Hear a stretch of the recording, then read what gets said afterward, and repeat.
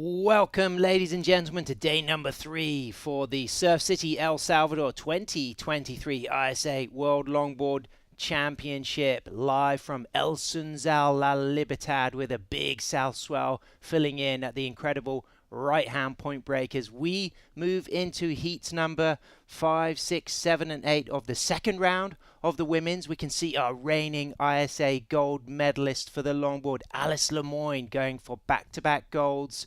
Born in Reunion, in fact actually born in Nice but raised in Reunion and now based in Biarritz, as she gives an embrace to her good friend and co-host Rachel Tilley, who is not in the booth with me right now, but I'm joined by Ben Way, stalwart of experience here in El Salvador. Ben, you've been coming and working at these events for a number of years. You know, how does it feel to see the best longboarders in the world going for gold here at El Sunzal? It's amazing. I mean, it's a beautiful setup, long right-hander. It just seems to cater perfectly to the longboard. And we were here at our first World Championship. 2019 was our World Sup. And there is one part of the SUP competition where they actually do use the waves, not just the surfing, but also the technical. But it just catered to the surfing and all that, the little wave riding aspects of our races. And then we've been here for juniors for World Surf Games. And we've got these 2 spots where we've got, there's Liv Stokes cruising on up for Team Canada on our screen. But you've got the main right point. It's a nice, I mean, it's perfect for longboarding. Our other spot, our other podium, normally in the World Surf Games, will have the 2 options. And La Bocana is a much grindier, more of a trestle style wave, and can be really bowly. And I think at this size, it wouldn't be great for longboarding, especially with the traditional aspects. Absolutely. So with this increasing south swell, how do you think the longboarders are going to cope with the changing conditions relative to what they've surfed on day 1 and day 2? It's going to be really interesting. So here we have the current conditions, but what we've noticed, or what I've noticed just in the last hour, is that you're starting to see a little spray come off the lips. So there's a little bit of offshore coming off. And as you have that bigger size and that offshore, it's going to be harder and harder to push those longboards down the face as you're basically riding an airplane wing out there. And so aerodynamics are going to come into play today a little bit more than our earlier days of competition, I believe. Low tide around midday as we get Cara Stubbs there. Of course, her uncle Dave Stubbs, the shaper of surfboards that were under the feet of Matthew Mouse Muir, fellow South African, when he won ISA World Longboard Championship golds in 2006 and 2008 in Huntington, USA and Costa de Caprica, Portugal, respectively. Cara soon to move out to Costa Rica to work in eco-architecture. She's from Cape Town. She's an extremely capable longboarder, and she's been looking really lively in the competition so far as we get that wonderful drone clip and all of those opportunities to join us, follow us live on social media and on the website. Head on down to the website, look at the biographies. If you're in El Salvador, then you've got a treat on your hands, because you should come on down to El Sunzal to watch the live action in the land of right-handers and volcanoes. If we've got this beautiful swell, so it's going to be a little bit bigger today than we've seen on days 1 and day 2. We'll be continuing to move through the competition days all the way to the grand finals on the weekend, as we can really enjoy some excellent surfing with Alice Lemoyne, Cara Stubbs, Margarita Conde from Colombia, and Atalanta Batista, who's from the northeast of Brazil. Atalanta, Ben, she is looking really strong. Her footwork, her power, her rail game, definitely a contender for gold here. Yes, and Team Brazil has come in strong with Chloe Calmon winning her heat yesterday in the main round 2 of women's yesterday. And so we're finishing off where we stopped yesterday, and we're now in our heat 5. But definitely different conditions. We did slightly see it kind of nodding towards this little bigger size, a little bit more punch yesterday in the afternoon, as we saw that shore break kind of just gaining power and punch and making it a little more difficult for those end maneuvers. I think it's going to be sort of the same story today. Absolutely. That shore break is lively, just getting in and getting out. I mean, even when you finish a wave, the surge pulling you up the beach can be pretty extreme. Another thing I've noticed this year is that we're normally, we've got about 5 feet of beach before you've just got cobblestones. And so you're usually kind of trying to time that shore break as you're coming out, and you're landing on rocks hitting your feet. This time it's all sand, but over all these days with all this swell, I think it's starting to kind of dig it out, which actually makes that water surge up and come down that much harder in the shore break. And you can really see the bathymetry, which is the, the underwater shape, the cobblestone point there. You can see that kind of V of white water. That's the shallow section of the cobbles. That goes right out there to the peak, the takeoff point. And of course, it's slightly deeper and sandier in that channel. So that's where the surfers will paddle out. That's where they'll take a rest. But of course, to get the good waves, they want to be sitting on the peak. We've got 25-minute heats now for this continuation of round 2. Live action, the heat is started, and Alice Lemoyne up and riding with 2 steps. Wide on the shoulder, but gets those 4 steps to a crisp 5 and reads that section deep in the pocket. You can see the size and power as she gets a great early line and a nice high tight 5 and pedals back, stays in control, just releases the rail edge there and throws some beautiful spray. Alice Lemoyne, our 2019 ISA World Longboard Champion, having won that at Côte de Basque, Biarritz. Back up to the tip there, pedals back to the tail, stays high, nice smooth arched posture. Again, an opportunity to use that cross step, which is a big important feature that the longboard judges look for, that ability to smoothly move up and down the board with the footwork and cross stepping, as she's demonstrating so elegantly, and then mixing in a cross step turn, a little steep bowl section through the inside. You can see how that's speeding up, and she's right there on the beach with the kick out, and what a start for Lemoyne. That was an amazing ride. Another thing that I've noticed is we've had a lot of these kind of light, textury, windy conditions as we see blue up. Cara Stubbs up and riding, fades in, nice, gets that high line, 4-6 steps to the tip, holds a beautiful 5, pedals back, rebounds off the foam, but those foamy sections, very hard to deal with. She comes unstuck as we see Margarita Conde from Colombia, the goofy footer. She stalls, sets up for the nose ride, high in the wave, beautiful crisp 5, holds a tight 5, stays on the 5 and just comes out on the slopey shoulder there and takes a nosedive, but really strong surfing from all three of those women, but it had to be Alice who got by far the best of that exchange. Definitely, I'd have to agree. And what an exciting first 3 minutes of Yeah. competition. I mean, they got right into action. Right in the thick of it, and this was an anticipated swell, Ben, wasn't it? But we have to admit, it's not as big as we thought it would be a couple of days ago. So for a lot of surfers, a little bit of a relief that it's not unmanageable. Yeah, I think another thing is we still kind of have this morning high tide. We have a lot of the energy coming off that backwash off the beach, and so it might be holding it back just a bit during this tide. And as we drain out some of that water and the swell's able to hit the more shallow parts of the reef, it might stand up that much more a little later on. And we got two big factors with El Sunzal. We got those morning glassy conditions and then the changing tide. Of course, when the wind's light in the morning, you've got that glassy texture. But what would you say is the best tide for El Sunzal? It seems like sort of the medium tide, and it's whereas some places in the world, let's watch this replay of Alice. So beautiful steps, and just she could read that section was about to drop out, and she perfectly repositioned herself. You could see almost ready to grab the rail just in case that whitewash was going to run on her, but she's able to stay right in front of it, and I love how she just turns it, redirects. She keeps reading and letting this, she's being patient right here. She knows that it's going to grow here, and slows the board down enough, and still looking for that critical section, which is going to add to her score line. And she's being very patient, but she's also keeping very busy in the dead space in between, constantly moving, keeping that tempo, keeping that rhythm. Gets that 5 over here as she does the little Phil Rajman cross-step cutback there. And then I love this little inside where it starts sucking up.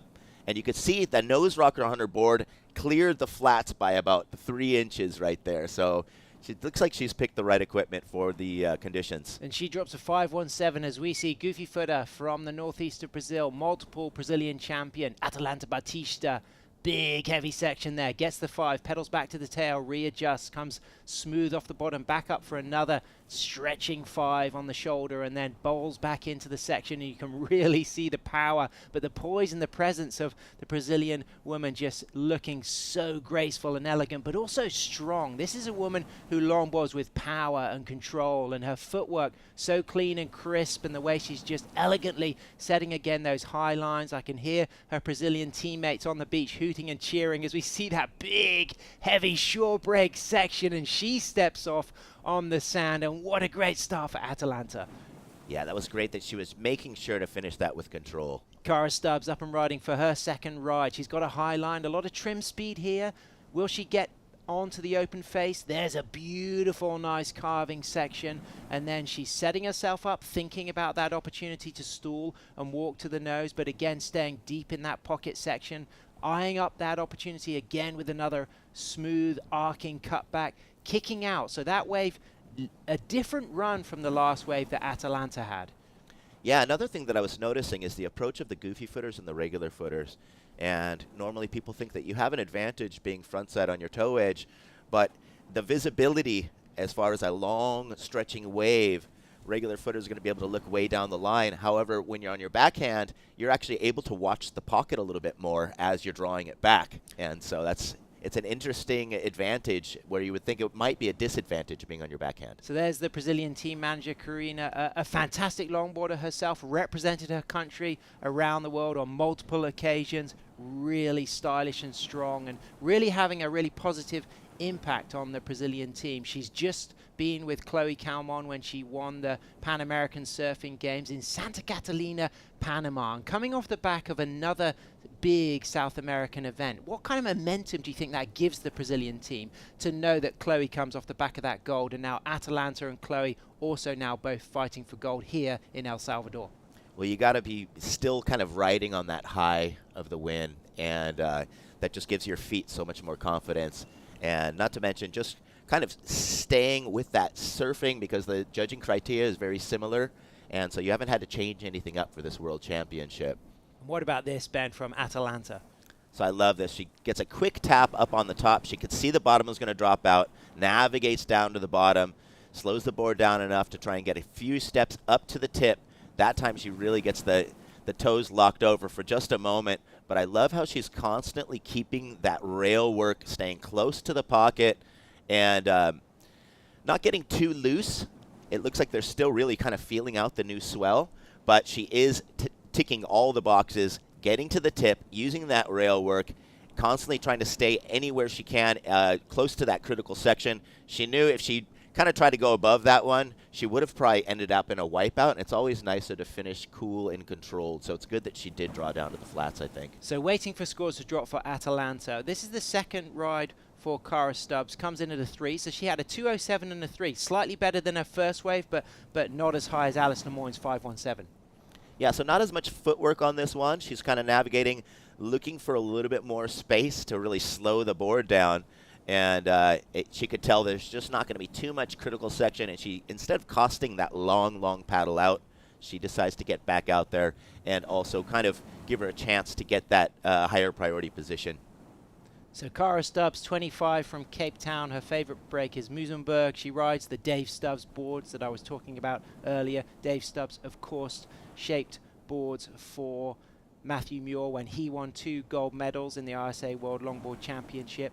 And Dave is Cara's uncle, and she's just finished a honours degree in landscape architecture at the University of Cape Town, and she's soon to move to Costa Rica to join a professional practice working in sustainable design. So this is going to be a really nice stepping stone for Cara, competing on the world stage, proudly flying the flag for the Rainbow Nation of South Africa, and then going to another tropical environment in Costa Rica as we see Liv Stokes, based in Oceanside, but surfing for Canada, coming up next. Liv looked really great in her opening heat yesterday. She's against Kira Molnar, Moana Bonilla from Mexico, and the Argentinian Agustina, who is a real threat here. I was impressed with Agustina's surfing earlier in the event. But Liv Stokes riding the Michael Takayama board, Southern California based. You probably see Liv surfing around sometimes, but you certainly know about the Michael Takayama boards that she loves to ride. I definitely do. And yeah, speaking with her mom just a bit, they're traveling from Orange County to Oceanside every week to surf the North Jetty.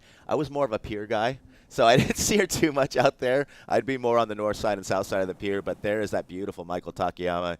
And we have a lot of these boards, and they're so easy to spot out with that long stretched out diamond pattern on the center. Absolutely, and you know, big heritage connection for you is you used to work for Donald Takayama, of course, one of the kind of the icons of longboarding and longboard shaping. So we'll talk about that very soon as we see live action. Cara Stubbs up and riding, 2 steps forward, gets the 5, holds a nice nose ride, stretches, streaks, soul arches, stands up high and navigates a bump, but with so much grace and control, and then just puts that board on the outside rail to carve back down and then carve back up to the top section for a second nose ride. I can hear her South African teammates cheering and hooting on the beach. She's got Taryn King, she's got Alfonso de Fons Peters, and she's got Sam Christensen. A really strong team for South Africa. They will definitely be a threat for some medals, and they will like what they saw there from Cara Stubbs. So she should be able to get the highest score of the heat so far, Ben, for her campaign.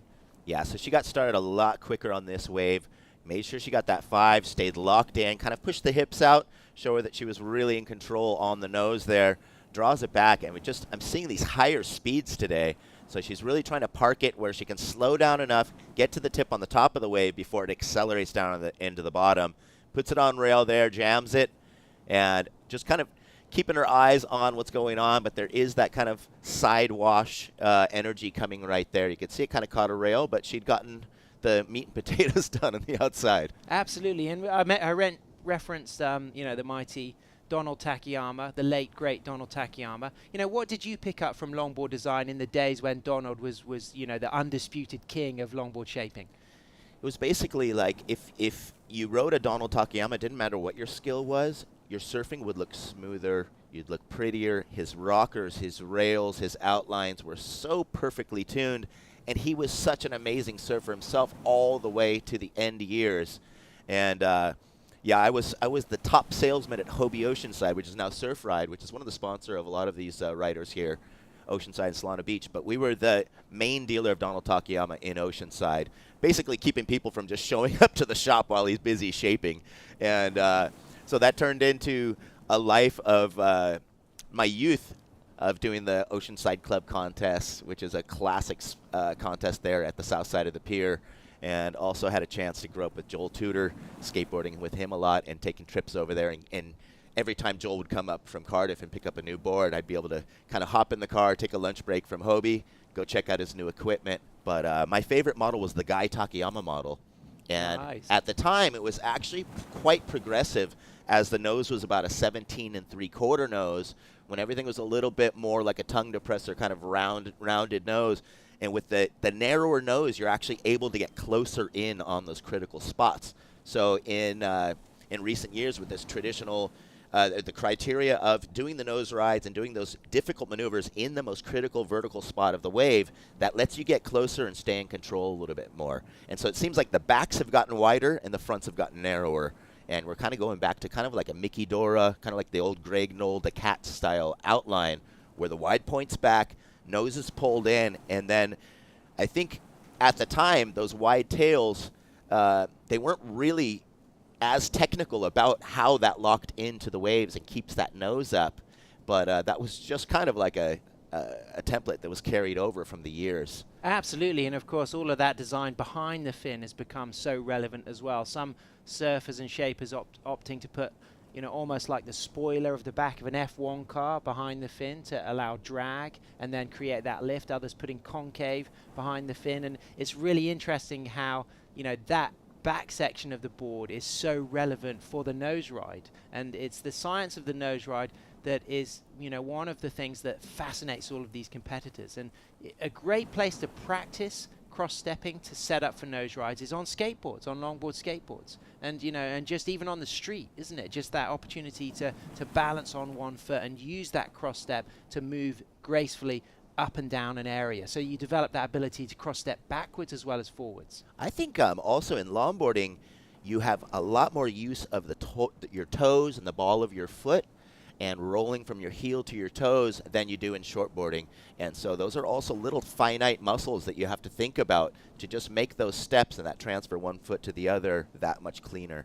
Absolutely. And of course, El Salvador has been such an important player for the ISA in the last number of years. Ben, you've worked at a number of events here, and this will be the fourth major ISA event that Surf City El Salvador has hosted in the past 5 years. There was the 2019 World SUP and Paddleboard World Championship, the 2021 World Surfing Games, and last year the World Junior Surfing Championship. And of course, later in the month, we move on to the 2023 World Surfing Games as we get live action. Atalanta Batista takes a smooth high line, 4-6 steps to the nose, dropping down into the pocket on that nose and staying really in the middle of the wave there to get that second nose ride, but really that wave running away from her. You could see she was behind that second section, so she pedals back off that nose, takes the fall. It's not going to replace, it's not going to go into it's going to go into a top two because she's only got that 5.23, but of course that's not going to be better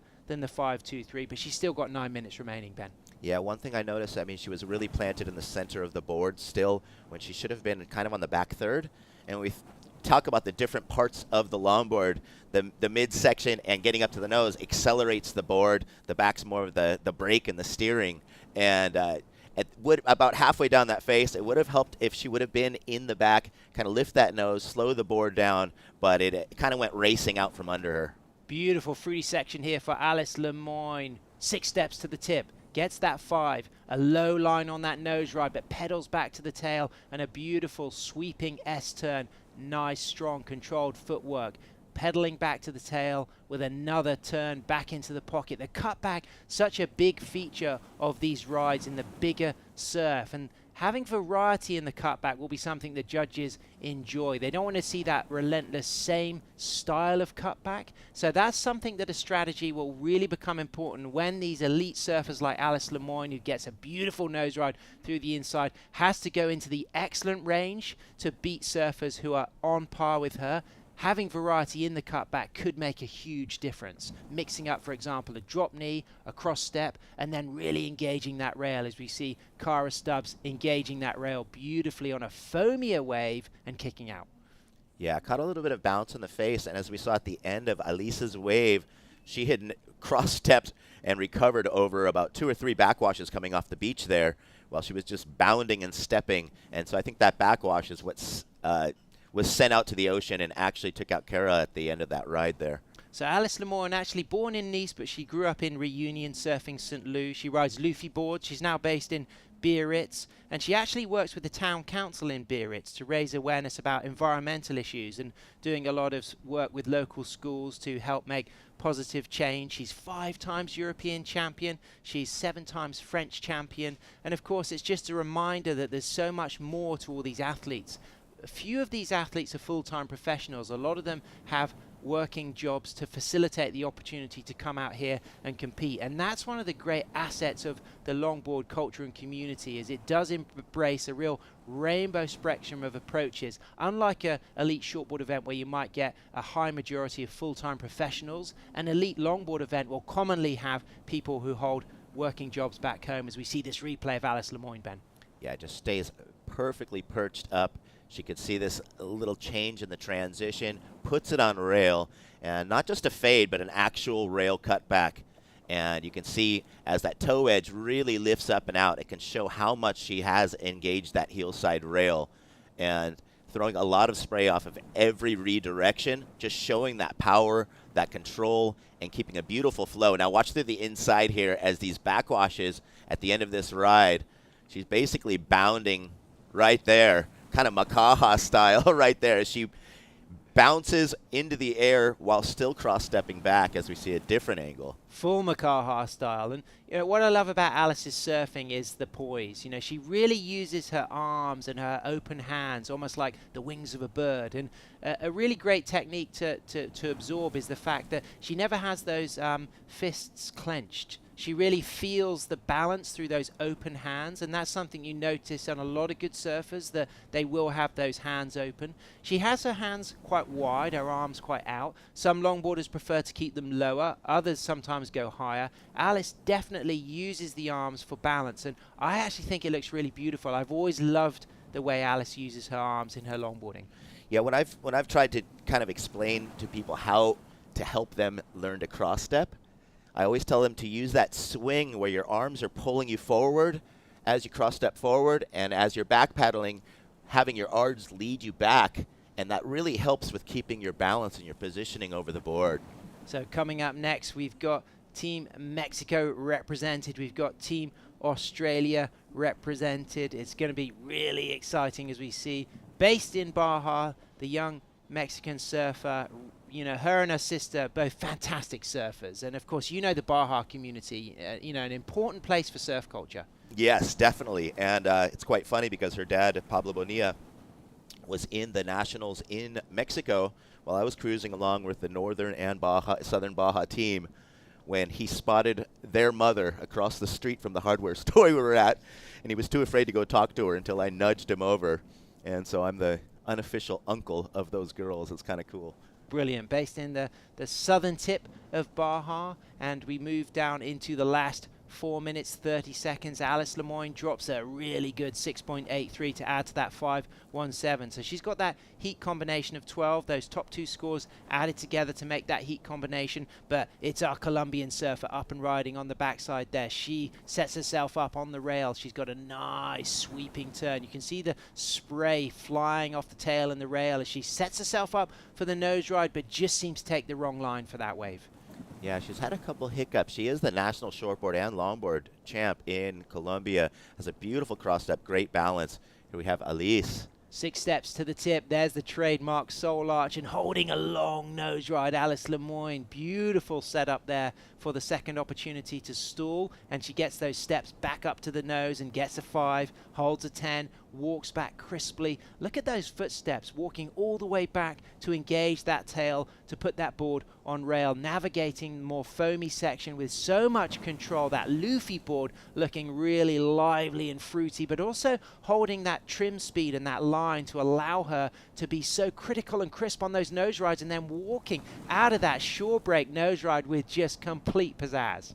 Very few of the competitors would have been able to handle that section with such grace. And it's amazing that that board, you can see it's got a fair amount of flip up in the tip when you see that kind of forward angle.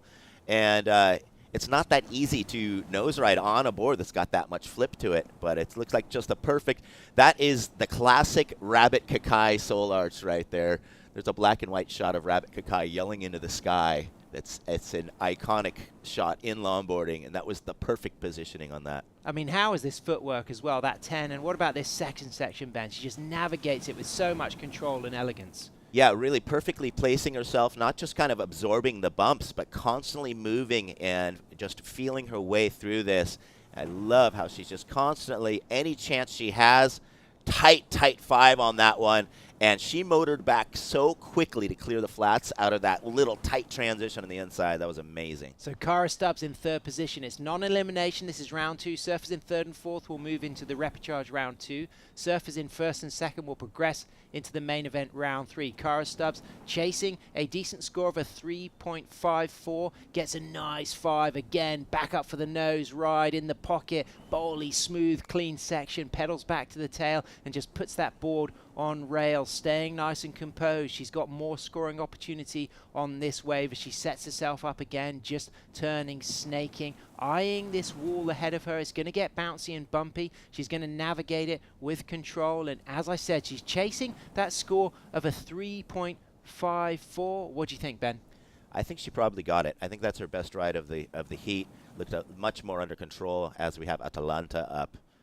Big foamy section ahead of Atalanta, but look at the power there. She's just charging through that section, and that wave growing in size, and it now runs wide of that foam and cleans up. So great choice of wave selection to really commit to that one. Really critical section to nose ride, going down the wave, but pedaling off that nose ride. Multiple 5 nose rides already, pedaling back again to the bowl section and using that little cross step section turn there, and just elegantly, gracefully gliding with power. I mean, both these surfers, Alice and Atalanta, have just demonstrated the ability to ride big waves on a longboard with grace and power.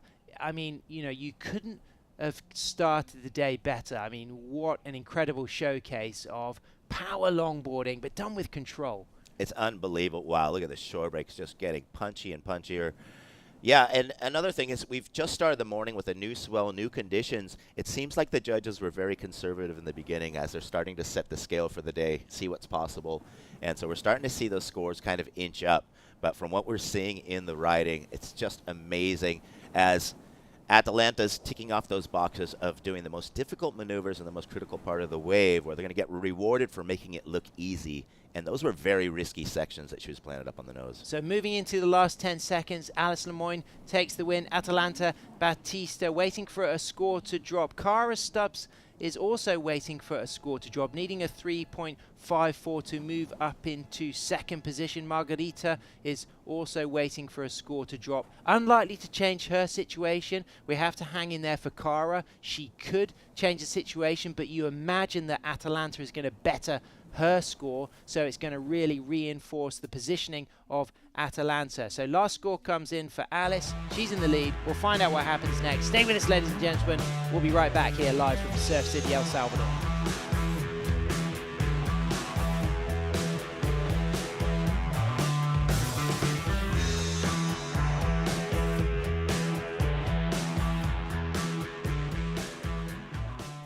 So the important thing about the 2023 ISA World Longboard Championship is the judging criteria being about traditional surfing. So the judges want to see the surfers utilizing all of the board and all of the wave using traditional longboard surfing in the critical section of the wave, but with style, flow, and grace.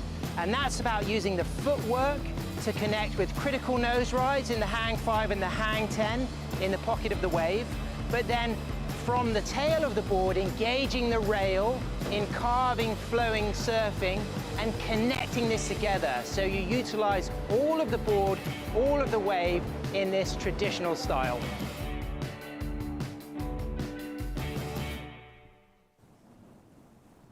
Thanks so much for tuning in, ladies and gentlemen, to day number 3 of the Surf City El Salvador ISA World Longboard Championship, live from El Sunzal, as we see the volcanic landscape of this gorgeous Central American country lighting up your screens. The drone clip demonstrates the left of the screen, that iconic point break of El Sunzal with that V shape of cobbles, moving into that dark sand, volcanic sand beach. There's the channel. There's some of the board caddies. So Ben Way, those surfers will be there in case their fellow competitors break a board.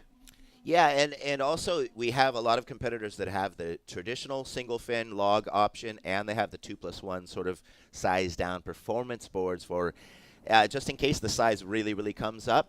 So hopefully it's not because of a broken board that they have to go over there, but they may just mid-heat want to kind of switch up their equipment after feeling out the new conditions. So the situation didn't change in that last heat, which was heat number 5 of women's round 2. Alice Lemoyne takes the win. Atalanta Batista goes in second. So Cara and Margarita, they're not eliminated. They will move into repechage round 2, but Alice and Atalanta will progress to the main event round 3. But right now we move on to heat number 6 as we see Augustina Pellizzari from Argentina, Moana Bonina from Mexico, and we see Liv Stokes based in Southern California, surfing for Canada, and Kira Molnar out of Australia, who just comes off the back of a second place finish to Tully White at the Longboard qualifying WSL event in Manly Beach, Australia. But right now it's our Argentinian regular footer up and riding up to the 5, holds that 5, nice stylish posture on the nose, cross steps back to the middle of the board and again gets back up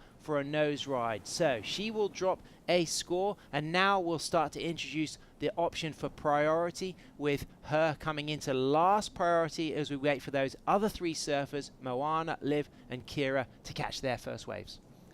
Yeah, and today, I mean, it seems like the lineup spot is a little bit more compact than our previous days because of the swell direction. So I can see where priority will come into play a little bit more, as they don't have the multiple options of takeoff that they did in the previous days. So Moana, just 17, her sister, who's just 15, put on an incredible display of longboarding yesterday, unfortunately moving down into the repechage rounds. But both these sisters, they've got a lot of flair and style, and really, you know, demonstrating that Mexico has a very strong team here in El Salvador. Yes, and mom and dad both surf. They both do surf coaching, so you've got that little family strength of everyone who surfs together. These beautiful glassy conditions, and it is just a picture-perfect morning here in Surf City, El Salvador. That rock out in the center is called the El Tunco Rock, which has kind of eroded a bit, but El Tunco means the pig, and so it used to be kind of a pig-shaped rock back in the Big Wednesday, and I think it was Big Wednesday and the original Endless Summer that you would have seen that rock with a little bit more body to it. But when you've got pounding swell that never stops here, it's definitely going to start breaking that thing down. So Liv Stokes, the 21-year-old, she's got Canadian ancestry, so big shout out to all her family back in Toronto, Ontario. And she's a regular at Oceanside. She rides the Michael Takayama Manatee model. It's a 9.4.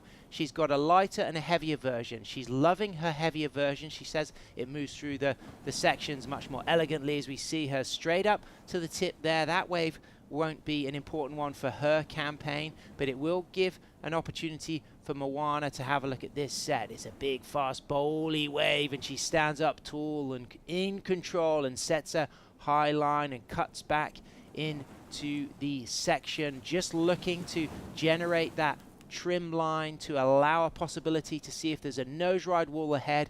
But the first 3 waves ridden for all of these surfers, just not quite delivering opportunities. But it's our Argentinian getting busy on her second wave. She's already got a 2.17. She stylishly sets up, just has to release that leash, which was obviously just wrapped around a little bit of the back foot toe, but stretching into a really long holding 5 and a little bit of an arch of the body, just bringing those hips forward, and one of the longer 5s we've seen all morning. Incredible nose riding from the Argentinian, and pedaling back just in time as that section bowls out, and she throws in a gorgeous cross step turn just to allow herself to really hook back into the pocket, back up onto the nose. Love that middle nose ride, Ben Way. That was phenomenal. Yeah, that was beautiful. And just as you were saying, those first 3 waves, there was a lot of residual water coming back out to sea, and that had kind of hung up their chance for that little critical section, and it stopped them dead in their tracks as they were trying to kind of hold those nose rides.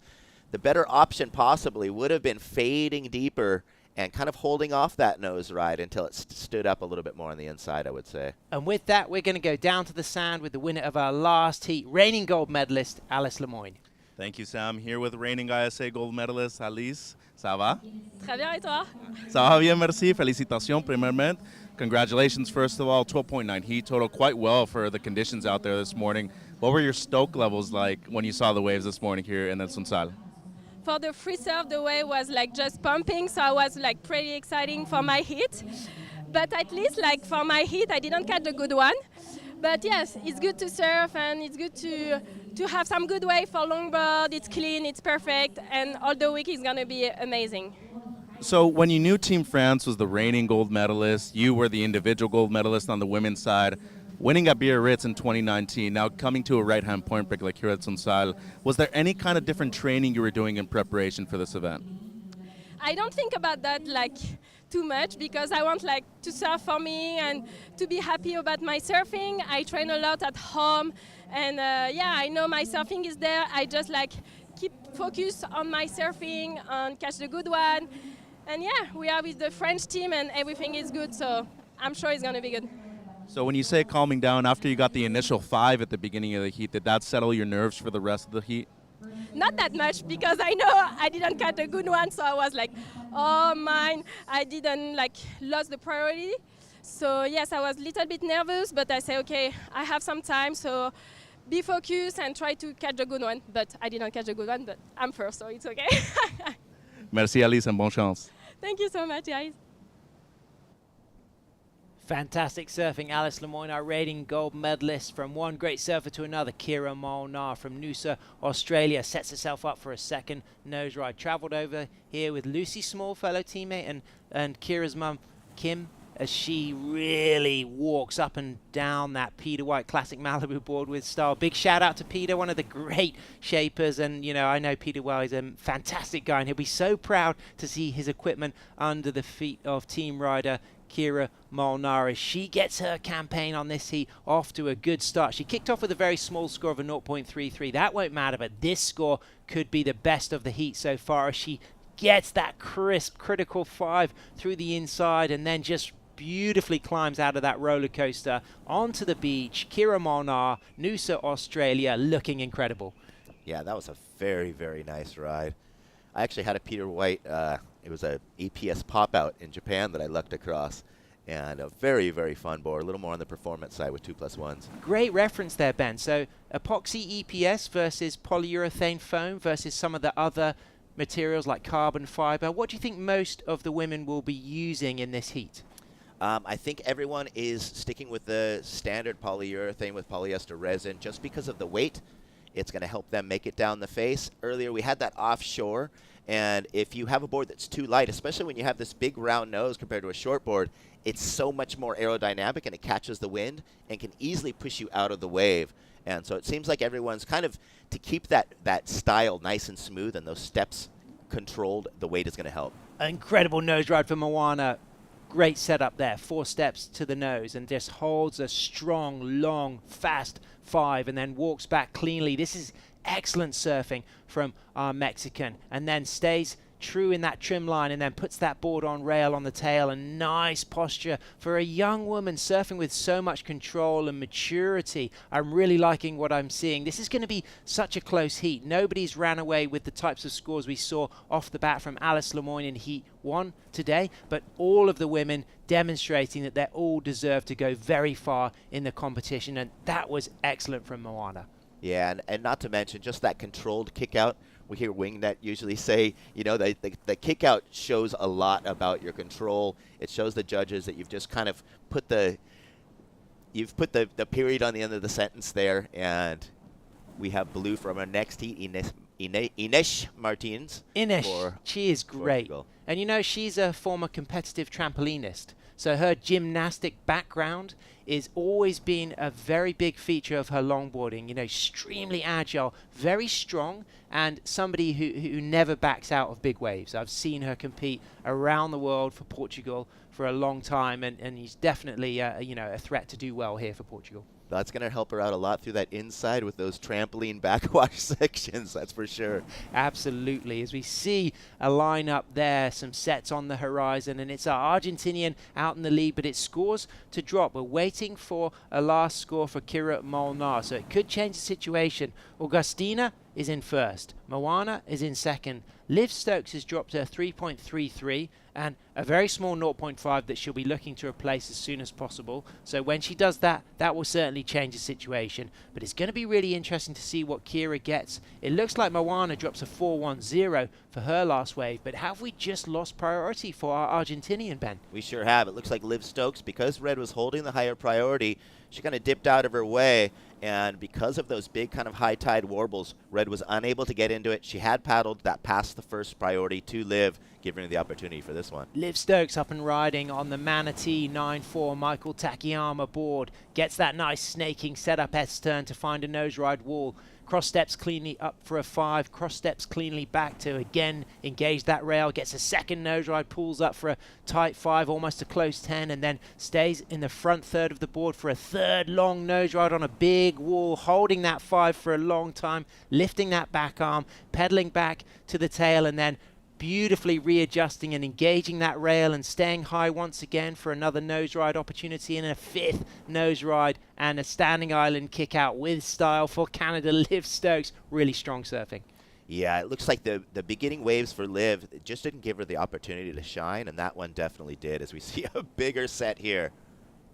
Bosh, having to press the eject button there and demonstrating that these are the types of conditions where your leash could break and your board could break. Easily. As you have so much more surface on a longboard, there's so much more area for the lip to come down on, and it also stays so stable and planted over the flats. If you get your board in the wrong place, it can just pop like a popsicle stick. So there's the judges' stand in the middle of your screen. So at the highest level of that judges' stand, out of those windows, all of those judges are delivering scores out of 10 for every wave. And those 5 scores, the highest and lowest, eliminated to create an average. And then those 2 scores out of 10 make the heat total. As we get the replay of some of our waves, a little catch up here of Moana. What do you think of this, Ben? Yeah, so she was way up on that critical section, got that 5, navigated back, and she can see how this bottom section is starting to stand up. This is where she's really getting that quick tap in the critical section. That was the most vertical part of the wave there. And now she starts using that rail game, being patient onto the inside. I think it's this one. Where she gets a couple steps here. Then she's kind of, that arm positioning shows her that she put that much more rail into the water. And every turn, just trying to throw spray, show that she's got control over that rail as green. Liv, we'll see if this is that last wave. There were some waves ridden during the interview, but she gets that quick 5, draws it back, and constantly moving footwork, looking for any opportunity, gets a quick 10 tap on that one. And here, yeah, this is the last wave. She stays up in that front half. She does that little swing, little Mickey Dora swing to keep that speed across that flat section. And here she is navigating back, putting a little variety on the rail, a little different type of turn there. Gets another 5 as she sees that backwash is going to push her out, and she just places herself. Brilliant. That was a 5.23. And what about this from Kira Molnar? Live action, 4 steps up to the nose on her classic Malibu Peter White board. Sets herself up again for a second nose ride and holds that nicely in the pocket. And you can just see a little bit of ruffle on the face of this one, but she's navigating it beautifully. Pedals back to the tail. Nice rail engagement. Has to put that foot right on the inside rail to hold that line to set herself up back into the bowl section here, as we can hear our Australian Urakanji's teammates cheering on the sand, and this one just seems to be growing in size as she comes into the shore break. Can she find one more nose ride? Touches that 5, and there's that bang explosion of the shore break. Kira Molnar waiting to drop a score now. She's got a 4.07. Liv Stokes has got a 5.23 for that last wave we saw on the replay. That's going to add to her 3.33 and put her in the lead. Augustina from Argentina, she's got a 4.83 and a 2.17. Moana has dropped a 4.10 and a 1.83, so she'll be looking to replace that 1.83 because that 4.10 was fantastic. But the situation could change when Kira drops this score. If she gets a 2.94, she moves up into first position. If she gets higher than that, she'll put more pressure on the surfers behind her. We've got 10 minutes remaining, and let's have a look at the replay of the juice that these women have got to deal with today. Yes, is that last one from Augustine. She could see this just section was going to come hammering down. Luckily, her board was sort of lateral there. Had it been kind of heading straight towards the beach, the lip would have come down a lot harder. But here's that last one of Kira. Nice, locked in up at the top. Motors it back, navigating, always looking for a chance to get up to the tip. It's another 5 there. 4 steps up to the tip. Nice tight crop steps on that one. Here she's at the beginning of her rail game. Bringing it back, staying in that pocket. Cuts it back, looking for another opportunity to do some stepping. It's 2 up. We get through that inside. You're starting to see that backwash just get stronger and stronger. It seems like as we saw that last one of Augustina, the swell's starting to fill in. That means more water coming off the beach and more backwash to deal with as we have Mafer, Maria Fernanda Reyes for Team Peru, getting ready for her heat. Absolutely. She'll be coming up next in a really exciting heat. Surfing against Inish Martins from Portugal, Aping Agudo, great surfer from Siargao on the east side of the Philippines, and Nina Altenberg from Germany. As we get live action now, our surfer in second position, Augustina from Argentina, stretches out for a 5 on the shoulder there, but then anticipating the opportunity to connect with that wider wall. She's just too far on the shoulder for that wave to really be an important factor in her campaign in this heat. But up and riding Moana, chasing a fairly low score, looking to replace that 1.83. Nice line with the cross stepping and then putting that board beautifully on rail, dealing with some foam, some bounce, but staying very elegant and tall. And then look at the way she's got her feet on the inside engaged rail there, just to really put that board on edge and make sure she cuts back into the steep pocket section of the wave, staying nice and steep there to allow her the opportunity to see if she can get a nose ride wall and navigating those bounces and bumps. And there it is. There's that 5 she's been looking for in the last section of this ride. And I love the way she just lifts that back arm and puts that board on rail, arcing, and then again demonstrating the use of the kick out with elegance, with control. And she's definitely a contender for a big result here, as we see Liv Stokes on a deep section. She's going to have to really charge this nose ride deep in the pocket, low in the wave, fast on the wall on her manatee, Michael Takayama, and then cutting back, looking lively. High degree of difficulty to have done that opening nose ride so deep in this section. And now we get those wider shoulders where you really have to make sure you stay close to the foam and then anticipate the wall to allow you to stall and then get back up to the tip, as we see Liv Stokes cross-stepping, not able to find the necessary wall she wants for the nose ride on that section. And Liv Stokes will just come off this wave, replacing that low score possibly, but Liv Stokes is out there in the lead with the 5.23 as Augustine Benway on a really big bowly section. What do you think of this one? Yeah, she's been picking off the bigger set waves, but the one thing with the bigger set waves is also more water on the face. That last one, she'd gotten a little bit too far out on the nose ride. Now I think she's really learning to stay back, stay patient, wait for this midsection to build up.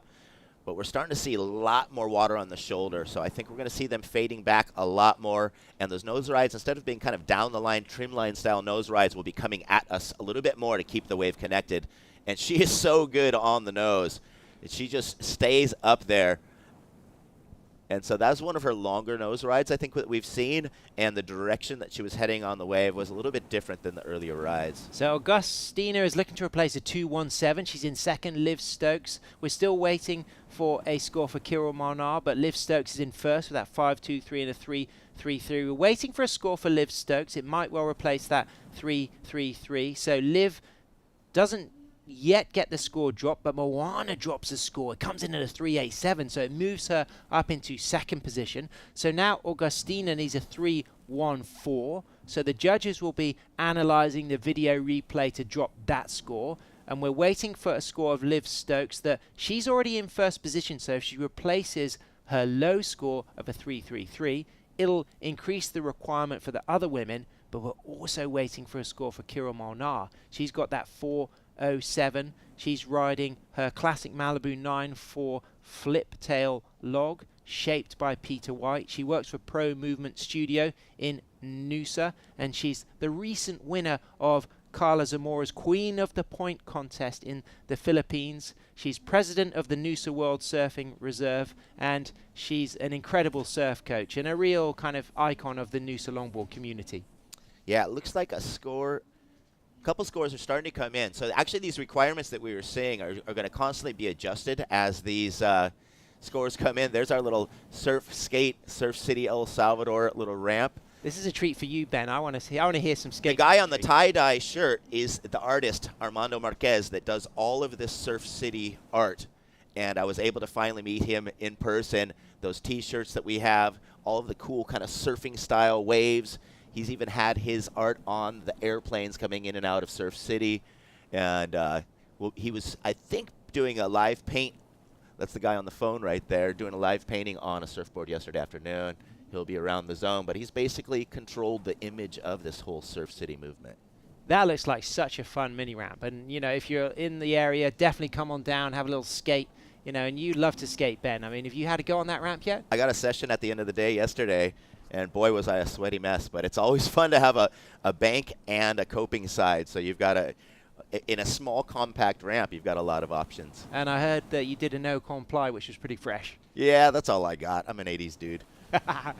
Timeless 80s action here, but this is the 2023 ISA World Longboard Championship from Surf City, El Salvador. The right-hand point break of El Sunzal. Liv Stokes is in first position with a 5.23 and a 4.63, and Kira Molnar has moved up to second with a 4.23 and a 4.07. Live action from Noosa, surfing for the Irukandji's Team Australia. Kira Molnar 2 steps and then pedals back and jams that rail hard and stays in the pocket, dealing with some bouncy sections, deciding to kick out, recognizing that wave is not going to replace that 4.07. Sensible surfing, 2 surfers up and riding. Ben Way, what has happened? Liv Stokes looks horrified. You can see the absolute disgust in her face then when she suddenly realized that Moana was also on that wave, and the body language from Liv, for me, made it evident that Liv would just suddenly realize, oh my gosh, I didn't even know she was on this wave. So we're just going to have to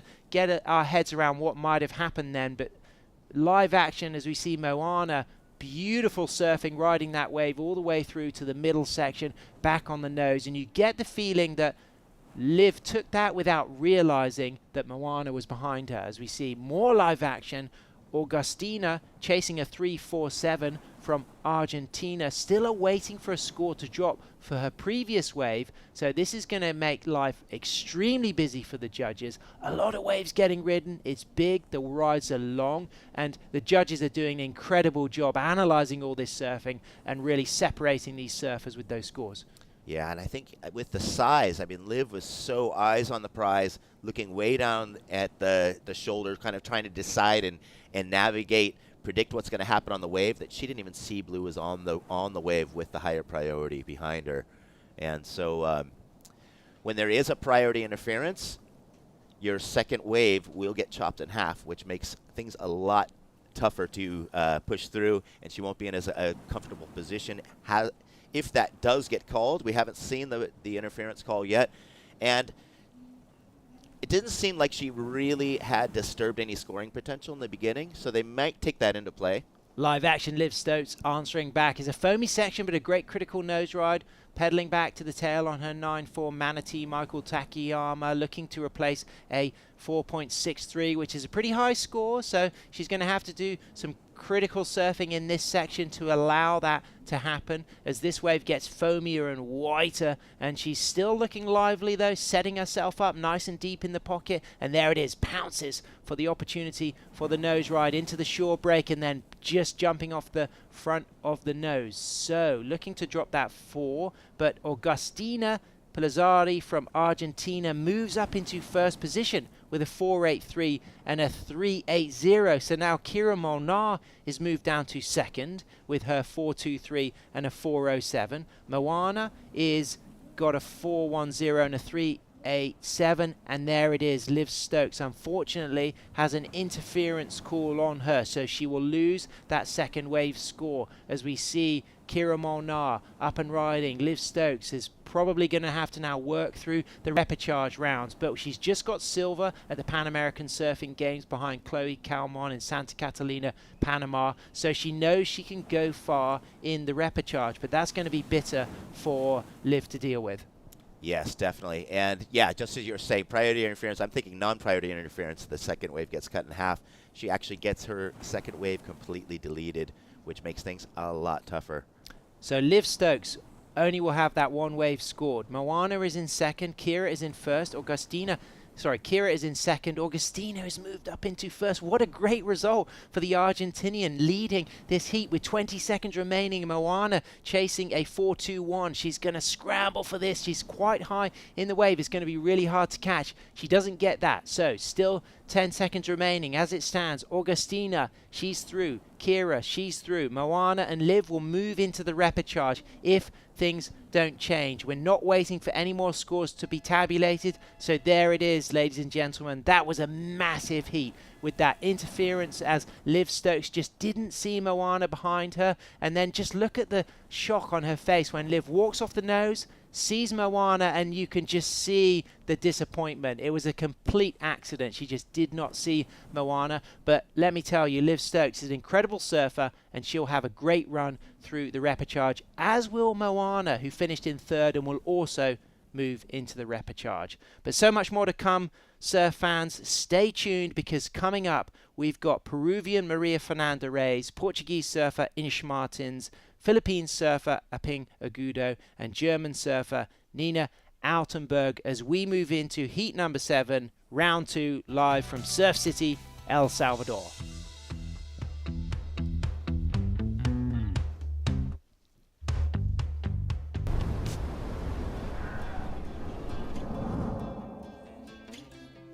There's a right time for everything. A right time to learn. A right time to try. A right time to fall. There's a right time to face yourself. A right time to enjoy pleasures, to make friends. There's a right time to listen. And a right time to make decisions. There's a right time for fear and for success. There's a right time to find your wave. And there's a right place to enjoy your passion like nowhere else.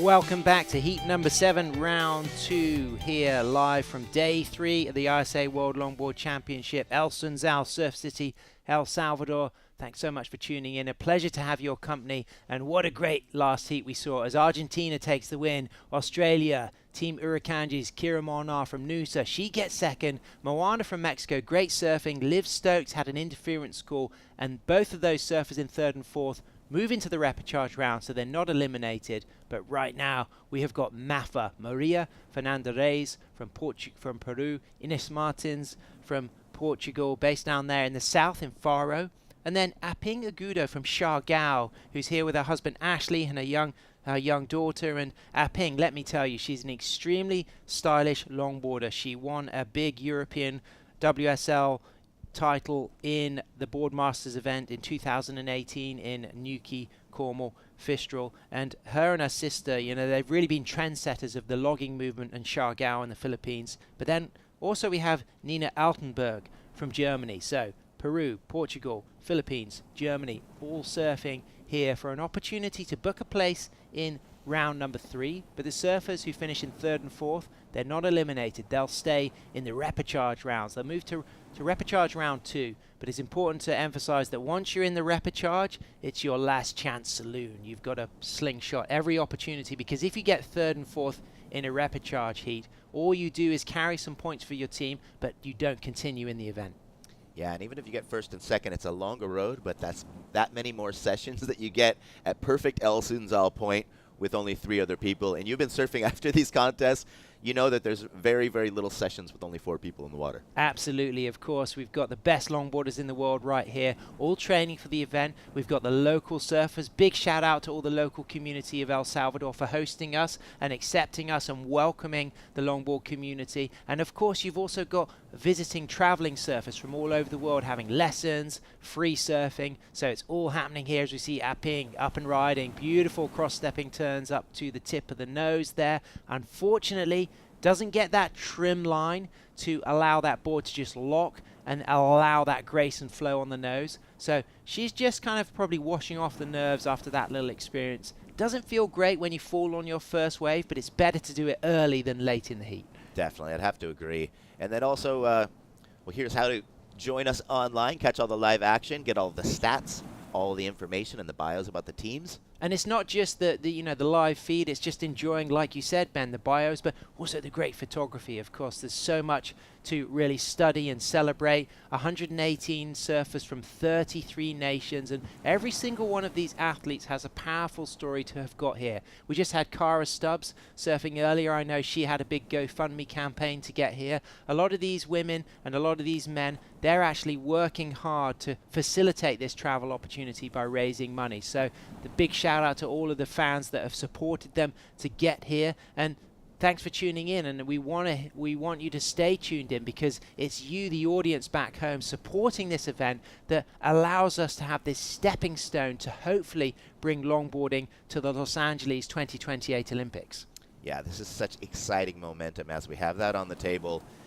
Surfing is locked in as a core sport, and as it was almost kind of a test to see the reaction from the public, it came through with flying colors, and surfing is here to stay.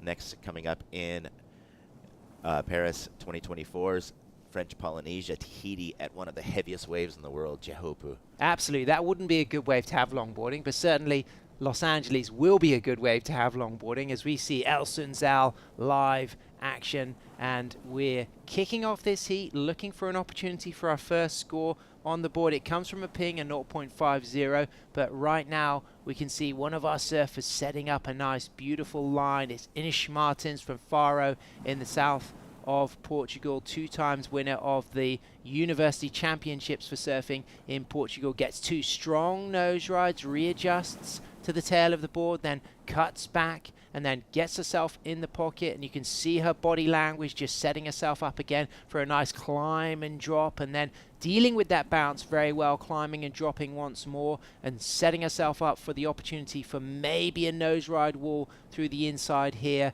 as we see that wave get bouncy and lively, and you can just see by the body language she knows she's getting close to that shore break, and she kicks out with style, waiting to drop a score. Inish Martins from Faro in the south of Portugal. Really good start for Inish. Aping there with a fall on the first wave, just gets that low score, but Aping certainly someone who's got all the style and flow of a classic longboarder. Yeah, and I think with the increased size, the acceleration off the takeoff is not the same as they were used to earlier in the rounds. So they're not able to get up to the nose as quickly. They need to let the board speed up a bit more today, I believe. So here's Nina Altenberg from Germany with a really nice soul arch there, up on the tip of the board, but out back is Maria Flanderes Maffa on her Piccolo Clemente billboard. Beautiful long nose ride and low down in the wave. I really like that. And then she's pulled up for a quick tide 10, pedals back, gets right back on the tail, and then a great cut back there. And again, in the middle of the wave and then climbing up high, and you could just see how the tail of that board just allowed her to lock and just touch that 5. And again, a steep bowly section. She's really surfing this wave nicely in the pocket through this section with a lot of control and flair and style, and throws in a hang 10 through the end, and then she really has to eye up that shore break and make sure there's room, there's water depth to dismount. As Aping Agudo answers back, she's going to replace her 0.50 now. It's bouncy in there. We didn't see the beginning of that wave, so we didn't see what type of footwork and nose riding she did, but she is a very stylish surfer out of the tropical environment of Siargao on the east side of the Philippines, so very familiar with this type of climate. Yeah, that's going to help a lot as far as managing their energy, keeping hydrated, climatizing. We have a lot of these people which are coming out of countries like Ines, so we're probably surfing in a full suit most of the time. And so you think that coming into the trunks is such a great thing, but at times, if you've been practicing all year in a full suit, your body is sometimes too loose, and you can get too wily when you're trying to get used to not having that extra rubber holding you in place. Absolutely. And with that, let's go down to the Argentinian Augustina, who has just booked herself a spot in the main round 3. Yeah, she has, Agustina. Para empezar, muchas felicidades. It's Mother's Day here, gentlemen, así que feliz Día de las Madres, Agustina. I'm going to ask her the question in Spanish, and then I'll translate into English. First question is going to be, what was it like competing in a heat that was that close, only 2 points separating first all the way to third? Agustina, menos de 2 puntos separando a la ganadora que fuiste tú y la persona en la tercera posición. ¿Qué tan en realidad atenta estabas a la situación dentro del agua, especialmente con la interferencia? La verdad, no escuché que nombraron la interferencia. Sí la vi porque había visto las prioridades. Demoraron un montón en darme mis notas, entonces la verdad es que no sabía en qué posición estaba tampoco. Y ya en un momento la distancia es tan grande a veces entre la orilla y el point que por más que tengas que ir a marcar a alguien no te da el tiempo y la distancia. Entonces era bueno medio jugármela o intentar agarrar una intermedia para ver si podía cambiar una nota mía. Well, she mentioned that she wasn't super aware of the interference. She was having a hard time listening to the scores out there. They were taking quite a long time, and that's obviously what happens when a lot of people are riding waves at the same time, too. But all in all, went out there and surfed her own heat. Second question going to be, how was she able to position herself with the change in direction of the swell out here today? ¿Cómo te pudiste posicionar a comparación del primer día de competencia? Porque cambió el ángulo del suelo el día de hoy. Bueno, vinimos una semana antes con el team argentino y pudimos surfear varias veces. Ya cuando se empezó a llenar de gente, opté más por mirar que surfear. Siempre antes de mi hit me quedo como 1 hora mirando el mar y en realidad viendo a las otras personas surfear más que yo meterme. Destruí mi mejor tabla hace unos días con un suel que estaba un poquito más grande la semana pasada. Entonces me quedaron 2 tablas muy finitas, la verdad no vine muy preparada con equipo para estas olas pesadas, entonces estoy priorizando cuidar mi equipo y ver más desde afuera que meterme. Well, she's prioritizing just really watching the lineup, watching everybody else surf because she broke her magic stick, first of all. She's been here for a week with the whole Argentinian team, and it's been more important for her to be able to watch from the outside rather than be surfing herself. Agustina, feliz Día de las Madres y muchas felicidades. Muchas gracias, un cariño muy grande y un beso enorme a mi nena, a mis papás, a mi hermana, a la banda Latin Mafia y a Acantilados, que están ahí siempre haciendo el aguante. Gracias. Argentina moving through. Well, happy Mother's Day for all the South American competitors here. Big day for all the mums, and there's a lot of surfing mums competing here. Aping, Agudo, one of them. So let's get a little catch up on scores. Waiting for the last of Aping to be dropped. Maria Fernandez dropped to 7.83, and I really felt like that was the pocket surfing. The opening nose ride, high degree of difficulty, but through the middle of the wave, everything was happening right in that critical zone where it's extremely hard to stay on a longboard. Yeah, I think also that wave selection and also priority, the earlier wave of the set is going to have less water in the flats. It's going to be able to stand up more. As you get to the second and third wave of the set, that starts to get deeper, and that critical section is going to disappear. This thing stood up really well, quick up to the tip, up in that top third of the wave, eyeing up that this bottom's going to drop out, but just staying up there. I kind of inched up trying to get a little 10 there, redirects, right back up on it, staying in that front half of the board. Now she gets back to that back half, does some steering, readjusting, slows it out, lets herself rise up into the pocket right there, puts it on rail here, showing a little bit of variety in the turn.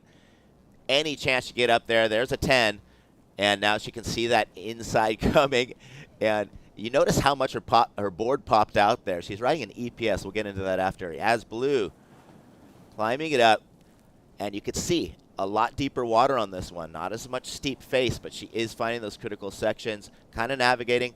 Also, being on that backhand, you don't have the visibility of what the wave's going to do, the same as you do with the regular footers. So kind of looking over your shoulder, different approach, and trying to stay close to that pocket. I think a lot of these surfers have learned that if you get too far out on the shoulder, you're just going to get pushed out in that deep water that's built up.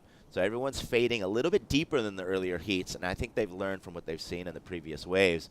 and keeping this one going all the way through for Ines and kicking out with control. She gets a 3.33 for that. Maria Fernandez gets a 7.83, but this is the replay of Aping behind. So you can really see how Maria was surfing that wave in the pocket, but look at the graceful nose riding from Aping. Riding the Thomas Bexon town bike model, Aping. She's got 9 siblings. Her father started surfing late, and the whole family have really become big players in the heart of the Siargao surfing community. So it's great to see her here with Team Philippines as we get live action from our surfer from Faro, southern Portugal, Ines Martins. Portugal, a powerhouse of longboard culture. So many friends from Portugal will be tuning in. It's a place that I love to visit and compete at, and it's somewhere that really has a lot of government support for surfing, like we're seeing here in El Salvador, Ben. Yeah, the home to many a world championship, and another place that's also known to have a lot of punch in the waves. And so we have a lot of longboarders that come from sort of playful conditions, and then we have people who come from countries and spots. Here we have Aping. Beautiful setup there, the goofy footer. Stylishly navigating that wall with so much grace, incredible footwork, and just elegance and control to find that opening nose. This is really gorgeous from Aping. The way she's just able to deal with everything, all this power in the wave, but yet maintain those tight 6, sometimes 8 steps into the nose ride, and then finds that nose ride again. I can hear the Philippines team hooting on the beach. They've got a really strong team. I mean, J.R. Esquivel from La Union on the other coast, he has been incredible in the event so far, but Aping just nose riding the socks off of that wave on her Thomas Bexon built town bike model, looking incredible as our heat leader Maria Fernandez answers back to add to that 7.83 with 4 steps up to the nose for a 5. That wave just chandeliering ahead of her, but she's staying low with control, and she's going to probably reconnect with this face here. So she did commit to that opening nose ride, finds herself back on the open wall, uses the cross step turn, gets 4 steps back up for another nose ride, and now looking for an opportunity to maybe get a 3rd nose ride. There it is, has to stretch that back foot to keep that board trimming. Pulls up for a very sneaky quick 10, a 4th nose ride, holds it, speeds it, pulls up again for a little tight 5, and then pedals out onto the channel and adds to that 7.83 with flair. That was amazing. I don't think it'll reach to the 7.83 because of all of that time that she was chasing this section. But here we have the Team USA crew, Indy Hoffman, chatting it up with Rachel Tilley. Absolutely, and there's Indy's dad, Aaron, who works for Walter, of course, suppliers of fabric for a lot of surf brands, including the wonderful Vizsla shirts that we wear here on set and for a lot of the ISA staff. So the Hoffman family is so much a heart of culture, and her great auntie Joyce, 2 times winner of the ISA World Surfing Games in the days when everybody was longboarding in 65 and 66 in Peru and San Diego. And, to have that heritage and see the maturity at which young 16-year-old Indy is surfing is just incredible. And I really have enjoyed watching Indy and just the composure and grace she's showing. I think she could have a really big result here in El Salvador. Yeah, not to mention Joyce being the sister to Herbie Fletcher's wife. So there's all Maybe. of these ties in to longboarding, which is just amazing. And so we're starting to see the scores settle in. We still have a score to be worked out for Green. That was such a beautiful ride. I would say that was her best ride. And here it is. It's coming in on our screen, 5.0 for that last of Green. And talking of Dibby Fletcher, how good would it be to see 80s, 90s Herbie Fletcher doing a massive fin slide on one of these big walls, one of his trademark Side slip boogie. It would be better on a left, I think, but either way, it's very, very cool. He was one of my favorites. Caitlin Mickelson, she's going to be coming up in the next heat, as we will see Rachel Tilley and Shannon Hughes coming into the booth to call that one. Caitlin is riding her Tommy Moss built Donald Takayama board. She's actually got a model that she designed as one of her pro models that was going to get released, but it just became a bit of a prototype. But she's still got a lot of really interesting boards, as we see Daisy Valdez also from the Philippines. She is from the other coast in contrast to Aping. So Daisy is from La Union, the North Island on the west coast, San Juan, La Union. It's a really historic surf town, and where Aping is from is Siargao, which is on the east side. So both of those areas have different seasons, but they're both the epicenters of surfing in the Philippines. And Aping drops a 5.0 to add to that 3.8807. So she's in second, as we see Francisca Rubini, a elementary school teacher from Italy, and I think she's got more Italian titles than I've got toes on my feet. Perhaps toes on my feet and fingers on my hands. Oh my goodness, I'm not going to start counting. But I wanted to reflect back on Aping Agudo's ride. There's certain little, first being a goofy footer, also in her tight footwork, but also the angle of her feet when she nose rides have little hints of Donald Takayama that I see, and just those nice relaxed arms, beautiful, beautiful style, and that's one of my favorite cross steps that I've seen this morning.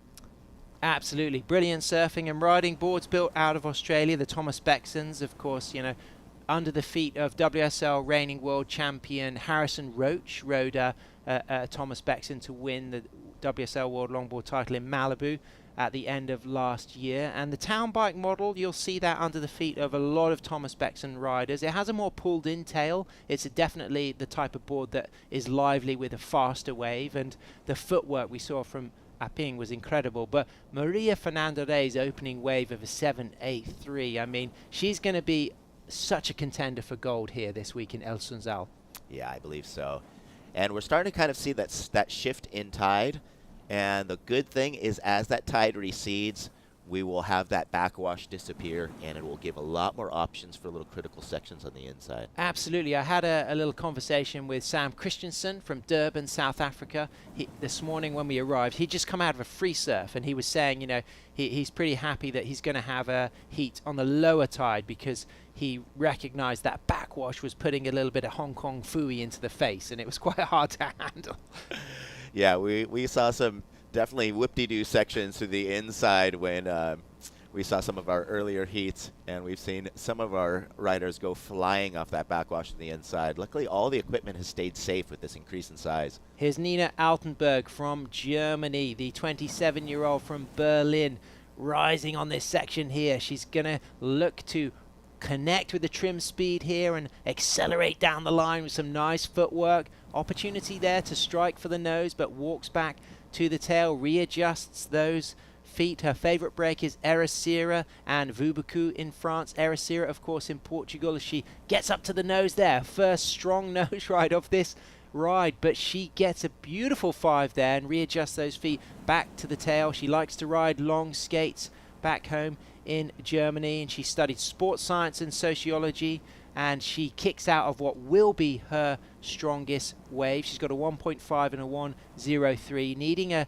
6.57 to move up into first position. Maria Fernanda Reyes in first, Aping Agudo in second, Inish Martins in third, Nina Altenberg in fourth.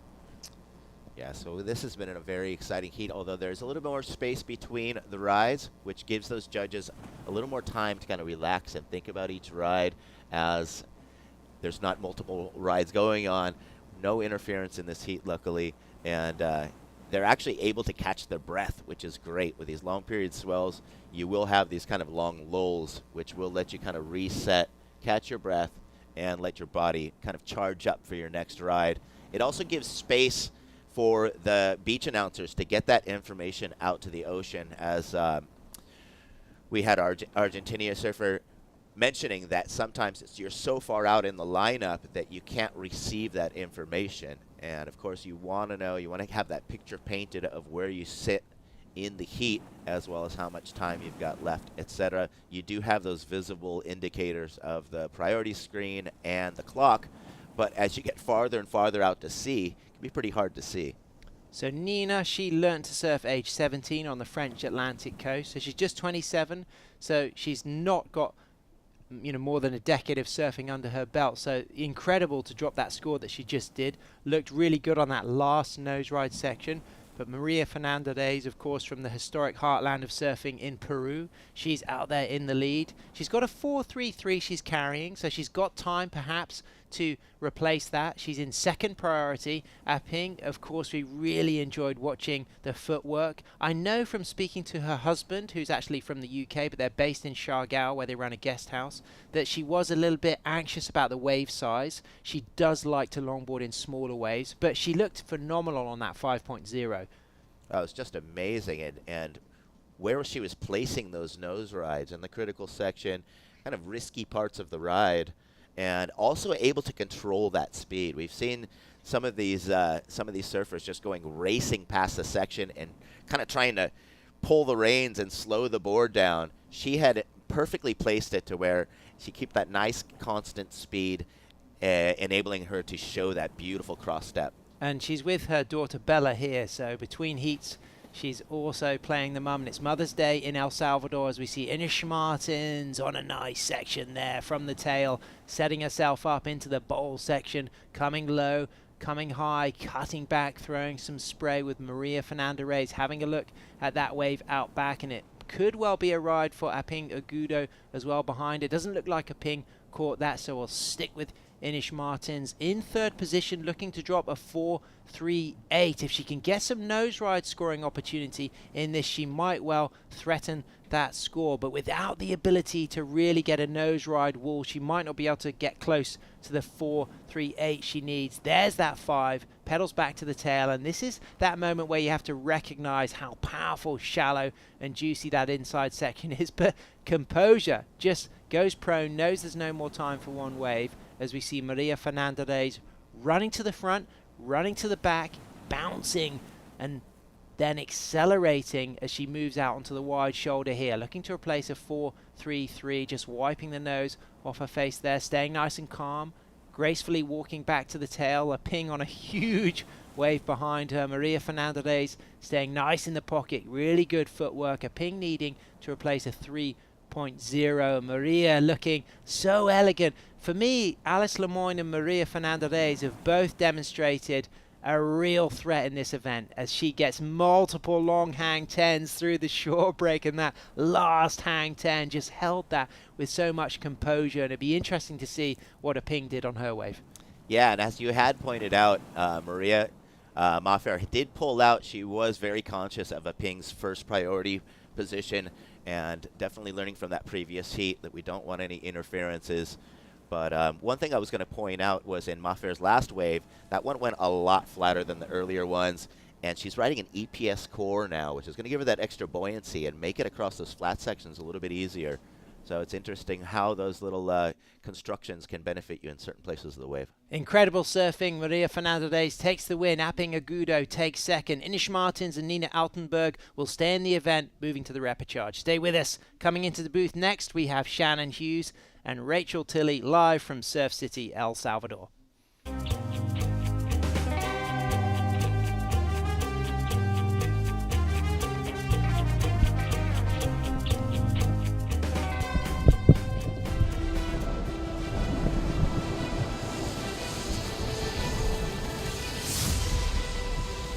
When we started the campaign, like 20-something years ago over our course center, even when we started, it was impossible. I mean, everybody, okay, my friends, my brother would say, you're really gonna put your energy in this? Let's go surfing. I never thought surfing would be in the Olympics, period. We all just looked and rolled our eyes back at, like, come on, Fernando. Surfing will never make it. I've never actually dreamed of being in the Olympics because surfing wasn't an Olympic sport. I never thought surfing would be in the Olympic sports. The Olympics wasn't ever a dream of mine because it wasn't a reality, it wasn't tangible. It's the biggest event in the world. Fernando is the reason why we're all there. Yeah, it's like me telling you I'm gonna, swim around the world. 27 years later, he pulled it off.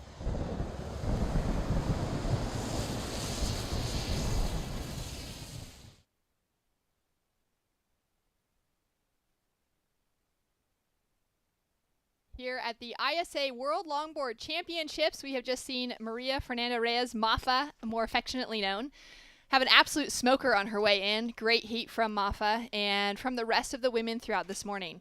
And it has just been such an honor and a pleasure to be able to call the action at this year's ISA World Longboard Championships at an event where we're seeing an effort to include gender equity and gender equality. to be able to see the fact that we have women from around the world represented. We've got 52 women in the draw this week, Rachel, 43% roughly of the entire field, which is great to see the ISA putting their foot forward for women. Yeah, this is actually the most women that have been in an ISA event, the most countries represented in an ISA event. So we have been seeing so much talent from around the world, meeting so many different people. The ISA structure of getting to represent your country is such a awesome experience. You know, in surfing, we don't normally surf as a team. It's normally an individual sport. So these events are really fun that you get to go with the team, go with your male and female counterparts from your country and represent. That's right. And of course, the most ever represented in an ISA longboard event. We've got, some huge numbers that will be coming through to El Salvador later this month for the ISA World Surfing Games. And it's just been a really fun event to be a part of so far. Rachel, you've competed a few different times in the past. You're the silver medalist from 2013. As well as having that world title from the WSL back in 2015. And so it's been great to have you here to call to action as an expert. I mean, you know longboarding better than any one of us that's been in the booth this week. Yeah, this has been really fun to watch a lot of my friends and my peers competing all week. There's been some great surfing going on. It's only getting better throughout the week. I know the swell is building throughout today, with it supposed to peak tomorrow. Everyone has been talking about this swell coming. So with the clean conditions this morning, it's been looking really nice. There's been already some great scores dropped by Alice, by Mafa, and we have a great lineup of women today. We have Daisy Valdez, Ann Albers, Caitlin Mickelson, and Francesca Rubigini. Yeah, this is a great run of women, and we're just waiting for that first set to sort of roll through to really start to set the tone as we take a look at the heat results from what we saw in that previous one. Maria Fernanda Reyes taking out the lead with 13.83. Now, in the conversation that I was having a lot with Mitch Salazar yesterday, Rachel, it was around the fact, well, actually, as we talk about Mitchell Salazar, he's down on the beach with Maria right now, so let's go down and check in with the winner of that last heat. Thanks, Shannon. Here with Maria Fernanda Reyes, the highest heat total of the morning. I'm going to ask the question in Spanish, and I'll translate back to English. First question is going to be, what was it like competing today in comparison to the first day where conditions have changed drastically? Fernanda, muchas felicidades, Mafer. Para empezar, la cosa más importante del día de hoy, cambió el ángulo del suelo. El competir el día de hoy a comparación del primer día, ¿qué tal las diferencias? Una diferencia totalmente grande. El día de ayer cuando me tocó mi hit, cambió la marea baja, venían olas más chiquitas, demoró y estaba con viento. Ahora está super glass, vienen olas grandes, perfectas para poder surfear y poder demostrar el surfing. Well, she said that more importantly, not the angle of the swell, but the size of the swell. First day she competed a lot chunkier, a lot more difficult with all the chop too, glassy, clean today, and big. Just, what she's training for most of the time in El Peru. The second question is going to be, what was it like training at Macaja, her home break, in comparison to this wave at El Sunsal? ¿Cómo te facilitó entrenar en esa ola de Macaja en el Perú y venir acá al Sunsal? Bueno, para mí es un poco similar, tiene un poco de Macaja y también de Punta Rocas cuando está mediano. Y nada, en verdad es súper increíble porque estaba entrenando un montón en mi playa, también en Punta Rocas, y eso me ayudó bastante y creo que también veniendo de competir en el WSL con todas las chicas, Chloe, Zoe, Alice, es increíble porque así uno sube el performance y nada, quiero seguir demostrando mi surfing aquí paso a paso y espero que a los jueces les esté gustando el show. Well, she says that obviously training on Macaja, that home break of hers in Peru, really helps out, but also surfing in Punta Rocas, another wave that's similar to this one. But she says that more than anything, just being confident in herself, knowing that she's at the top of the level with the WSL surfers, she's probably a contender to win the ISA gold medal at the end of the week. Fernanda, muchas felicidades. Nos vemos pronto. Muchas gracias y saludo a todo el Perú, a mi enamorado y a toda la gente linda que me está apoyando, a mis patrocinadores, que sin ellos también no sería posible, y al IP. Mafer Reyes. Thanks so much, Mitch. Great to hear from Mafa, as always. Getting some good practice in back at home, Rachel. Yeah, Mafa is such a fun person to compete with. You can see from her interview just the spirit and positive energy that she has. She's someone who always helps me practice my Spanish. We have a lot of fun with that. So congratulations to her. No surprise that she is winning that heat and moving on to the next round. Well, during that heat, we did get to see a couple of waves rolling through. Francesca Rubini walks through with a 3.5 that sets her up in the lead for the moment. Caitlin Mickelson with a 2.33 as her high score. And we are waiting for first of Daisy Valdez out of the Philippines.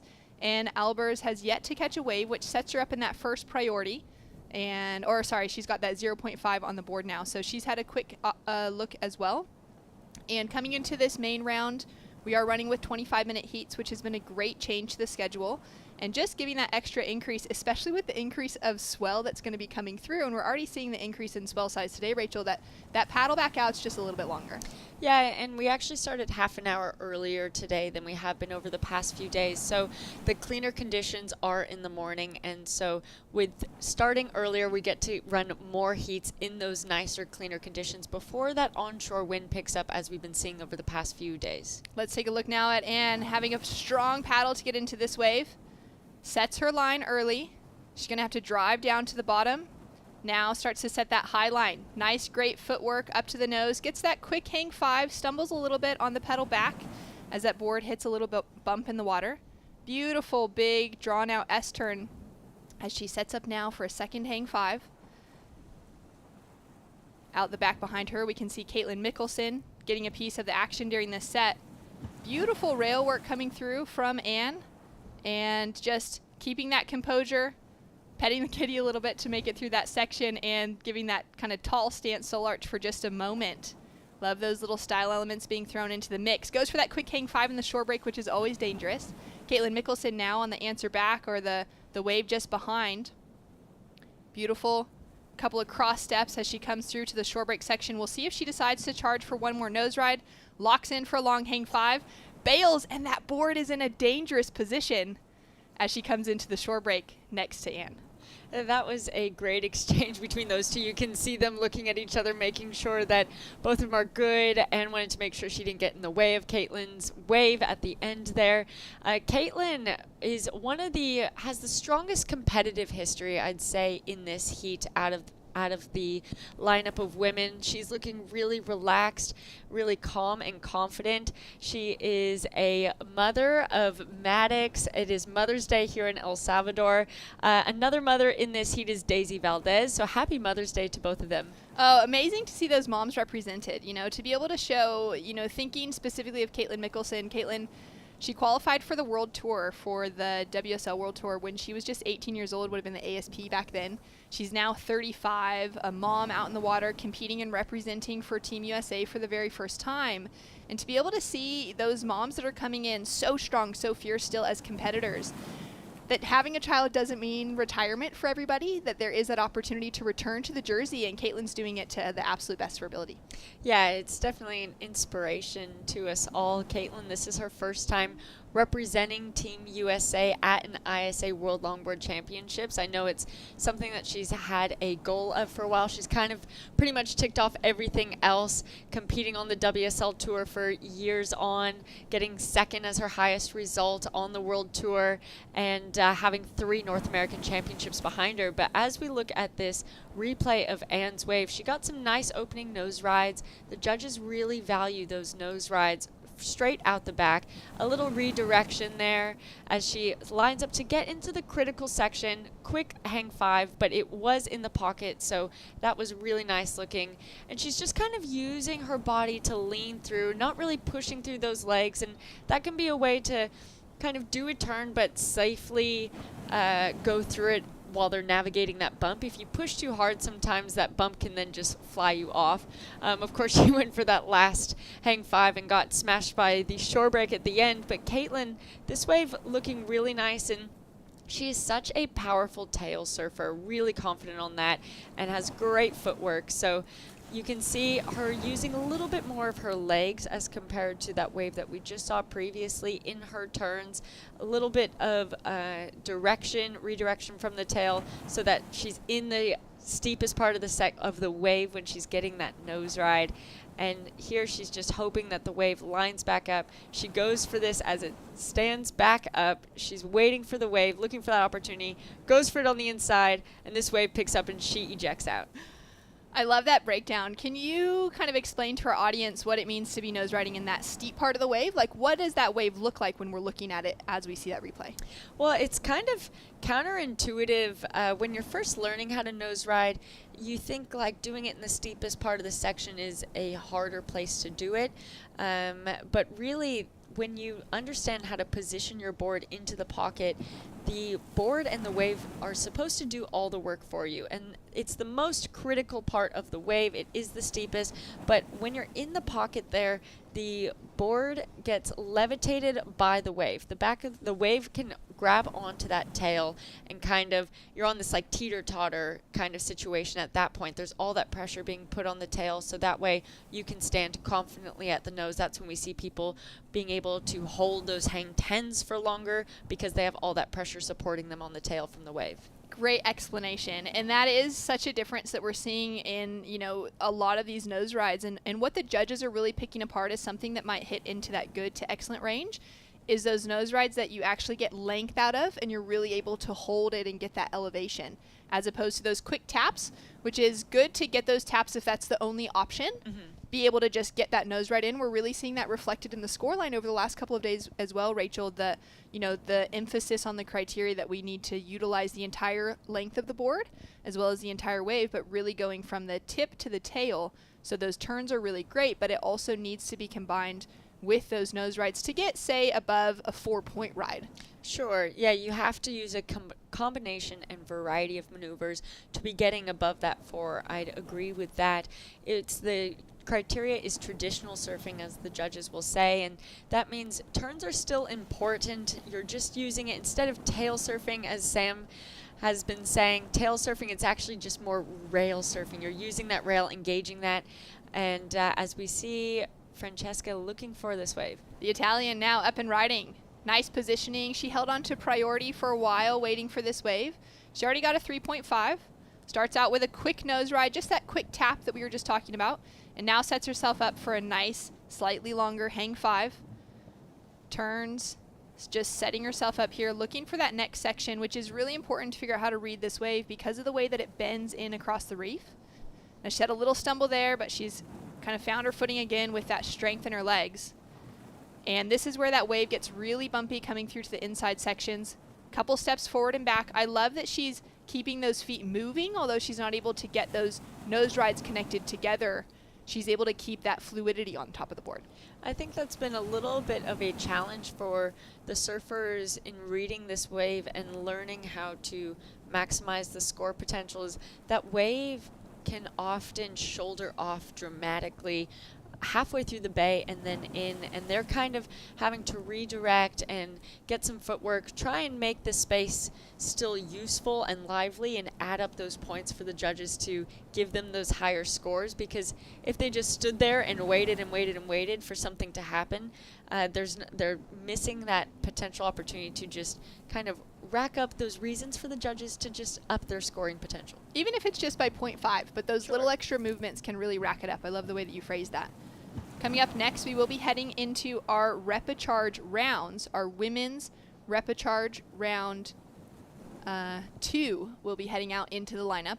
We've got Manami Kramer of Guam that will be paddling out. It's the first time we've had any surfers from Guam competing at the ISA World Longboard Championships this week. So it's really exciting to see a new nation represented at such an elite level of longboarding.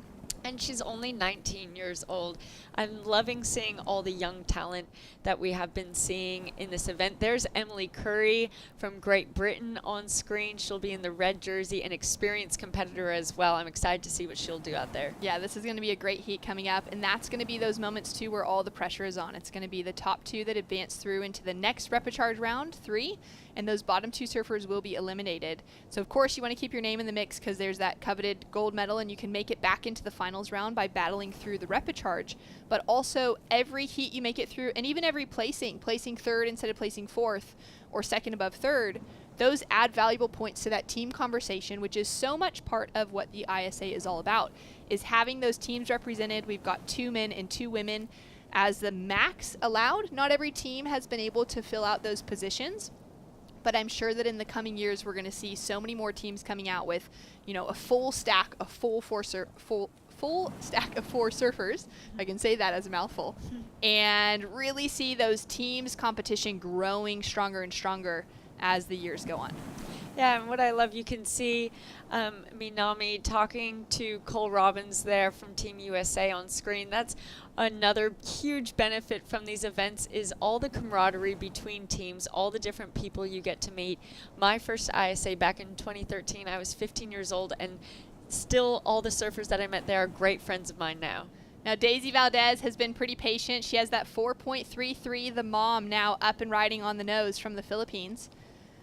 Great whip around. Love that fast change of direction to set herself up here, looking for another nose ride section. This is a smaller wave. It's got that froth on it from the wave before, which is going to make it a little more challenging through the inside.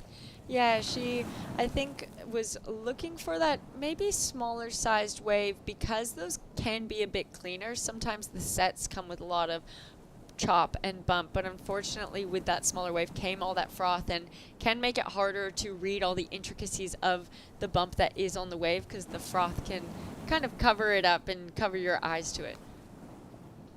Nice looking sets that have been rolling throughout the morning. We're going to have that low tide about midday today, and it'll be interesting to see how that tide handles having some bigger swell.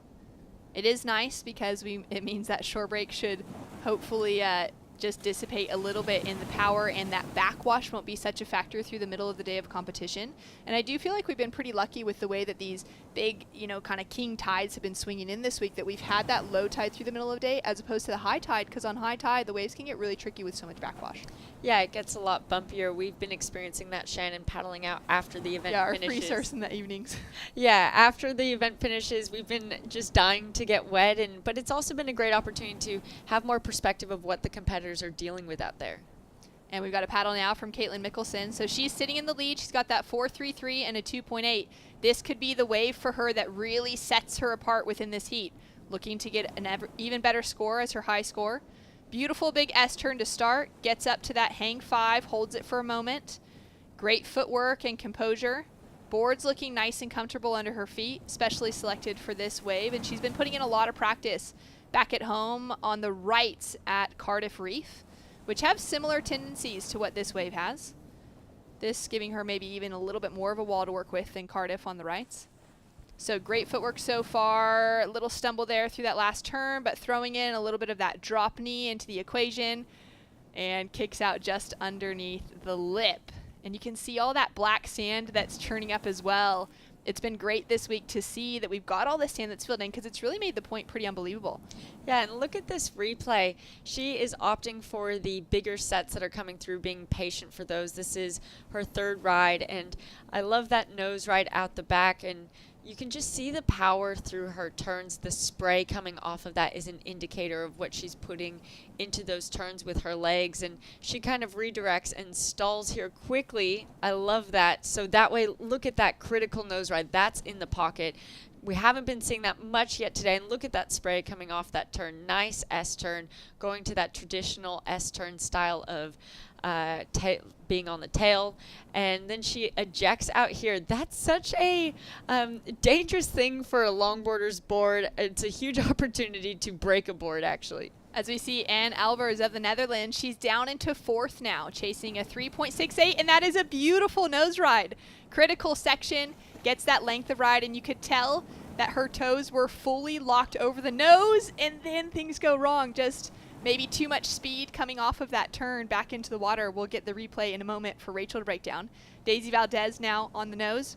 Beautiful. 2 nose rides connected together. Sets that line and starts to wait to see if this wave is going to give her that good reform through to the inside. From this angle, it seems like it's tapering off, but you can see that movement. She's staying close to the pocket. She's keeping those feet moving up and back, but she's also already gotten those nose rides on the critical sections on the outside of the wave, which is going to be crucial to her score line. Yeah, there was the opportunity for her to maybe hold that nose ride a little bit longer, but she decided to divide it into 2, which I don't blame her, because that's something that she would have been learning in those free surfs. That bump on the face can, if you get too greedy, sometimes you can lose an opportunity of an entire wave. As we see Francesca Rubini now with a chance to battle back out of that third place position. I don't think that wave's going to get it for her, chasing that 3.51. Just a quick wave. And we don't have any priority set because we've had a flurry of action from all 4 surfers, and they're all on their way out to the lineup again. Daisy Valdez has found herself now in first place. She's backed up the 4.33 that she opened up with a 3.37. And that was from those 2 nose rides. Like you said, maybe had she held that nose ride a little longer, could have had possibly a higher score out of that wave? Yeah, I think so. I think that's when maybe we would have seen it move into that 4 region. I'm interested to see how Caitlin's wave will come in, as it was a lot of work done on a bigger size wave. And of course, the length of ride and size of wave are not direct things in a judging criteria, but all of those do factor into being able to do multiple maneuvers, and a bigger wave tends to offer more critical sections to do certain maneuvers. So I think that will bode well for her in this score coming up. Scores to drop with 5 minutes and 30 seconds on the clock. The tension is now building. There hasn't been a breakaway score yet, although we're waiting for the last of Caitlin Mickelson to see where it will fall into the scale. So far, the high score was from her, a 4.77. Second highest being the 4.33 of Daisy Valdez. Beautiful style coming through from all of our surfers. A couple of moms in the water. We've got a teacher from Italy and Francesca Rubini, who's now sitting in third place, chasing a bigger score, a 4.11, because we've had a change up in the lead. Caitlin Mickelson now sitting in first with a 6.73, Rachel, for her last wave. Bumps Daisy Valdez down into second and ups the requirements on third and fourth place into that 4-point range. Yeah, of course, Caitlin only needed a 2.93, I think, before that switch up in order to go into first. But as a competitor, you're not just looking for the requirements, you're looking to put strong scores down to have the best solidification of your placing. And Albert is on an absolute bomb. This is such a solid size wave. Look, as she drops down to the bottom, it is well overhead. Nice S-turn after that opening section. Pausing briefly before she taps the nose. And just crouches down here to try and keep that trim line, but that's going to be challenging. What could she have done differently to try and track with that wave all the way through? I think probably taking that cut back farther into the whitewash will have you staying closer to the pocket and in the power of the wave. I think at the beginning of her wave, she didn't quite get her front foot all the way over the nose, which sometimes is hard to see from the live beach view action, but it's important to remember the judges will watch the wave live as it's happening, and then we'll go and watch the replay of it up close, kind of like how we just saw it, looking for all those details, making sure they're differentiating and awarding when surfers are doing it most critically. Now, there is a lot on the line this week for Maria Fernanda Reyes from the last heat advancing through, for Caitlin Mickelson currently in the water right now when it comes to that Pan American qualification. The Pan American Games will be running at the end of this year in Santiago. And we've just had the Pan American Surfing Games that ran last week, and there was some great surfers that were able to gain that qualification out of that event for the Pan American Games, like Chloe Calmon, Liv Stokes, Leah Diaz, and Sydney Portillo. So Brazil, Canada, Costa Rica, and El Salvador will be represented there. There's a chance for USA and for Peru to get their names in the mix with Maria from the last heat and with Caitlin this week. Yeah, that's another opportunity to represent your country. I know they will be taking this extremely seriously. 2 minutes, 45 seconds on the clock. And Albert's now drawing that high line to start. Quick to the nose, stumbles off just so fast. That wave had her shooting out with so much speed. Yeah, she knew to get those toes over the nose there. I know she probably would have been thinking that on her last wave of going, okay, I need to make sure my footwork is really precise. She went for it, she was holding it, but you could see how much speed she was flying with, which does make it harder to kind of control and navigate over that bump when you have so much speed. And, you know, she just got bumped off, unfortunately. So time is ticking down. Caitlin with the opportunity to walk away for the first time a world champion or a gold medalist here for the ISA World Longboard Championships. The chance to be one of 4 women that could qualify themselves out of the Americas region for Santiago 2023 for the Pan American Games. As we see Daisy Valdez from the Philippines on an absolute beaut of a wave. Nice nose ride to start, now just with so much speed. It'd have to be so challenging now to just maintain that control factor of the criteria, that kind of grace and that flow when the waves are getting bigger and that speed is getting so much more challenging to manage. That was an incredible long hang 5. Great cross-step cutback, throws in that variety. Now looking for this end section, and we'll see what she's able to get done. Nice couple of cross steps. She's going to kick out in a very dainty way at the finish of a massive wave.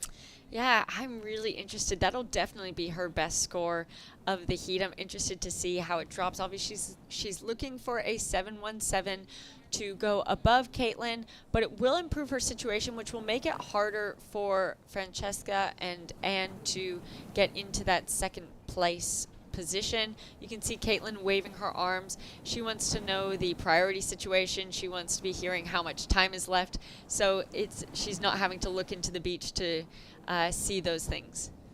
40 seconds to go, a score to drop for Daisy Valdez, which could make it quite difficult for 3rd and 4th place to get themselves into an advancing position. A strong paddle here from Anne, and nice. Love that sort of takeoff on the knees. It's quite a stylish entrance for longboarders. Straight up to her feet and onto the nose. Beautiful hang 5. Now this is really going to help her campaign, looking to get out of that 3-point range that she's been sitting in so far. Nice couple of S-turns, but she's going to need to get some work done through the inside. She's found another one of those waves that has that pocket that is difficult to kind of line up with those next sections. Beautiful surfing so far. Not a lot of work being done through the inside here. Great nose ride that we saw from her out the back. Beautiful bit of footwork, and she's going to come into this shore break for the finish. Maybe the opportunity for one more nose ride, goes for it, pushes the boundaries, and goes down on the inside section. But I have to say that with the score of Daisy Valdez, Rachel, dropping through from her last wave of 5.1, it is now going to be a tough ask, if not impossible, for Anne Alvarez to gain that score, chasing now a 6-point ride for the advancement. Yeah, there unfortunately wasn't that opportunity through the middle of the wave to provide more work to be done, and that was not really an opportunity for her to then rack those points up. I like to look at scores as you're earning points rather than starting at a 10 and losing points. Well surfed heat. Now the bottom 2 surfers, Francesca and Anne, will be going to the rapid charge round. We're going to go to a quick break, and we'll be right back with rapid charge round 2 for the women. Heat number 1 hitting the lineup.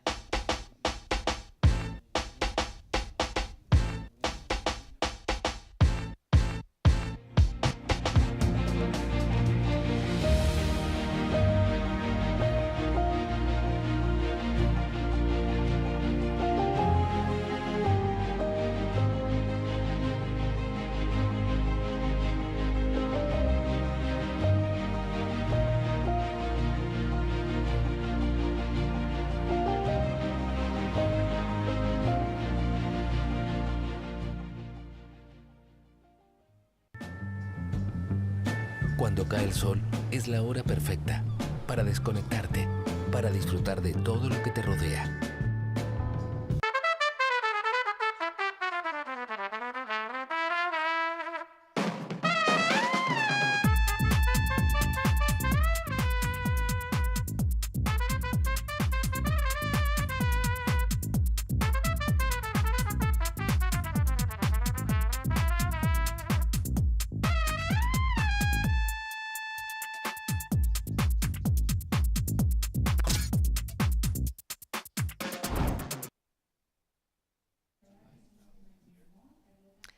And welcome back to the action here for the 2023 ISA World Longboard Championships. We are in Surf City, El Salvador, once again, a place that the ISA absolutely loves to come to.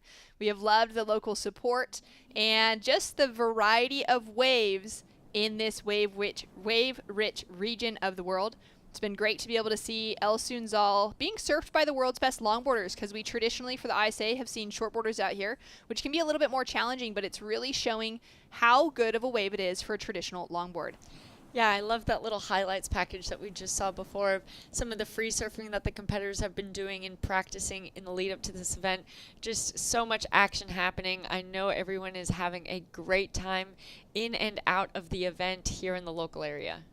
Down to 17 minutes on the clock. Back to 20-minute heats now for the repecharge rounds as we see a solid size set unfortunately clean up the entire lineup.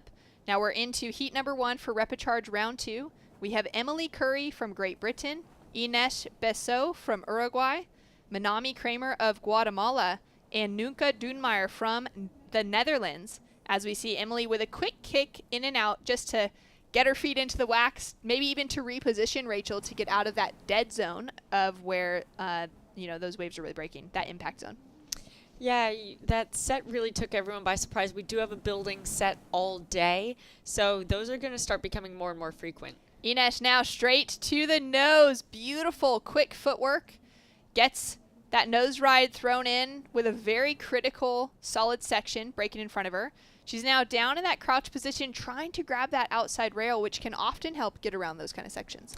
Yeah, you're way more likely to get around a whitewash section like that when it's so bumpy and frothy. When you are bending down, grabbing that rail and leaning forward, you can actually lean your entire body into the whitewash, and that's where you'll find your acceleration. Where if you just stand tall, you won't get that same speed to make it around, and you'll just forever stay in the whitewash. And that's such a bummer when there is that open face. It's sometimes just out of reach and you decide, okay, I'm going to go on it. It's a good sized wave, especially a day like this with that swell building, of really now trying to just figure out the lineup. It's a different place than what we were seeing the last couple of days. I mean, the last couple mornings, a lot of the surfers were riding waves that were between maybe waist and shoulder high. If it was a head high wave, that was the sets. Now we're talking probably double overhead for those set waves if a surfer's, on one of the bigger ones. As we take a look now at Manami from Guam, quick nose ride and goes down. That was a really fast pockety section. Yeah, I would have been so impressed to see her. Obviously, she didn't mean to go so high and kind of almost came back down but got unstuck. As we see Emily having a look, it looks like she's sitting a bit deeper, so opts not to go for that one as Ninka has first priority.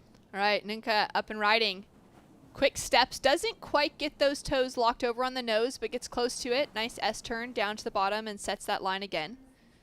She is an excellent longboarder, and she also does a lot of teaching for longboarding, specifically how to cross step. She's got some great video footage online and works with a lot of surfers coming out of her area of the world. So she's really passionate about teaching the next generation how to ride a traditional longboard, which is just amazing to see. Great bit of footwork coming through. That wave doesn't stand up to offer her very much for scoring potential, but she's got that first wave underway, and Emily Curry now sitting with priority as we see another set rolling through. Yeah, look at these ones coming through as Minami is opting for one of these. All right, great drive back to start. Sets herself up now for some footwork. Straight towards the nose with Emily Curry on the set just behind. Manami falls out, we can see. And Emily now with a couple beautiful wraps back into the pocket. Sets herself up once again. Couple of cross steps. Not sure if she was able to get maybe a nose ride right at the start of the wave. We'll have to check it out on the replay. But some beautiful rail work. Yeah, some good. She's a strong surfer on the tail. Those were nice turns that we saw. And a little bit different to Minami's turn right before that, where you could see that she kind of fell a little bit back on her heels, and the judges will see those little things and note that that's an indication of a little bit lack of control, where Emily stayed centered and engaged throughout the entire turn, which indicated more control.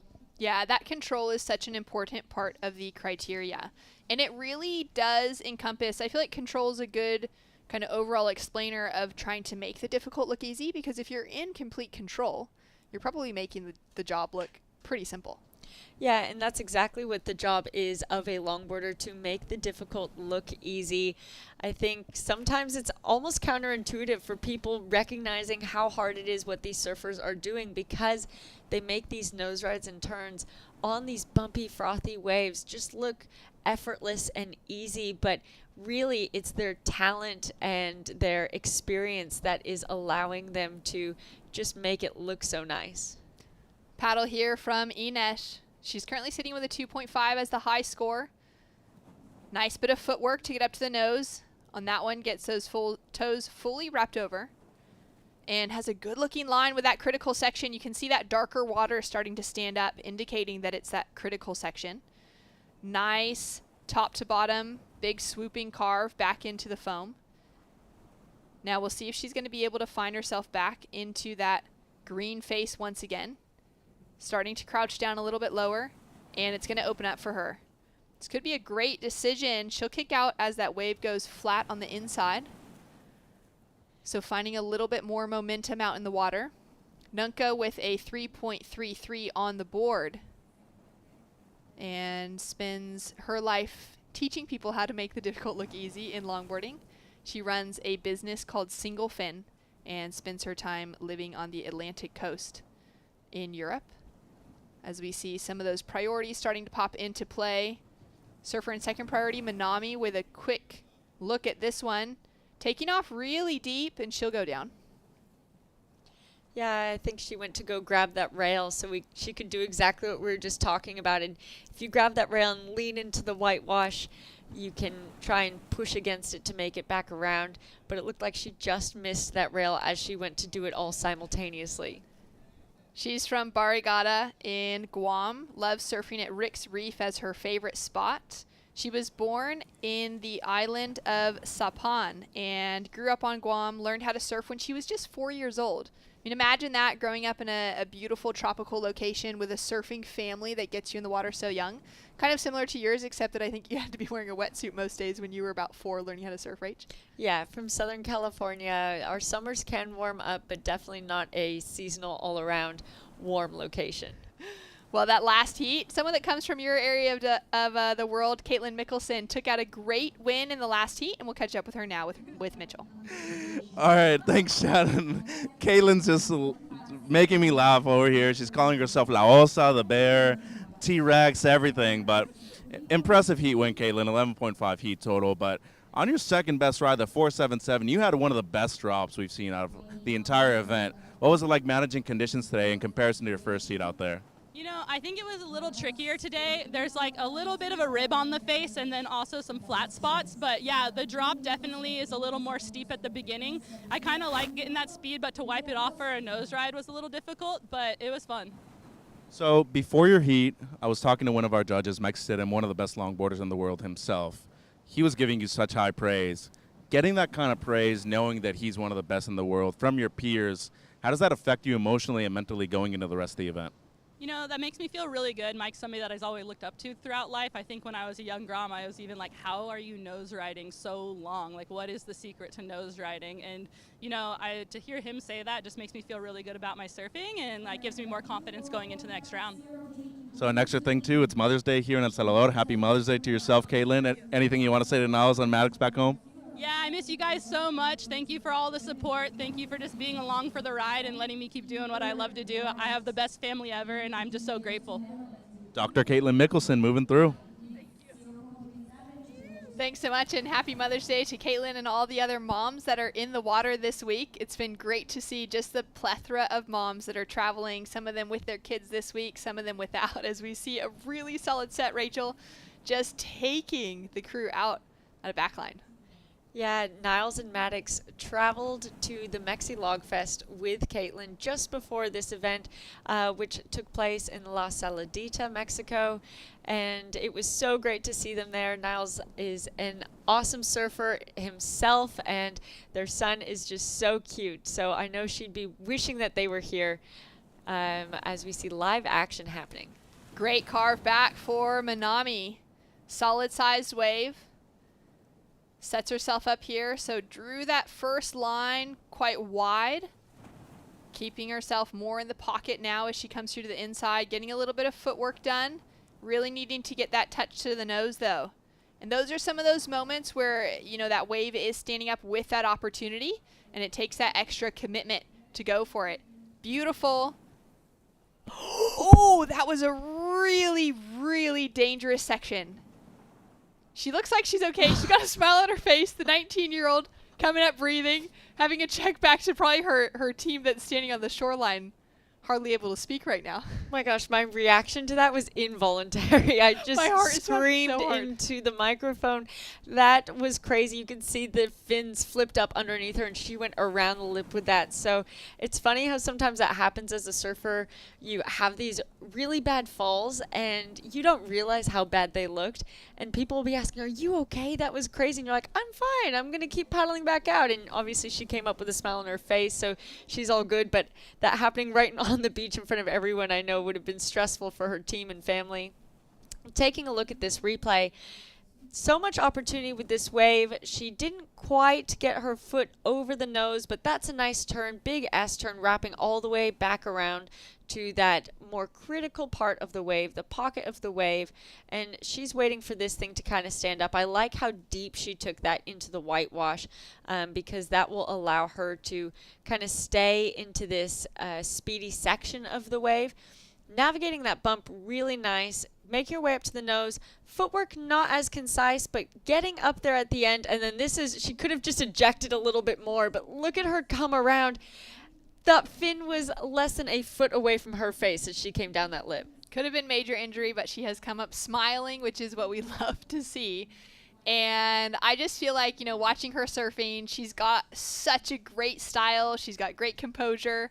And just, you know, really kind of beautiful overall as we see scores that have started to come through. She's actually just jumped herself from 4th up into that 2nd place position with a 2.53, so that heat total being a 4.53 now. Has her sitting in 2nd.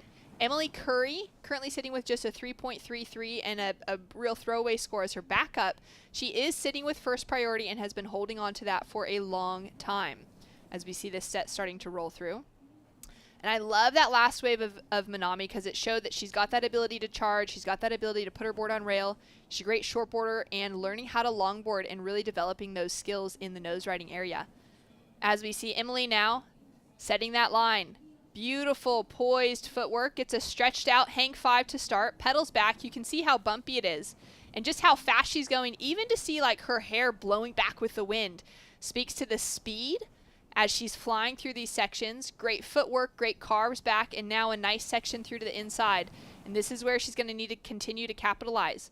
Beautiful rail work, nice and smooth, keeping it just simple, traditional, and on rail. Now looking to see if she can find one more section to find some tip time. Lovely stall up into the pocket, gets a couple of steps, isn't able to quite find the nose, but is just keeping that board moving, keeping that flow, that style within it all. Goes for that quick little switch stance moment, kind of checking back to see where that wave is reforming and fitting that board perfectly into the pocket. Yeah, taking that all the way to the sand. I think that wave, she surfed with so much flow, incorporating both nose rides and turns. It was really important for her that she got that nose ride out the back. Those are the money sections to be racking up the points. She only needs a 1.2, so that definitely will throw away her 0.37 and push her up into that 2nd place position, I think. Yeah, absolutely. She's got that 1.2 with no question. Could see some frustration in her face kicking out of that wave in the shore break as she was picking up her board, looking back to her team, the Great Britain team there on the sand. And I feel like that frustration came from the fact that she did an excellent job of keeping that board in the pocket, keeping everything moving, keeping it on rail, and was looking for that next moment to go to the nose. She is such a talented competitor. Rachel, you've competed against Emily in plenty of longboard events, but she also is a talented and skilled shortboarder. And I think she's a surfer that can wrap her mind around criteria very well and understand what job needs to be done when she's on a wave in a heat. And so I can see that there was just that little bit of frustration probably coming from the fact that that wave didn't stand up for her in a way that she felt comfortable enough to just get one more good nose ride on the inside. Yeah, she knows exactly what she needs to do to get a score. She understands that criteria thoroughly. I think you can also see the experience of her as a competitor. With 3 minutes remaining, she only has 2 waves ridden, but that's more so from her selection. She has that 3.33, and that 0.37 was just an up and out at the very beginning of the heat. So she's been sitting out there with first priority, waiting for that wave that she feels like she can read that will allow her that opportunity to get those nose rides out the back and surf all the way through to the beach. As we see Ines back up and riding, this is our heat leader at the moment. Ines Bissot of Uruguay. We've got a great team coming from another South American contingency in Uruguay. She goes down on that first wave, but having Nacho, having Julian on the team is a great team in the background to really be able to give some of that chat before a heat, that prep coming into things, and no doubt has helped her with that team support to be sitting in the position that she's sitting in. Yeah, Nacho and Julian, two surfers who have been representing Uruguay on the men's team for multiple years now. I first met Julian at our first ISA together 10 years ago. Still great to see them both representing at a strong team that she has behind her. Now Nunca up and riding from the Netherlands, resides on the coast of Spain, teaches longboarding for a living. Beautiful nose ride. What went wrong there, Rachel?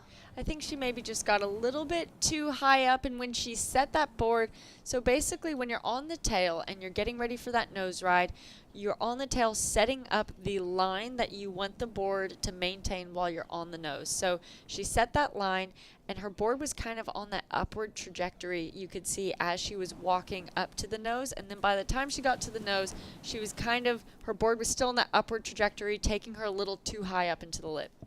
Taking a look now at Manami driving back after that opening section. Uses priority on this wave. She's trying to secure herself in a second place position. We are still waiting for scores to come through for red and for white, which could change that situation possibly. Nice bit of cross-stepping here. And she's one of these surfers, like we said, new to the ISA World Longboard Championships, representing her country for the first time, and just has so many of those basics dialed. Great work of the board, really able to engage, that tail, those fins, and that rail line, working on that cross-stepping, getting more comfortable with it as well. And I think for her, she'll be able to walk away from an event like this with that opportunity to learn then what she needs to do to improve in her longboarding, to be able to learn how to get to those sections, to be able to learn how to get those toes fully locked over for nose rides, and to continue to improve and bring, some massive skills in longboarding from Guam for many years to come as we take a look at Ines. And this heat, Rachel, has just been absolutely back-to-back. There are so many waves that have been caught, so many waves being ridden. I'm absolutely loving it. We'll see who's able to hold on to the leads now as we see Ines coming through to the inside section. And she's going to bow out of this one knowing that there's just a few seconds to go, down to her knees quick to just pump along, and probably won't get much scoring potential out of the rest of this, but just looks beautiful as she trims through to the inside. Emily Curry has been able to take the lead with a 4.53 for her last wave. Now Nunca Dunmar sitting in third place, chasing a 3.68. Up and riding long before the buzzer sounded, so this wave is going to count, and she needs to get some work done to secure herself a spot going through, and that nose ride could have done it, Rachel. I think so. That was looking really good.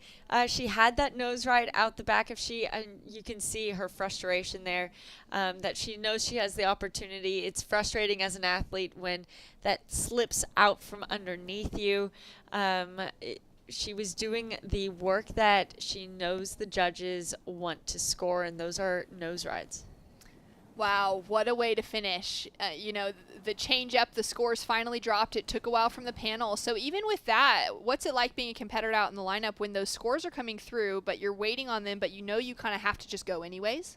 Yeah, it's actually scary when so much action happens in the last 5 minutes because judges are taking their time making sure they're getting it right with those scores, but you don't know, if you've dropped down what your new requirement might be, so you kind of have to just go off your feel. You can get a little bit more panicky, I guess, or just working hard to get one more wave if you think you might need something better in your score line. You're going to be desperately using those last few minutes to get one more opportunity. So we have a score to drop for our current heat leader, Emily Curry, a score to drop for current number 2, Ines Bissot, who's looking to improve on a 2.5, and that would increase the requirement on the rest of the field.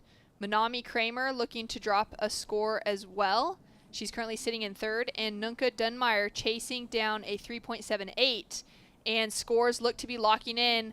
We've got everyone in except for Nunca, so situation remains the same, just slightly higher. It's now a 3.78 requirement for Nunca to be able to take the advancing position. Now remember, this is a repechage heat, which means our bottom 2 surfers will be knocked out of the competition. Emily Curry, safe to be advancing through. Ines Bissot, the question mark at the moment, if our 4th place surfer can take away 2nd. And I think the judges are taking their time with this. What they would be doing in the judging tower right now is looking at Ninka's 333 and trying to decide if her wave that she just got, the work that she had already done, was better than the 333. So that can kind of make sure that they're surfing on the or they're judging on the same scale. And the last score of surfer in blue, Ines, came through as a 2.6, so it did just narrowly improve on her 2.5. So she did well with that to just, kind of put any work in that she could on that last effort to try and make it even harder for her to lose out on that 2nd place position. Surfers now with a long walk up the beach, and scores are in. It is just a 3-point ride for Nunca Dunmeyer of the Netherlands. Falls short by about a point, and it will be Ines and Emily advancing through into the next round. We've got more action to come with our women's repechage round 2, heat number 2, hitting the lineup right after this.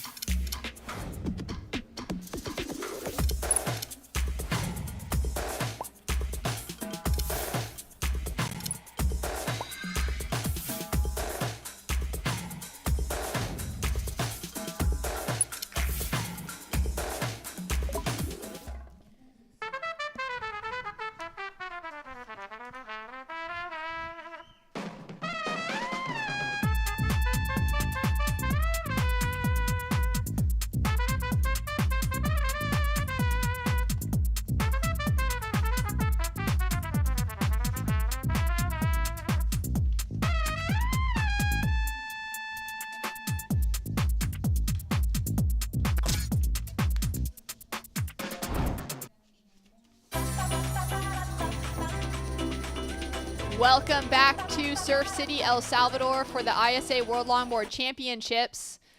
Nearly a century on, and we are keeping the Duke's dream alive by trying to get people towards the Olympics, and longboarding has the potential to be included in 2028 in Los Angeles. So we are looking to just showcase the best longboarding in the world.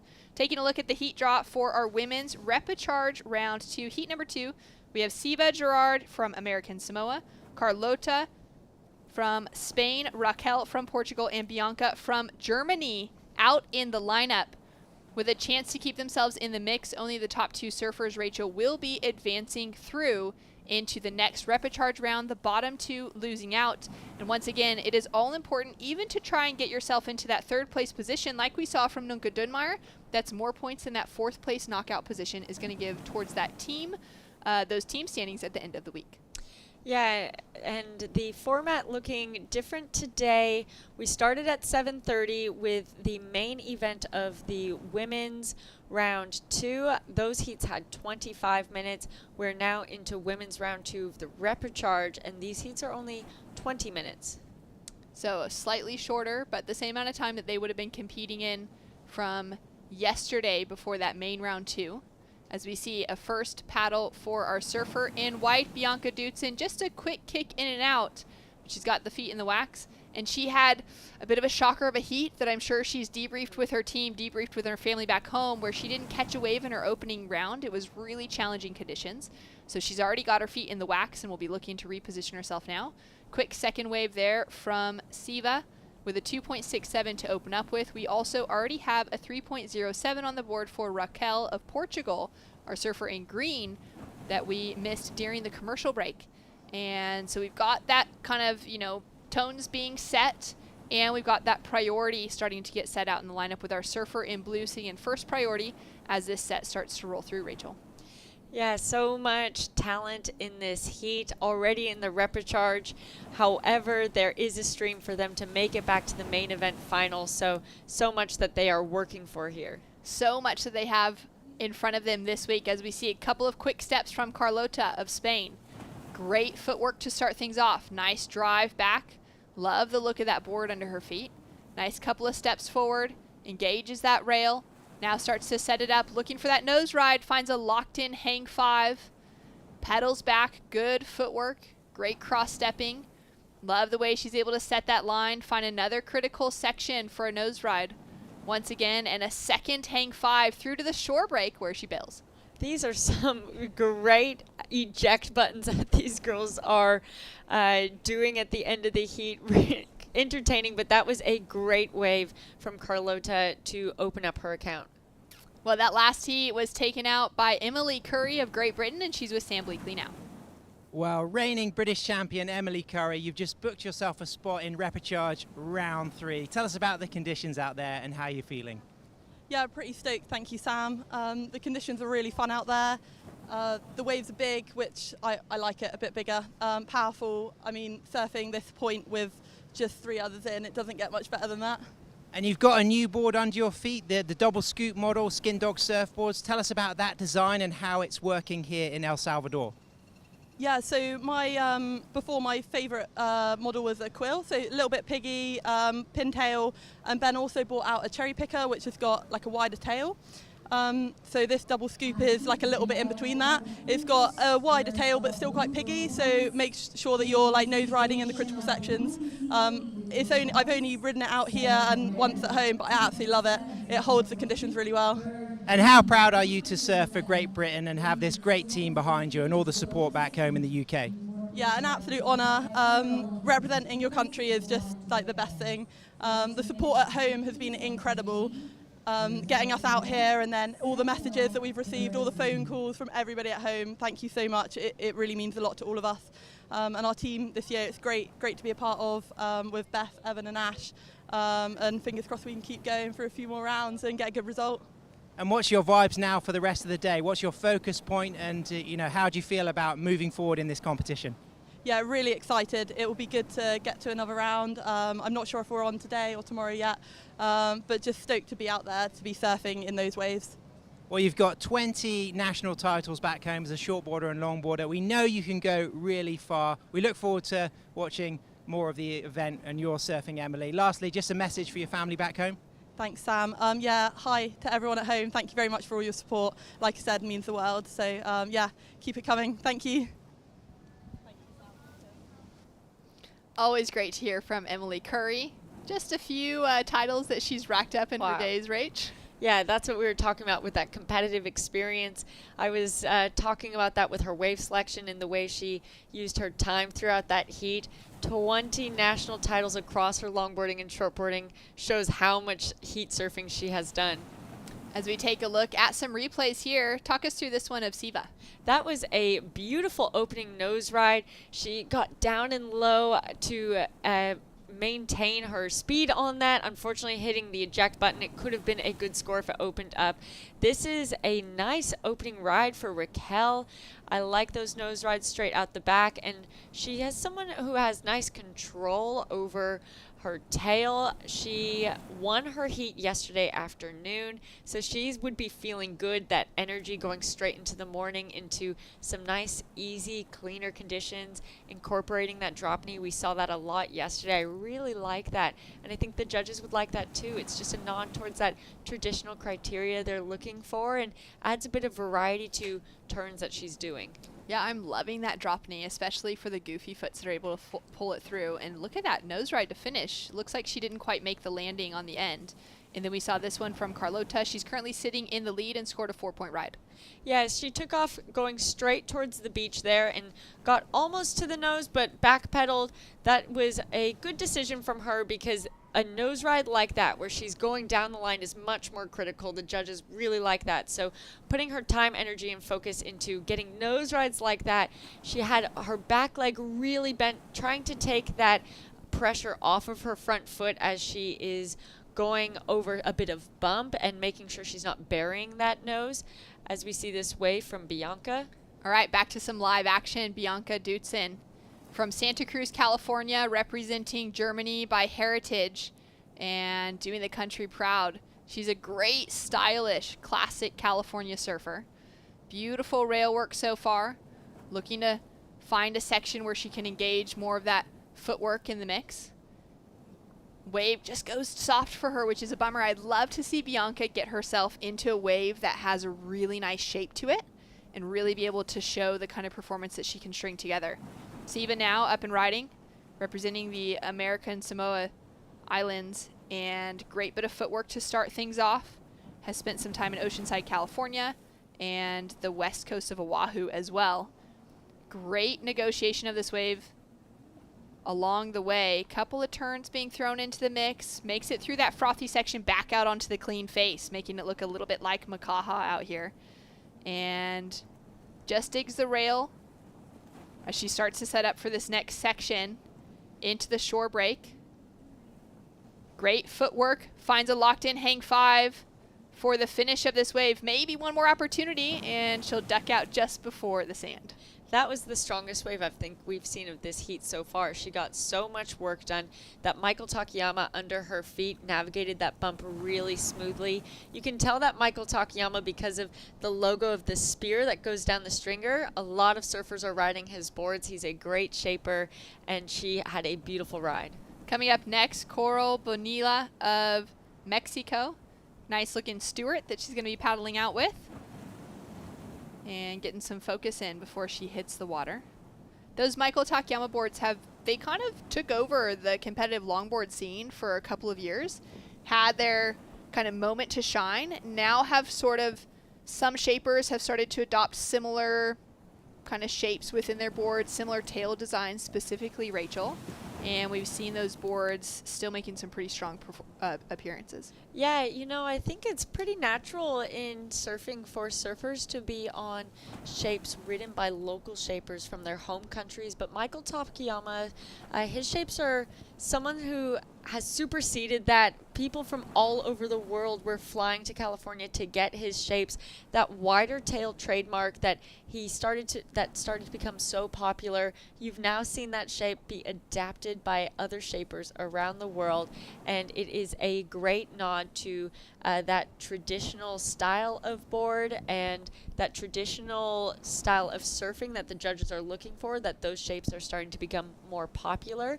But yeah, he has been a pioneer in that, working under Donald Takayama from the Takayama family. Great shaping, great surfboards is in his blood, so it's no surprise that so many people are opting to ride his boards. Well, it's paid off for Siva, dropping in a 4.67, like you said, best wave of the heat so far. Yeah, she just got so much work done, some really nice nose rides. Her footwork was really concise, and her turns were really dynamic. A lot of control that she has on the tail to set up for that nose ride, and the judges will see those intricacies. That's really important, of even deciphering yourself between a 4 to 4.3 to 4.6. You know, in the dying moments of a heat, that can be the make or break of you advancing or not. So all those little points are really crucial. Yeah, every little point matters, especially when it's, you know, so tight between so many of the scores. We've got all scores in now across the board. We've just seen Raquel Bento jump up into second place with a 3.70 for her last wave. So our current situation, coming down to 7.5 minutes on the clock, we have Siva sitting in the lead with a 4.67 as the high score of the heat. Raquel Bento in second, her high score a 3.7, her low a 3.07. Carlota from Spain is in a great position. She's got that 4 already on the board and is just chasing a 2.77 to take that advancing position in second place. Bianca Dutzen in the white, chasing now a 4.90 as her scores have locked in with a 1.87 as the high mark. So she's got a little bit more work to do, is sitting in that second place priority, which is a great place to be at in the priority roster if you can't be in first. Yeah, I think Bianca will be looking to throw away both of those scores by the end of this heat. There is still enough time with 6 minutes and 40 seconds remaining. Up and riding now, Carlota looking for her second ride. She's only taken off one. It was 4 points. So now setting herself up well. Got that opening nose ride. Great S-turn. Sets the line for that second nose ride. Connects with it. Gets a little bit of space underneath that board. Now setting this line through the inside. All that froth coming through from the wave before, so this wave being just smaller than the one that was rolling through the break as the previous wave in the set. Might have an opportunity for another nose ride here. There we go. Quick tap. Gets a little spray off the nose, which is never really the best thing. Yeah, that's just an indication that you are farther out on the wave, outside of that pocket. The closer you are into the pocket, like we were talking about earlier today, that means the wave is holding up the tail, and so the front of your nose is levitating, not touching any water. But on a lot of these waves, there can be pretty soft, so we have been seeing some nose rides taking place kind of a little bit wider. It's the nature of this wave, I think, but any opportunity for surfers to find nose rides in the pocket has been highly rewarded. I think we saw that with Chloe Calmon specifically yesterday, dropping 3 waves only and all of them landing into those high 7s range, and that was really because of her being able to get those nose rides in the pocket. Yeah, those pocket nose rides, so crucial. Scores to come through now for last, a blue for Carlota. And we were talking about at the beginning of the heat, just the fact that, the Duke's dream. Duke Kahanamoko had the dream at the 1912 Stockholm Games for the Olympics that we would be able to see surfing in the Olympics, and we saw that achieved back in Tokyo 2020. As we take a look at some replays, we haven't actually had a look at this one yet, Rachel. Yeah, she got straight up to the nose there, which was great. Not easy to navigate that bump when you're on that heel edge as a goofy footer on this right-hand point. But she was able to navigate that well, and that drop knee setup is just really stylish. I love how much control she has in that. That's not easy to have control there. And speak of the devil, having to navigate that bump on your backside, got the best of her on that second nose ride. And this is the best of red, the 4.67. Yeah, starting in a little bit frothy of a section, she's still able to navigate it. Didn't discourage her from wanting to take advantage of this wave all the way through, and we can see it kind of cleaning up. And look at how clean this face is. That's a beautiful turn, and you can see that she kind of went to that high line before setting that board to go down the line to get that nose ride. And I like that she's staying with the energy of this wave, and she really did all this work here, getting that nose ride, pedaling back with concise footwork. It looks so good from this angle, her footwork across the front half of that board. Incredible. What a way to start things out for Siva. She's currently sitting in second with that 4.67 as her high score. Up and riding once again, couple quick steps, taps that 10. Nice footwork back, sets the line again for a second hang 5, locks in for a moment. Beautiful surfing. The board looks great under her feet. Great wave selection from her as well. You can notice her commitment. She's putting that board in the right places.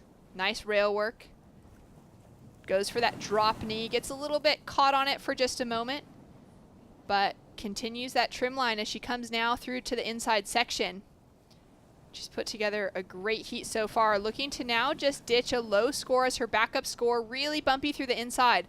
I loved that angle, Rachel, because we could really see how much bump the surface of that board is taking on, which means all the ankles, the knees, the hips are absorbing it like shock absorbers.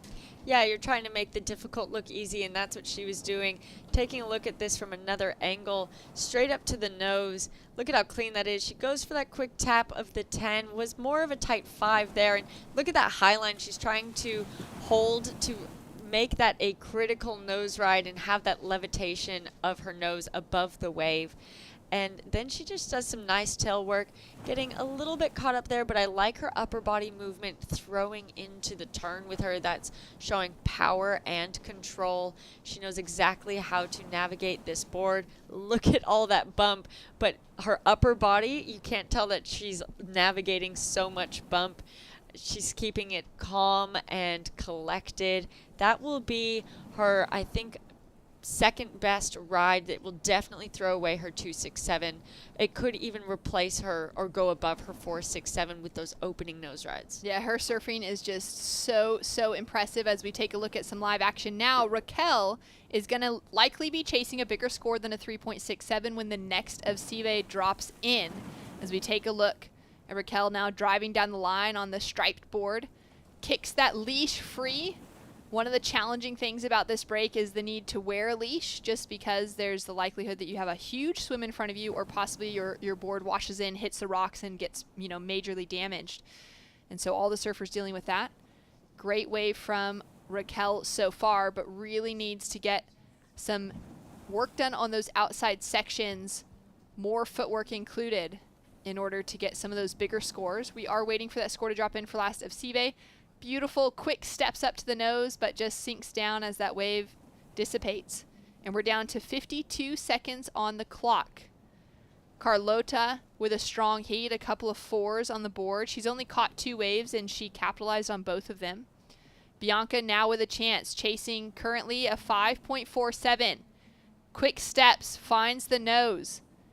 5 to start, doesn't quite get those toes locked over the nose.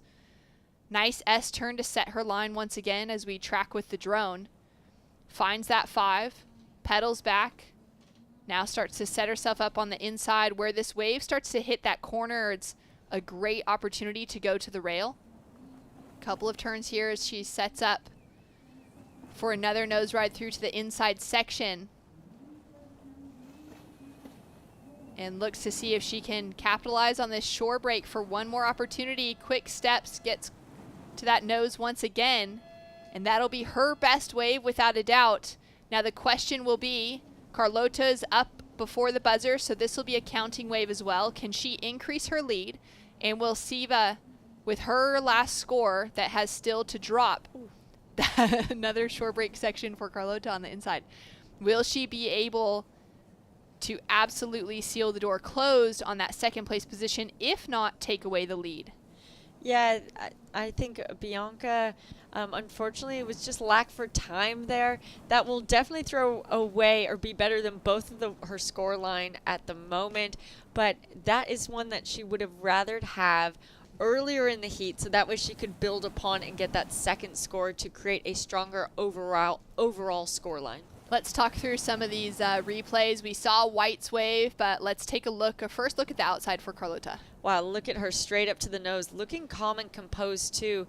That's looking really good. The judges will notice that happening on the outside, navigating that bump, controlled turn. This is all looking really good to me. She makes her way back up to the nose, and I like how slow her footwork is. So she's showing that she is confident and comfortable. She's not stumbling. She's not rushing it.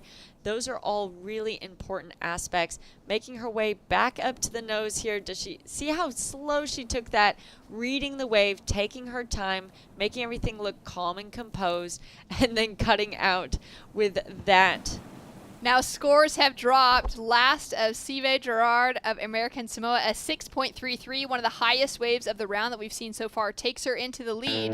Still waiting for last of Blue, but she's secured herself in that second place position at least. We'll be back with more action with Sam Bleakley and Ben Wade jumping in the booth.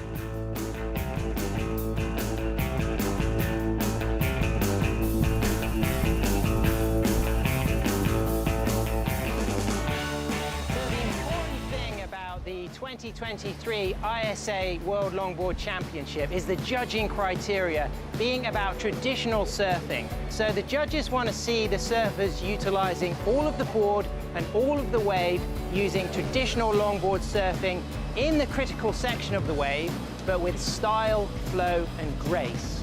And that's about using the footwork to connect with critical nose rides in the hang 5 and the hang 10 in the pocket of the wave, but then from the tail of the board, engaging the rail in carving, flowing surfing, and connecting this together. So you utilize all of the board, all of the wave in this traditional style.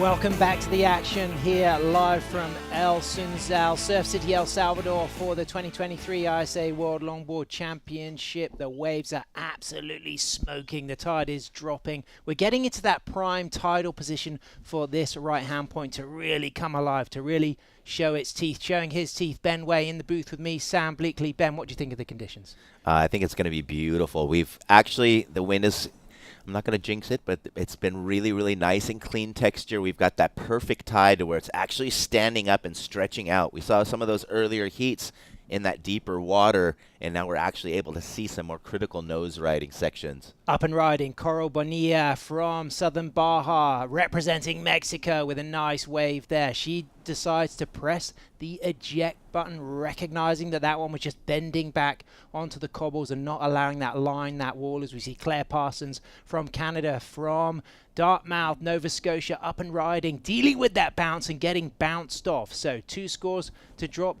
Lucy Jarrett, also from American Samoa, and Leanne McDonald will be representing Chinese Taipei. But while we have this little break in the action, let's go down to Mitchell Salazar, who's with the winner, Siva, from American Samoa, who just booked herself a spot in repechage round 3. That's right, Sam. Huge heat win for American Samoa. Moving through, Siva Gerard. I know your sister's out there now. We're going to make it as quickly as possible, but in the end, a very close heat. It seemed like the surfer in blue had a shot to take the lead right at the end. How aware were you of what was going on?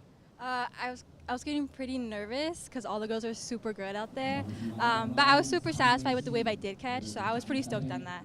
One of the best waves of the day so far is 6.33.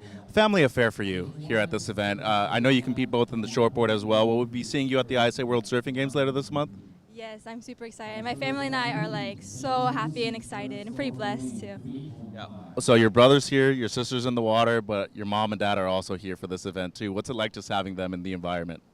It's super supportive, and like not everyone gets to have this experience, but since I get to experience with my family, kind of makes everything so much better, and I feel like I already won just having them here. Love the attitude, Siva. Good luck. Thank you. How exciting for Siva to book herself a spot in repechage round 3, and now watch her sister Lucy Gerard, also representing American Samoa, out there with a 3.50. 2 scores delivered already, now 3 scores for our surfer in red.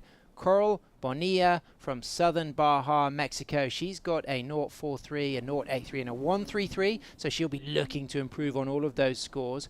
A 1.33 for Panmei Singh. This is Leanne McDonald, British father, Chinese Taipei mother. She's based in Kenting in the south of Chinese Taipei. Her brother Rory will be tuning in following Panmei Singh. The name means star heart, and she is an incredible longboarder, riding Chris Christensen boards, a couple of boards she just collected recently from Bali. Claire Parsons from Canada, she's down there in 4th position with that 0.77 and looking for her second scoring ride.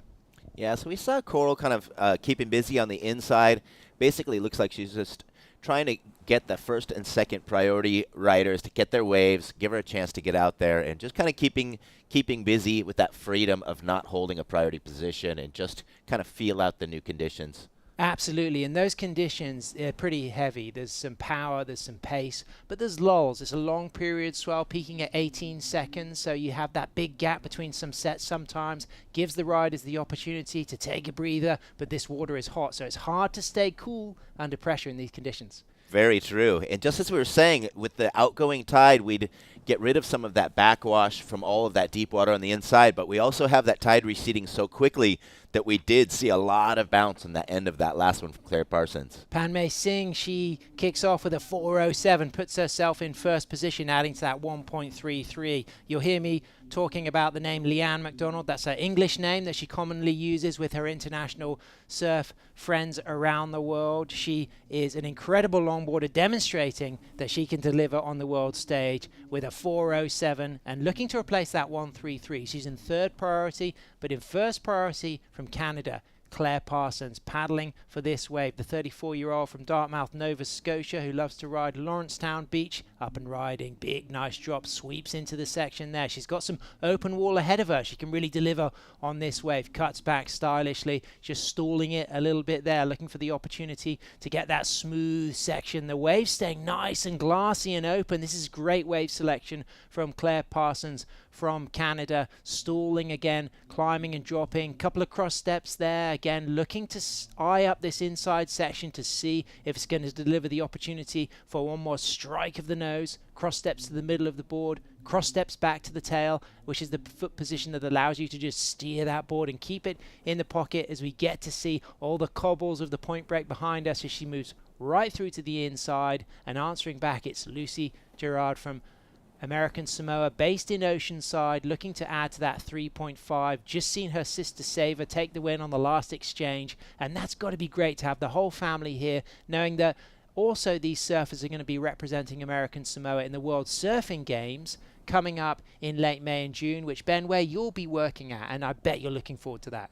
It's going to be so exciting. And during the World Surfing Games, we'll have both podiums. We'll have this beautiful right point, El Sunzal, and just about a half kilometer down the beach, we have La Bocana, which is a much different wave. So we'll have a lot of variety for that event. It's going to be great. Up and riding Leanne McDonald on her black and white stripy Chris Christensen. So you would have seen her yesterday riding the pink one. So two different boards. Great to have a quiver here as we see our surfer in red, Coral Bonilla from Southern Baja, representing Mexico with a great nose ride. Love the footwork. She was bitterly disappointed to have not progressed in the main event yesterday with one of the closest heats of the day, but she's really delivering in style here with great control, grace, footwork, good presence, setting a nice stall and a high line, looking for the opportunity to get that line and lock that tail so that she can strike for a 5, maybe even a sneaky 10. There's the 5, holds it, it's fast but pedals back, and then a great cut back into the section there, and again keeping that composure and style and flow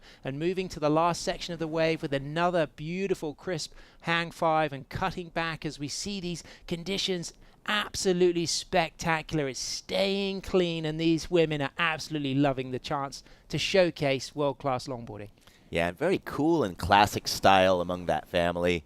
Of course, Dad Pablo unfortunately lost out of the rep round, but he's known for very deep drop knee cutbacks, very nice cross step, and so rather than kind of nodding towards the shortboard approach, they are all longboard.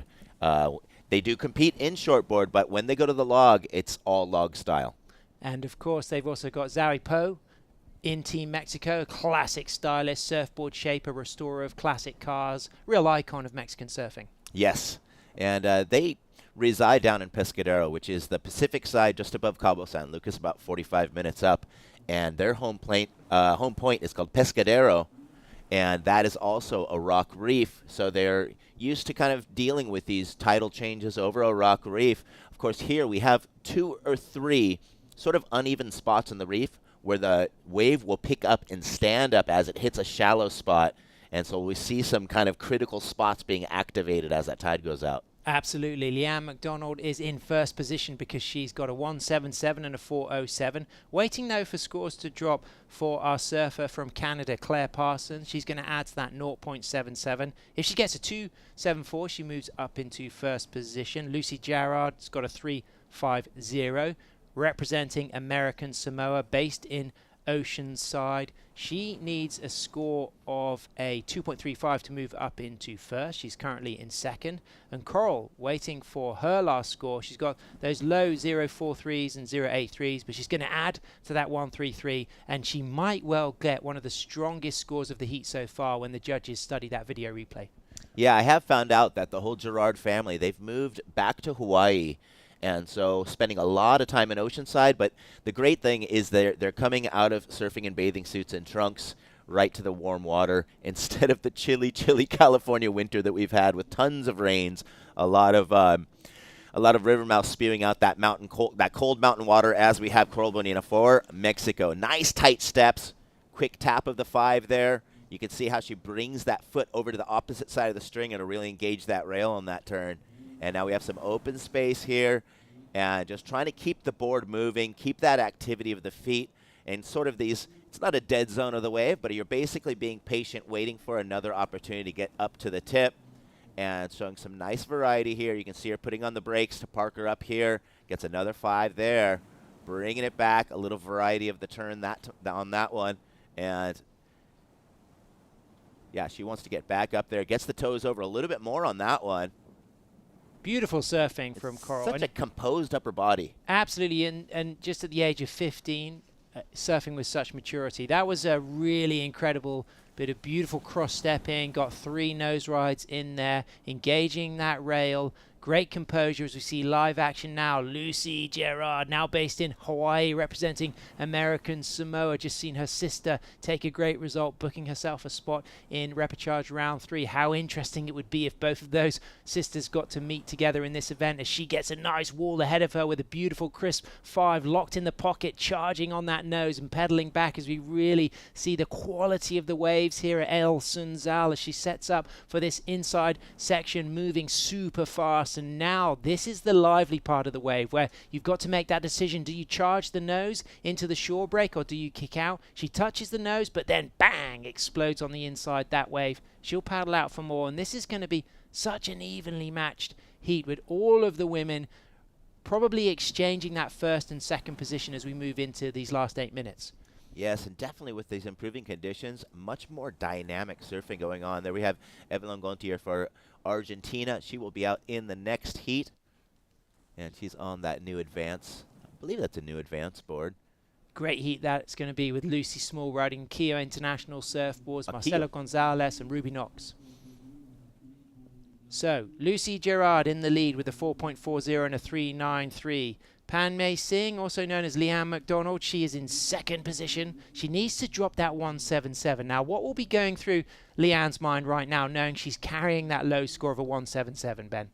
Well, she's basically going to have to sit and let Blue have her pick. There's still plenty of time on the clock, but once that priority gets passed over to her, she is probably going to keep it cool. She's able to feel out the waves a little bit. She's able to hear what she got for that first ride, kind of pick it apart and decide how the judging is, what the scale's like, and she will know how to at least drop the 177. Of course, she wants to better her high score. Live action, Coral Bonilla chasing a score that will replace that 133. She needs to get something in the 4 range if she wants to move up into the top positions. And a great stylish hang 5, getting back up for a second nose ride, but that wave was smaller and it just died out on the shoulder there. So she needs just a 192 to move up into first position. But of course, a lot of those surfers like Leanne, they've got 4s on the board and they're carrying a low score. As we see Pan Mei Singh, Leanne McDonald has a look at that wave,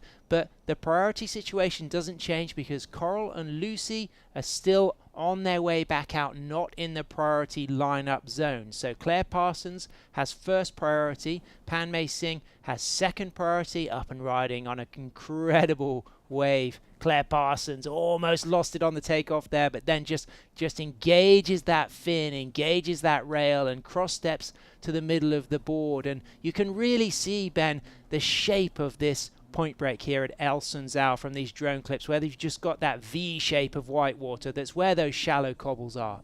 Yeah, and that's a great thing for beginning surfers to kind of figure out where to line yourself up. Any of that whitewash line is always left over from where the wave breaks. So you can kind of follow that little V shape out to the outside, and you're going to be able to find out where the takeoff zone is. So Claire Parsons carrying a 2.4. She'll replace that 0.77 as we see Leanne McDonald looking to replace that 1.77, but it got a bit bouncy for her there.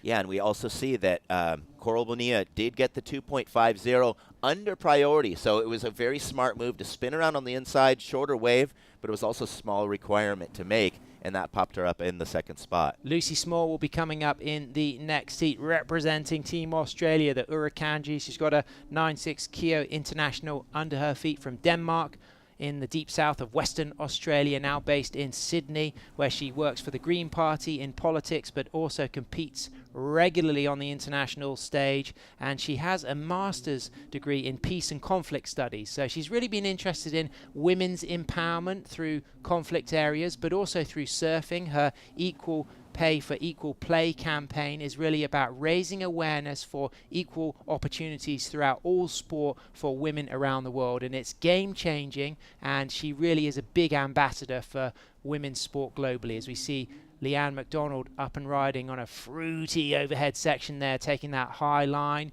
strong cross steps. Great to see Chris Christensen boards represented here for Chinese Taipei, looking to get that stall line for the nose ride. Good tight cross steps. Not able to find a lock of a 5, but nice and lively with the footwork, and then throwing in a little drop knee turn and sweeping that board back into the bowl section and kicking out. So she might well replace that 177 and add to that 407. Yeah, and she was doing the same thing that we saw with Red, needing a small requirement, and rather than going all the way out to the top of the point to gain a priority position, she was under priority, had the freedom to kind of just test it out while she waits for well, for now, green's got first priority. Red will receive that second priority when she reaches where she's at. And so that was a good move, just kind of using that time in between to try and chisel away. Chiseling away. So Lucy Gerard is out there in the lead with the 4-4 and the 3-9-3. And just having a look at that wave was Coral. She didn't go. So Lucy Gerard maintains that first priority. Still paddling out. You can see knee paddling just in the corner of your screen was Claire Parsons using the knee paddle. And further inside, it'll be Pan Mei Singh, also known as Leanne McDonald. She will be working her way out back. I mean, Ben, it's a fairly grueling paddle. To get more than 4 waves in a 20-minute heat is quite an achievement. Yes, and I like how you mentioned the knee paddle. We haven't seen that much in this competition. That is, when you thought of traditional longboarding, knee paddling both keeps you out of the cold water if you're in colder temperatures. It also gives you a chance to get your arms a little bit deeper in the water, throw your head forward, gives you a little of that forward momentum, but it also gives you a chance to kind of stretch your back out as well. Yeah, and it also develops nice calluses on your knees, famously used by Matt Johnson in Big Wednesday to avoid conscription for Vietnam. Surf knots. Absolutely, surf knots. And of course, using the knee paddle, it does give you greater elevation. So sometimes when you're eyeing up a set, you'll notice a lot of longboarders will go to the knee paddle because it just lifts you out of the water even further, so you can really keep an eye on which is the best set to choose. As we see Coral having a look, she doesn't go. Lucy Gerard out back with priority, still waiting for Claire Parsons and Pan Mei Singh to get into the priority situation as we swing back, and the judges' stand is that white building just there in the middle of your screen. As you can see, the Irish flag, Ruby Knox coming up next, and all those judges there, they are watching every single ride and they're dropping those scores out of 10. You can see the area where the surfers will collect their vests, and also the places where they'll do the post-heat interviews, and all of the fantastic support from 33 nations, 118 competitors. It's record-breaking for the ISA World Longboard Championship as we see Coral going to replace that 2.50. Bit of a foamy one though, Ben. Can she get the score she needs on this wave shape? Yeah, well, 2.62 is a pretty achievable requirement. As long as she doesn't end up short, she's able to stretch this one out. I think there should be a chance to get over the tip. There's the first 5, gets a quick 10 touch. That might make a difference, Ben. That 10 could be something important for her as we move down into the last minute. Yeah, and they really they want to see that variety. Love seeing to get 5. You don't want to see 2 stretched out 5s in the wave. The judges want to see different variety of the control over the nose. And so that was great nasal navigation, as Cassia says. Absolutely, and there's her sister on the beach waiting for that score to drop. She just needs a 2.62 to move up into first. Lucy Gerard is out there in first position, and she's up and riding with priority on a set wave, deep and stretching for that 5 and pedaling back to the tail as we move into the last 20 seconds. Coral has moved up into second position with a 3.93 and a 3.6. Lucy stays out in front, waiting for a score to drop for none of the other surfers. So as we move into the last 10 seconds, as it stands, Leanne McDonald would be eliminated and Claire Parsons will be in. Coral gets herself a spot in repechage round 3 on that dying exchange. Congratulations, Lucy. Congratulations, Coral. But well done, Leanne McDonald and Claire Parsons, who've surfed absolutely brilliantly in this event. Yeah, that was a very exciting heat. A lot of dynamic action, and we're starting to just see the variety turn up as there's so many more critical options in the wave, and we're going to see it get even more stand up more vertical as that tide goes lower. And a big shout out to Coral. She had bitter disappointment losing out yesterday, but it just pushed her down into the repechage, and she's still going. But stay with us, ladies and gentlemen, because we'll be right back live from Surf City, El Salvador.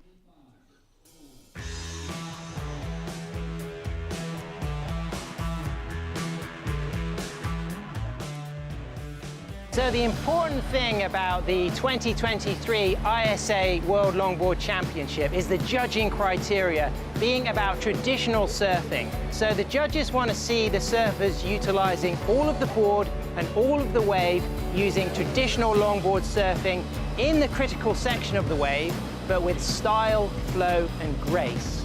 And that's about using the footwork to connect with critical nose rides in the hang 5 and the hang 10 in the pocket of the wave, but then from the tail of the board engaging the rail in carving, flowing surfing and connecting this together. So you utilize all of the board, all of the wave in this traditional style.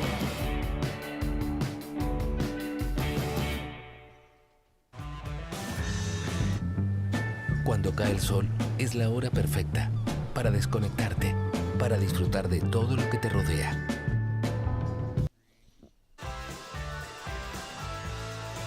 Welcome back to the action as we see Lucy Small representing the Irukandjis for Team Australia, riding her freshly shaped Kia International 9.6 single fin, looking lively out of Denmark, Western Australia, now based in Sydney. A score to drop for Lucy, and now we move on to the Irish surfer Ruby Knox on her first wave of this 20-minute heat, 18 minutes 30 seconds remaining. She's surfing against Evelyn Gontier from Argentina and Marcelo Gonzalez from Colombia. So those judges will be delivering scores for red and white. Evelyn and Marcella still waiting to get their first waves, and what a great exchange at the end of that last heat. So proud to see Coral stay resilient, not give up, but commiserations to Leanne McDonald, who goes out of the event. But moving on to this, Australia, Argentina, Colombia, Ireland. Any favourites out of that list, Ben?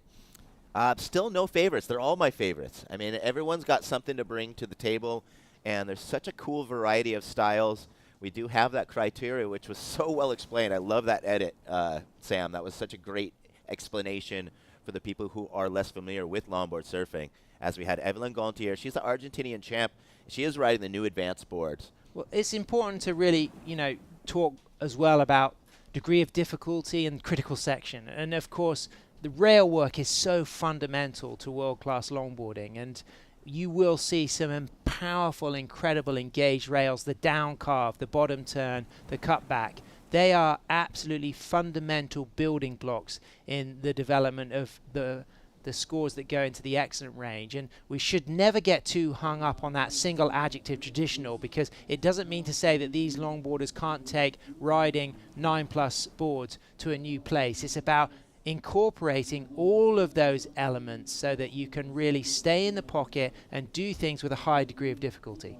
Yeah, and the great thing is, I mean, it's the trick out there is to make the difficult look easy, and for the untrained eye, if it looks too easy, it doesn't look like it should be getting the score. So it's great to be educating the untrained viewer, as longboarding will be making a comeback here. It already is, as it's already on the table in conversation for our Los Angeles 28 Olympics, as we see Evelyn Gontier. And then that's the important factor about this competition, is it's the building blocks for that. We need to raise awareness and grow this event. This is also an opportunity for surfers to qualify for the Pan American Games, which is the biggest every 4-year sporting event in the South Americas, and that is a wonderful opportunity to grow the Olympic movement for longboarding, as we see live action with Lucy Small setting herself up, taking that high line, fading into the wave with 6 steps up to the nose, pedaling back to the tail, throwing a lot of spray on that turn, and then just again eyeing up that opportunity to stall the board. Big roll on the bottom of this board as she gets a lot of trim speed here, and that line ahead of her, always thinking, is this the opportunity to get that fin locked into the pocket and allow me to go onto the nose? But again, throwing some great spray off the rail turn. Lucy Small will add to her 2.33 with style. Yeah, and as you mentioned that spray, I mean, that's another little indicator to the judges of the power that's put into the turn as you're basically redirecting that forward inertia from that heavy board. And all of that spray is coming off all of that displacement from pushing in that rail even deeper. And so all of those little aspects will add to the scoring potential. And so many Australians have won this event, going back to Midget Farrelly and Phyllis O'Donnell in the 60s. And, of course, we have the great Nat Young in 1966. And, you know, moving on to the kind of more modern era of the event, Wayne Dean winning, Andrew McKinnon winning the longboard division. You know, really the heritage of Australian competitors we know is world class, and they're always very well represented. But in the last 3 standalone ISA World Longboard Championship, including 213 in Huanchaco, Peru, 218 in Hainan, China, and 219 in Biarritz, France, we did not have an Australian winner. So will one of these Aussies take gold here in El Sunsal, El Salvador Surf City? I love that you mentioned Nat Young, one of the most beautiful surfers ever, most revered competitor ever, as he was a champ in one of the early pro surfing competitions in '66, where there was no difference in longboard or shortboard. Everything was long back then. Absolutely, as we see our Argentinian surfer Evelyn with a beautiful turn there, and big shout out to Fernando Aguirre, good friend of yours, and of course at the helm of both the Olympic movement for surfing and everything great about the ISA. Fernando's a good friend of surfing, period. And he is basically has strong-armed surfing to put it into the Olympics and follow that dream of Duke Kahanamoku, the father of surfing, who, when winning the gold in Stockholm, Sweden, told King Gustav, I would love to see my sport of kings one day reach the public, the mainstream, let the entire world see this great sport that we are practicing. And here it's happening. And of course, Fernando Aguirre, president of the ISA since 1994 and primary driver of the Federation's growth and development in the last 20 years, as we see our surfer from Ireland, Ruby Knox, with a great nose ride. The goofy footer setting herself up again for this second section. Ruby adding to that 2.27, the 24-year-old from Castle Gregory in County Kerry, riding Endless Fun surfboards on a 9.4, the 2022 National Irish Longboard Champion, chasing a 2.07 to move up into first position. Yeah, and just as you've mentioned that whitewash line, even with the changing tides, it just shows the perfection of this El Sunsal point as Marcelo really digging into this one. Marcelo on a really nice line there, full speed attack there, stretches out for the 5, doesn't get the fin locked, so takes a slide, takes a fall. She'll be paddling out for more as Lucy Small, relaxed, looking composed, just chilling there, just eyeing up that set, but she knows that she's in second priority. She didn't look like she was too keen to chase for this wave because Evelyn Gontier, she knows she's in first priority. So Lucy, the whole time, the body language, recognizing this was Evelyn's wave. She gets 4 steps up to the tip, holds the 5, pedals back to the tail, puts that board on rail, opens up those arms, leads with the upper body, sets herself up, climbs and drops, and again we see that cut back. This is a big feature for the elite level longboarders, how they mix up those opportunities to cut back in these middle sections. As we see Evelyn continuing to use that rail engaged inside cut back and set herself up for another high line, couple of cross steps, waiting for a score to drop. And talking of cross steps, somebody who just looked absolutely phenomenal in that last heat. We're going to go to the winner, who's on the sand with Mitchell Salazar. Thank you, Sam. Yeah, here with Lucy Gerard and Sister Siva here in the shot with us too. Lucy, first of all, back-to-back wins for American Samoa, huge for you. But why did you include your sister in the interview right now? Because I'm here for her. So mostly, I just wanted her to be in it because we do everything together too. And I wouldn't be here without her. So. Your dad is your biggest supporter, no doubt. He's like the first person on the shoreline the whole time. It is hilarious. He's clapping the whole time. He's yelling. He's shouting. Do you feel that kind of energy coming from the beach when you're competing? Yes, I do. Like, it's really good because he supports us in everything. And sometimes when we don't think we can do it, he's always encouraging us the most. So it's super cool. But it also makes me nervous. Yeah. What's the thing you've been enjoying the most out of El Salvador? Probably my family and the food and the people in El Salvador. Everyone's super nice and the food is so good. Congratulations. See you in the next round. Thank you. What a golden opportunity to compete with your family here on the world stage, and to know that you're also moving forward into the shortboard event, the World Surfing Games, later in the month. Yeah, it's really exciting to see. And the first time I saw Sive, she was competing for shortboard in the World Surf Games in Huntington.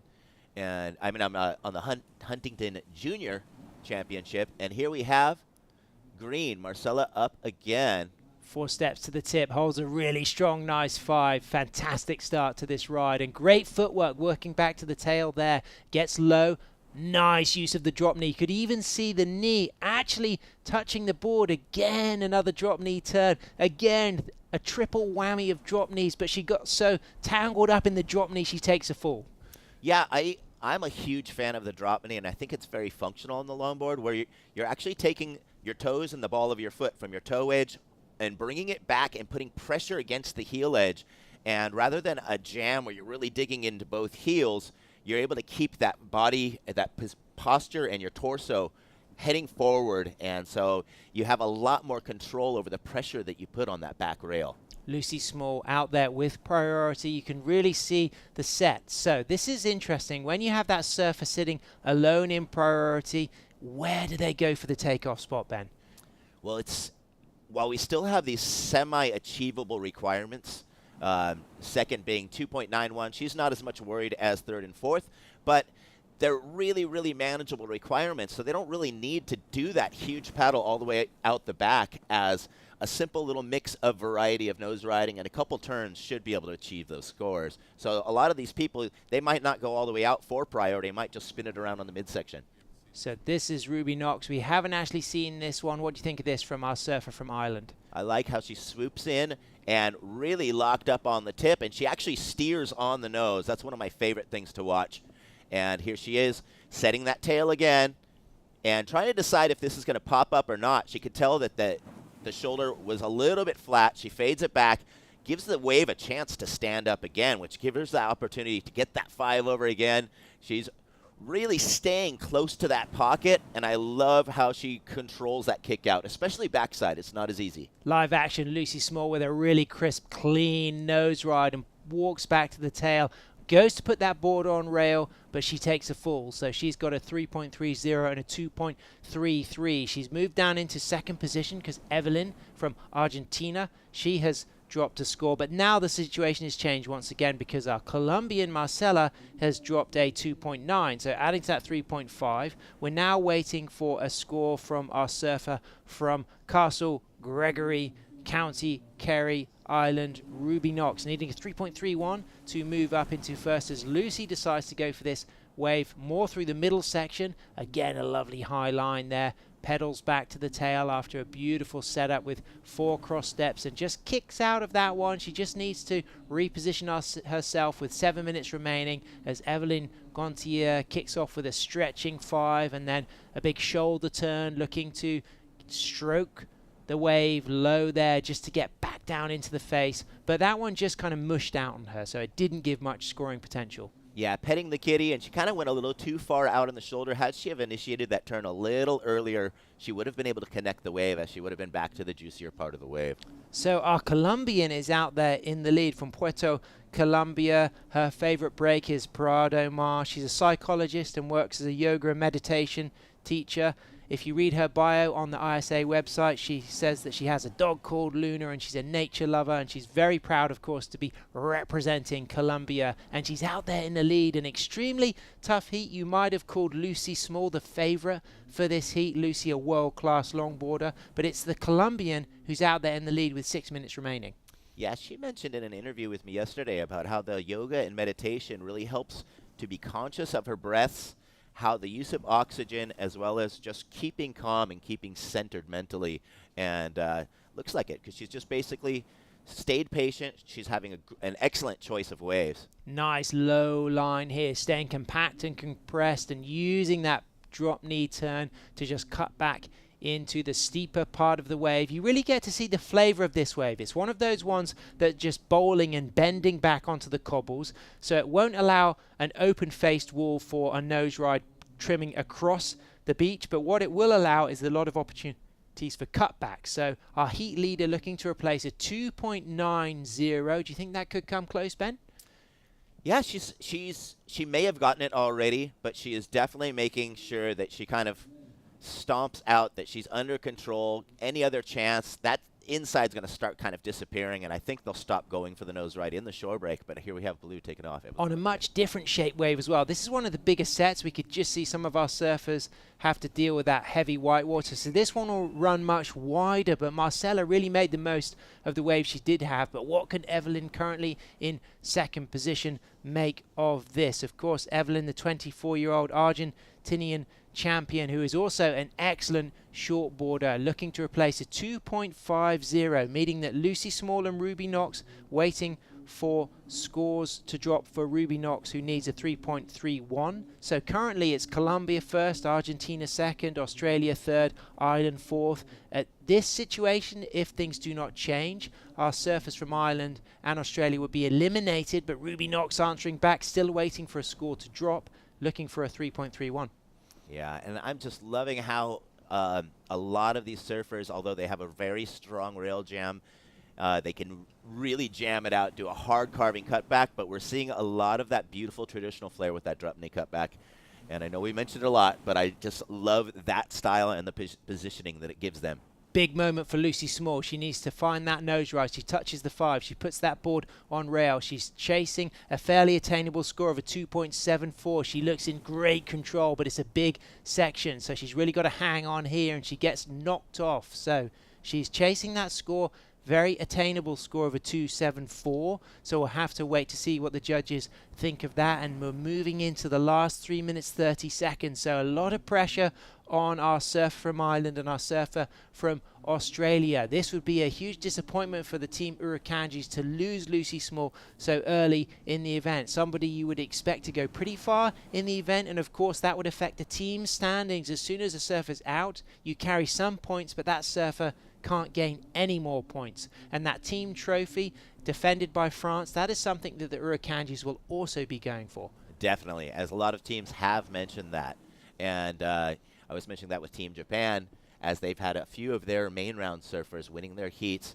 If there was any discussion of going after that team gold, and that's a huge goal for all of these teams. 2 minutes 50 seconds remaining. Colombia out there in the lead. Argentina in second. Australia chasing that score. Lucy Small needs a 2.74, waiting for that score to drop. And we're also waiting for a last score to drop of Ruby Knox. So Ruby gets the score, moves up into third, but not enough to go up into second. So with just 2 minutes 30 seconds remaining, Marcelo remains our heat leader. Evelyn remains in second position. Evelyn's not going to catch that wave and replace that 2.5. So now Ruby, with priority, has an opportunity to go for a 3.01. Lucy in second priority. She's turning for this. Is this going to be a good decision? She's very, very deep on this wave. It looks like it's going to be a difficult one to navigate. She kicks out immediately and will therefore be in a bit of a paddle battle with Evelyn, because neither of those women are deemed in the lineup. So Ruby maintains first priority, but looking at that, you'd have to expect that Evelyn is going to be given second priority, and sitting in second position, that's going to give her a bit of a commanding position over Lucy Small.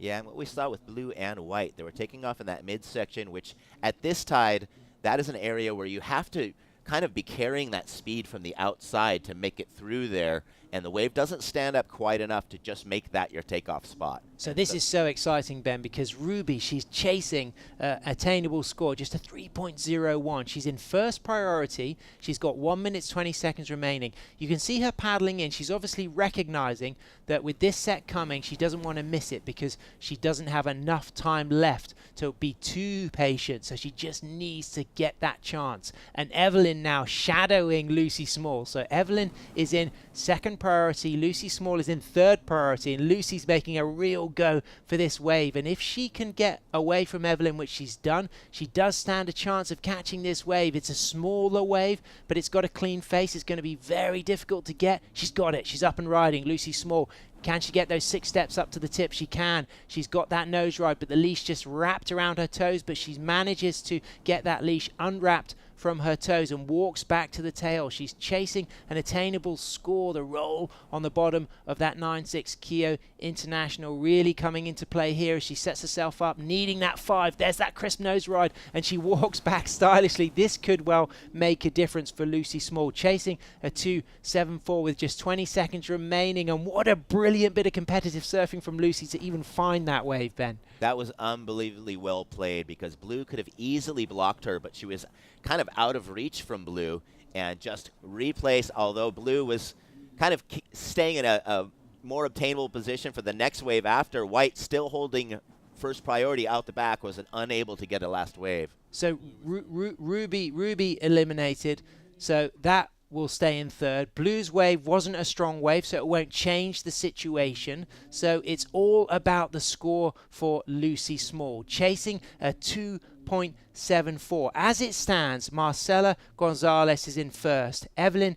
Gontier is in second, Ruby Knox is in third, Lucy Small is in fourth. So you'd imagine Marcelo will get either first or second, and it's whether Lucy gets enough to move into first, and she does. Lucy Small moves into first position, Marcelo Gonzalez moves into second, Evelyn Gontier from Argentina and Ruby Knox eliminated, and there it was. What incredible competitive surfing from the Western Australian. What an epic example of a buzzer beater. Absolutely. That is why we're here, ladies and gentlemen, to see the best in the world battle it out by the skin of their teeth. Lucy Small, congratulations. You progress to the next repechage round, but stay with us, ladies and gentlemen, because we've got Cara Stubbs, Liv Stokes, Sang-Soo Chi and B. Greenberg live from El Sunzal Surf City, El Salvador.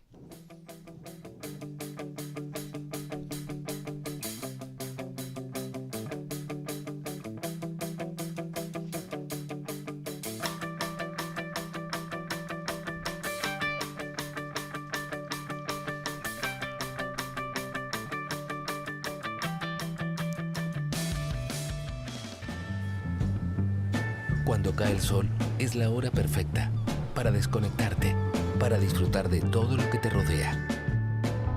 So the important thing about the 2023 ISA World Longboard Championship is the judging criteria being about traditional surfing. So the judges want to see the surfers utilizing all of the board and all of the wave using traditional longboard surfing in the critical section of the wave, but with style, flow, and grace.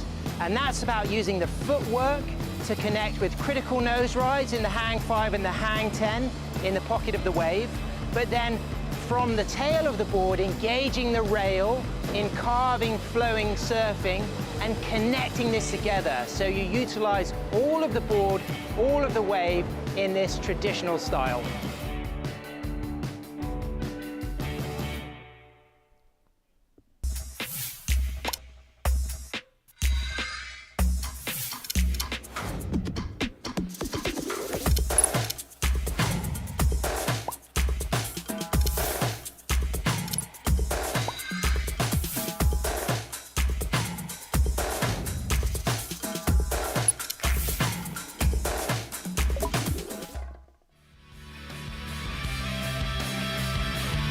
Thanks for tuning back in, ladies and gentlemen. We just saw an absolutely brilliant exchange with Lucy Small in that last ride, going from fourth to first, reigniting that reason why she loves to compete on the world stage. But now we're moving into heat number 5, repechage round 2 of the women's up and riding. It's Cara Stubbs, the 25-year-old from Cape Town, on her uncle's built boards. Dave Stubbs, of course, the shaper who built boards for Matthew Mouse Muir, who won 2 ISA World Longboard gold medals in 2006 and 2008 in the USA and Portugal. Huntington Beach and Costa de Caprica were the spots there. Cara, of course, the surfer from Cape Town. Liv Stokes, based in Southern California, representing Canada. Sang-Soo Chi, nicknamed Bar, from Chinese Taipei. She's going to be surfing in the green vest. And then B. Greenberg from Ireland, a really wonderful young surfer, just 19, a 5 times Irish junior champion, rider of Skin Dog surfboards from Donegal, studying a degree at the University of Ulster in environmental science, and surfing really strong. She's been a great surfer in the free surf sessions here. No fear on the big heavy waves and putting her heart into every ride she catches. Yeah, this is going to be an exciting heat. We're starting to see a little bit more space between those sets as that tide recedes, take some of that ocean energy out, even though we do have this building swell. And I've talked to a lot of locals. They said it's going to get much bigger in the next couple days. And what we were expecting, I think, is coming a little later than we expected. Absolutely. So the period, starting to show today, but the swell size is forecast to be bigger tomorrow. We've got a favorable tide right now, moving back towards that mid tide, which is one of the more kind of favorable tides to really allow that nice kind of face section to allow nose rides, and also those kind of bowly sections to allow good rail work. And that's been a big feature of the surfers who've been scoring above fives, is that they have been combining a critical nose ride with a dynamic rail engagement through the turn. And this wave really does facilitate an opportunity for variety of turns, as we see Liv Stokes, who had an interference call earlier today when she was on fire, so that was a real disappointment, but she'll come back strong here in the repechage round, as we see her Michael Takayama 9.4 Manatee model, beautiful, elegant, flowing through these sections. Liv Stokes from Canada just going a little bit low there to cross step, then high back to the tail, standing up tall and getting 4 steps for a crisp 5, and then doesn't ride out of that nose ride, as we see our surfer behind from Chinese Taipei, nicknamed Bar, or number 8, which is basically a lucky number, and she's from the north of Chinese Taipei. Ilan Bay is her local spot. She's a good friend of Bebe Nui, one of the real icons of Chinese Taipei surfing. And what a great nose ride there from the inside section. She works as a firefighter, and she's setting herself up again for another opportunity to ride the nose to the inside. And there's the 5, and there's the shore break, but she'll be dropping a decent score, as we see our Irish surfer, just 19 years of age, B. Greenberg, answering back. The goofy footer just staying nice and lively with some footsteps, some cross-stepping, looking to charge through this reform section there, and not quite able to get the right line to stay on that wave, but nobody would have run away with this heat so far, and 14 minutes time to play with. Yeah, I was noticing yesterday after a couple of the heats that Su Chi Tsang has a tattoo of Bruce Lee on her back shoulder, and fun little piece. Well, let's get back to that as we watch live action from Kara Stubbs. Kara Stubbs on a really nice overhead section there. Toes on the nose, holding the 5, stretching, streaking, really good. Stoke cheering I can hear from her South African teammates as she cuts back into that bowl section. A big wall ahead of her. Getting a little bit lower here just to facilitate the opportunity to compress and keep that board trimming. Again, staying nice and low, stretching in for the 5. Walking back, and from one red vest to another, let's go to Lucy Small, who just took an incredible win to book herself a spot in the next round. That she did. Buzzer beater at the end there, Lucy. And there were a couple waves right at the end in the last 4, maybe 5 minutes. You kicked out immediately. Was that by plan or by choice? Yeah, it's such a short amount of time and such a long paddle. It's like a 4-minute paddle to get back out the back. So if you stand up on a wave and you feel like it's not going to offer you the score that you need or a better score than you already have, then it's like no point of keeping with it. So you kind of got to be pretty decisive and get back out there and try and get priority again. So yeah, I've got my first 2 kind of all the way through, and then my next few, I just couldn't really see a wall on them, so I just kicked off and got back out there, and yeah, some fast paddling. Well, you got the score right at the end. You're originally from Western Australia, reside in Sydney now, but I mean, West Aus is not really known for longboarding. How did growing up in Western Australia kind of pave the way for you surfing a wave like this? I feel like as for someone from West Aus, I'm surprisingly bad at surfing waves like this. My home break is like a little beach break. I'm pretty used to a bit of power, but I didn't grow up surfing any real kind of big solid point breaks like this one. And now where I live in Sydney, it's all basically beach breaks around there. So I love right point breaks, but I am definitely it's taking a few heats to get used to just the power, and the pace of the wave is so quick. It's really hard to maintain control, and the judges are really rewarding that smoothness and control. So you can really see the difference in the scores of the kind of transition sort of phase between maneuvers. So it's pretty challenging to do that, but yeah, really stoked to just sneak in the last 40 seconds in that one. Well, you got the job done, keeping the dream alive for Team Gold, for Team Hirokon. Just congratulations. Thanks for having me. Lucy Small. Nice work, Lucy, and nice work, Liv Stokes, on a fantastic wave there. She looked incredible on this. She's going to add to that 3.17, and she's just looking really confident and lively. She has been surfing fantastic, but she just had the bittersweet disappointment of that interference call on the last round. But she's got to stay resilient and come back strong, because look at this surfing, throwing in that hang 5, hang 10, and then walking back and just having to deal with that heavy short break and the dark sand washing all over you.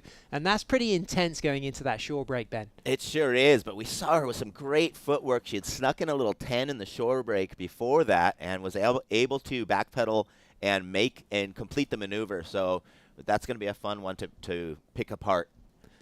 Thinking back to Lucy Small there, if you want to read a great book, Tim Winton's book Breath, and that's all about the area where she grew up in Denmark and Western Australia. But talking of breath, I mean, this woman, she was absolutely breathing fast to surf this well. This was incredible. I love this. She's showing so much control. She had learned earlier that this midsection gets so flat. She gets down, pets the kitty here, and when you get low on the board in the center, that actually reduces the pressure and the drag on the board, and allowed her to keep that forward motion to make it to the inside, where she will be able to make a very important part of this combination in this maneuver as she gets to this inside nose riding section. Nice tight steps here. Gets that 5 over, pulls up the back foot for the quick 10, and then is able to back step coming down into the disaster zone. The disaster turn, the pupusa section. Have you had a proper pupusa since you've been here? Yeah, and they are brilliant. You know, one of the trademark foods, great street food, as is the ceviche. But yeah, the pupusas. Tell us a little bit about the pupusas, how they made and what do they include? So pupusa is basically like a thick tortilla, which is made from a corn flour, and they stuff it with queso duro, which is like a very hard cheese, so it can resist the heat while you're cooking the dough. And so it melts down, and then you have the option of all these different toppings. They cut it open. They stuff in chorizo, chicken. Some places have these kind of exotic mixes. And then you have a traditional topping, which is a pickled cabbage with carrots. And then you have a hot tomato salsa. Well, a semi-spicy tomato salsa. And it is the most delicious thing ever. And in Venezuela, they have something called an arepa, which is kind of similar. But definitely the pupusas, that's something that you need to try. And now in the airports as you're going home, so you can take some home to your family, they sell them pre-made and frozen in the airport. So you go home and just heat them up instead of trying to make them by hand like I have. And brilliant stuff. And of course, this is a multiple trip experience for you. You've been here at least 5 times, would you say? This is my 4th visit, and each time I have changed my plane ticket and stayed for 1 to 2 weeks extra, which this time I'm really attempting to stay through all the way to our World Surf Games without going home. Man of the world, Ben Way, loving to represent the International Surfing Association. Of course, you've got the World Surfing Games coming up later in the month. That's going to be so exciting. And, you know, our main podium really is La Bocana, which is just down the beach on the opposite side of that big rock that you've been seeing, which is a very, very punchy kind of river mouth mix with reef break. And you've got a very powerful right, long stretching right that goes across the river mouth as we watch White paddling it. And of course, the world's best shortboarders will be coming, fighting for spots for the Paris Olympics. So you should stay tuned, because later in the month we do have that World Surfing Games, also from Surf City, El Salvador. But right now, as we move into the last 7 minutes, it's Cara Stubbs in the lead with a 3.80 and a 2.33. Sang Soo Shi nicknamed Bar. She's in second, but up and riding right now it's B. Greenberg, the 19-year-old multiple Irish junior champion, studying environmental science, stretching out for the 5 on the top of the wave, down the roof of the wave, pedals back and not trimming out of that nose ride. So she's chasing a fairly attainable score, 4.3, as we see our surfer from South Africa, Cara Stubbs, cutting back and then just getting bounced off by the foam. But it's Liv Stokes who's got that 4.03 and that 3.17, the 21-year-old based in Southern California, loves to ride Oceanside Harbor. She's got a beautiful Michael Takayama Mana T94 under her feet, and she's just graduated from UCLA with a degree in political science. She's about to start a master's degree. She wants to become a teacher. She's traveling here with the Canadian team and her mother, and I really am enjoying watching Liv surf. She's just come off the back of a silver medal at the Pan American Surfing Games in Panama. And for me, I think that Liv can go really far in this event. I think she's a potential finalist. I think that everyone had kind of figured that she would make it through at least close to the finals. That little interference put her into the repechage round, but it's actually showing a little more hunger in her surfing now. And she's going very aggressively as that 4.03 just took her to the lead. And talking of hunger, look at that paddle battle between B. Greenberg and Cara Stubbs, both fit young women who are very quick paddlers. One of the features I've noticed of both of those women in the free surfs leading up to the event is they are strong, quick paddlers. And that can be really favorable at a point break.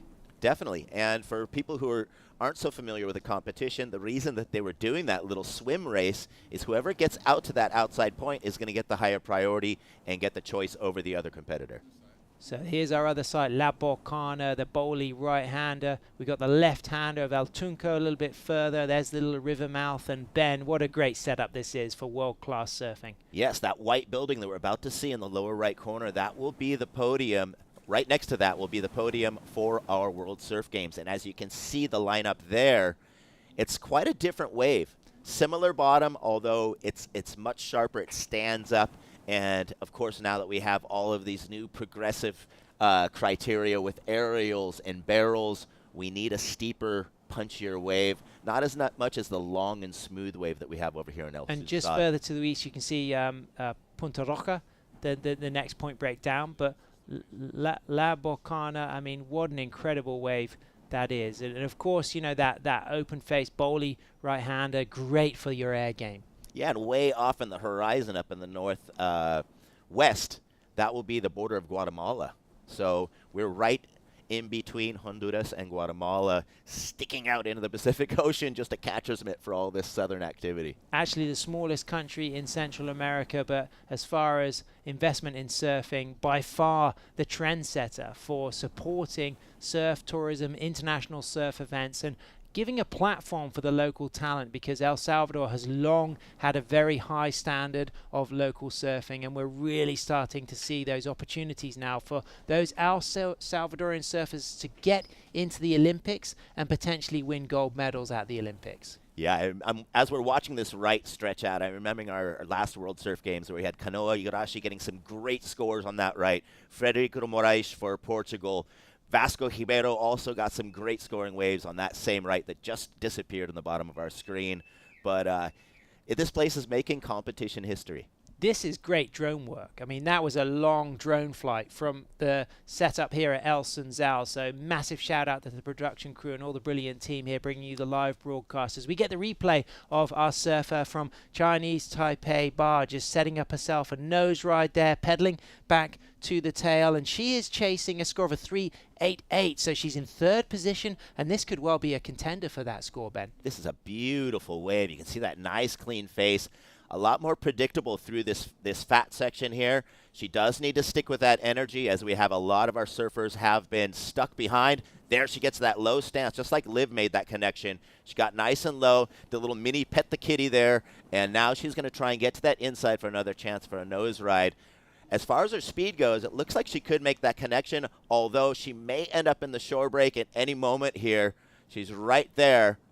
And this is her last chance to get that quick nose ride. She gets up there and is able to recover with control. She probably won't be judged on that last nose ride. And this is the replay of Liv Stokes. Great footwork up to the tip, holding that nose ride, pedaling back to the middle of the board, and then just having to deal with all that bounce. But the way that Michael Takayama just cuts through the wave is just absolutely gorgeous. Yeah, I was checking out the tails on those boards, and as you mentioned, that kind of like that flipped up wide tail, sort of the spoiler that locks up under the lip and helps them get that levitation on the nose. Such beautiful lines on those boards. And look at this shore break section, just charging that mid-trim spot there with flair, with control. Liv Stokes with a 4.73 and a 4.03. She's in the lead with just under 2 minutes remaining, but Cara Stubbs is in second. She's got a 4 and a 3.80, and this long nose ride really made the difference on that last score. Yeah, that she was locked in and just perched up there. That length of control on the nose is going to add to her score. And she's constantly kind of navigating, trying to find some more room, able to get another little tap there up on top of that deep section, but that water is really kind of pooling up. That's going to kind of become the end of the line. So Cara Stubbs is chasing a 4.76 to move into first. She's currently in second. She's got a long stretch 5 there, moving super quick on her Dave Stubbs built board, and then pedals back to the tail. She's staying in the middle there, just really stalling it, and now eyeing up the opportunity for either a walk and a nose ride. And there it is. There's the 5, and it's getting super heavy on the pupusa section there, and she takes a nose dive after a strong ride, but she's already in second position, chasing a 4.76, with Sengshu Shi needing a 3.88 and B. Greenberg needing a 5.97 as we just move down into the last 40 seconds of this heat. So if that's the pupusa section, that big pool of water on the inside is going to be the sopa de gallina. They actually have a rooster soup here that's also traditional El Salvador, and it's gives you the fight of a rooster. So I tried that on my way out of the airport last time.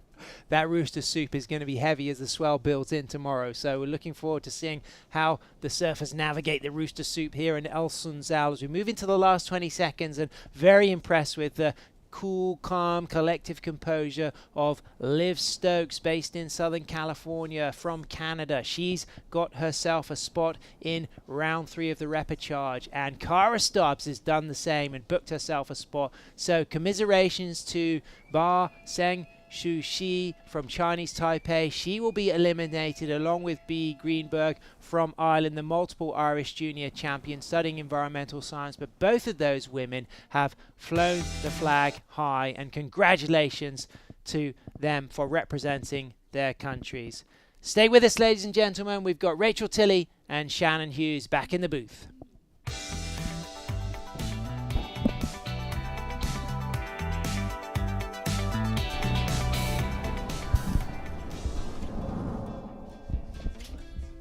There's a right time for everything. A right time to learn. A right time to try. A right time to fall. There's a right time to face yourself. A right time to enjoy pleasures, to make friends. There's a right time to listen. And a right time to make decisions. There's a right time for fear and for success. There's a right time to find your wave, and there's a right place to enjoy your passion like nowhere else.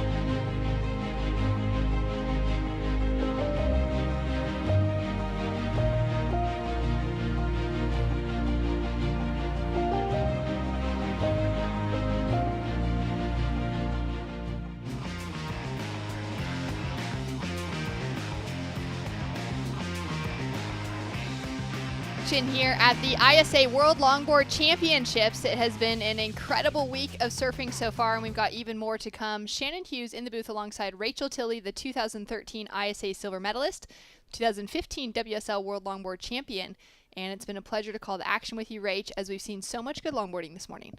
Absolutely. You can see the flags being flown on the beach there of Chinese Taipei, Canada, Ireland, all of surfers who were just in that heat prior to this one that is kicking off now. And we've got 4 great surfers in the lineup. Moana Luna of Mexico having a look at this wave to kick things off. Setting her line early in this wave. Beautiful takeoff. Couple steps forward. Now eyeing it up for that first nose ride. Gets a quick hang 5. Looking for that nice cutback now. You can see that bump in the wave. A smaller sized wave as there's a lot of froth on it. But that's a beautiful carve down to the bottom. And that pocket zone. As she starts to set up for a nose ride here, the young 17-year-old out of Mexico, putting together a beautiful display of classic longboarding, finds that locked-in hang 5 on the inside section, carves it around, sets it up for one more opportunity, went for the hang 10 and just went a little too far. Oh, what a dismount as we see blue up. Crazy takeoff for our surfer in blue, Margarita Conde. She's already got a score on the board, a 2.33 and a 1-point ride. She'll now have another quick in and out to be marked on the scoreboard. And it does look like some of those takeoffs, well, Rach, you and I have felt it as well in our free surfs in the afternoons, that if you're in the wrong place in those takeoff zones, it can be a very fast drop and really challenging to get up to your feet.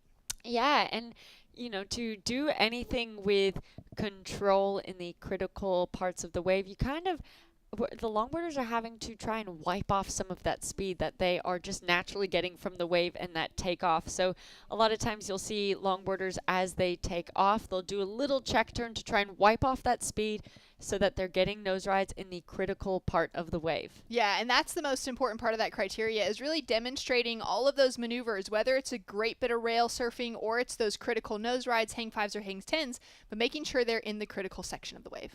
Absolutely. And with a traditional criteria we are looking at, that is not only nose rides, also those turns that really engage that rail. A lot of surfers are opting to use that single fin where they can use the dynamic of the rail and the fin to be doing beautiful S turns. They're looking for variety. The judges are just looking for surfers to do anything that will help them stand out amongst the rest. Well, one that stood out amongst the rest was Liv Stokes in that last heat. She's down with Sam Bleakley now. Back from the disappointment of that interference call. I mean, I watched that heat, and the look on your face when you realized you'd taken that same wave was that look of horror. But you seemed to regain your composure, and you surfed incredibly well in that heat. So tell us about the feeling of that interference and now coming back strong to book yourself a spot in the next round.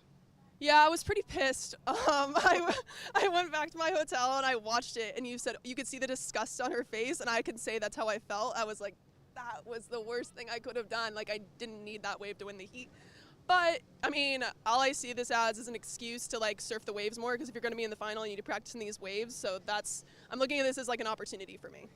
You're looking so smooth on your Michael Takayama. Tell me how that board is feeling on this wave.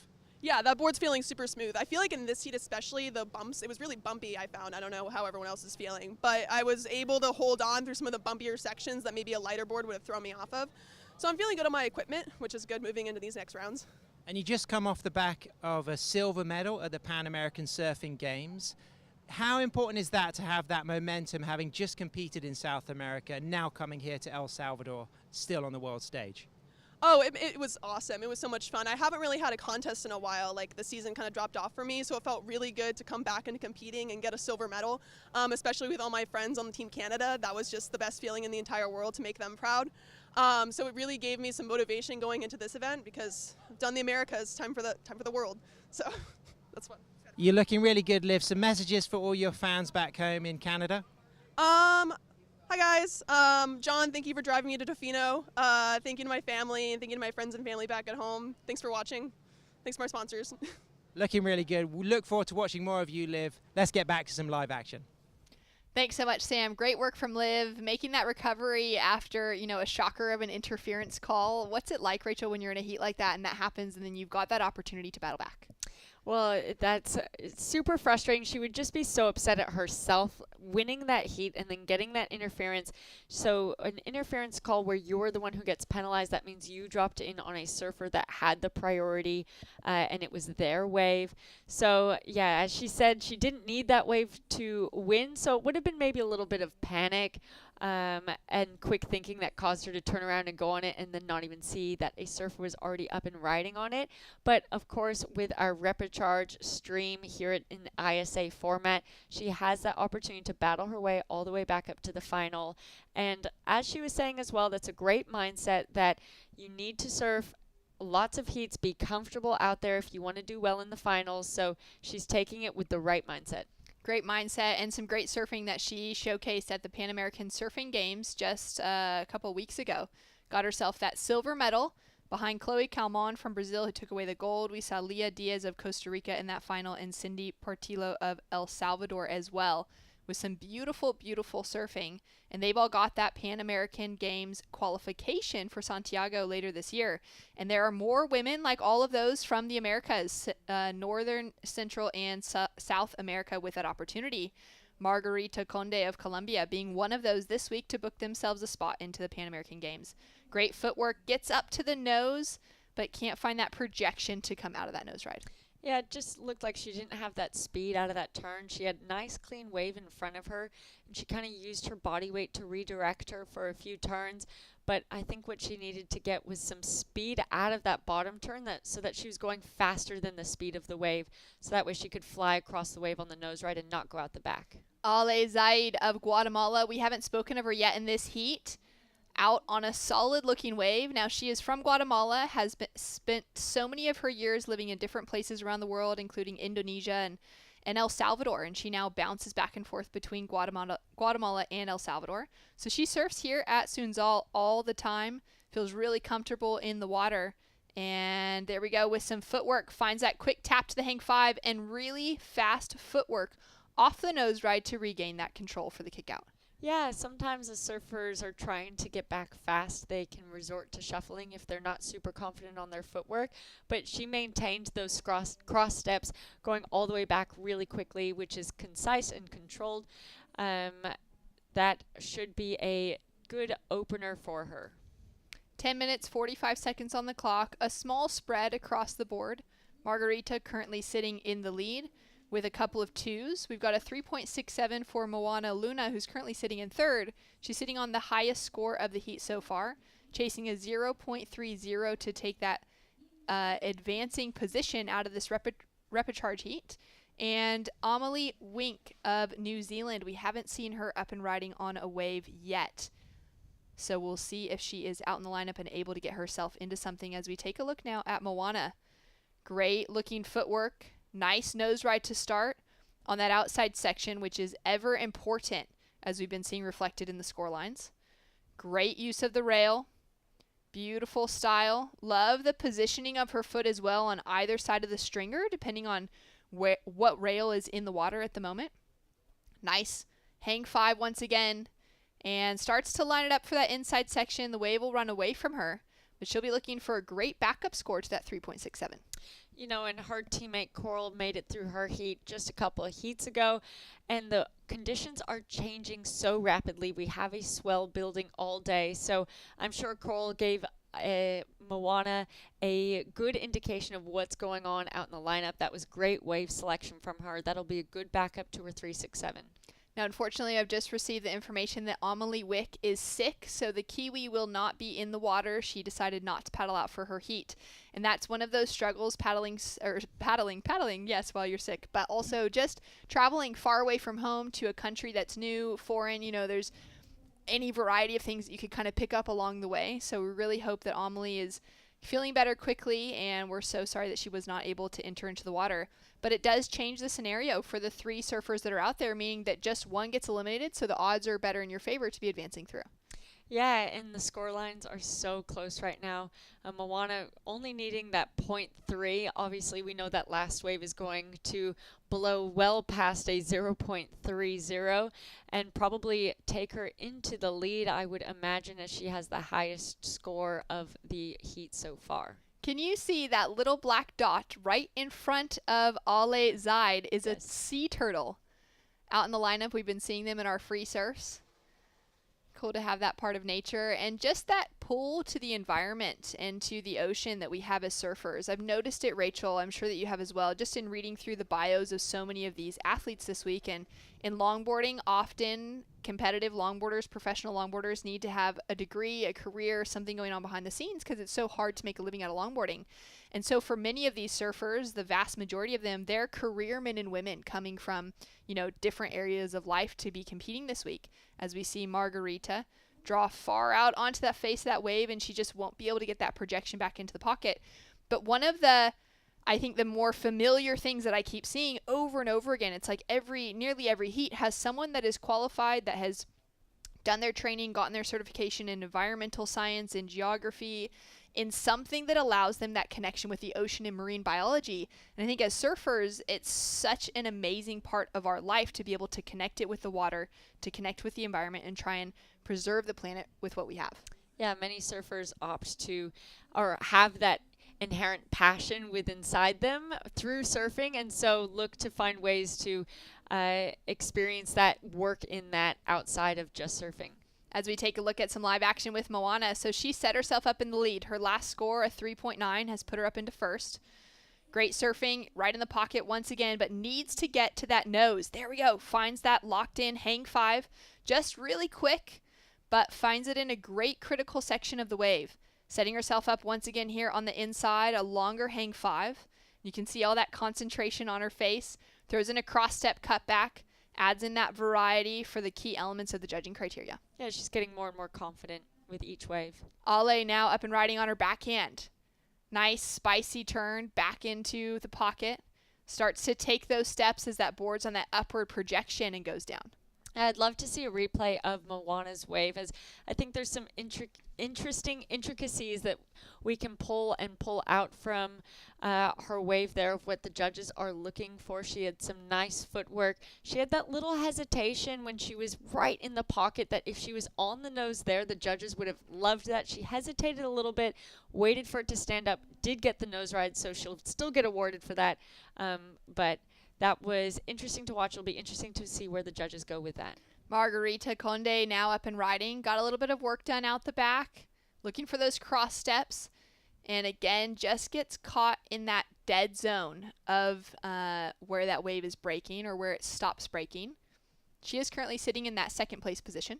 Yeah, it seems like on these waves she keeps getting kind of stuck in that high line and then not using the projection out of her legs to push her back down into the wave before she starts cross-stepping. So she's kind of at this slower speed as she starts cross-stepping and not getting herself back into the wave.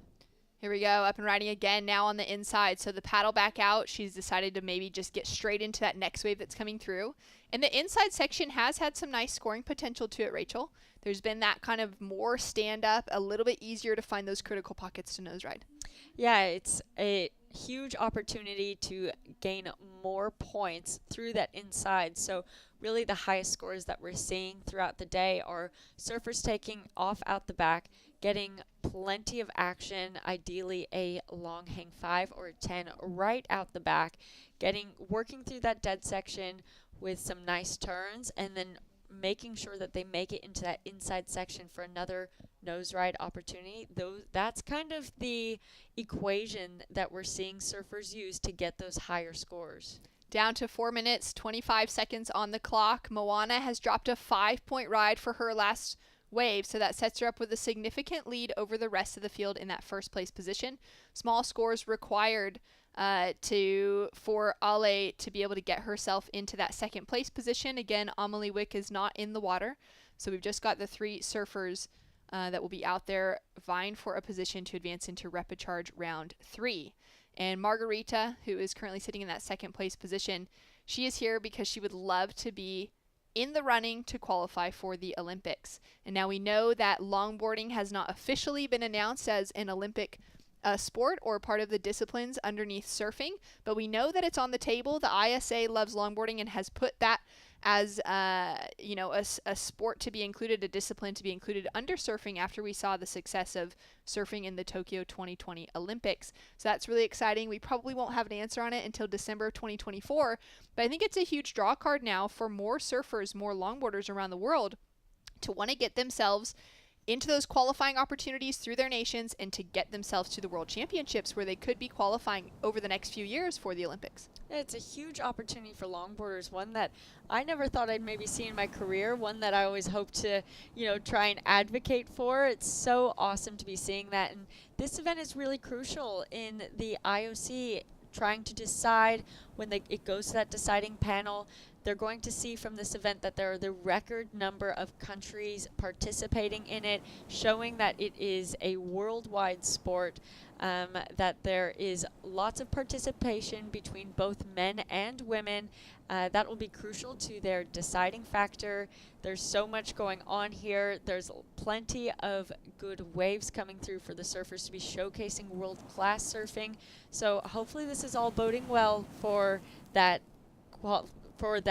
conversation by the IOC. Yeah, and it's been so great to see everybody show up this week. We've got a record 118 athletes from 32 nations around the world that will be competing for, those gold medals and those individual medals this week, as opposed to the previous record set in France in Biarritz the last time that we ran the Longboard Championships, and that was such a beautiful location to be able to be part of things with.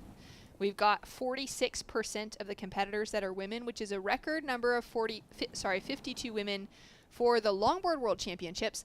But actually that percentage of 46% of the competitors being women is the highest percentage that the ISA has seen of female participation across their different events between the World Juniors, between the World Surfing Games, and the Longboard Championships. So it's amazing to see that participation across the board, and really to be able to showcase the well-roundedness of the longboard community, the participation of both men and women, and those that are at the elite level of the sport. It's a great and interesting conversation to have, very exciting for all of our longboarders. And looking at this heat, I feel like this heat has just flown past. There's only 1 minute and 15 seconds remaining. Alejandra's sitting a really good position, only needing a 2.24 and having first priority. So she's trying to be selective. She's leaving it down to the wire where she will have to surf well and get a score, but kind of a scary position for Margarita as Ale has the opportunity all within her grasp to take this. Yeah, it is such a small requirement. It's the same exact thing that we saw in the previous heat with Lucy Small. Also had a 2-point something that she was chasing, and it went down to the dying seconds where she was able to get a score, as we see the fish jumping out right in front of Ale. And remember, Ale representing Guatemala goes down on the nose, but she's one of the surfers that's more familiar with this place.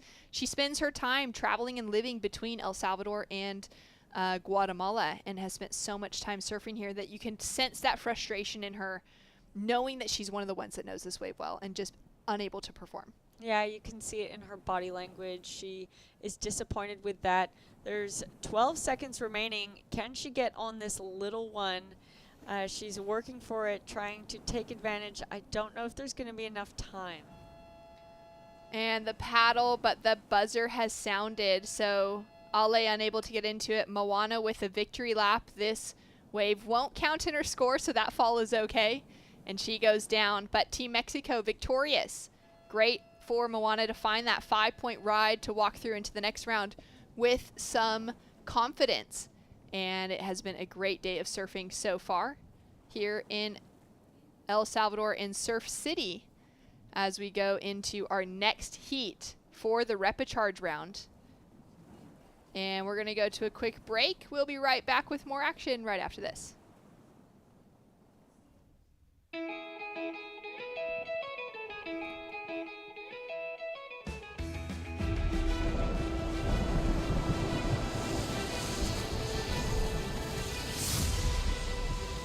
When we started the campaign, like 20-some years ago over a course center, even when we started, it was impossible. I mean, everybody, my friends, my brother, I said, you're really going to put your energy in this? Let's go surfing. I never thought surfing would be in the Olympics, period. We all just looked and rolled our eyes back at, like, come on, Fernando. Surfing will never make it. I've never actually dreamed of being in the Olympic because surfing wasn't an Olympic sport. I never thought surfing would be in the Olympic sports. The Olympics wasn't ever a dream of mine because it wasn't a reality, it wasn't tangible. It's the biggest event in the world. Fernando is the reason why we're all there.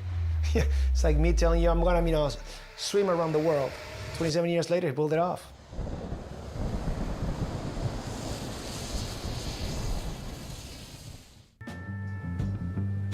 Cuando cae el sol es la hora perfecta para desconectarte, para disfrutar de todo lo que te rodea.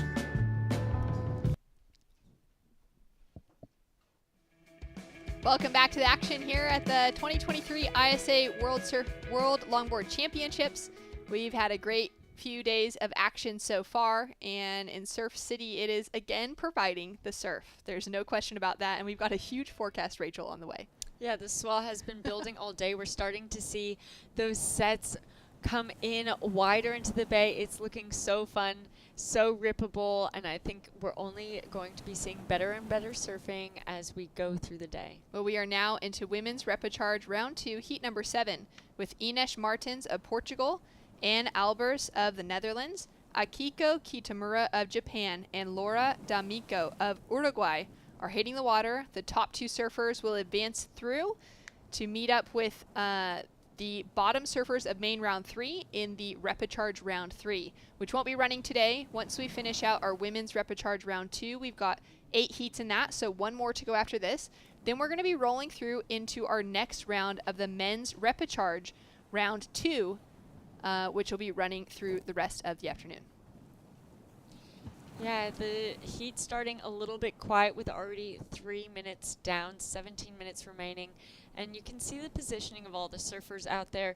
No priority is established, of course, because it's the start of the heat, and priority isn't established until surfers start standing up on waves and then paddling back out to earn that priority back. So these are all the surfers just using strategy to find their positioning. You can see red and green sitting a little bit farther in, white and blue farther out, blue having the deepest spot at the moment. So she's kind of demanding that priority. She's in that prime position for the first pick of the waves. Great position to be in and to kind of, take control, so to speak, of the heat, especially on a point break scenario. It's pretty different when you're surfing beach breaks to be able to put yourself in a position like that.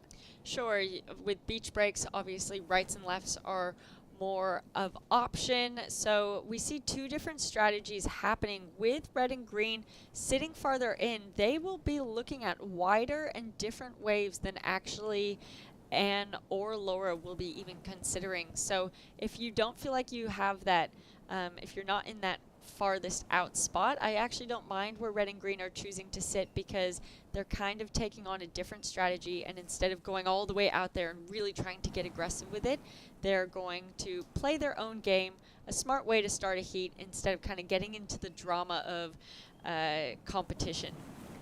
And having a look now, putting herself on that inside position, Anne Albers. Great looking ride to start things off. Beautiful wave. Can see that wind starting to kick up just a little bit as she goes in for the first hang 5. Great S-turn as she sets up this second section and starts to look to see if she'll be able to use any footwork. She's just going to continue engaging that rail as we see Ines Martins up and riding out the back. And a great way to start off for Anne Albers. Already got that hang 5 to start. Now that great work of just carving back into the pocket over and over again, but demonstrating that use of the rail. Now looking to see if she can get some of that footwork. A couple steps coming out of the foam, and lines herself up for another hang 5. Toes fully wrapped over the nose as she kicks off in the shore break. And Ines Martins will pick up on the tail end of her wave as we see a bomb out the back with Laura D'Amico. And this is just, I think as a surfer, to be able to see conditions like this with multiple waves in the sets rolling through just makes us want to be in the water, and it makes it so much more exciting for the surfers knowing when they paddle out in their heats, there's going to be a lot of opportunity out there. Yeah, the heat started off quiet, but that set did deliver.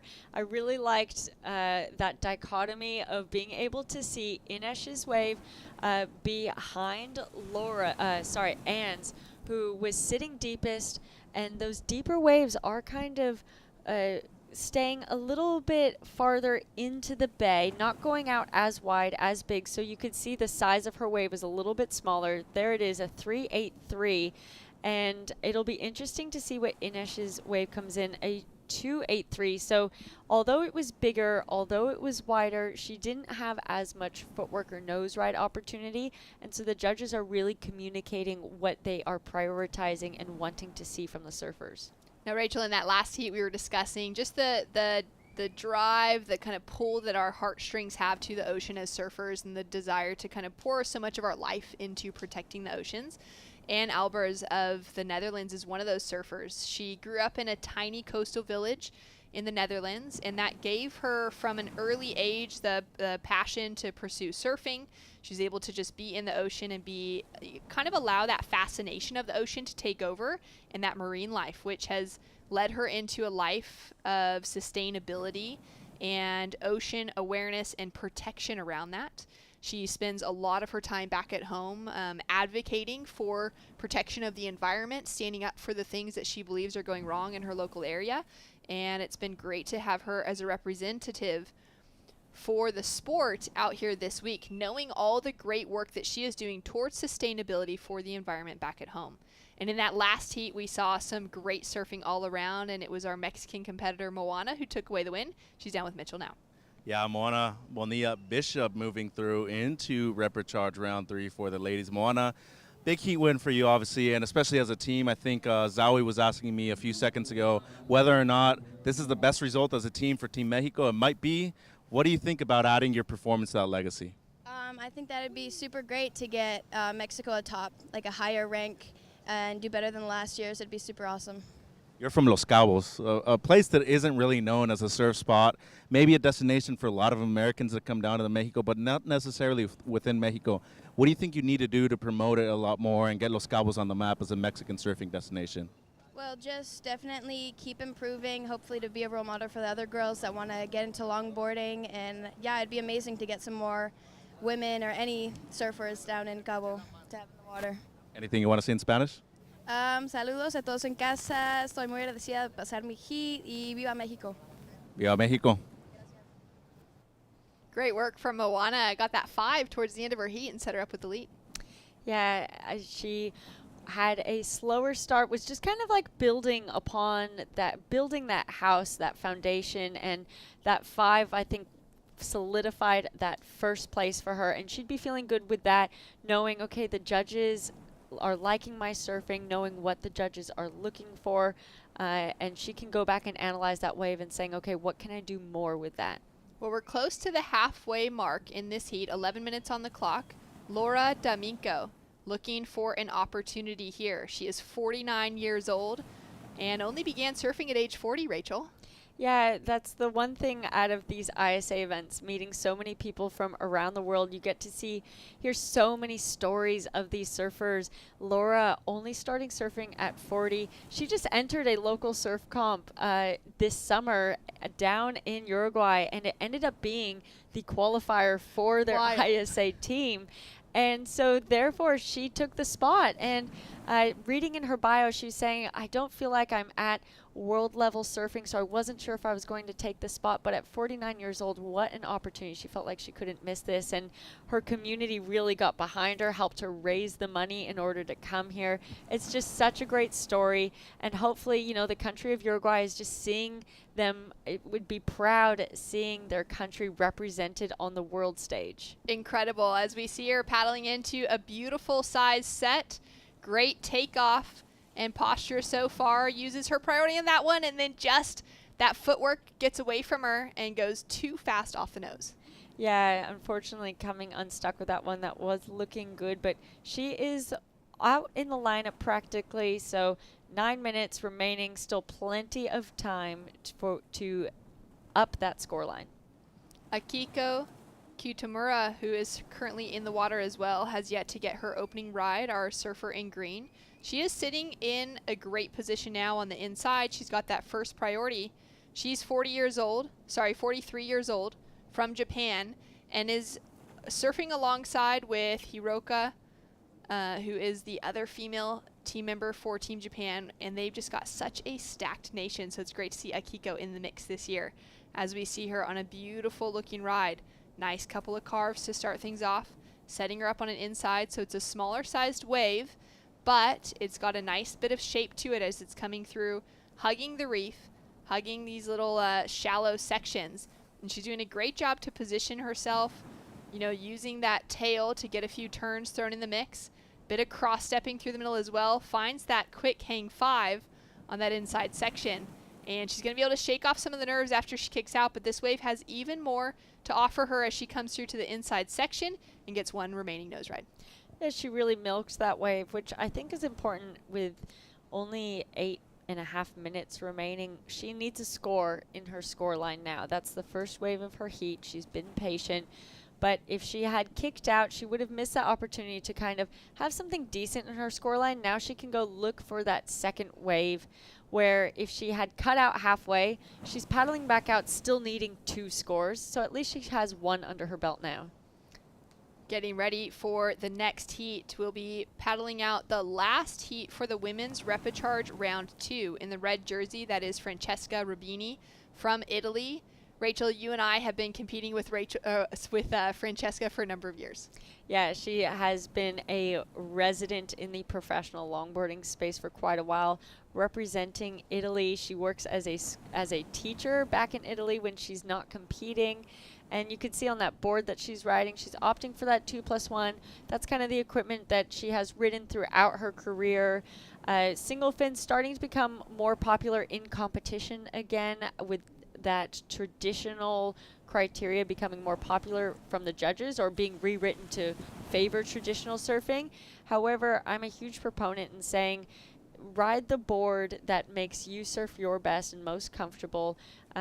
Although a 2+1 does lend to more progressive surfing, that doesn't mean you can't do nice, stylish, traditional surfing on a 2+1, whatever feels best under your feet. That's right, and that traditional element comes more in the approach to how you ride the wave than it does to the equipment being ridden. Yeah, it's how you read the wave, it's the turns that you're doing, it's how much time you're spending on the nose, all of those elements that kind of differentiate traditional surfing from progressive surfing.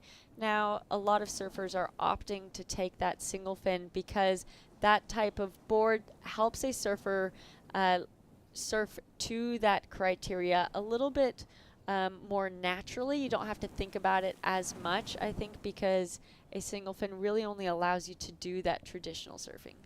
Down to 6.5 minutes on the clock. Surfer in red has first priority.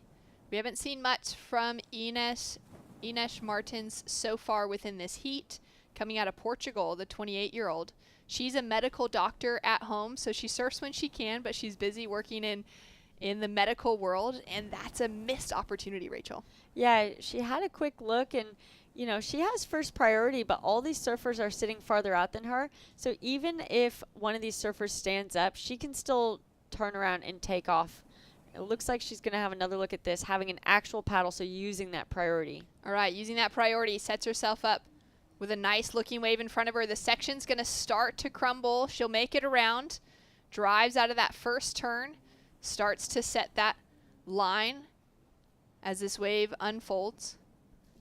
Haven't seen any footwork from her yet, but she's just setting herself up now for this sort of section, pedaling back a little bit.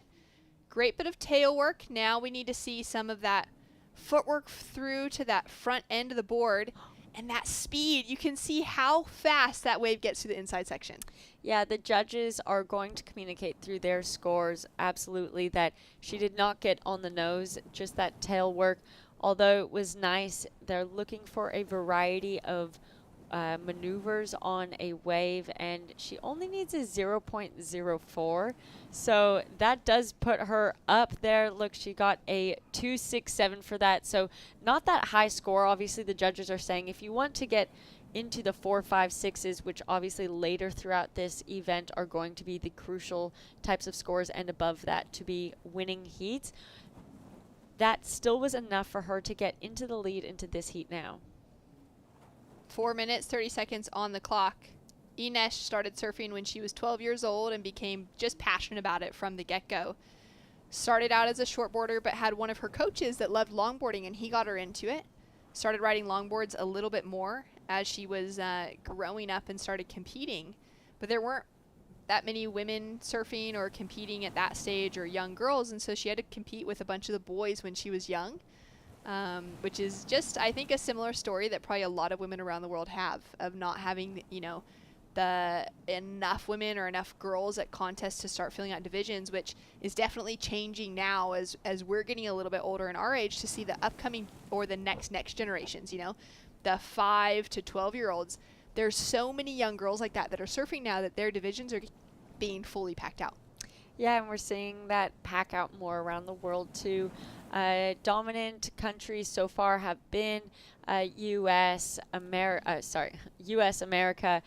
Australia. We've seen dominant surfers out of Europe, but it's really starting to expand even more now to the countries that haven't had as much representation or support into those grassroots surfing for those young age girls. Up and riding, and Albers. Nice carve back to start. Had a couple steps towards the nose for that first section. Finds the hang 5 after that opening turn. Beautiful footwork. She's chasing just a 1.67, and she's been really patient. This is only her second wave of the heat so far. Sets herself up on this line.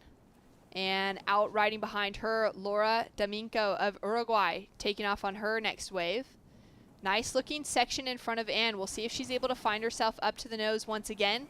She's going to go down, grab on that outside rail, allow it to just push her with that energy past that critical section, throws in that cross step cut back, pedals back once again, and she'll dive out over the board and just hopefully miss the fins.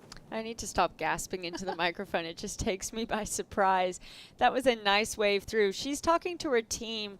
They'd be signaling on the beach, you know, whether she's looking, do you think that was enough? And they're saying, yeah, that looked really good, but get back out there with 2 minutes remaining. I think that, and that was the score that she's looking for. They dropped in.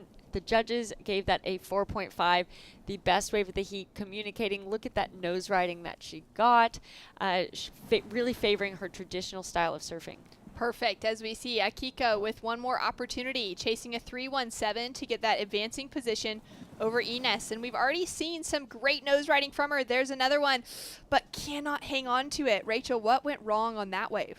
It just looked like she got a little bit too stuck up in that high line and lost her speed. There's a bit of bump up there and just kind of got bounced off. She's on the inside now, but she only needs a 3.17. I think she's gonna kind of hope that maybe one of these wider ones comes and she can turn around real quickly and do some of that work that we're seeing available on the inside section. That's right. She's still got a minute on the clock. She would hear that from the beach announcers, as well as being able to look back at the tower that we have set up here with the huge screen, which indicates the priority, what order that's sitting in for colors, as well as a massive clock for the time. Taking a paddle here now, Laura.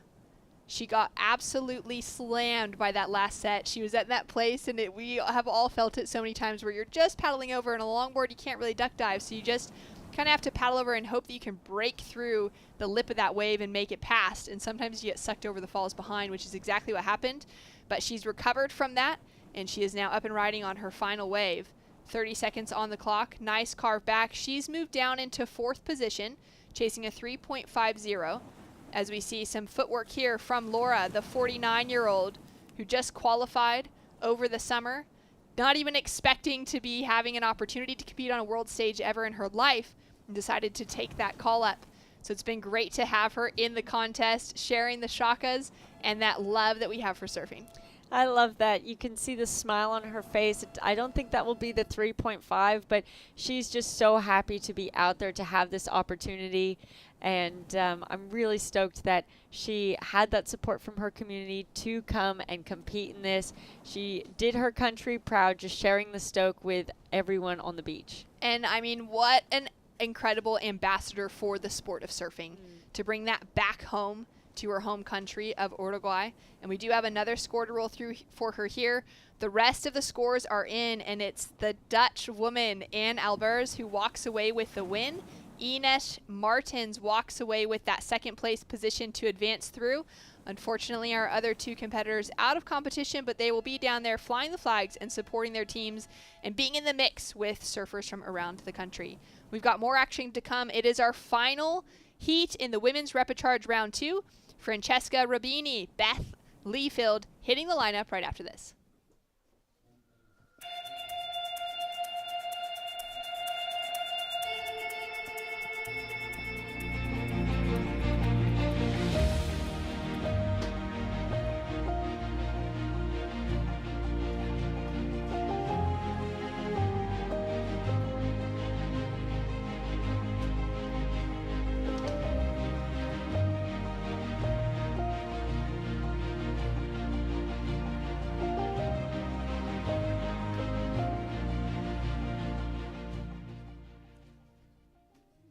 When Paris finally said, no, we're going to do a whole different thing. We're going to Chopu. It's like we all went, oh my God, what an amazing idea.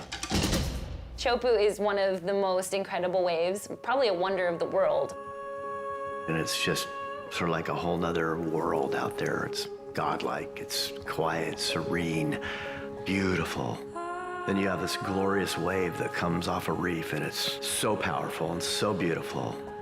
I think Chopu has the opportunity to capture the imagination visually for what people think surfing is.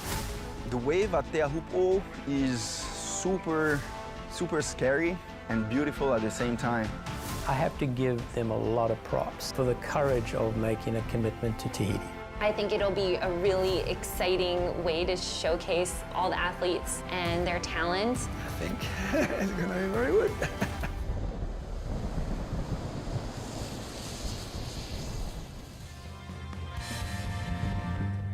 Cuando cae el sol, es la hora perfecta para desconectarte, para disfrutar de todo lo que te rodea.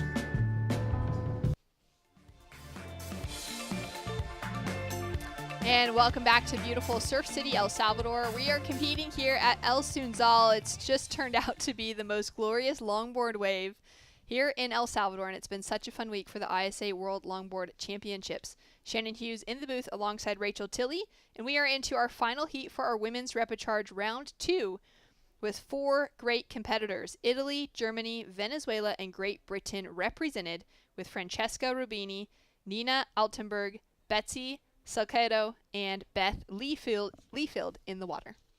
Yeah, some experience out there with Francesca, someone who has been in professional longboarding for quite a long time. She's 41 years old, and she actually surfed a heat this morning. Unfortunately got knocked out of that main round that we saw finished out early this morning of the women, but because the main event is non-elimination, she gets her second chance here in the repechage. But surfing a heat already today, she would be kind of having those nerves, I think, out, and I think we can see her taking command of the lineup, sitting farthest out right now, and going to use that experience from this morning of how the water and the waves feel today to her advantage. Yeah, that's a great way to look at it. You know, having that opportunity, although it was a loss from a main round heat, it means that she's already gotten that experience in the lineup this morning, and it's so different than what we've been seeing over the last couple of days with that extra size that's been brought into the equation. Yeah, as a competitor, you have to turn every single situation into an optimistic point of view, especially if you get knocked out of that main event. That can be really discouraging, but if you really dwell on it, here in the ISA format, you have that other opportunity in the repechage to actually make it all the way back to the final and still have an opportunity towards a gold medal. So there's no point in dwelling on a loss. The best thing you can do is take and learn from that loss. What could you have done better? Was it your wave selection? Was it lack of nose rides or anything that the judges maybe were or weren't rewarding in your heat? To take that, learn, and use that to your advantage into your next heats. Well, the last heat was a great battle between 4 amazing surfers. We've got Ben Wade down on the glass with the winner. Thank you, Shannon Rachel, here with the winner of the last heat, representing the Netherlands, Anna Elbers. Congratulations. Woohoo, thank you so much. Yeah, I'm so happy. The waves look amazing, and just before your heat, the tide drained out. The size really bumped up during that heat. And were you prepared at the last minute? Were you kind of second-guessing what kind of board to use? I know you normally ride torque surfboards. You chose to use a heavier board in the heat. How did that work out for you? Yeah, like it's still kind of glassy, like the wind didn't pick up too much, so I think it's still kind of clean, and then I prefer a bit heavier board. Torque is also still amazing, but yeah, it really depends the conditions. For now, this was, I think, the perfect board to use because I won my heat. And coming out of the Netherlands, I'm not sure where you normally practice, but you're probably shedding a full suit and getting into the bikini. How long have you been here practicing, getting climatized? Like for a week. We arrived a week ago, and it was actually perfect. We need to settle down, like get lots of sessions here out in the water and get ready. Yeah, and I felt really ready, so that's amazing that like just a week really prepared myself for the competition. You did great surfing. You look very sure-footed. What temperature of wax are you using for this hot water here in Surf City? Tropic, of course. Not like the cold one in Holland, of course, because that's melting off. So the tropic one is perfect. That's excellent. We look forward, and it's great to take the Netherlands through into the next round of reps, and I'm sure you're having a great time. Your energy is just excellent, and if you want to say anything to home, I know we have some waves written, but we'll keep it short. Yeah, right. So, home, yeah, thank you so much for all the support. It's like overwhelming. It's so heartwarming. Thank you so much also to my sponsor, the Board Check, Torque Surfboard, Single Fin, Saroos, like Breitling, everybody. Like, thank you so much, and keep up the good spirit back home. Woohoo! Thank you. Best of luck in the next one. Back in the booth with you, girls. Thank you, Ben.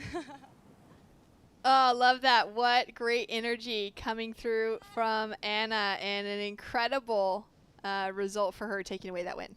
You could feel that relief and happiness from her interview, just from her answers. She just seems like such a positive and happy spirit. I'm so stoked for her to be into the next round. Betsy Salcedo of Venezuela now up and riding. Couple of cross steps, finds the nose, kind of angling straight towards the beach on it, falls out the back of that wave. We've only got 13 minutes left on the clock. We've got a few scores to drop through. Beth Leafield did open up with a 2.83 as her only wave. She's on her way back out to try and gain that second priority. Francesca Rubini with just a 0.3 so far. Had a paddle for that wave, wasn't able to get into it, and is looking to reposition herself as we see a really solid set starting to roll through. Yeah, look at this thing coming with a red taking a look at it. And a paddle from Francesca, unable to get into it. We don't have any priority established, though, with our other three surfers, so she'll hold on to that first priority. Sure, and it's actually probably for the best that that wave ended up going underneath her, because look at these lines of opportunities coming in. We'll see if she's able to get into this one.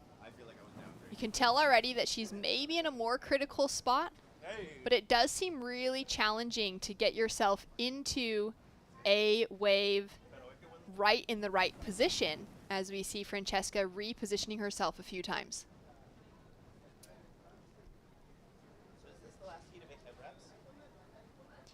Having a paddle there and not getting into it.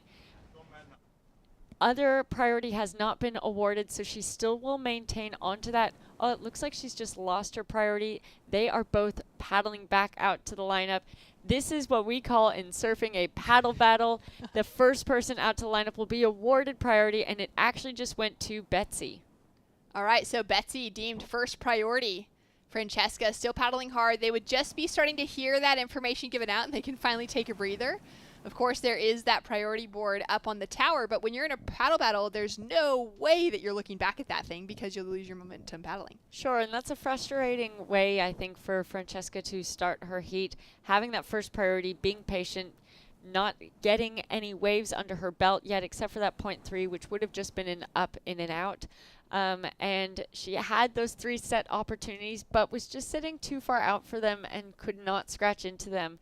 Seeing her surf the past few afternoons after the contest has finished, she is a surfer that has been going straight out the back, sitting the farthest out, and really understanding those sets that are coming through and waiting for those sets and wanting to be kind of on the biggest waves, I think. And so that was her strategy there. And unfortunately with those ones just going underneath her, didn't get to take advantage. But there is we're halfway through this heat, 10 minutes remaining, still plenty of time to get 2 waves under your belt. Beth Leafield up into the lead with that 2.83. Nina has dropped in a 2.33 for Germany. A 1.5 on the board for Betsy for her opening ride, where she just went a little bit too fast off the edge.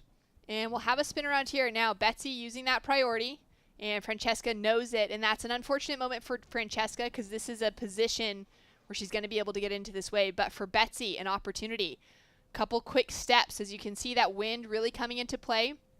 And often that wind will pick up the longboard specifically and just push it even higher up that wave off the back of it. Yeah, with so much surface area of a longboard, you have to be strategic with how you position it on the wave and not giving the wind that opportunity to get up underneath you, or else it will blow you off the back. The bump just kind of pushing her off of the nose ride on that one, unfortunately for Betsy.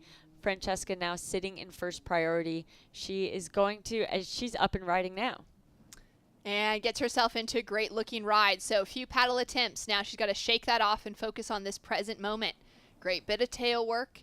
Looking to engage that rail if possible. And set herself up here as she comes through the inside. So 3 turns. Now going to have a big bottom turn to set that line with a couple of cross steps. And she'll kick out quickly. So a score to come through for Francesca. Betsy also with that next score, just a 1.30 for the 25-year-old from Venezuela.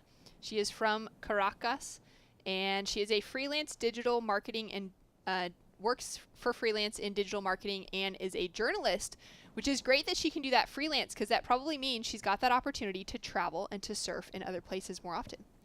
Absolutely. You've said it before, but longboarders normally need another job to actually pay the bills so that they can travel around the world and compete in events like these. And so that is one that I think would lend to her being able to bring her surfboard on a few different trips with her. Being able to bring her surfboard, bring her laptop, do some work while she's not in the water, and get as many good waves as possible. 8 minutes on the clock. Beth Leafield out of Great Britain, currently traveling through Mexico with her partner. And that's a very bumpy wave to be able to hold on to control with. Yeah, and look at this set coming in behind her. I don't think anyone is in position to take this one.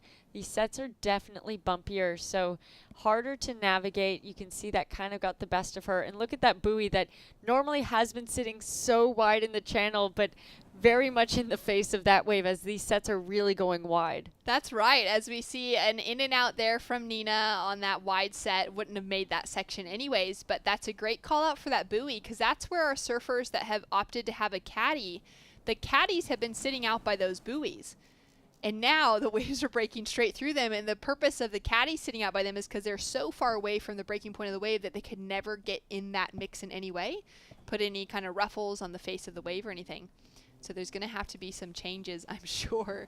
And we'll see if those buoys can even stay in with the kind of swell that we have coming or if they just get ripped straight out.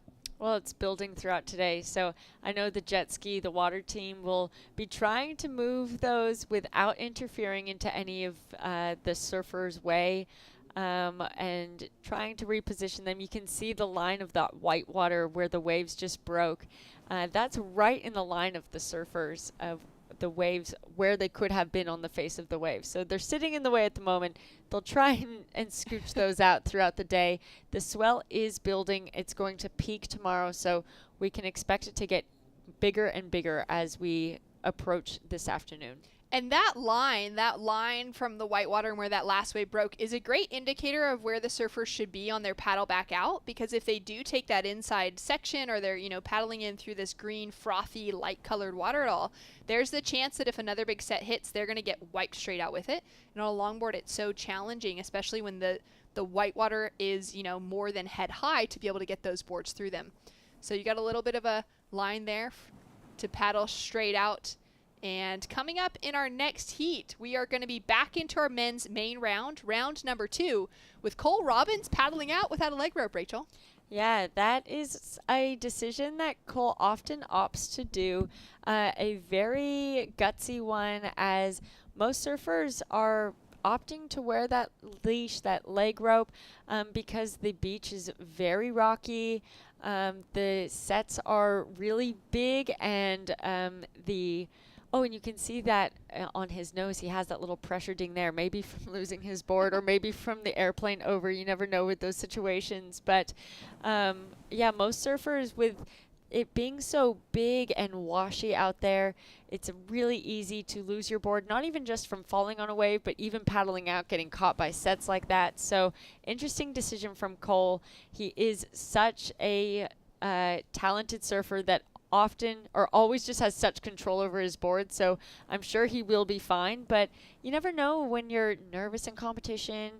Sometimes you do fall and you're trying to get those jitters out of your legs, and that's when it's nice to have that leash to just keep that board next to you. Just to make sure you're not swimming and wasting any time. Cole Robbins often surfing the perfect right-hand point break there in Santa Barbara called Rincon, the queen of the coast. And so he's used to having that, I guess, that consequence as well, knowing that if he falls, he's got a big swim. He's also got the rocks factoring in. So he's just trusting his entire ability there. That'll be a great heat coming up with Ashley Bronton of Great Britain, João Dantes of Portugal, and Douwe Robrock of the Netherlands will be paddling out in that first heat for men's round 2 for the main round. As we take a look at live action with Nina. Nice nose ride. Now carving back into the section. See if she's able to set it up here once again. She's in a good position. If she can hold on to her footing through that whitewater section. A little bit bumpy now. Nice carve back into position. Good bit of footwork through that middle third of the board. Go switch now. We saw that earlier when we were listening in to the interview from that previous heat, that she was able to throw in that switch stance style as well, Rachel, as we see her kick out here. This is such a close heat. You can hear the cheers on the beach. There's only 3 minutes and 30 seconds remaining, and look at what each surfer needs in order to go into first. She only needs a 0.47. That will definitely be that, as she got some nice nose rides and multiple turns. Could be one of the better scores of the entire heat. Yeah, I think that wave and this wave should start to really make it harder to be advancing through. Francesca chasing just a 0.8. Now that requirement up to a 2.4 as scores are in for last of blue, as we take a look here at some great footwork from Francesca, the Italian, lining it up. She said she hasn't been able to surf that much back at home because she relies on storms to be able to push swell into her home beaches there in Italy. So she's mostly just been focusing on teaching, and there hasn't been really that many storms to give her any waves to practice. She did head to Mexico on her way here to be able to just get a little bit more consistent surfing in preparation for this year's World Championships. But she is a seasoned competitor, and she is really looking like it with this ride all the way into the sand. Ooh, getting a crash just there. And Beth up and riding, unfortunately going out the back on that nose ride. Betsy now up and riding right in front, chasing a 2.54 as we had that situation change from the previous scores dropping in.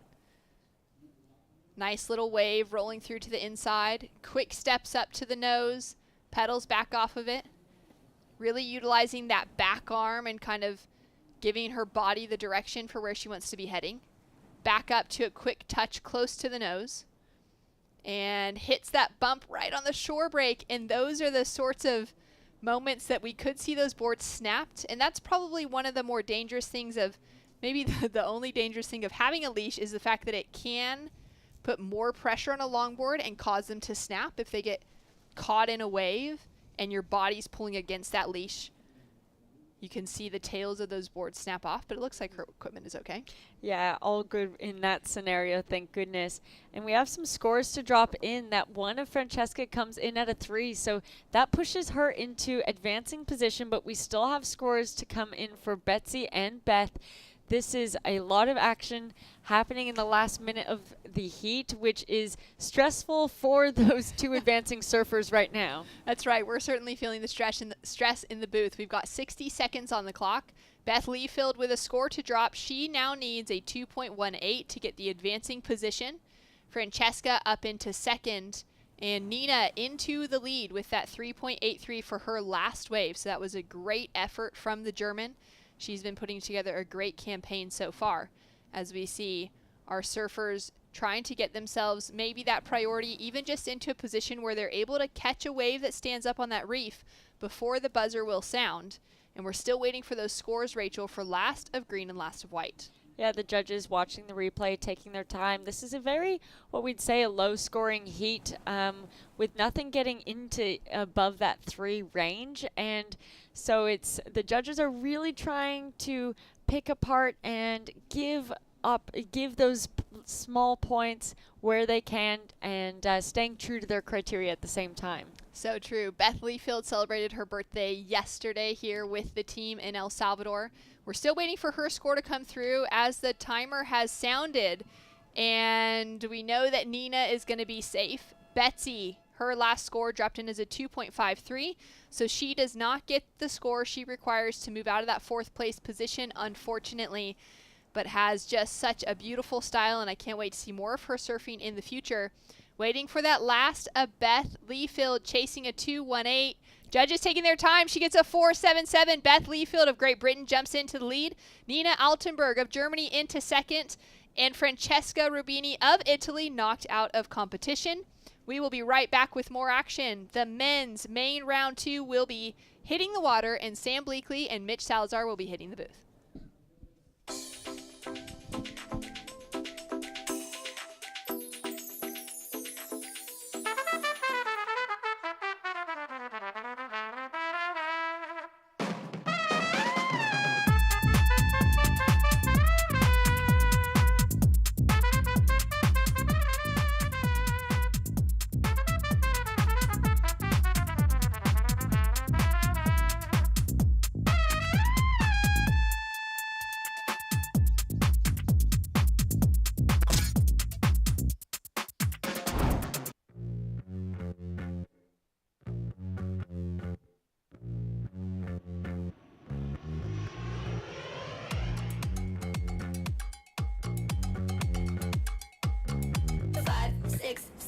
Wait.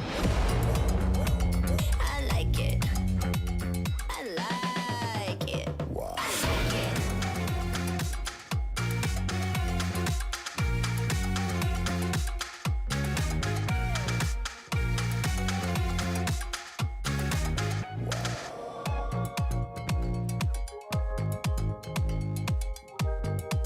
Yeah, I like it. I like it. I like it. I like it.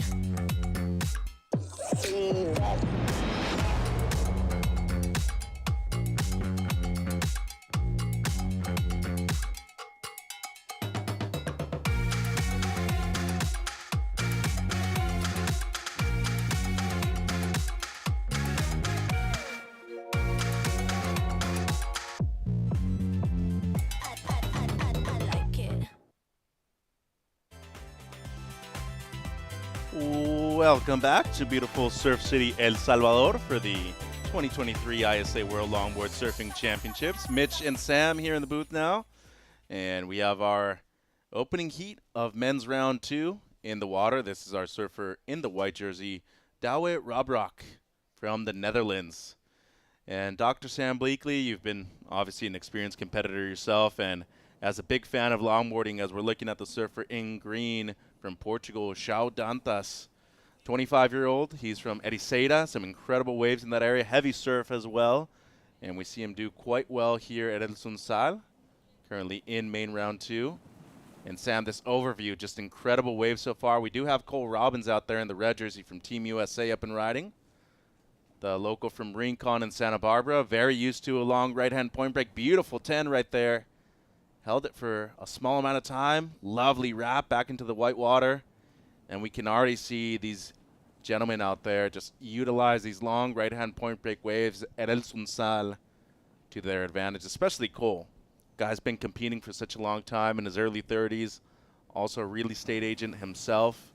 When you look at his style and the reason that he's not wearing a leash, quite beneficial to it out here, Sam. Absolutely. You'll never see Cole wearing a leash. He loves to keep those feet free from that cord tying around the toes. But on that Wayne Rich board, Cole just absolutely tearing this wave apart. And of course, as a Rincon surfer, he's really used to right-hand point breaks. And look at the way he just charged that inside section. You could see he pulled that foot sliding close to that inside engage rail to really climb and drop over that. And he looks like he might have just hurt his arm there. Let's hope not. Luckily, he's on the inside to lose that board, because you wouldn't want to lose that on the outside. But looks like Cole definitely got the best of that exchange. But I must do a shout out for Douwe from the Netherlands, because he's literally just came back from hospital. He had a sunstroke yesterday, and he spent the whole morning in hospital on a drip, getting rehydrated. So the 15-year-old, one of the youngest surfers in the field here, surfing really well, but, you know, definitely will be lower on energy. But, I mean, Cole Robbins setting up beautifully there. There's the 5, holds that 5, gets that 10, high line, staying busy on the feet, and really putting that board on rail and rebounds off the foam to generate acceleration, and then goes back into a second cut back. And here he's just taking it easy while he's just eyeing up the steeper sections. And just look how he stays nice and busy, weaving to keep that board in the pocket. And this is where he knows things are going to get lively again. He fades deep into that section, walks, stalls, and then hits the 5 here. This is the most critical nose ride section of the wave as he walks back to the tail and does another sweeping turn and sets himself up for a really critical 10, nice and tight. And again, that quick, silky footwork that we have learned to enjoy over the decades from Cole Robbins. And then here onto the sand, takes a little Hong Kong Fooey side slip. To be honest, a bit surprised that he went for that maneuver right there at the end. I thought he had done enough work on the outside to not need to go for that, but up to him. It does seem like he's okay and his board's intact too. This is the surfer from Great Britain, Ashley Bronton. Lovely footwork right there to begin, and Shannon and I were talking about this yesterday, Sam. A bigger guy, but moves that longboard around very well. Lovely carve right there for his second turn. Going back to the nose, he's going to lose it right there. These are 25-minute heats, so an extended 5 minutes for these surfers. And here's one of the highest-seeded surfers in the event, Dantas from Portugal. Lovely footwork, gets a long 5, slightly touches the 10. Once again, back to the nose ride, another 10. And he held it a bit longer that one time. Wraps it back to the white water, back to the power source of the wave. Kind of brings his stance a bit lower right there when he was nose riding there for a bit. He's just going to continue riding this wave for as long as he can. And exhausting out there when you're riding a wave this long in this kind of heat, Sam, especially when you're longboarding in comparison to shortboarding. I feel like a lot of longboarders tend to be, not for, the sense of the word, less maybe prepared for a wave this long. But most of them tend to come from beach breaks where you're surfing shorter waves for the most part too. Well, a lot of these surfers are from point breaks. So João Dantas, Estoril is a really good right-hand point break in Lisbon. So he's used to the long rides there. This is a surfer who also lives in Portugal, representing the Netherlands. But Douwe has just been incredible in the free surfs. For me, he has a kind of flavor of one of the Del Pero brothers. It reminds me of a young Antoine Del Pero, but he's riding a Thomas Beckson built board. Thomas Beckson, one of the premier shapers out of Australia. Harrison Roach, our reigning WSL world champion, is a Thomas Beckson team rider. Douwe really looking like a bright talent for the future, and it's really incredible to see the composure this young 15-year-old has had here, and that was a really good ride. It looks like Cole got the best of that exchange with that 8.0. Ashley Bronton dropping that 317, but João Dantas' wave, the footwork on that was world class, and I think it could rival that opening 8-point ride for Cole Robbins. We shall see once the score drops. Let's go down to Ben Way with Beth Leafield. Thank you, guys. Here representing Great Britain, Beth Leafield, winner of that round 2, heat 8 of the women's Rep 2. Congratulations. Thanks so much. So, wow, Nina was really holding the lead. It was a really slow beginning of that heat, but I've noticed the size pumping up, and probably just about 1 or 2 heats before yours, it grew by about 2 feet. I was asking you if you had a backup board. I guess you broke your other board, and so you're on the Skin Dog Thunderbolt single fin 9.2. That thing looked great. How does it feel to have more of a kind of a modern, progressive construction out there compared to some of these other riders that are riding kind of heavy equipment, really classic stuff?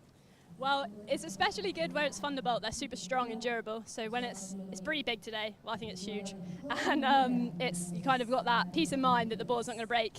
And it's super fast, which there's positives and negatives. But I'm really starting to get the hang of it and kind of controlling the speed and trying to stay in the pocket as much as I can. And switching over to this board, I mean, you didn't have much time to prepare, but did Ben give you any kind of tips or kind of direct you on what you might want to bring to come here to El Salvador, to Surf City? Yeah, I phoned him as soon as I snapped my board and spoke about the Wrangler and things like that. And I've already ordered my next board when I get home. He's super supportive. It's great to be on the Skin Dog team, for sure. Well, that was amazing. You probably had no idea that you were in the lead until after the buzzer. And I'm sure everyone back at home is so excited. I know I've been getting messages constantly from Phil Williams. I'm sure Skin Dog's over the moon. Let's say something to those guys, and we'll get back to the action. I just want to say thanks to everyone that donated at the crowdfunder, friends, family, and yeah, I'm so stoked to be here. And my boyfriend, Paul. Definitely don't forget him. No, sorry. Yeah, it's been an amazing opportunity. Thanks so much. All right, thank you guys. Back to the booth, live action. Thank you, Ben, and congratulations to Beth. Moving on for Great Britain. Back to the heat, though. You're mentioning João Dantas' wave. 4.83 for his opener, still waiting on the second one. They're taking their time here. Yeah, I because think Sam, he'll be strong. it should be a good wave. The footwork, it was insane. There was even one point where he kind of grabbed the rail on the 5, and he just stayed so in the pocket on that nose riding as we get the opportunity. Sets himself up here, just takes a little weave there. He's just readjusting his line, 4 steps. There's the 5, holds that 5, pulls up for a 10. So already strong scoring potential on the outside section, and a second 10 and a third 10. So already with the first 40 yards gone, you've already seen 2 critical dynamic nose rides thrown in with this rail grab on that third nose ride section after 2 strong 10s, 3 long 5s, a lot of rail work, and then the way he just sets himself up elegantly here. You can see the speed of this wave, but still in the pocket, holding that hang 5 and keeping it locked and then accelerating back into that 10. So you might find this goes up into the 9s because there was rail work, there was nose rail. I was wondering if he was just going to crack that section there, and I know he does like to crack a section in the shore break, but I reckon he saw that and thought, you know what, I've done so much good work out back, I'll just leave that be. He was thinking about it. Absolutely. As Cole Robbins did in his opener, the 8.0, 14:20 on the clock. Robbins still in the lead, but Dantas drops an 8.33, one of the highest waves of the event so far, and the highest wave of men's round 2 so far.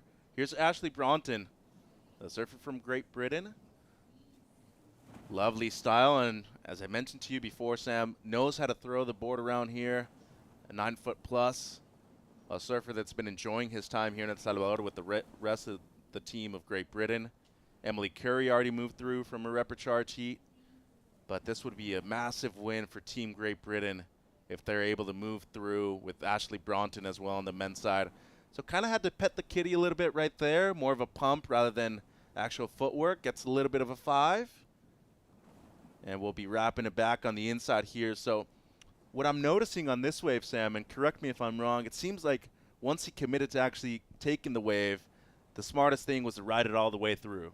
Yeah, he was wiring up that nose ride section through the inside, ejects there, riding the shore break. But he did the best nose riding work through the inside, but on the outside he pulled in those drop knee turns. Ashley, from one of the capitals of longboard culture in the UK, North Devon. He lives just outside Braunton, of course, his namesake, Braunton. He's a 3rd generation surfer from that area. His father's been a real part of the surf culture there, as we see Julian Schweizer coming up next for Uruguay. But Ashley should drop a good score for that. He's got a 3.17, so he'll be looking to improve on that 3.17. One of his trademarks is that drop knee turn, something that he really incorporates into his repertoire. And I think he read that wave very well, making sure that he was in the opportunity, in the zone for that pocket nose ride through the middle. And it does come in at a decent score at a 3.17, but João Dantas' wave, that coming in at a 8.33 would have to be the highest score of the day so far as we get that replay from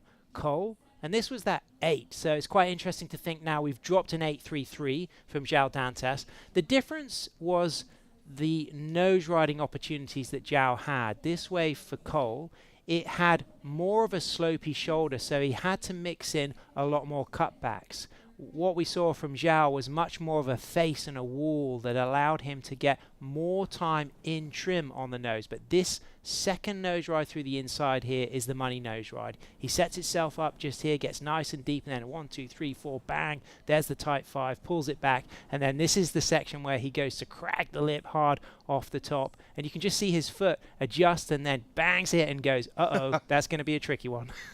Watch out for those shins because those longboards are heavy. So Cole Robbins with an 8-point ride. He's currently in 2nd, his only wave so far, but he is in a good priority rotation at the moment. And as we've mentioned before, you know, the real juggernauts in terms of teams, France defending gold medalist as a team, but Team USA has always been in contention, Sam, when it comes to doing well overall. What I'm interested to see is how they compete as a whole, having somebody as young as Indy Hoffman, only 16 years of age, and as old as Brendan White, 43 years of age. Brendan White, absolute legend of longboarding. I'm so pleased to see him here on the world stage. There'll be a lot of classic stylists around the world who would have enjoyed seeing spreads of Brendan soul arching in longboard magazines in the last 15 years, and he's a very stylish goofy footer. It remains to be seen how far the goofy footers can go at El Sunzal, because there's the advantage of being able to stay deeper in the pocket with your back to the wave, but it is fast and bouncy, and it might well be that the regular footers have that slight edge. I'm very interested in that. I'd love to see Chloe Calmon go big in this event, but I know once again she's got to do that as a backsider on a long right-hand point break. So it'll be great to see how Brendan does as a goofy footer as well here at El Sunzal. Well, we've definitely seen a goofy footer do well in this heat so far, an 8.33 for Dantas in this heat. Mitchell, that's Dr. Sam Bleakley, by the way. And Sam, pleasure to have you here in one of the most beautiful countries in Central America. First time in El Salvador for you, right? Yeah, well, last time I saw you, I was deep in that barrel at Puerto Escondido, and you dropped in on me. I had to come out the doggy door. Haven't seen you since then, so it's good to get a chance to talk about that. Only kidding, Mitch. It's great to spend time with you, and I've been absolutely blown away by this place, and to see the level of investment from the government. I mean, as somebody who is very interested in surf development and surf tourism and local surf communities, it's just so special to see the authenticity of the direction that the government are giving this, with international high caliber events, a voice, a platform for local talent, and also the way that this surf tourism development movement is empowering street level opportunities for people to have guest houses, restaurants, surf lessons. So you've got all spectrum of accommodation providers, from the budget guest house that your surf travelers might want to stay at, to beautiful family orientated hotels that San Salvadorians can come over to the beach to spend a weekend. Yeah, and it is Mother's Day, so we do expect a bigger crowd, not only this afternoon, but a majority of lodging places here in beautiful El Tunco area. When we talk about right-hand point breaks, we usually think Punta Roca, but this is known as the Malibu of Central America for a reason, and there's a reason why in this event in specific it's delivered so far, Sam. And of course we have that heritage, that connection with the sequences that were filmed in Big Wednesday at Punta Roca in the late 70s, recreating 1960s Malibu. Yes, that's a different wave, but this is a much more longboard friendly spot. But we're seeing with the size of the swell, one of the key factors that you're noticing with the surfers who are really going into the excellent range like Cole and João Dantas is that ability to stay in the pocket for the nose rides, because it's a very quick wave and it's easy for a lot of longboarders to outrun everything and never get that opportunity to lock the tail and allow the lift for the nose rides. And certainly the rail work is absolutely essential for big scores. But what we'll start to see as we get things into the 8s and the 8+ is those critical nose rides on that first section. And that's why I really love João Dantas's 8.33. It could have even gone even higher. It was, I think so too, really high degree of difficulty nose riding on those first two sections. Especially for a goofy footer too. I mean, what he did was extremely impressive. Either way, he's in the lead. Most important thing so far, 7:30 on the clock. Cole Robbins still in second place with just one wave. There are the Hoffmans, Aaron to the left, Indy in the middle, and Caitlin Mickelson, who moved through her second round heat earlier this morning. I want to get to the subject too about the tide right now. We're at dead low tide. We're going to see not only the tide come in, but the swell come in with that too. We're expecting it to get a few feet bigger tomorrow, dropping excellent scores. Nobody's broken the 9-point range though, Sam. You think it's going to get to that point where we're mostly going to see people move through and not necessarily surf in an excellent way? Well, I imagine that if you saw the spread of scores drop from the judges for João, there would have been some that went in the 9s, and then they take the average. They lose the highest and lose the lowest.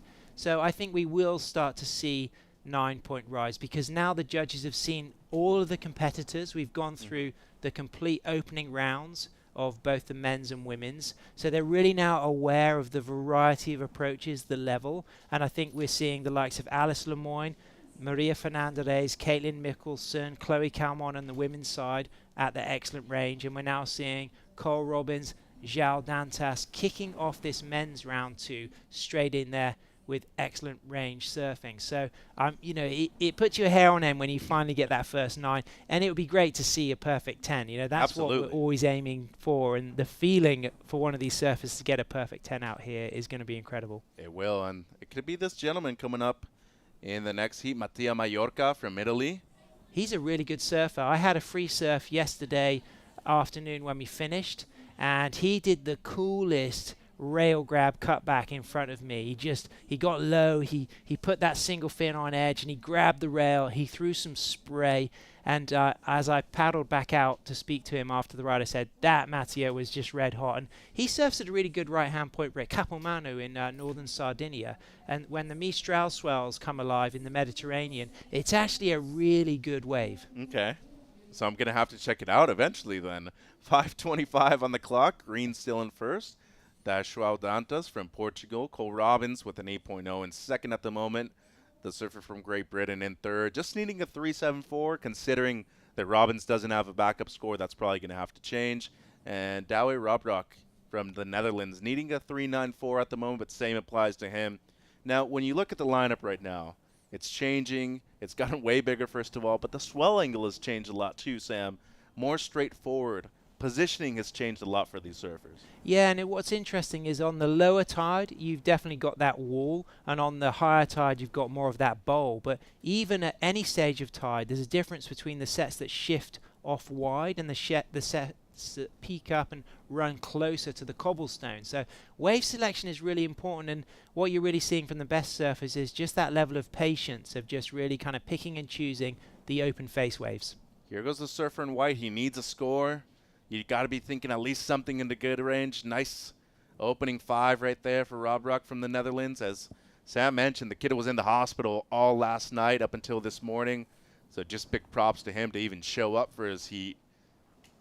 15-year-old from the Netherlands, now living on the beautiful coast of Portugal. Was in Spain training for 2 weeks before this event, though. Lovely footwork right there from Robrok.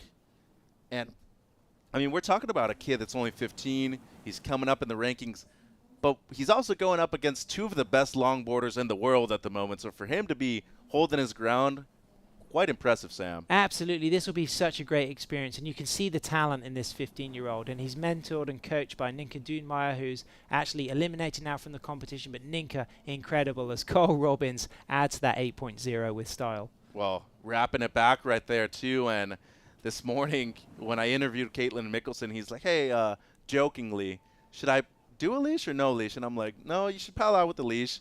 I see him before his heat go out with no leash, and he's like, are you going to save me? And I'm like, hell no. It would be too much work for me in the 25-minute heat to get you out there.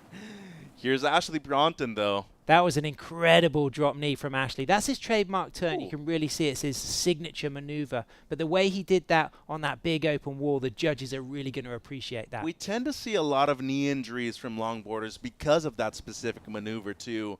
The angle of your leg, once you're coming out of it, tends to put a lot of pressure on it. But when it is done right, it might be one of the most beautiful maneuvers in all of surfing, regardless of discipline. Gets the 5 right there at the end. And he's just going to bank it off of the whitewater to finish this wave off. Much more like it from Ashley. 2:40 to go. We still owe Robbins a second score. Robrok has one coming through right now.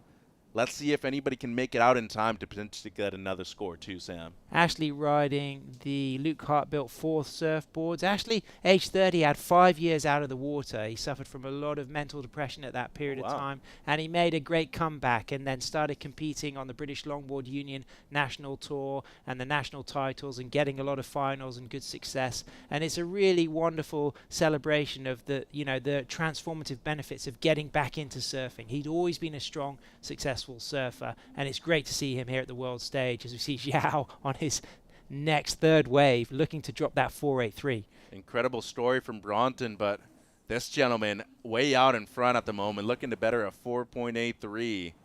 Great footwork, and as a goofy footer myself, this is quite impressive to do out here at a long right-hand point break. Nice pace, very methodical and smart so far. This wave's standing up now. You got to be thinking he's going to the nose. Yes, he is. Cross step into the 10. Holds it for a decent amount of time, too. You got to be thinking that 4.83 is going to be gone after this one with just under 90 seconds to go. Strong performance by the Portuguese surfer, Sam. And you really get to see the juice, the papusa section there in the shore break. I mean, that section is absolutely gnarly, not only to paddle out, to come in. You can see how that kind of surged up and you had to eject onto the sand. Thankfully, no cobbles. under the feet. But that was incredible from Zhao. He's definitely going to replace that 4.83. What a great heat he's had. And this guy is a European champion. He's been competing at the World Tour. He was in Malibu for the WSL Finals last year. But looking at Cole Robbins here, this wave didn't quite offer a length of ride, but it did offer this critical nose ride. There's the 5 hold and pedals back to the tail. It gets a bit bouncy here, but there's a section in here where he does get a really radical nose ride coming up quite soon after this nice cut back, bowly, bouncy section. But on those Wayne Rich built surfboards, he always looks so smooth, does Cole Robbins. He's got a twin brother, Brett, who is also an excellent surfer. And somewhere in here there was a 10. There it was. That was the 10 I remembered. And then the wave just mushes out just after this cut back here. So Cole Robbins looking very good. And of course, Cole Robbins, a finalist at the Biarritz event in 2019. But Zhao Dantas navigating that chop with style, and Zhao's going to get so much confidence from this performance. And if he does beat Cole with the next exchange, that'll really give him belief that he can be a medalist here in El Salvador. I believe so too, and what an exchange there to finish the heat off between all 4 surfers. Quite obvious that there is a huge difference when it came to the excellent waves in this heat. The 8.0, the 8.33, the lovely 10 right there from the Goofy Footer. What I was most impressed by was obviously the performance from Cole Robbins, but this guy just attacking it like if there were no tomorrow. And look at the power there. I mean, that thing can just wash you round upside down and inside out. But there's the Portuguese flag. That's his brother Antonio. And we've seen a lot of that this competition, sisters and brothers. And it's great to see because, you know, and also Raquel Bento is the daughter of Zhao's shaper, Luis Bento. So there's like a real Portuguese longboard culture represented. I love to see it. So Cole Robbins gets a 6.5. Still waiting on the score for Dantas, but Bronton and Rob Rock will be moved into the repechage round. Don't go anywhere. Heat number 2 of main event for the men, round 2. Coming up, more action from El Salvador.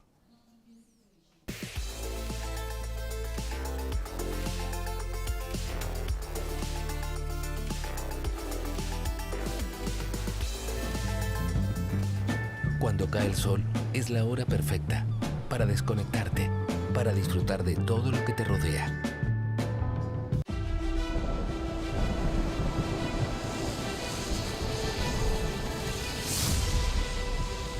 When we started the campaign, like 20-something years ago over a course center, even when we started, it was impossible. I mean, everybody, my friends, my brother, I said, you know, you're really gonna put your energy in this? You know, let's go surfing. I never thought surfing would be in the Olympics, period. We all just looked and rolled our eyes back at, like, come on, Fernando. Surfing will never make it. I've never actually dreamed of being in the Olympic because surfing wasn't an Olympic sport. I never thought surfing would be in the Olympic sports. The Olympics wasn't ever a dream of mine because it wasn't a reality, it wasn't tangible. It's the biggest event in the world. Fernando is the reason why we're all there. Yeah, it's like me telling you I'm gonna, swim around the world. 27 years later, he pulled it off.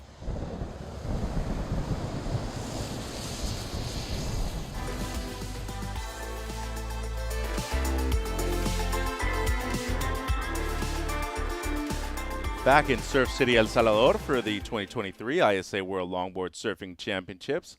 Mitch and Sam here in the booth, and Joao Dantas with a huge performance. Statement made, 14.56, first place. Cole Robbins right behind him, 14.5. They both went excellent in that heat and was a massive statement in terms of where their teams rank, Sam, in this event here. And those two might well be embracing one another after they go for gold in the final because both of them demonstrating that they are hot contenders for the world title. I feel so good to see Zhao really fulfill his potential. He's a surfer that just comes off the back of competing at the Mexi Log Fest with his brother. So he's been in this tropical environment for a long time. And of course, he demonstrated then that he is going to be a real favorite to get to this final. And another great heat coming up. Mattia Mallorca from Italy in the red. Julian Schweizer from Uruguay in blue. Benoit Piccolo Clemente from Peru in the green. And Kenichi Kitamura from Japan in the white jersey.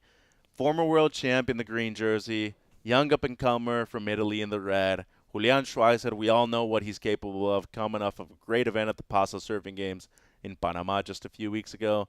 And the 39-year-old Kenichi Kitamura, one of the oldest competitors in the event out there for Japan, too. It's a difference of styles, first of all. But Julian Schweizer, speaking of the surfer from Uruguay, coming off of a win here in November on the other side of the country in Las Flores. Absolutely. Julian, he was really strong in the opening round. Beautiful surfer, one of the stars out of surfing in Uruguay.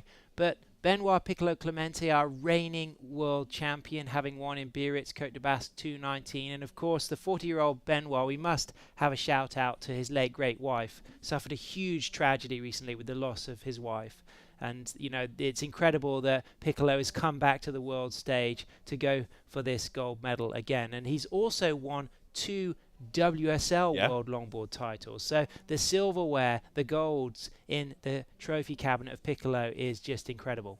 Here goes the 25-year-old from Italy, Mattia Mallorca. Goes straight to the nose right there for his opening nose ride. Lovely carve right back into the power source. He looks back. Maybe doesn't like the rest of this wave, just thinking whether or not he should commit to the inside section.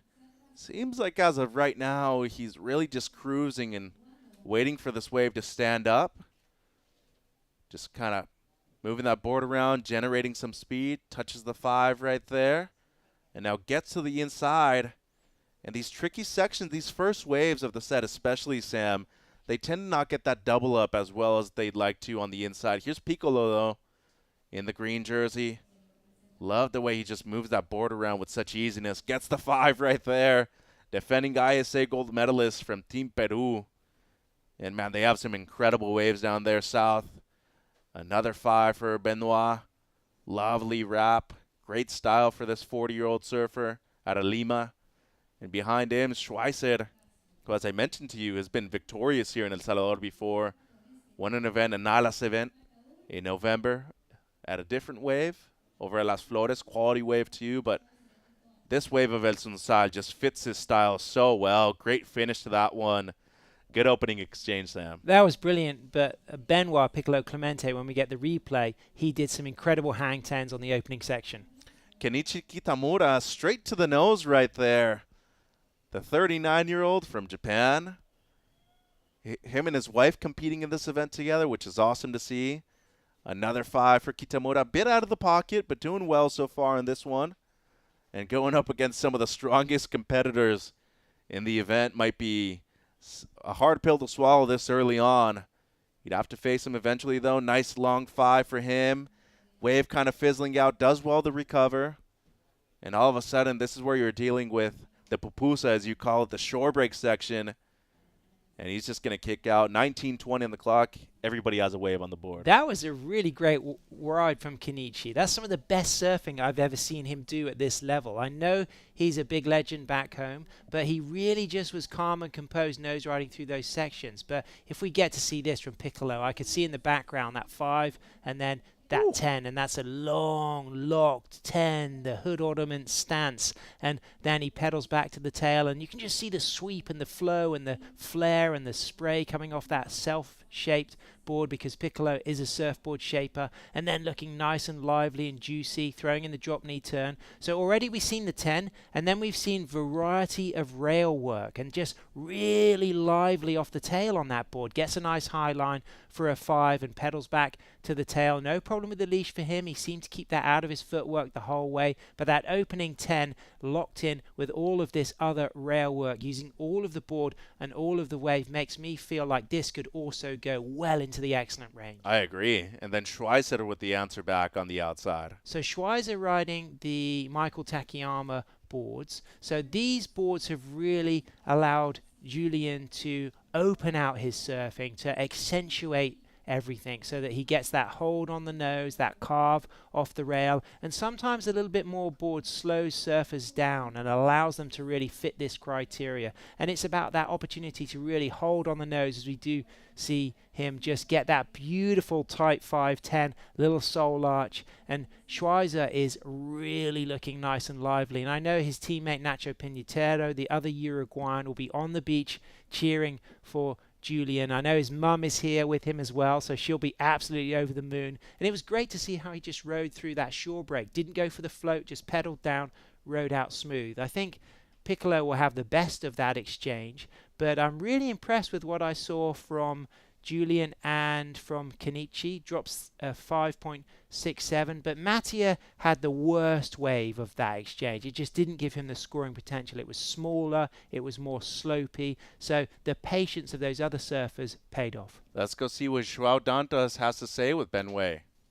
Thank you, guys. Winner with that main round 2, heat number 1, João Dantas, representing Portugal. Amazing surfing.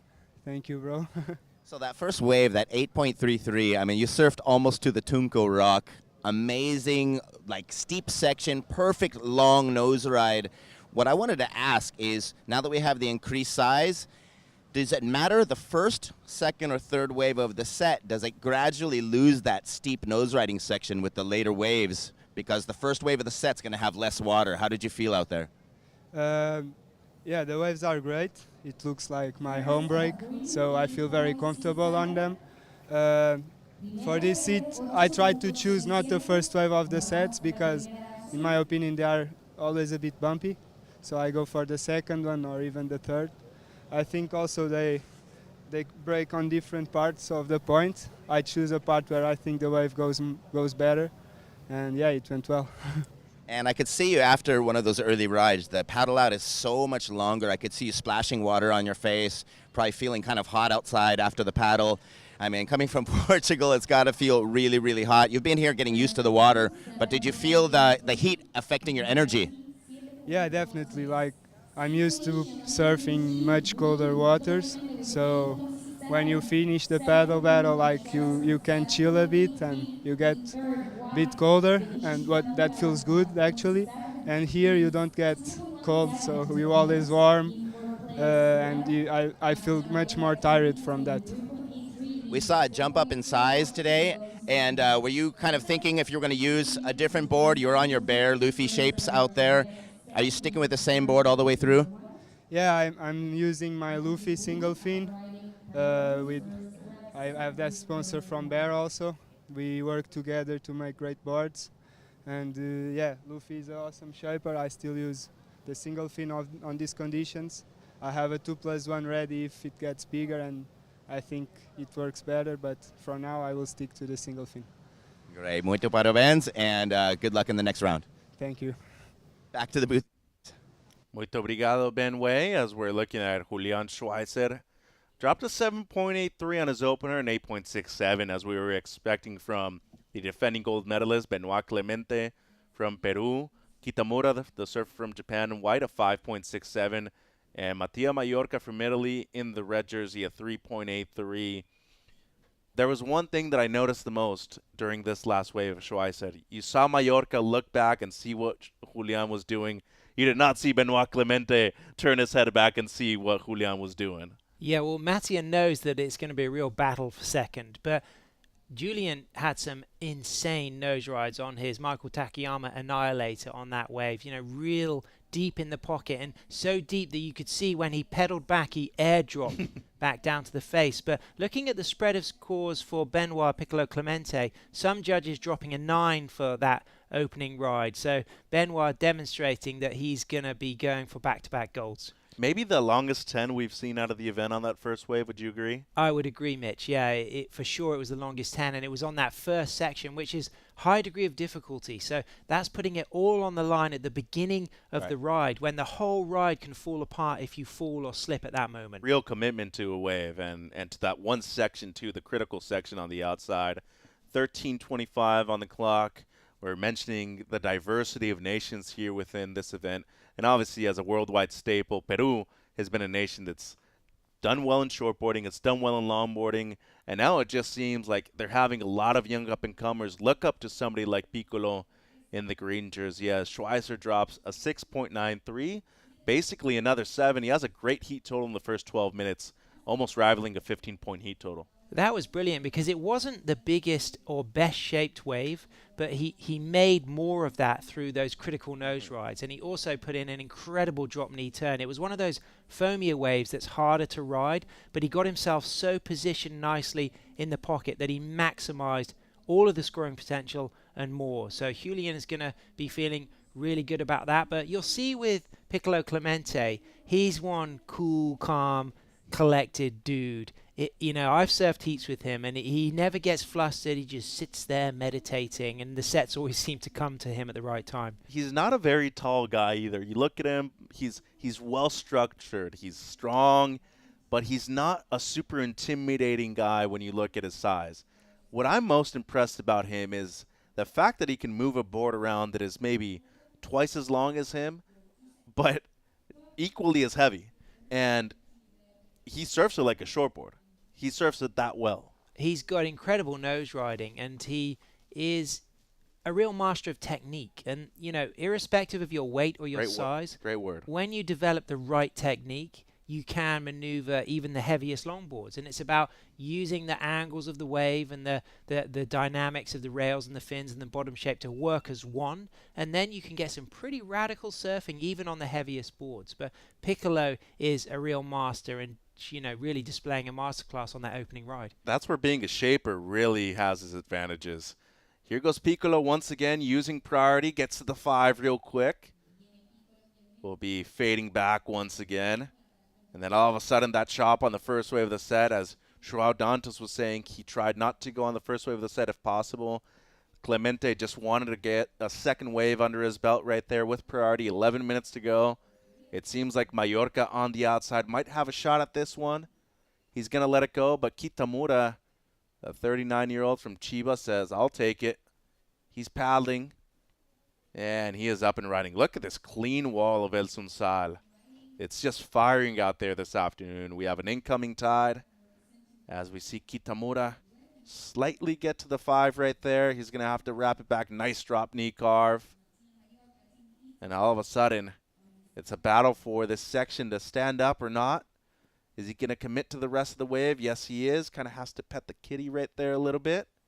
Lovely 5, extended too. And he's just going to have to wrap it back and get back to the power source of the wave. You can obviously see a huge difference between the former ISA gold medalist, the defending gold medalist, Schweizer, who's been competing a lot more recently, and somebody like Kitamura, who does this more as a hobby. And obviously, you said a legend in Japan, but when it comes to the worldwide stage, it just seems like there's imposing superpowers nowadays that have everything going for them, Sam. Yeah, but from a great surf area, Chiba, just outside of Tokyo, of course, a heartland of Japanese surfing, riding his spec surfboards. And he's got his teammate Kai Hamasi, who is going to be a big threat for a podium finish, for a medal. And it was strong surfing, but you feel as if it's going to be hard for him to catch up with the likes of Julian and Benoit. But what about this from Mattia? Big cheetah stretch 5. I love the style. Keeps that trim high line. So kicks off with a pretty decent stretch 5 and stays long on that nose ride, and then gets nice and loose and lively off the tail here. But that wave just going much more fat and slower, and he just has that penguin stance, staying nice and low to see if he can keep that trim speed moving to connect with the reform, but that wave not delivering. So he's going to add to that 3.83, but he'll be wanting to build on that. He knows he could get second place in this heat, and he'll want to push for that. The 23-year-old from Kapu Manu, as you were saying. Lovely waves over there in that part of Sardinia. Lovely 10 right there from Benoit Clemente, risking it all right at the beginning of the wave, too. Love the way he grabbed his rail right there for the 1 carve. I just have to say, first time seeing Benoit surf in person, I am very impressed, and a bit more than that. He's really opened the door for a lot of Peruvian longboarders to do so well. Mafe Reyes, Lucas Garrido Leca, who is not here at this event but competed formerly on the WSL Longboard Tour. Benoit just absolutely destroying this lineup right now. The way he's able to maneuver that board with such easiness, absolutely incredible, Sam. That 10 was world class. And again, doing it on that first section, the highest degree of difficulty, and just really putting it all on the line, but with style. Here goes Schweizer now with the answer back. And they got something brewing between them. 14-7-6. Benoit's going to throw away the 3-1-7. As we see Julian claim that last one. He loves it. Weren't able to see what he did on the outside. We're going to get the replay of it. He's feeling it. It must be good. No doubt he is. Just under 8 minutes to go, Sam. This is a heat. Well, just by that body language, the fact that he's already carrying that 6.93 and that 7.83, if he had that level of stoke upwelling, it must have been pretty special. No doubt. Let's see what we get in terms of the replay here, because Clemente's no doubt going to get another great wave that could even get back up into that excellent range. Mallorca and both Kitamura need something in the upper sevens, maybe even touching the 8-point rod to get back into this heat, because Schweizer isn't known to claim every single wave. So you're thinking, okay, if he already has a pair of sevens on the board, this had to have been something very impressive, as you were saying. Coming from a small country, not necessarily a surfing country either, Uruguay, but what they lack in maybe size, they make up for it in soul and spirit. Absolutely. Julian and Nacho Pinatero, they're really the ambassadors of Uruguayan longboarding. And, you know, of course, a proud, beautiful country with a growing surf culture. And what a confidence booster for Julian if he can beat Piccolo Clemente here. So it's going to be really interesting to see this exchange of scores. When we go back to Benoit Piccolo Clemente's ride, that opening 10 was absolutely incredible, but the rest of the wave, he looked like he was looking for something else. It was a big overhead wave, but it didn't really allow much more beyond that amazing 10. There's the 5, and then look at this, just locks it up in a high trim line and gets that 10 right high in the pocket, and then pedals down. I don't think it's going to be as high as the wave that he kicked off with at 8.67, but at this section you've got those drop knee turns, and you can just see that he's eyeing up all of the scoring opportunities, staying very close to the pocket, keeping nice and lively. And actually, when I was watching this live, I was expecting there to be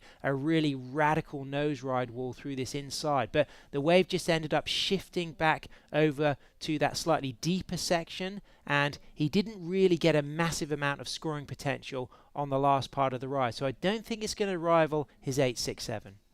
5 minutes and 30 seconds to go. You got to be thinking, okay, you get up into the 15, 16 point range. Excellent heat total, but in terms of your confidence going into the later rounds, you not only make a statement, you show everybody else that you're here to stay and you're here to contend for another world title and a gold medal. What I'm liking about this heat is that there's a heat within the heat too, right? As you were saying, it would be a huge thing for Julian to take it over Benoit. We shall see. 8.67 for Schweizer in the blue jersey. Clemente would now need a 7.84 to take the lead over him. 5 minutes to go. Mallorca waiting on his score and also waiting for the last of the surfer in white, Kitamura. And a 9.5 drop for one of the judges. So the average taken, the highest and lowest removed. So Piccolo gets a 7.17. It was clear to see that it was, you know, at least a point or a point and a half less than that opening ride. But that was not to do with his surfing. It was just the fact that the wave did not deliver after that opening 10. But he really got the score on that opening 10. But to land an 8.67, Julian, I mean, that was incredible. And he's somebody who's been building momentum over the last 10 years of competition. And this is going to be psychologically such a confidence booster to know that he could beat the reigning gold medalist Piccolo Clemente. So the two best scores of the event so far in this heat, an 8.67 for both blue and the surfer in green. Scores in for white, a 4.83, and for Matia Mallorca still coming through, but it seems like both of them are going to be in a combination situation in the last 4 minutes of this one. I thought what was really cool about Clemente's wave too, personally, was that he didn't try to oversurf that last section. He really did what the wave dictated, Sam. Absolutely. Staying composed, graceful. And like you say, Piccolo is not so tall, but he has a very proud posture. He seems to embody the whole wave riding history of Peru, going back to the reed canoes. He's such a proud Peruvian, and the way he carries himself, always tall, and then he translates that to those hood ornament style upright hang tens where he'll stand perfectly tall. I love that about Piccolo. Hood ornament. It's the first time I've ever heard that term when you used it the first time in the last heat, and now I understand why it's a real hood ornament, because I go back to the classic cars in the 60s and the 50s, and I think to myself, you know what? It's exactly the same thing. You want somebody to perch on top of a car, basically like they're doing it on surfboard. 3 minutes to go. Kitamura and both Mallorca in a dangerous situation here. They're going to be relegated to the repechage unless they have something incredible in the last 3 minutes. Beautiful 10 there by Mattia. He needs something big here in the rest of the wave. Gets to the 5, more of a stretched out one.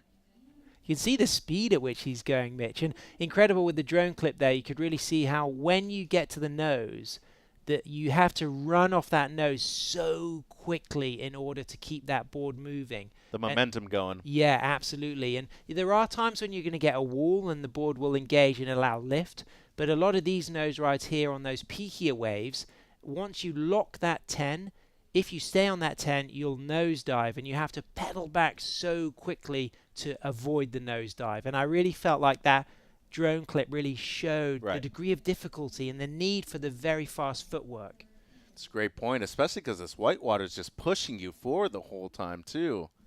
Here goes the surfer that is currently in second in this heat, long 5. Touched the 10 for just a short amount of time is Piccolo Clemente, the 40-year-old from Lima, Peru. Some incredible waves over there, Sam, if you haven't been to the South American country yet. But coming from Lima, some of the heavier waves in the region. His favorite, though, Huanchaco, more in the northern part, which is the left. As we see him just slowly make his way through to the inside. Lovely style, and you mentioned that posture. He definitely has a longboarding style because of that posture. Great way to make it back to the inside section. Lovely hand positioning, too. Great drop knee carve, and he's just going to call it quits with a little over a minute to go. Nothing to gain, nothing to lose here for Benoit Clemente at the end of this heat. And here's Kitamura. He's going to kick out. Seems like in the last section of that wave. 55 seconds to go. Going to be very hard for both the surfer in white and red to make it out of this one. What an incredible heat. I mean, Julian getting that 7.83, that 6.93, and that 8.67. And I think that this score from Piccolo will definitely go in his top 2. Whether it's going to be as high as the 8.67, I'm not sure, but I feel it's going to replace that 7.17. So if it's a 7.83, he goes up into first position. Here's Schweitzer now, looking to keep that lead for the rest of the heat. Let's see if he can rival what Clemente did on his last ride. Lovely 5 there from Julian. A frothier wave. I mean, his 6.83 was a wave very similar to this. He mentioned that he kind of manufactured that score out of something that really didn't offer up a lot. Lovely 10 right there from Julian. Maybe a dirtier section than he wanted to, but still great surfing. And he's also going to call it quits. So both the surfer in blue and in green as well will be moving through. We don't know the placement yet, but either way, maybe an anticipated final right there, Sam Bleakley. That was incredible. I mean, what a great performance for both of those South Americans. World class. And it'd be interesting to see that last exchange. Don't think that's going to rival Julian's 8.67. But it could well get close to that 7.83. But I'm very interested to see what Benoit gets for his last score. I think it could be borderline to push him back up into first. But if not, both of those surfers put on such a masterclass. Absolutely, and great embrace right there by both surfers from South America. So the heat has come to an end. Heat 3 coming up, another banger. You don't want to go anywhere. Carlos Bahia, the best surfer from day number 1, about to hit the lineup, as well as with the surfer from Ireland, South Africa, Sam Christensen, and our surfer from Chinese Taipei. More action coming up, live from El Sunsal.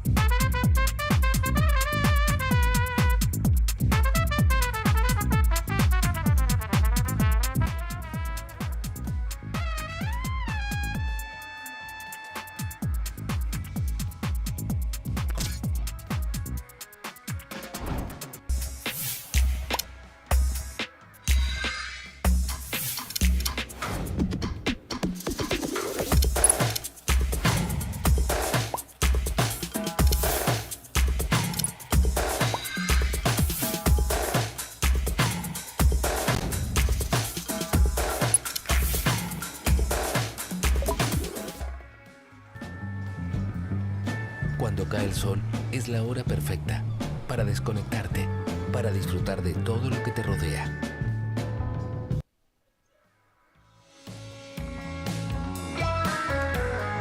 Welcome back to El Sunsal for the 2023 ISA World Longboard Surfing Championships. Mitchell Salazar here with Dr. Sam Bleakley. Sam, another great heat coming up in the water. We have Carlos Bahia from Brazil in the red, Abdelghani Sahal from Ireland, originally born in Morocco, Sam Christensen from South Africa in green, and Han Sun Ling from Chinese Taipei in the white jersey. So a very diverse heat out there in the water. But you got to give the advantage with these kind of conditions to the surfer from Brazil, from Sao Paulo originally. Yeah, and Carlos has been coming down here for 3 to 4 times a year for the last 9 years. Yeah. Known by his surname Bahia. He's competed internationally for such a long time, but to have that extra level of experience here, I think could be a huge positive for his campaign, because he's got some big names to go up against, but just that extra level of local knowledge I think is going to be really important. And he's always smiling too, has a great attitude and positive energy about him. When we spoke to him the other day after his opening round heat, he mentioned, I'm just here to have fun, enjoy myself, but in the end, if I go home without a medal, it would be a bit disappointing to me. Comes from the area in Sao Paulo called Maresias. Some of the best surfers in the world from there at the moment, Gabriel Medina, the Pupo brothers. But when you talk about longboarding, quite difficult in that area because there's not a lot of point breaks, Sam, mostly beach breaks. Mostly beach breaks, but there is a vibrant longboard community there, and as there also is in the Rio area as well. But what you find with the Brazilian surfers is they're very quick on their feet. Yes, they are. Because of those heavy beach breaks, they're able to get up and back from those nose rides at lightning speeds. Let's go down to Julian Schweitzer with Ben Way. A huevo, como dicen los mexicanos. All right, here we are, the winner of the round 2, heat number 2, representing Uruguay, Julian Schweitzer. Muchas felicidades. La verdad que sí, estoy muy contento de tener un hit más con mi gran amigo Piccolo y mi mentor, es gran parte de mi inspiración para mi surfing. Las olas están increíbles, la verdad que siempre nos toca juntos en los torneos más de una vez. Así que ya desde ISA empezamos de vuelta compitiendo juntos, contento que pudimos avanzar los dos, contento de poder surfear bien y demostrar el surfing que vengo entrenando. Y nada, la verdad que ahora es un salse se encendió, así que es un placer poder estar acá corriendo. He said he's super stoked to be out with Piccolo, who was actually his mentor. They always end up in heats together. Super stoked that the waves turned on here, and Sunzal's just going nuts. And in tu bio, like in your biography, it says your favorite wave is Las Flores en El Salvador. ¿Qué es la diferencia del Sunsal y, bueno, Punta Mango y esa área? Las Flores es un poquito más perfecta. El Sunsal creo que aguanta más tamaño, pero las Flores es una ola que te puedes ir al nose y puedes estar un minuto en el nose. Y el año pasado tuve la oportunidad de competir ahí con 4 personas también adentro del agua, las olas muy buenas y fue un sueño. So you're saying his favorite wave is listed as Las Flores Punta Mango, is just about 40 minutes south of here, and he said the wave there, he's able to do super long nose rise, just stay on the nose because it's a really, really vertical wave. He said it's a lot different here, but this place handles the size much better. And finalmente, invitaste a Piccolo para decir algunas cosas a Piero ahí mirando en casa. Sí, queremos saludar a Pierito, a Jamie, a toda la familia de Piccolo también allá en Perú. Nada, estoy muy contento. De esto también va a todo mi equipo de trabajo. Uno como deportista es la punta de un iceberg de mucha gente atrás. Entonces, nada, yo soy el representante de muchas personas atrás trabajando, así que esto es para todos ellos, para mis sponsors, para todo Uruguay también. So he's doing it for all of the team, all of the sport, everyone, and all of Uruguay, of course. And Piccolo, ¿cómo ves el surfing de ese Julian? Bueno, Julián es un surfer increíble, siempre competimos juntos. La verdad, contento de haber pasado con Julián. Ahora El Salvador está con unas olas increíbles, así que nada, seguimos avanzando para las otras rondas. No, pará, me falta decir una cosa. Por fin le gané, porque siempre estamos ahí, a un día me tocaba a mí. So super stoked to be here, and he's super proud of Julian. They're always glad to make it through together. Muchísimas gracias, mucha suerte en la próxima. Un placer, espero encontrarnos acá. Vos primero, yo segundo, depende de cómo sea el orden de los hits. Back to with you guys. Thank you, Ben. Some carnage right there at that end section of what Sam calls the pupusa section here at El Sunsal. Just briefly, Sam, real quick before we get back to the action. Julian jokes, he's like, hey, It's the first time I've ever beaten Piccolo in a heat, so this heat actually mattered a lot to me, but they hope to meet each other in the final, and whether who gets first or second, they're going to be grateful for that chance. Back to the water, though, this was Carlos Bahia's first one. Nice stretch 5, gets low in the wave and then climbs back high, holds that 5 for a really long time, and then manages to just move through that choppy section, has to bounce a little bit to get back down on to the bowl section, then comes hard off the bottom, sweeps off the top, and then again puts that board on rail with a beautiful hook back into the pocket, keeping that high line on a big set, bumpy sections to navigate, and then gets another 5, moving at an incredible speed. And the read of this wave selection demonstrating that the 9 years of travel experience Carlos Bahia has got here is paying off, because he nose rode the socks out of that wave and then hooked that final turn back, just avoiding the carnage of the Papusa section. That would have been sick if he actually would have been able to ride out of it. Unfortunately for him, no can-do-y, but still, a lot of work done beforehand. Han Sun Ling opens up with a 2.67, the surfer from Chinese Taipei, just 24 years of age. One of the younger competitors in the heat, Sam Christensen, 25, from Durban, South Africa. His favorite wave and his local spot, New Pier, another great beach break in that South African region, Sam. Yeah, and Sam Christian just founded a business to empower small-scale operators in South Africa to really reach their potential and have kind of social impact.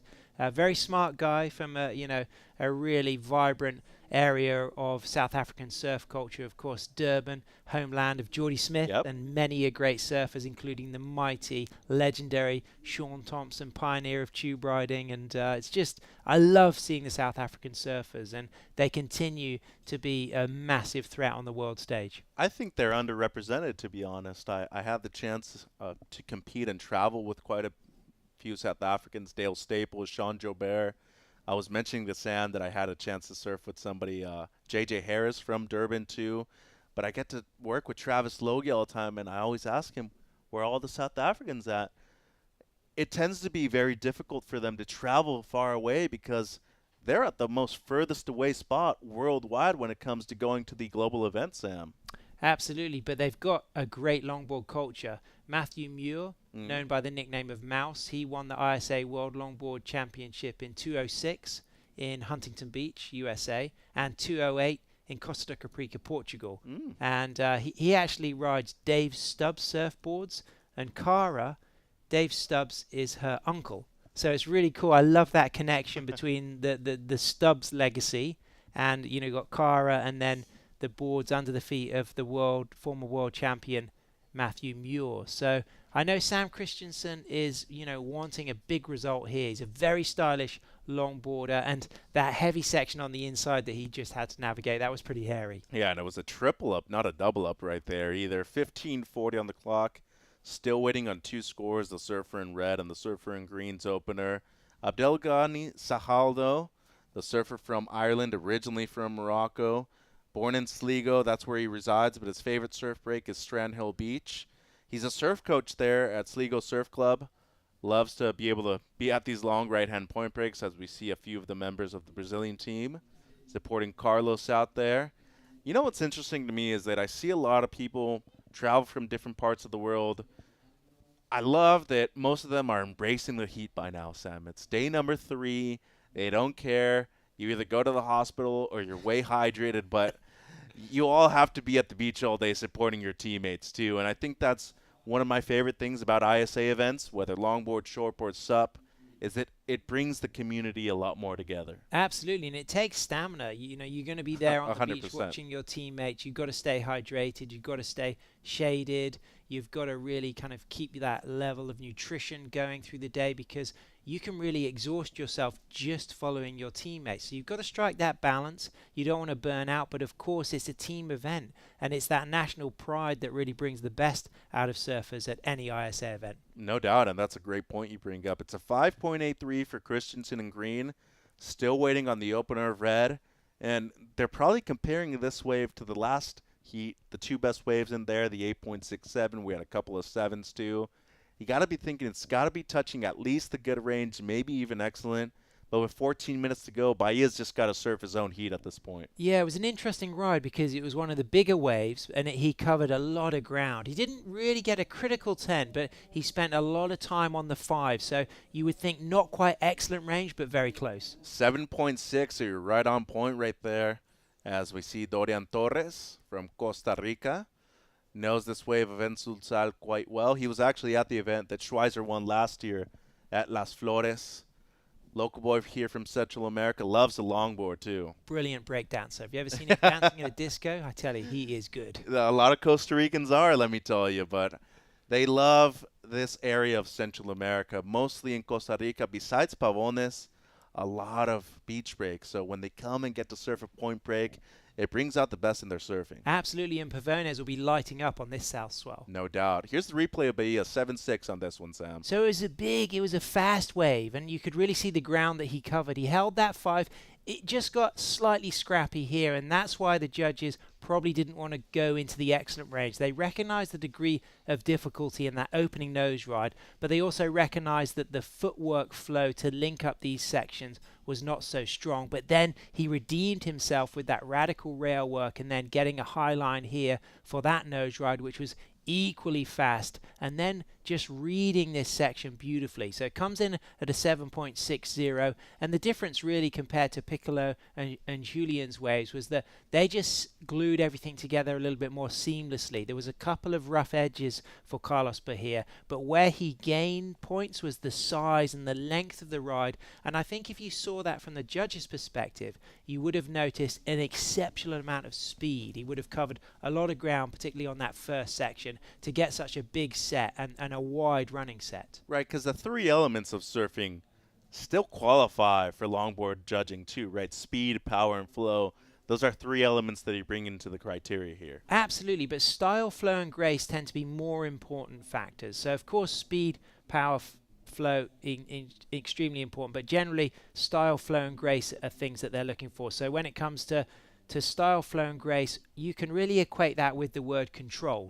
And style's subjective, so everybody might have a different use of the upper body. Some people like arms up, others like arms down. But how I like to describe it is if the surfer's demonstrating that control, that might start to combine that style, flow, and grace element. Right. So it could be one covering all 3 topics.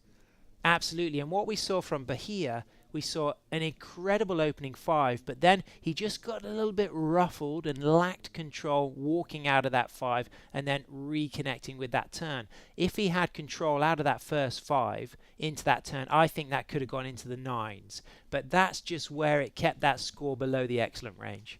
Great breakdown right there, Dr. Sam. As we see Christensen now up and riding. Lovely 5 to start things off. What a graceful style this young man has.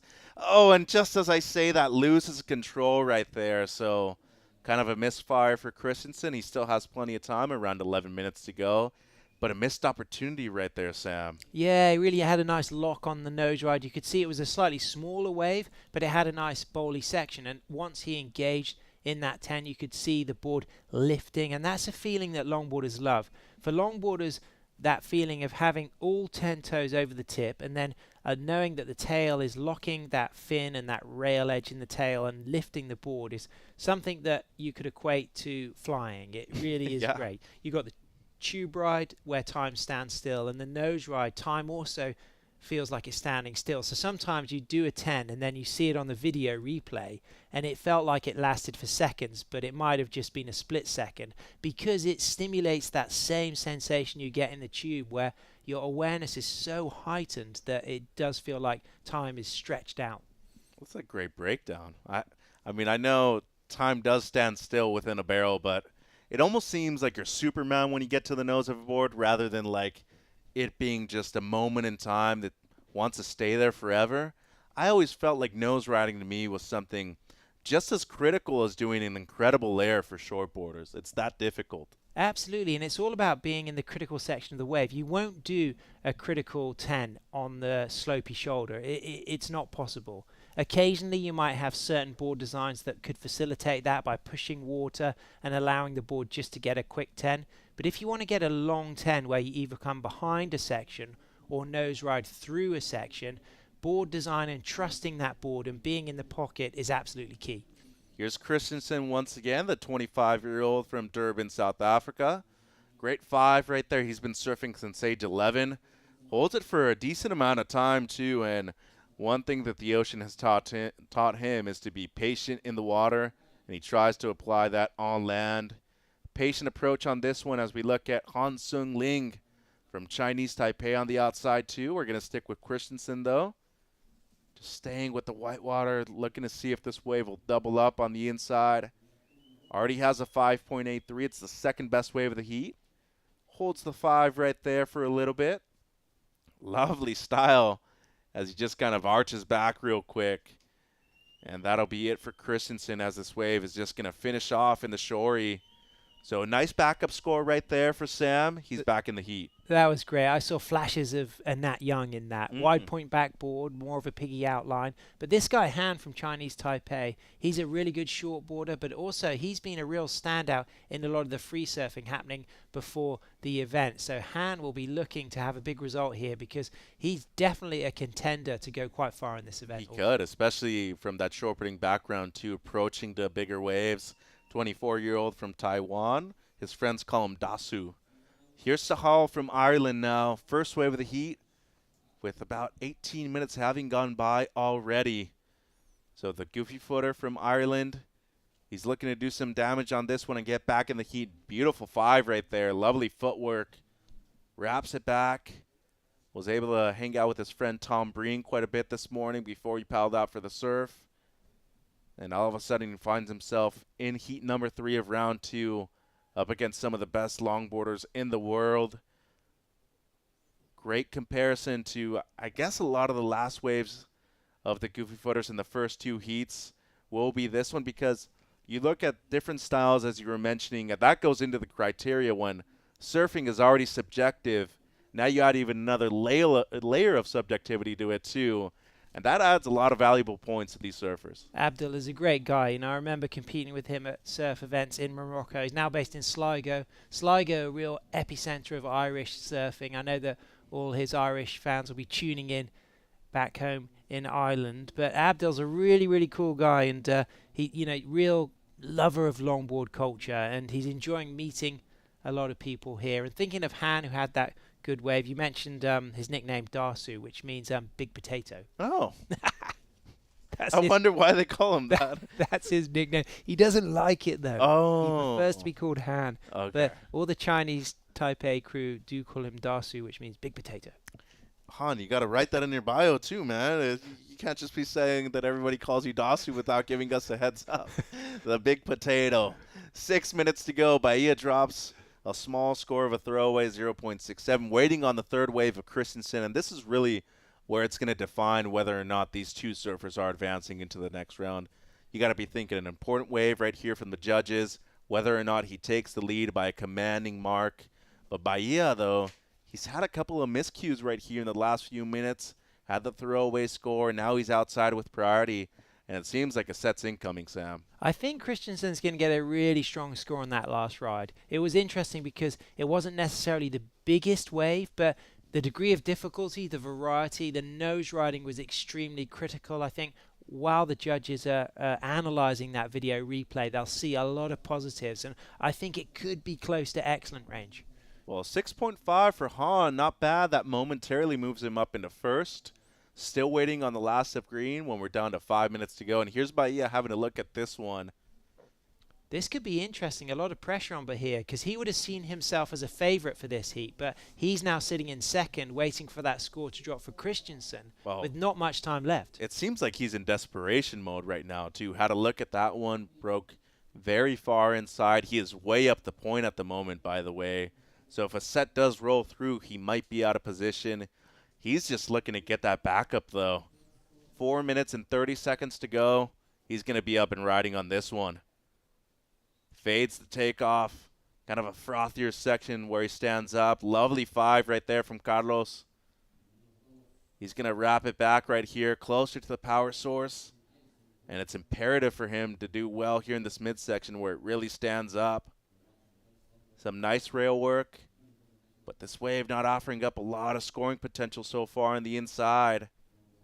He's going to stick with it, though, knows that he doesn't have a lot of time left.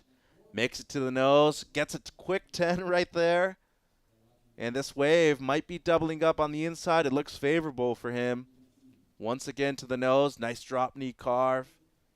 And that just might do it for him to move up into second place, as Han Sung-ling also only has a 2.67 as his backup at the moment, Sam. Yeah, well, Christensen's gone up into first, so he got a 5.77 for that wave. I thought that might come out higher. One judge dropping a 7, some judges dropping a 5.5, but I think it was to do with the wave size. It was a lot of incredible surfing, but it just didn't compare to speed and length of ride of Bahia's opening 7.6. So that's why fans tuning in back home who might have seen that might have been expecting a bigger score, and I think that did come down to the fact that it was one of those more medium-sized waves that were just running closer to the cobbles. And it's really important to, sometimes you get obsessed with what you see on the screen, but when the judges actually see that the ground covered, and the fact that Bahia's 7.6 was a big set wave, he was going extremely fast, and the judges would have been comparing Christensen's last wave, which came out at a 5.77, to that opening 7.60. Right, the degree of difficulty much harder on a larger set wave rather than a smaller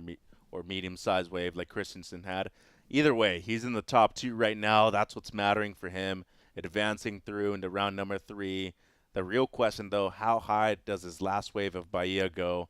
Only needs a 1.57. He's going to get that, but does he take the lead? Does he go to second?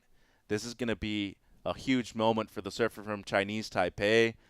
Bad luck for him, though. He's in second priority in terms of the rotation. Well, Bahia's wave, they will be able to compare that to Sam Christensen's last wave.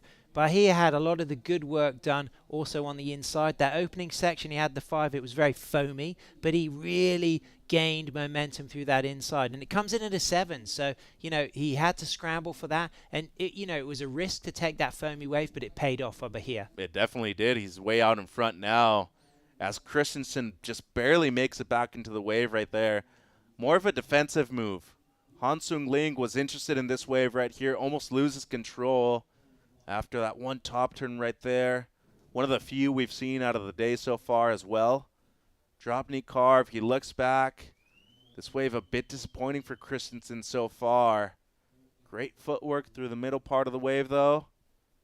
And once again, he has to negotiate with this end section whether or not he can get another nose ride in. We shall see. Just waiting for it to stand up. Now he's getting to the nose, touches the 5 real quick, fades back, and if he wants to better that 5.77, needs to get another nose ride in.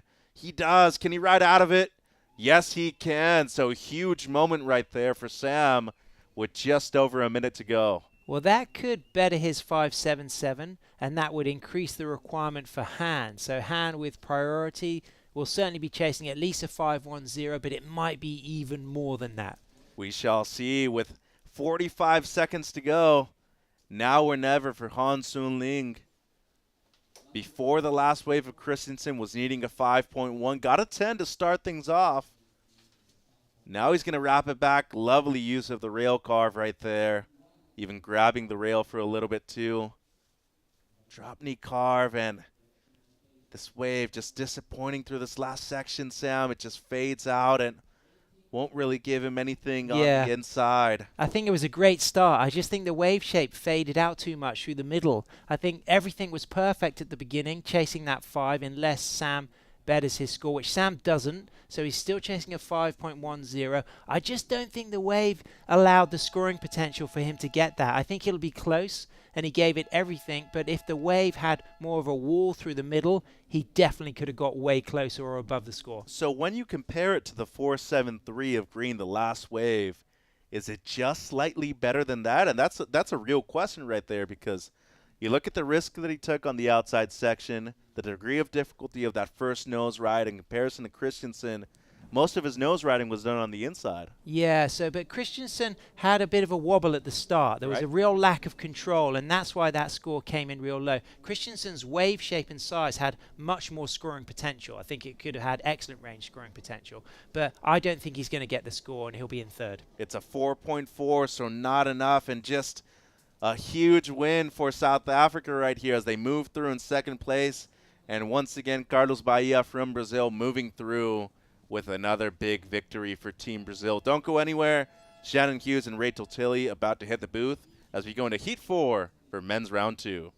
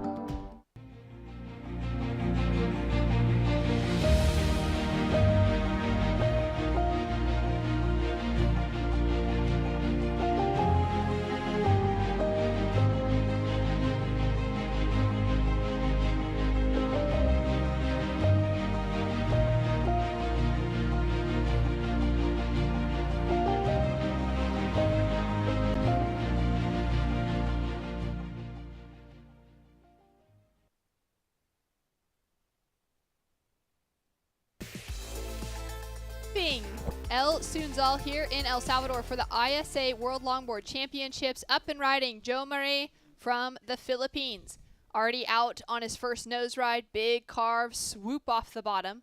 Sets that high line right under the curl in the pocket of the wave. Great cross-stepping back as we have Dorian of Costa Rica up and riding behind him. Nice exchange to start things off as we track with Joe Marie.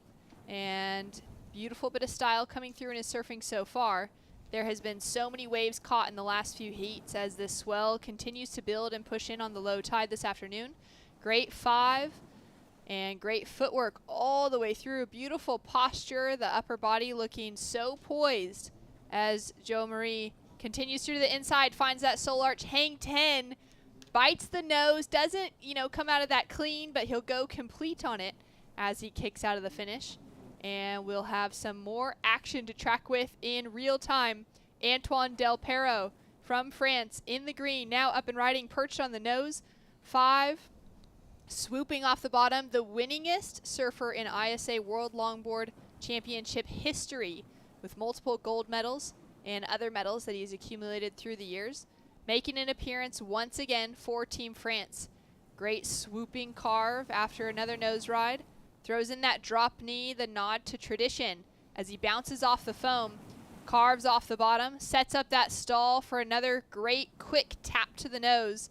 We'll see how this in section of the wave starts to open up for him, making that board look loose, look lively, and love those S down carves as he starts to set that rail, set the line for another 5 through to the inside section, making it look easier than ever.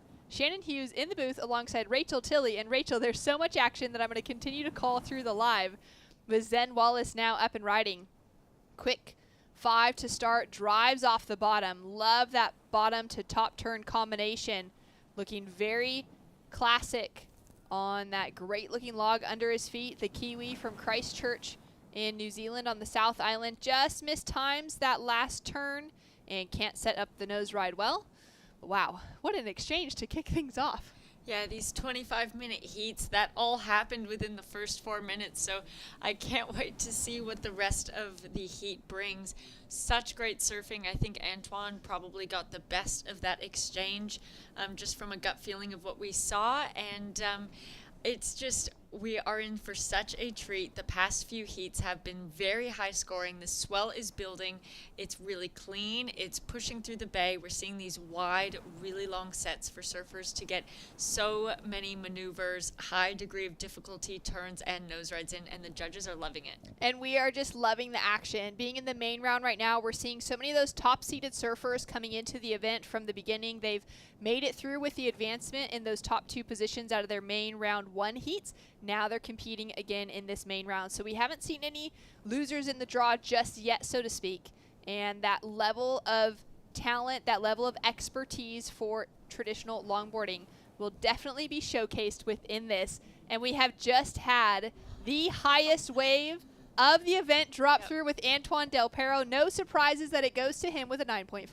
Yeah, I think the key standouts of that wave were his hang tens. He kept them really tight and critical. The turns were really fluid, had so much style, flow, and grace. He didn't go too progressive with them. And the judges, talking to the judges during our breaks, they're keeping a keen eye on that in those turns. Of course, turns are still a very critical part of a traditional criteria, but they're looking for those traditional S type of turns rather than your powerful progressive roundhouses. And Antoine surfed that criteria perfectly, had a long, nice set to take him all the way into the inside, and no surprise, it's a 9.5. Dorian Casada now up and riding for Costa Rica. That quick throwaway score of a 0.83 will be far in the back of his memory as he's now swooping into another nose ride. Great bit of footwork, maybe a little shuffling coming off the tail there as he shuffles that back foot into position. Now bounces off the foam and starts to set that line. Staying really active through this middle section of the ride has been a key point to being able to up those points and up the scores on every wave, keeping those rails engaged from rail to rail. And another nice long perched hang 5. That was a beautiful nose ride through into this shore break with that drop knee down carve in a tricky section. And he's got even more as this wave continues to open up for him on the finish. And that was a beautiful S to finish it off. Yeah, he really liked that. I loved the end to that wave. He added so much value to his wave with those end sections. Up and riding now, Zen Wallace drives hard off the bottom into that swooping carve as well. Keeping things flowing, smooth, and stylish with each of those carves has been a really crucial thing to keeping the traditional element of those turns. Goes for that sort of drop knee as he has a bit of footwork thrown into the mix here. Keeping those cross steps is a really important factor as well. He's been a little bit stagnant on his feet here, but just using the rail of that board to engage with the surface of the water and just gets caught out too far on the shoulder. Yeah, unfortunately that one going a little bit fat on him. He probably could have stayed with that whitewash a little bit longer. That's what we're seeing for the surfers connecting that out section to that inside section, is sometimes having to stay with that whitewash and going deeper than feels natural just so you can bottom turn, and it tends to then stand up to a nice nose ride section through that inside. So reading the wave is really crucial out there. The waves look really different to how the surfers have been surfing them the past few days, with that section, with that inside section really lining up through the inside. The past few days it's been a little bit shouldery. Surfers have been having to do a lot of back and forth, keeping busy, a little bit of footwork and stuff, but now we're really being able to see them utilize with hang 10s, hang 5s, nice down carves all through the inside. It's exciting. It's been so exciting to watch these last few heats. Zen Wallace now perched on the nose again. Antoine Del Perro once again in the green jersey. Opened up with a 9.50. Now back onto that 5, that tight 5 to follow it up. Great footwork. Trying to avoid that bounce to make it down the face of the wave. Just kind of uses his hands for a moment. Nice and stylish. Drives off the bottom. Engages that drop knee cut back straight into the cross step. Great amount of footwork. Nice tight 5 as he's in a super critical section, but he'll have to pull out of it. Setting himself up here, Joe Marie from the Philippines. He dropped in a 5-point ride for his opening ride. Getting a couple of nose rides here. Outside the section, we'll see if he's able to connect with it. I don't think so, and he'll fall out. It is, the way that you're talking about those, having to really nurse that wave as it kind of rounds the point here and starts to hug that reef. It's very, very forgiving. It's much more forgiving than you would expect kind of laying eyes on it or as you're paddling out. But to notice that most of the surfers that are able to just stay with that line of foam, that whitewater specifically, they're the ones that are able to get a lot more length of ride and connect to that inside section because it's so forgiving. And I think sometimes seeing all that whitewater, you'd almost be a little bit scared to go too close to it, because then you think if you go too close to that and this wave is a point break and it's swinging around the corner, it's going to close out down the line. But it tends to be very forgiving and hold off down the line. Yeah, I think that's a really interesting point. I was actually talking to Sam Christensen before his heat about that. We were just kind of looking at the waves and seeing how they're starting to run a little bit differently through the point, and watching some of the surfers make that mistake of wanting to make sure they stay ahead of that section so it doesn't close out in front of them, but then only for them to be too wide as it goes really soft, and then they lose that wave. And so it is, the surfers are kind of learning on their feet out there and having to read the wave in real time, since it has changed so much from all their practice sessions they've been having over the past few days and their heats the past few days. And thinking about that, you know, most of the surfers here are learning this break heat by heat. It's not a location or an event specifically that we've been seeing high-level longboarding events running at in the global conversation, whether it's ISA Longboard World Championships, whether it's the WSL Longboard World Tour, or all of the many invitational and club events that happen globally. Sunzal has not been a wave that's been on that map or that marker. So a lot of these surfers haven't had that opportunity in previous years to kind of get to know this break very well, and everyone's pretty much learning on the fly. Absolutely, but this year it is absolutely on the map with our, obviously here at the ISA World Longboard Championships, the WSL World Longboard Tour will have a stop at this same wave later this year in September. So it is a wave that a lot of these surfers are going to be competing at multiple times this year, valuing this experience and trying to learn on their feet, take heat by heat so that they can get to that final gold medal round. And it's been amazing to have that support from the local contingency and from the government here in El Salvador to continue bringing ISA surfing back year in and year out. There's been so many great events that have run over the years, from stand-up paddling to the shortboard World Surfing Games, which has, you know, the Olympic qualifiers in the conversation, as well as the juniors on the shortboarding side. So there's been a plethora of events that have been run in this wave-rich region, and it's just been so fun to see our longboarding community come together this week to enjoy the, you know, the special elements that El Salvador has, as we see an absolutely insane set rolling through. There has been so much action. We'll see if he's able to get into it. Dorian has a paddle and just can't get down the face of that wave. These huge sets swinging so wide across the point, getting a little bit more steep and critical off the takeoffs as well, as Zen Wallace in red is now up and riding. Quick five, somehow pedals off the nose, makes it on a super steep section, maintains control, whips it around for a little roundhouse back into the foam. Another big carve, lets that board just hit the foam and shoot him back out into the bottom of this wave. Nice big S, lining up here, goes back to the nose, finds that quick hang five, lacking some control, but you can see within that there is just so much speed with this wave, so much power, a little bit of bump on the face as well, and he goes flying out the back to avoid that shore break. Joe Marie with a great five, nearly loses it, but manages to stay on his feet. An excellent surfer coming out of the Philippines, and the Philippines team has just been outstanding, as he'll hopefully not get sucked over the falls. It looks like he's going to survive, and we'll have more waves to come through, but in that last heat we saw a great exchange amongst all four surfers, and we've got the winner down at the glass. So this is the winner of the round two, heat number 3, representing Brazil, Carlos Bahia. Mucho parabéns. Gracias, Hugo. Sí. So I'm going to ask him some questions in Spanish. I don't speak Portuguese like Mitchell. I'm very sorry, and I have my backup just in case I don't understand what he says. My first question is going to be, he was holding one score, and he waited for a while, waiting for another wave that looked like it would have scoring potential.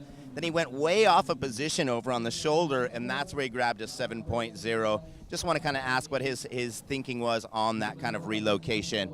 Bueno, tuvieras un puntuaje de 7.6 y estabas esperando mucho tiempo y perdiste la paciencia, fuiste más a la esquina de la ola para agarrar ese 7.0.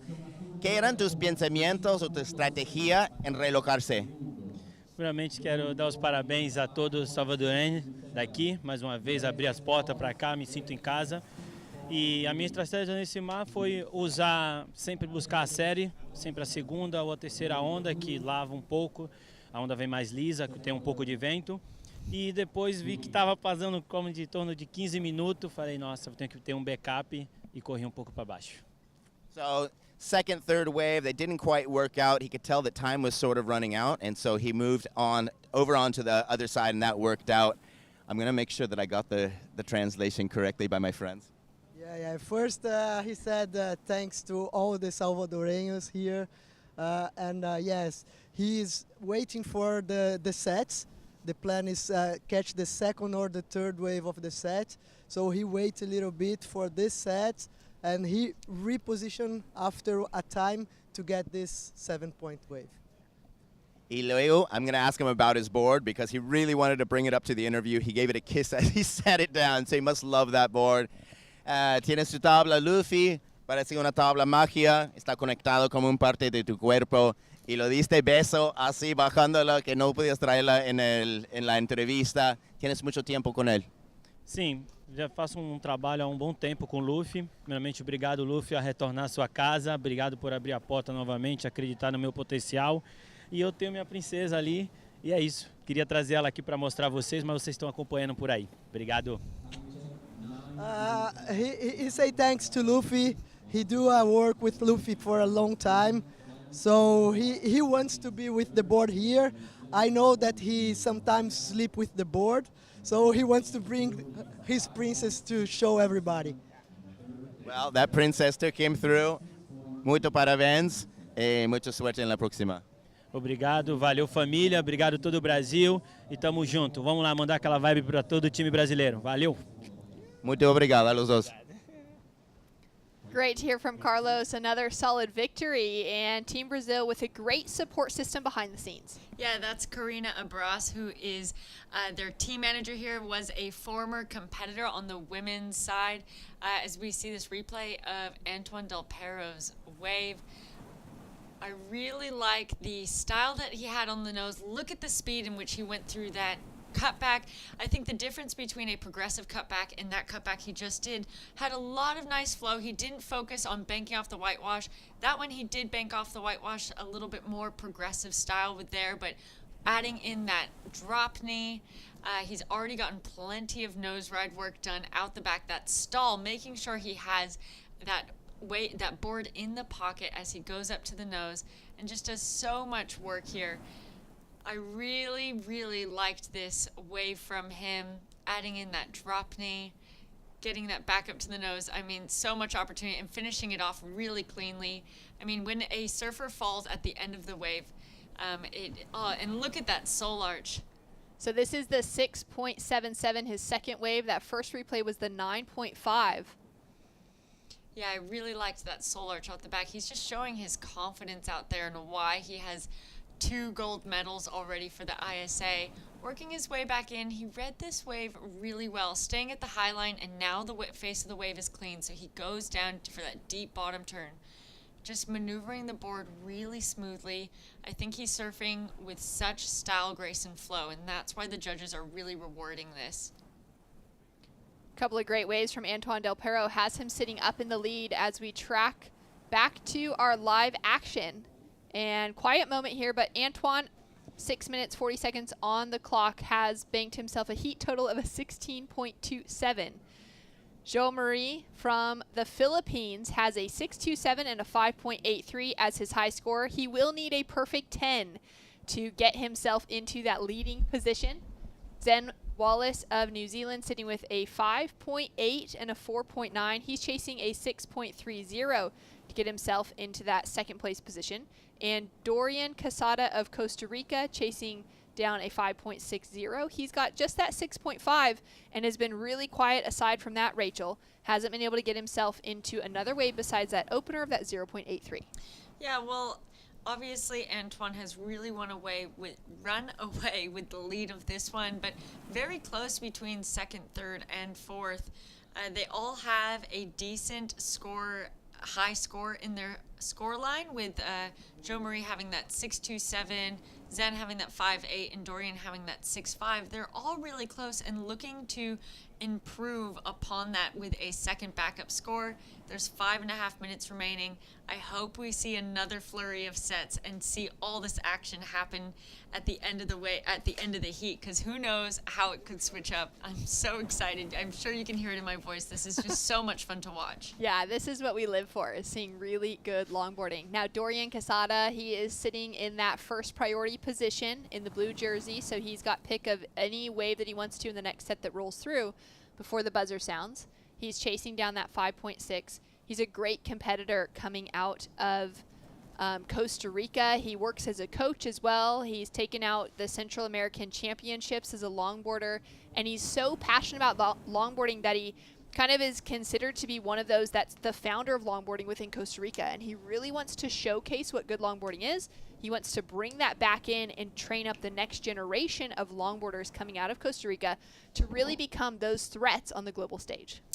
Yeah, you can just see the talent coming from all corners of the world in this heat. And we are in round 2 of the main event. So the surfers that will be getting 3rd and 4th in this heat will not get knocked out or eliminated. They'll just fall down to that repecharge round and have that opportunity to get back into the gold medal final. That's right. That's such a relief at this stage as we see the Brazilian team there celebrating with Carlos. Chloe Calmon, who is just standing up there having a laugh. She has been such a force out of this break over the last couple of days. She'll be a tough one to beat, I think, between her and Alice Lemoyne for that gold medal. Yeah, both of them proving to be really dominant over the years of competition. So much experience behind the both of them. So I do think it'll be a battle between them with a few other standouts. Caitlin Mickelson also dropping some high scores. So I'm excited to continue on in the women's round 2 with all of these, all of this swell coming in. Dorian from Nosara in Costa Rica perched up quick 10 off the takeoff. It's crazy the difference in size when you're looking from the drone angle to now getting that vantage point from the shoreline. This is a solid sized wave. Beautiful big carve down to the bottom of that wave, down to the trough, and pulls in a similar turn for the second. He's now looking for some more footwork, another opportunity, throws in that drop knee cut back, so adding in the variety. Can see how loose and comfortable he feels on that board, perched up to that quick 5, pedals off of the nose. Great reading of that wave as well, but then hits the bump and goes down, unfortunately. Yeah, that was looking like a really good wave. It'll still be a decent score for him. He has a 0.83, so that'll replace that. Antoine Del Perro now up and riding. He's already got a 9.5 and a 6.77. Great nose riding so far. Throws in that drop knee. Nice traditional carve out of that turn as he sets up for the next nose ride. And just nursing these turns. Goes, like you said, a little more progressive, bouncing off the foam rather than kind of that down carve to the bottom of the wave. That's the more traditional maneuver. But great use of footwork and staying in the pocket. Nice few nose rides that he's already thrown together. Quick steps here as he starts to set it up. Arms high, finds that 5, and has a big section to finish off with. Smooth, and he's going to come straight into the shore. Yeah, feeling confident with that one. It makes sense why you would come straight into the shore with only 2 minutes remaining. He takes the high line and goes straight to the nose, holding that one, holding that 10. This, I think, already looking at the nose ride out the back, is hard work done that will replace his 6.77 potentially. Nice S-turn there, back up to the nose. This is what the judges want to see all the way out the back. They don't want to see the surfers waiting to get to the easier, maybe cleaner part on the inside to do that hard work. They want to see those nose rides and that commitment to the 10 out the back to get those high scores. So he is just feeling so good out there, looking so loose on his feet, on his equipment looks amazing under him.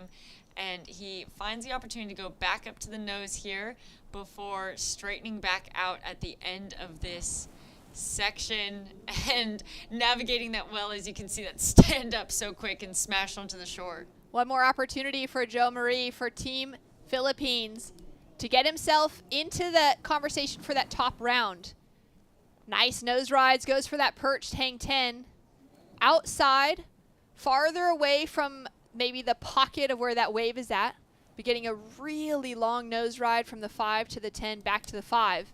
Now pumping along to try and stick with it, but just can't do it. We have had a change up in the situation where Dorian dropped in a score of 5.7 for his last wave, put him up into that second place position as Zen Wallace, coach, athlete, and manager for Team New Zealand, has an opportunity to book himself a spot into that second place position.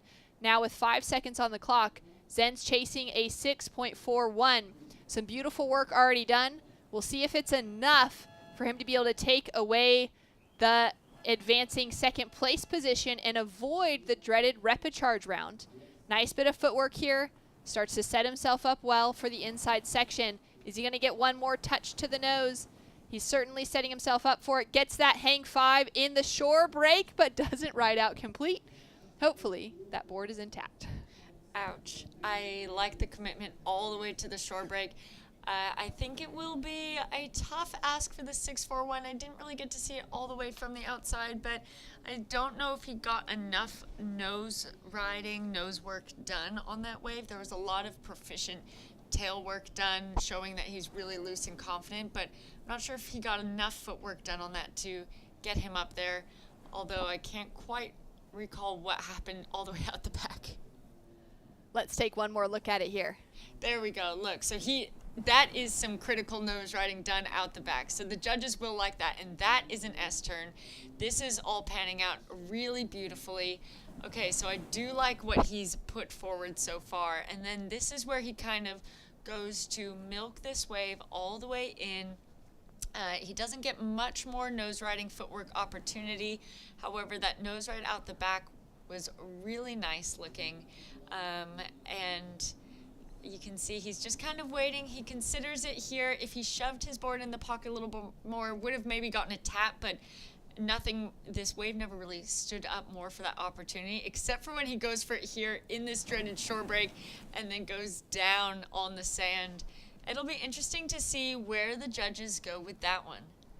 So scores still to come through, both for red, who's sitting in 4th, and for blue, who's now bumped up into 2nd.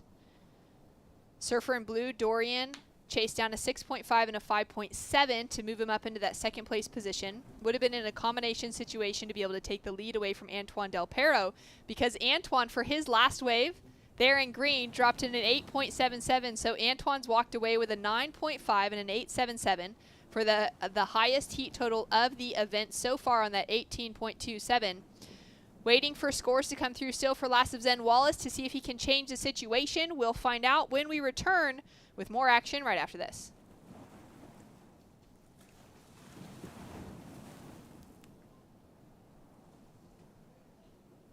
When Paris finally said, no, we're going to do a whole different day. We're going to Chopu. It's like we all went, oh my God, what an amazing idea.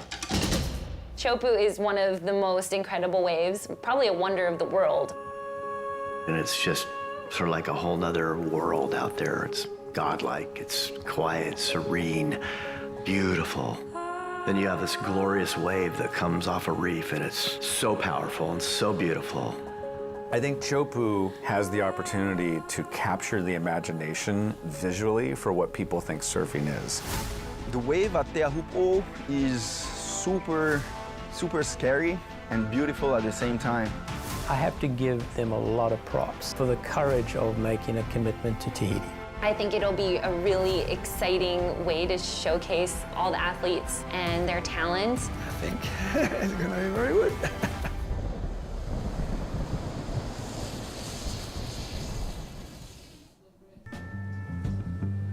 Cuando cae el sol, es la hora perfecta para desconectarte, para disfrutar de todo lo que te rodea.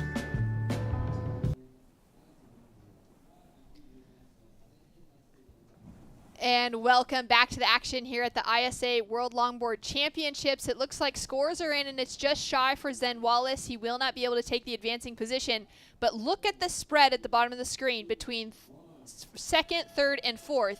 There is hardly a point of a point. Peanuts. Hundredths of a point. Peanuts, exactly, Rachel.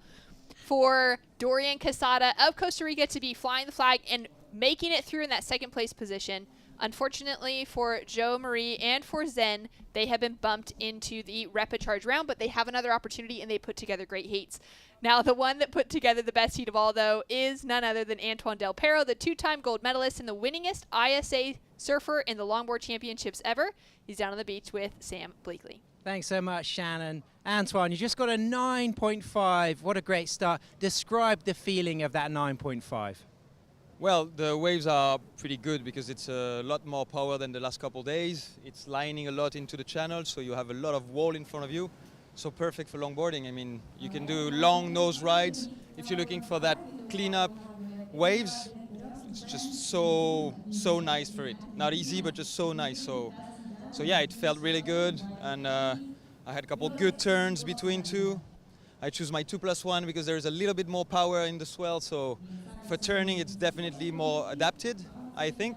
My guess, my opinion again, but I felt really good with this surfboard, with this Mainviel surfboard, 9 foot, 2+1, kind of a speed shape, but a lot of width on the nose too, so it really hangs on the nose too. So, no, that was the perfect board for today, yeah. And is it true that you've come out of retirement to go for gold? Well, I came out of retirement, sort of. I said yes to a selection. I had a selection to do against Martin Corré. I won the selection, so I really wanted to get back to the French team with my brother. I know we had 2 times in a French team together, so we didn't have a lot. So it was one more time, and I'm getting old, so I said, okay, one more time. Why not? Now here's a question. So you've won 2 ISA longboard golds. You've also won a SUP gold. You've been second on the WSL World Tour twice. Your brother has not yet won an ISA gold. If you're in the final and your brother's competing for gold, would you let Edward win the gold, or would you rather get that 3rd gold? No, I'm definitely playing the team game that time. I know, you know what happened in 2009 at our home spot in Côte des Basques. We were fighting for personally a little bit more, and we let it. Piccolo took the last wave in the last dying minutes, so we're definitely not going to do the same mistake. And if he's first and he wins his first gold up, the way is long. We're not there yet, but if it happens and we're in the final together, I don't know. But yeah, I will definitely help him, and if he wins, I think it's going to make me as happy if I'm winning myself. Absolutely. And I know you've got a young daughter, Paula, coming up. She's 5 years old now, so you must have some messages for her tuning in back home in France. Well, she's probably sleeping right now, but I guess my girlfriend is watching, so bisous Souli, bisous à toute la famille, bisous aux copains qui regardent. On va tout donner, on va tout péter. Amazing surfing, Antoine Del Perro. Look forward to watching more of you. Let's get back to the action. Thanks so much, Sam. That was great to hear from Antoine, and fun to see him back in a jersey. I think Rachel, both of us feel the same way, that he's one of our favorite competitors to watch. He always brings a bit of fire, but also just as an all-around surfer. You know, the number of times I've seen him outside of a contest jersey, after the last buzzer sounds at the end of the day, paddle out on a mid-length or a shortboard and just absolutely rip. He's got such great style all around. So to see him walk away with some pretty solid waves in that last heat was really exceptional. As we take a look at his little brother now, Edward Del Perro, with the chance to try and one-up the big brother. Nice opening hang 5. Stays on it for a very long time. Great S turn as he works his way through to this next section, engages that rail, goes for the drop knee. Little bit of a shuffle there, or a hop. Really wanting to see that clean footwork, but getting some of that those traditional turns connected together one after another. Yeah, this wave is looking really good. This happened while Antoine's post-heat interview was happening. So as he was manifesting Edward to head towards that gold medal, Edward was putting this work in. This will be a great score to start the heat. That was, I think, one of the longest nose rides we've seen. As you can see, he just gets up onto the nose and he never leaves. He's a little bit out of the pocket here, but you can see he's heading towards that steeper section in front of him, and that's where then he gets that levitation to put the arms down and stand confidently up. Grabs the rail there to make sure he's directing that speed.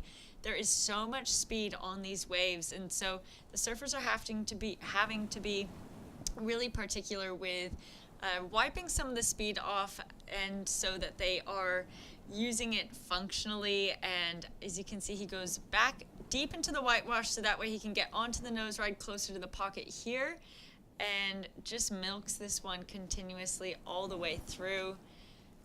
He'll be really happy, I think, with this opening ride, and will put the pressure on the other surfers to answer back with 19 and a half minutes remaining. That was a great start for Edouard. Absolutely came firing out the gates. We've got a score to drop for him. We already have a single score on the board for Martín Pérez of Argentina, just a 1.83. Sets him up in that priority rotation, though, all the way down at number 3. Still waiting for Tasman Dunton of Australia and Anthony Mason of Costa Rica to get their opening ride. So no priority established yet between the two of them. Yeah, there's still plenty of time to go, and when the sets come, they tend to come in a flurry with a lot of then action happening. And there is Edouard Del Perro's opening ride, a 9.0, so following exactly in suit as his brother. They are loving the Del Perro brothers surfing. The judges are communicating that with these excellent scores. Wow, I mean, what a way to answer back, to see his brother, you know, in that heat beforehand kind of set the standard for the highest scores that we're seeing drop throughout competition. We've had a few other 8s thrown down on the men's side of the draw. We've had the single 8 on the women's side, I believe, went to Alice Lemoyne. And now for the 2 Frenchmen to be bringing in those 9s into the conversation is a great thing to see.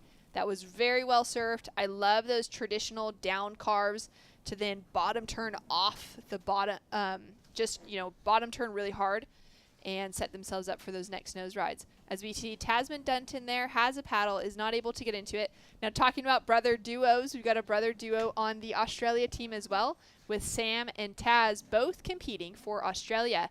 They're traveling alongside with their mom, who took out a win down at the iconic Bells Beach years ago and is traveling here with her sons to support them. So what a great family trip that I'm sure they, you know, weren't expecting at this stage of their life and their careers. They run an electrical and solar business together, and so for them to be able to travel with their mom on the road would be just a really cool experience at this stage of life for them. And they're absolutely ripping, which makes sense as to why they're competing for the Australian team. Great carve back after that opening nose ride from Tasman. Setting himself up here now. He's going to draw off the bottom. You can just see how much spray is coming off of that outside rail as he kind of whips it under the foam. Really bumpy, really difficult to control, but he manages to get in that last nose ride and then have a little dive off to finish.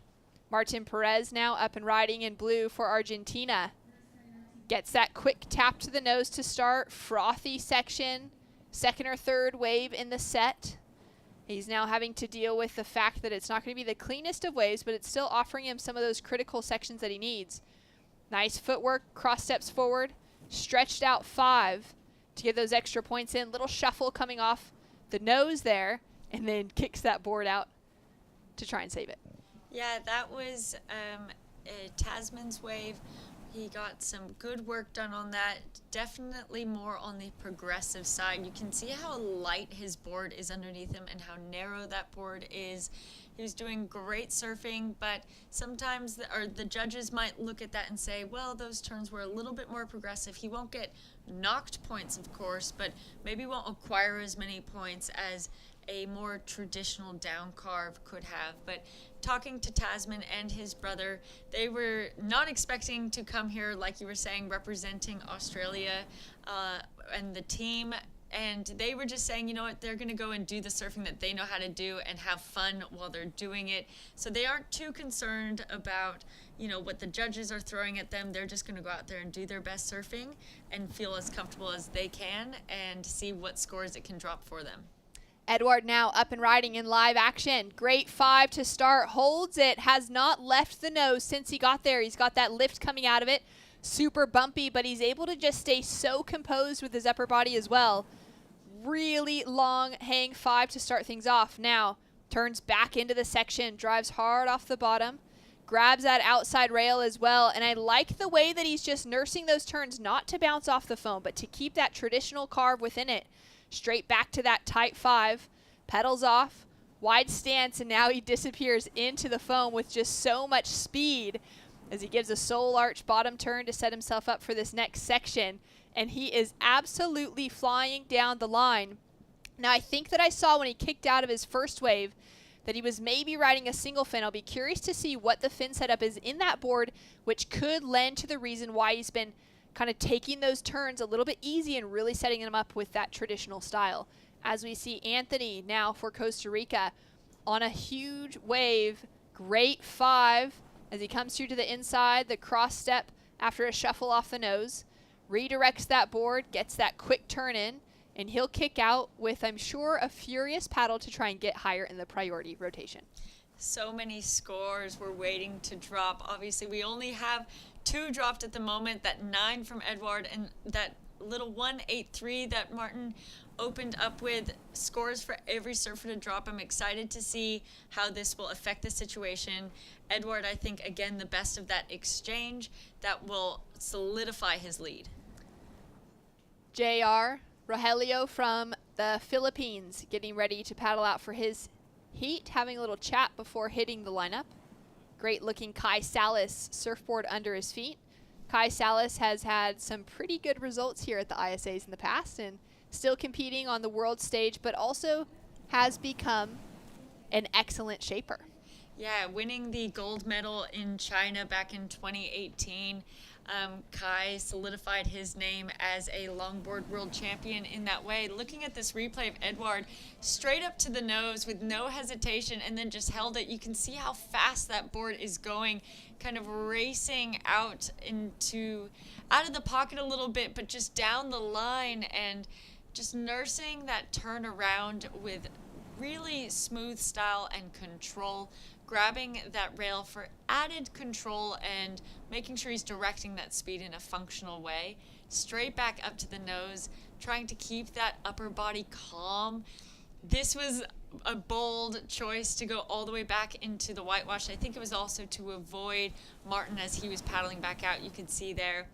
But he was able to maintain the composure out of it and finish that wave off strong. We're waiting for that, but I think it'll be right around his original or his first wave of that 9.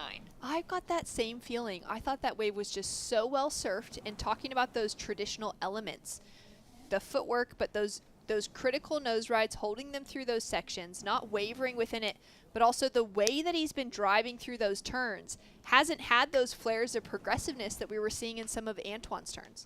Yeah, so that was an interesting point that you made before. I wonder if he's on a single fin or 2+1. I know Antoine said he opted for his 2+1 speed shape, which would be for the purpose of, like we've been saying, there's so much speed on these waves, and the surfers are working really hard to try and manage that while doing all these maneuvers with style, flow, and grace, which is not easy to do when you're really going so fast over so much bump. Speed has been the name of the game today with this bigger swell that's been building. We had that low tide through the middle of the day, which has meant the beach hasn't been fully washed out by these big sets, but that tide line has certainly not been as low as the previous days because these sets have been so big, and we're just expecting that swell to start hitting even bigger through the end of the day and to really be peaking throughout tomorrow. It's going to be an interesting day of competition because it seems like this is about as big as it can get. As we see Tasman now going a bit more progressive for sure, having a lot of fun without a doubt. 3-4 huge turns as he rolls through to the inside section here, really driving through, getting a bit of slide out of those turns as well, which is outside of that traditional criteria.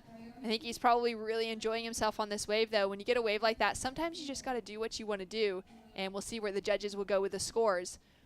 Got a bit of footwork thrown into the middle there as well, and he's going to look for maybe one more nose ride section. Gets that 5, goes for a quick tap to the 10, pedals off, puts the foot on the pad at the back of the board, and kicks out clean. You know, I know we were saying, look at his Aussie team, his mom and his brother, Kirill Molnar, Lucy Small, supporting him from the beach, screaming.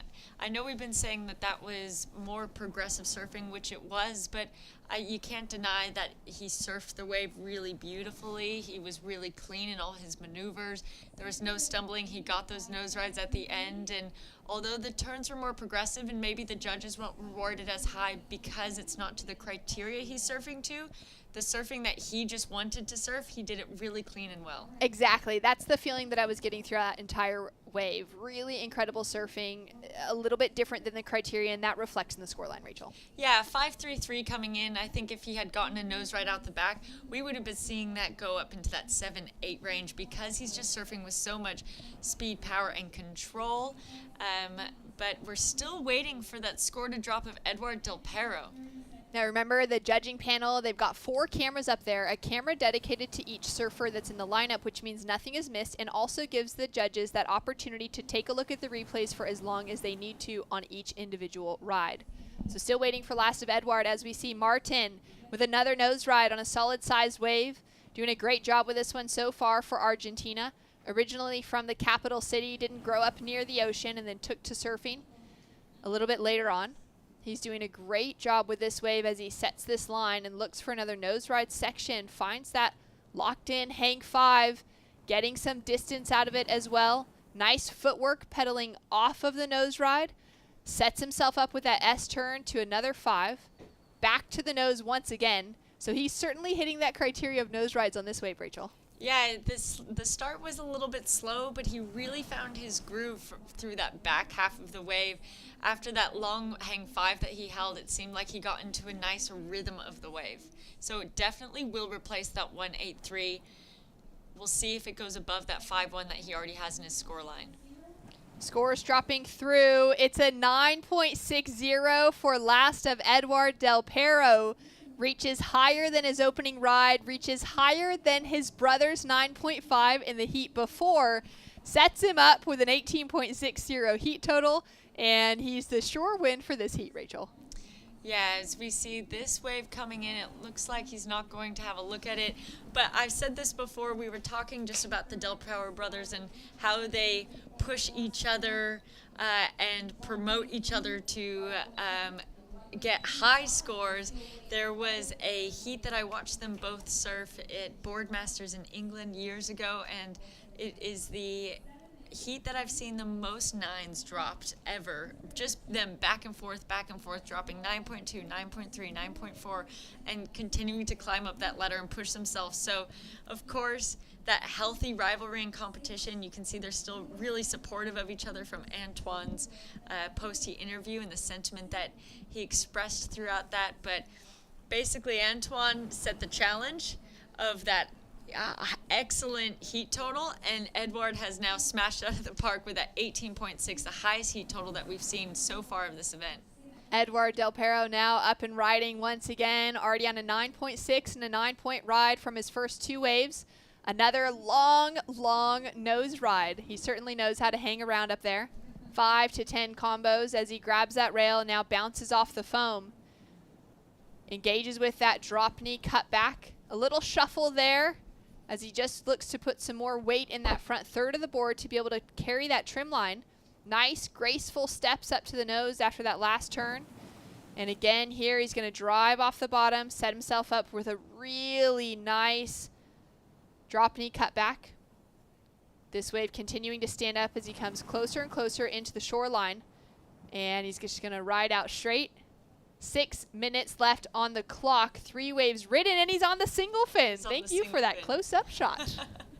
Yeah, that was a great call from you before. You can see the slight differences in his surfing compared to Antoine's high scores. He's just kind of taking his time. There's 6 minutes left in this heat. I wouldn't blame him for even coming back in, but the waves are so good. There's an opportunity for him to get one more if he races back out there. Now the battle for second is open. 7.04 is the requirement for Anthony Messin from Costa Rica. He's put in some work now already, looking to set up this inside section. He hasn't been able to get out of the 3s, and I think that's going to be reflective in this score again as he's gone down before that inside reform. Looking at this replay, again, straight back up to the nose. He knows that that's exactly what they're looking for. That's what he did for his 9.6. Holding this one again, finding the opportunities when the wave stands up a little bit to get onto that hang 10. Again, grabbing that rail to redirect that speed and that power, banking off the whitewash off the first one. But like we were talking about, he's on a single fin. I'm suspecting there's probably a little bit of edge in his tail too, allowing him to drive through those turns still. And I really like this section of the wave as it kind of bowls up, gets really clean. He does just some really nice surfing, adding in those drop knees and adding a variety of different types of turns, showing how much control he has over his board, and then taking that one to the sand. As we take a look now at the 9.6, so that last wave, we haven't seen the score fall through, but this is the highest wave of the event. Yeah, so I think what will differentiate this one and keep this one higher is he navigated so much critical bump and chop through the opening nose ride of that and really held on, just showing his technique and ability through that. This wave is also sizably bigger, and this second nose ride here that he was able to get was also still so critical. Going back into the whitewash, that is the dangerous zone where he could have gotten knocked off, but not for Eduard Del Perro. I would not expect that. Back up to the nose, finding those little opportunities when it stands up to get up to the nose, and just took advantage of everything out of that wave.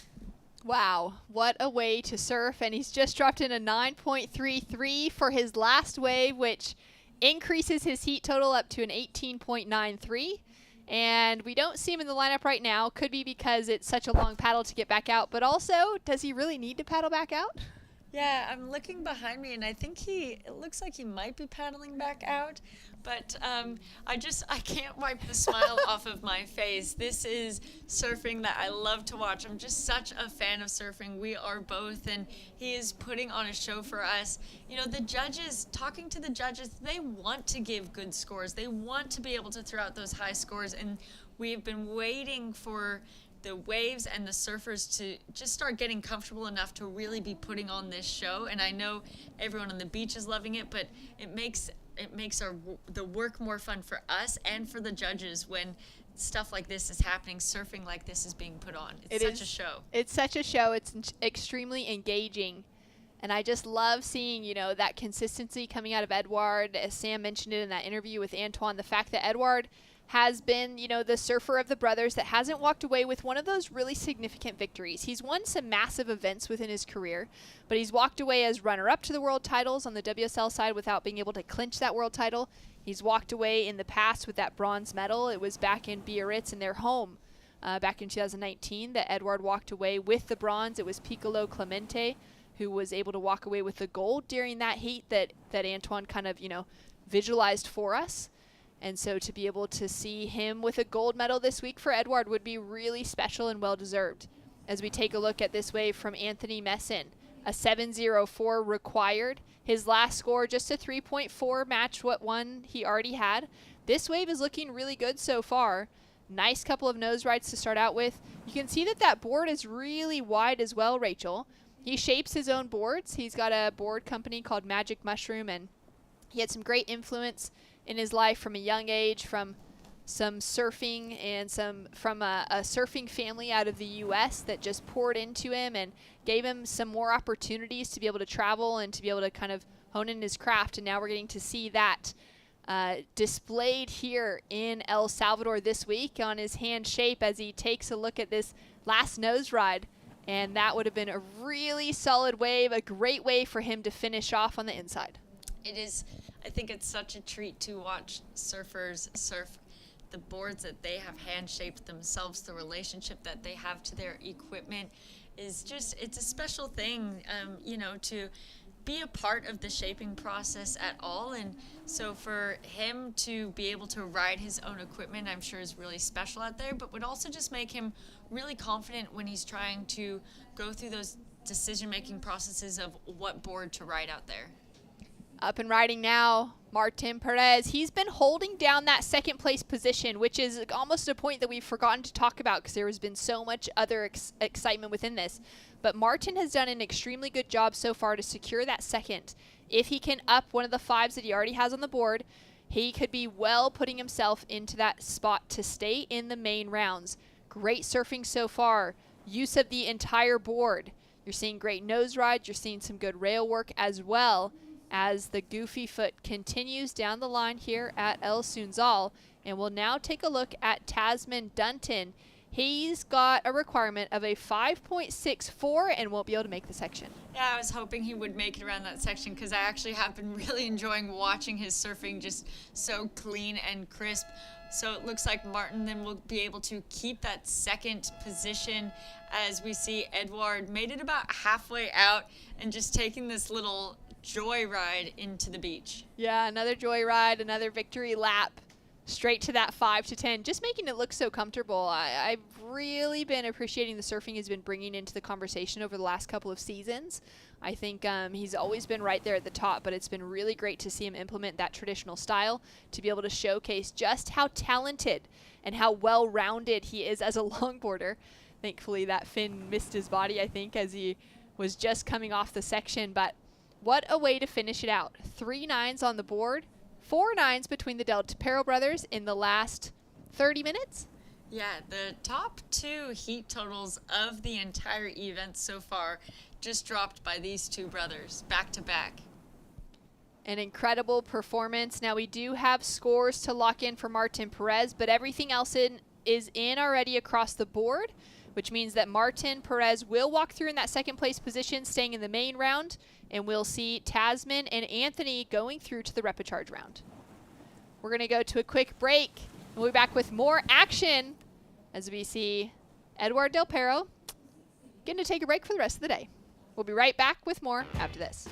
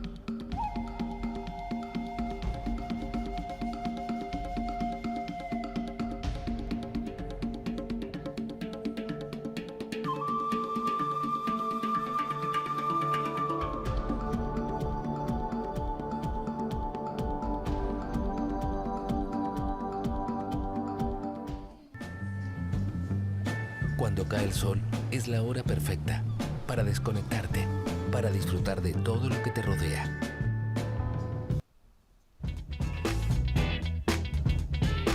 Welcome back to the action. It's been an exciting couple of hours as the swell is peaking. We are seeing some solid surfing.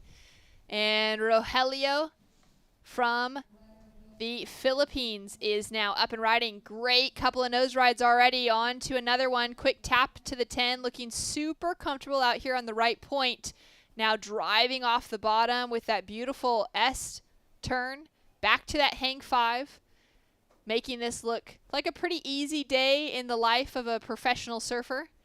And now setting up that bottom turn. Cross-stepping out of the turn into the nose ride.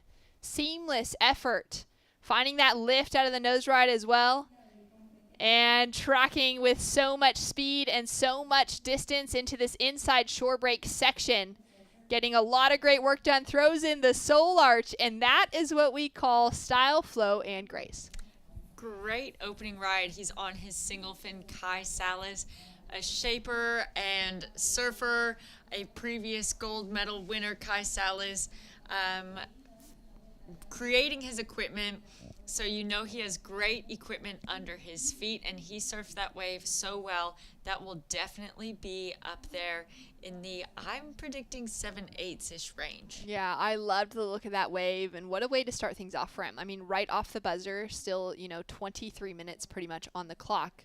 He's going to have maybe a 4 to 5 minute paddle out, possibly, banking on the amount of time it took Edouard Del Pero to get back into the lineup after his last wave in that previous heat. As we take a look now at Will Jameson from New Zealand. Great footwork to the nose. Lines it up for that opening section. And he's in that middle section of the wave now, just working side to side as we saw another competitor go flying through in the background. Gets a quick tap to that 5.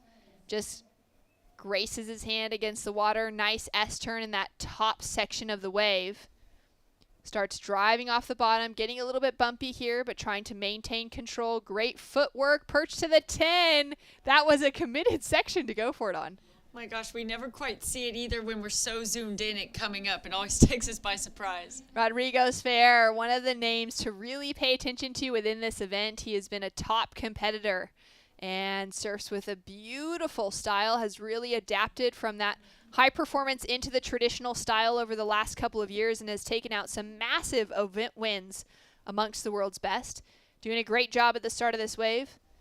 Nice nose riding, great cross stepping, catches himself there, lines it up, gets those toes fully locked over for that 5, looking just like he is so comfortable he could be drinking a cup of tea on the nose right now, but gets stuck very far away from the pocket. Yeah, could have been drinking a cup of tea on the nose.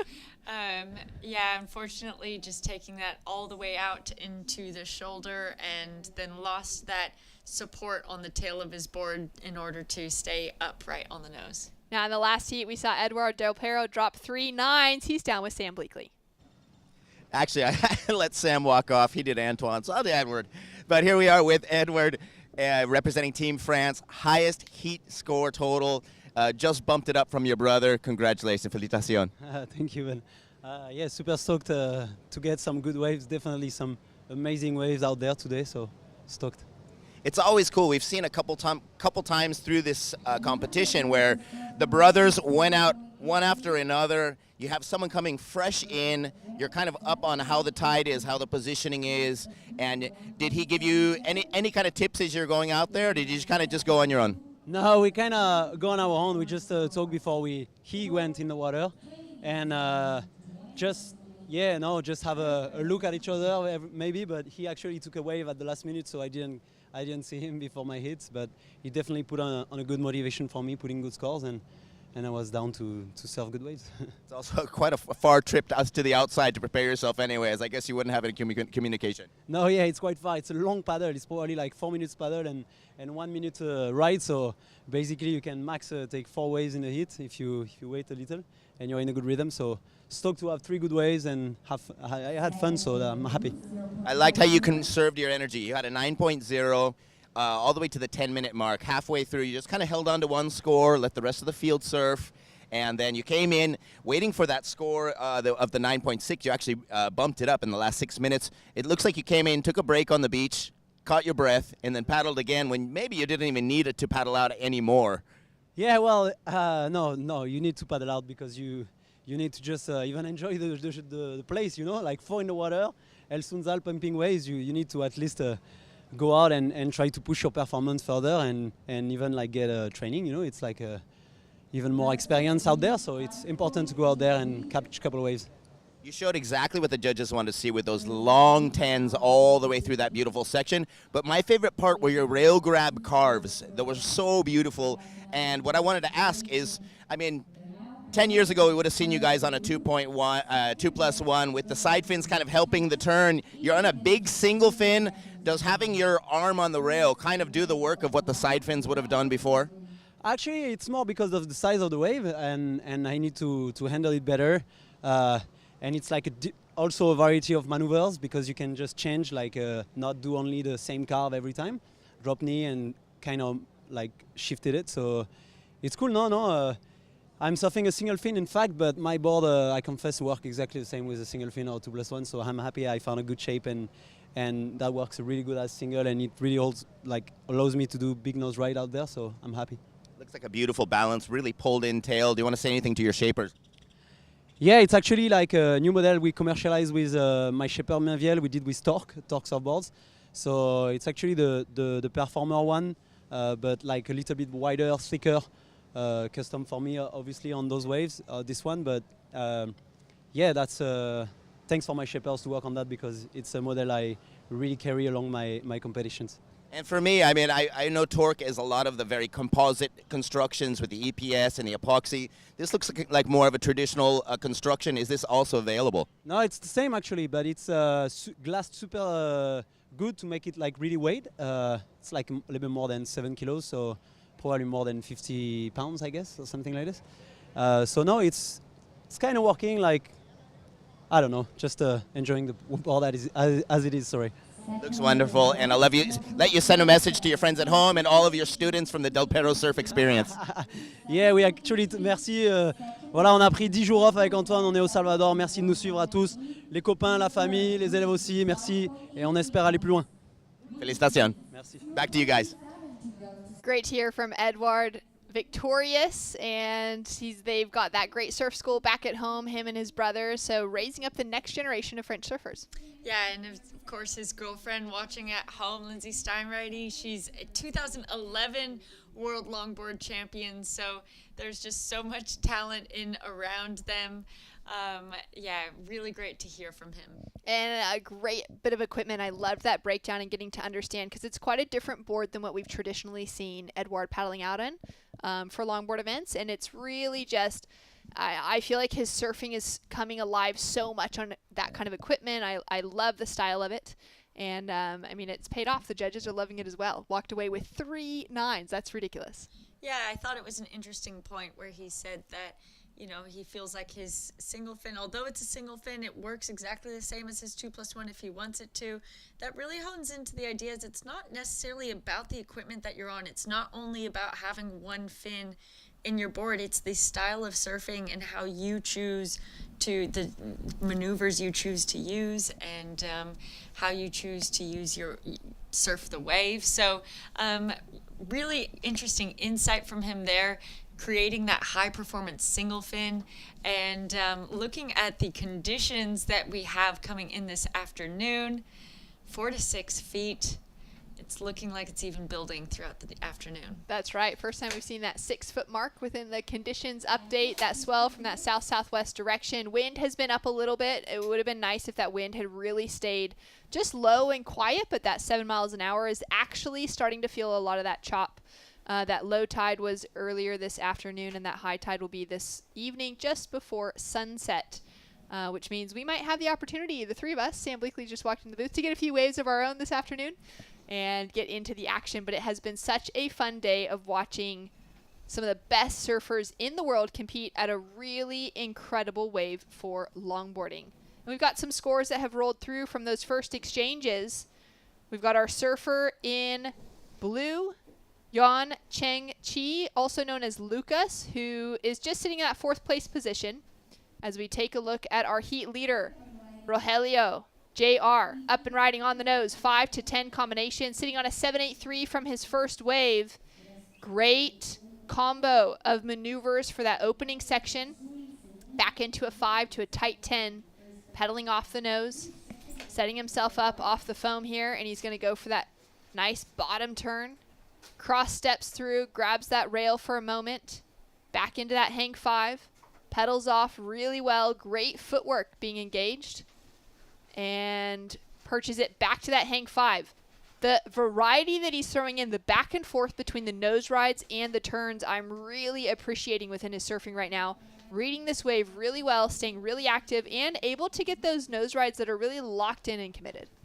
Yeah, there was no downtime during that wave at all. And I think similarly to Edouard and Antoine's high scores, Rogelio is utilizing every single part of the wave. There was no downtime whatsoever. He doesn't even stand there to stop and kind of read what the wave might be doing. He's constantly thinking 3 steps ahead and making sure he's linking it, and that's what we call flow. Linking every single maneuver with that style, grace, and flow, those 3 words that the judges are using as their goalpost to award the surfers these scores. 13 minutes on the clock. Our surfer in green, Rodrigo Sfer from Brazil, the 2010 gold medalist, is looking to have a paddle for this wave nice and strong. Getting those arms deep, and now up and riding onto his feet. Quick steps up to the nose. Perched on that hang 5 on his backhand. Really long nose ride, similar to what we saw from Edouard's. A cleaner wave, definitely smaller in size, but really well controlled, and just found a really nice section to start off with. Great rail work as he comes around into this inside section. Bounces it off the foam there, and looks to set up now to see if this wave will offer him another opportunity with that wall. He's deciding to really just stick with this. in that whitewater section, rather than rushing too far out, maybe noticing that some of the other surfers with that tide starting to push in have been going too far out on that section and have been missing the opportunity to connect with this nice pocket, this critical zone, as he comes into the shore break. Well, that was direct learning from his last wave where he did kind of go too far out on the section and ended up purling. So he knew, I need to take it dramatically into the whitewash and kind of stand there and wait while this section builds up in front of me, so that by the time I'm coming back out onto it, it's steep enough for me to be getting that critical nose ride parallel to the beach, not facing towards the beach, with speed and control. Scores to come through now for last of Green, chasing just that 0.27 to get himself into one of those top 2 positions. I think with that wave, we could even see him going into the lead. We'll see what the judges thought of it. Smaller in size in comparison to the others. We'll get a look at those replays in a moment, and we'll be able to really start dissecting what those waves and where those scores are sitting at the moment. With the Filipino in Rogelio JR sitting there in the lead with that single score of a 7.83. We do have another score to drop for him. William Jameson from New Zealand, he is sitting on 2 scores, a 4.17 being the highest, a near 2 being the second, as he's up and riding again for the Kiwi. Nice looking S-turns to start off in this section of the wave. Sets it up here, trying to find that section to nose ride. Can't quite get there. Love that little stall, those kind of checks from the tail of the board to set himself up. Looking for those opportunities. Hasn't used much footwork through that middle section of the wave, which again is one of those things that will help bring that scoring potential a little bit higher in the judges' eyes. And may have that chance now as he sets up for this little reform right before the shore break. Goes for that quick hang heels moment as he turns around to run backwards to the tail. Juan Lucas now up and riding. Beautiful style. Love the fact that he's getting a wave with a little bit more length to it. Those 2 throwaway scores would have had him kind of scratching to make sure that he could get himself into a wave where he was feeling like he could show his performance well. Great steps up to the nose. Gets that quick 10. Pedals off the nose once again. Drop knee. Cut back. Sets himself up for the nose ride here. This is a great looking wave, a way to put him back into the conversation of advancement, keeping himself in the main rounds as opposed to those rapid charge rounds. And he'll kick out easily before that shore break hits, chasing at the moment a 4.33, but we are waiting for scores to drop in from our other 3 competitors, Rach. And those 2 scores from Rogelio and Rodrigo, I think will definitely better their situation. Same as William, of course, with him looking to drop that 193. But I think Rogelio and Rodrigo are going to be getting some really high scores, making it difficult for the other 2 and putting some work in front of the other 2. Lucas dropping a 5.33, so I think that score comes from he had a bit of downtime at the beginning of the wave, so didn't get a lot of work done out the back, but then did a lot of work on the inside. So the judges rewarding all that time spent going back and forth, up and down to the nose and turns on the inside, really liking it. He surfed with such finesse and control on the inside. JR has a look at that wave, decides not to go for our surfer in red. He is sitting and holding on to priority as our other 3 surfers are still paddling out from their last waves. Roughly a 4-minute paddle out from what Edward was saying. And that's a lot of time, especially when there's just 25 minutes on the clock to think of catching a wave, and then every wave you catch, you've got, 3 to 5 minutes roughly, depending on if you're able to paddle out without one of those sets, or if you happen to be paddling back out after the first wave in the set and you've still got 3 or 4 waves behind you that are rolling through. It might take a little bit longer. So that time management in the heat, really crucial, really important. And making wave selection very important to capitalize on what you get. Yeah, because if you're going to surf a wave all the way to the beach and put that requirement of a long paddle out back out in front of you, you really want to make sure that you capitalized on that wave and gave the judges everything that they're looking for. Lucas has done a great job in the past. He walked away with a 9th place finish at the single and unattached. There's so many single fin names within the longboard world of invitational events. but at the single and unattached in the Philippines, which is a great result to have. Speaking of other longboard events, William in this heat from New Zealand, currently sitting in second in white. He runs his own longboard contest at his local break. It's the second biggest longboard comp on the South Island of New Zealand. So impressive. He's only 19 years old, so that's really awesome. His passion to put forward those opportunities to bring communities together to be competing in the longboard world. So good. Love seeing those younger, surfers being able to put their feet in and put that work down at a young age, thinking of what that contest could grow into. Maybe on the international scale as well over the years if he's just 19 years old now. JR with a great looking wave, had that first nose ride, got a little stuck on it, but was able to then reposition, find himself into an extremely long stretched out hang 5, couple steps back just to reposition, make sure that speed is in check, gets back to the 5. I love the positioning of his arms, and now looking for that inside section. Not sure who he's signaling to, whether it's someone that's out the back or it's just maybe even the drone. Maybe the drone. Maybe just really feeling it on that wave. Cross step, cut back to set himself up for this moment. I love the variety, and when that variety is done in a functional way and in a kind of a calm and composed way, it really adds to the dynamic of the ride. Rodrigo Sfeir now up and riding for Brazil, the 2010 ISA gold medalist. Long nose ride down to the bottom of the wave. Struggles pedaling off of it, but gets himself in position now, top to bottom surfing. Hooks it under the lip. That was an actual, a little bit more of a pocket section rolling over. Setting himself up here. Nice little S-turns back and forth. Looking for more opportunity. He's sitting with a 6.77 as his high score. So he's looking to improve on that 5.83 as he's now sitting in second position. Great composure as he comes through to the inside here. Beautiful footwork. Finds the nose again. Finding that speed as well. He decides to kick out rather than trying to tack the lip line on that closeout.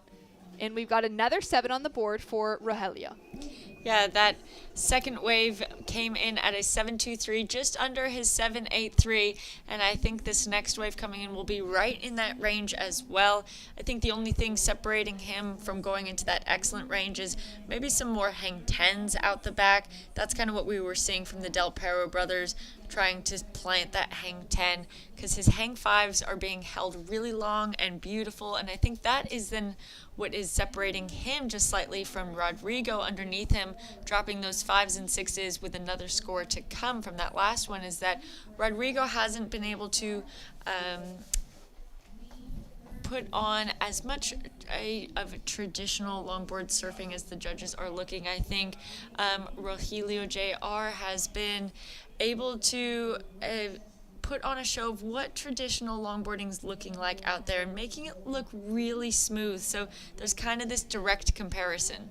There's Will, just goes down on the takeoff, unfortunately. That does set up Lucas out the back in blue with an opportunity on this wave. Chasing down a 7.27.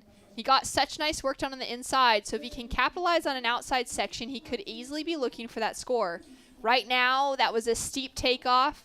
No work done until this moment with just that quick hang 5. Now driving back with a drop knee, setting himself up down the line, looking for that little speed section, and his feet will just slip off the wax on that turn.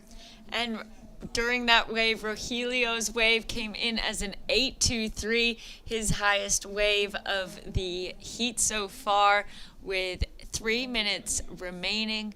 That puts the requirement on Rodrigo to a 9.29. His score is still to drop. I think it will probably better his 5.83, but will not be that requirement. So he's sitting really comfortably up at the top. And I think thinking back to that 8.23, just how that high line that he took, how comfortable and relaxed he was, and notably that back foot on his hang 5 was close up to his front foot. That's what we call a tight 5, rather than that kind of more stretched out bent back foot and long front foot to reach out to that front nose ride. So that tight 5 just is so classic and stylish and critical and relaxed, and the judges clearly liked it. I love that he's been rewarded into the excellent range. I think his surfing is absolutely there in every way. and showing that the Philippines is here as a real threat to those powerhouse teams, the USA, you know, Australia traditionally, France, that have walked away with those gold medals. The Philippines is going to be right in that conversation of, you know, being one of those teams that's provided very strong surfers across the board. And JR in this heat is proving to be that front runner for the team, finally reaching into the excellent range. And he's now out the back all alone. He's got no pressure on him at this stage. That wave's not going to peek up underneath him in time. We'll see in the next 90 seconds if he's able to get one more wave that will count within that score line and really allow him to just surf to, you know, that criteria once again to drop in another excellent score possibly. We saw it in the last heat with that red jersey and Edward dropping a couple of excellent scores. We saw it in the one before that with the red jersey dropping in 2 excellent scores. We could well see it again with the type of surfing that JR is bringing. Yeah, and Rodrigo's wave just dropped at a 7.0. That's his highest score of his score line. So that has upped the requirement for Lucas and William to go into the excellent range. So our surfers in first and second are looking pretty solid in their placement. Will now up and riding, goes crazy loose on that last turn, but manages to find his feet again. Nice engagement of the rail for the 19-year-old who's just doing such great stuff back at home on the South Island of New Zealand to be able to grow the longboarding community by running an event there and putting that as a spot in the world of longboarding. 30 seconds on the clock, chasing down that 9.6. He's not going to get to that score, but put together a great performance, and he's going to have the repecharge round to battle through once again.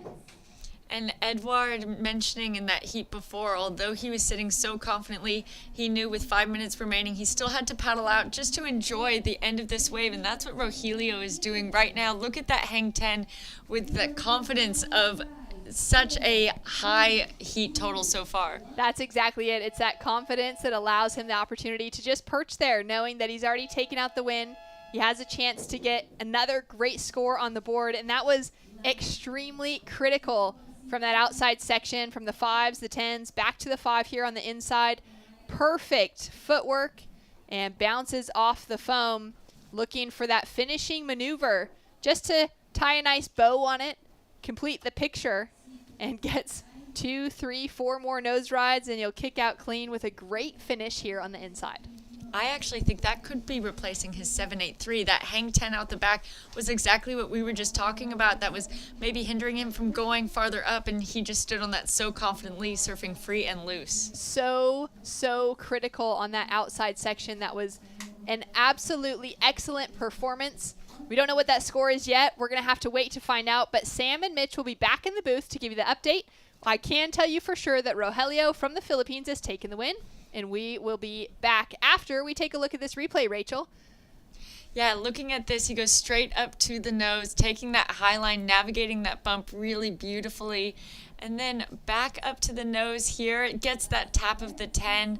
You can see it's not lining up as much, so he was pointing a little bit more to the beach there. So on replay, I'm not sure if it's going to replace and go as high as that 10, but that is a beautiful nose ride in the pocket, banking off the whitewash, utilizing every single bit of this wave, and I think that has been his advantage that he's been showing throughout this heat, is that he just reads the wave so well and doesn't leave any downtime to think. I absolutely agree. Well, an incredible performance. It'll be Rodrigo through in second, and we'll be back with more action right after this.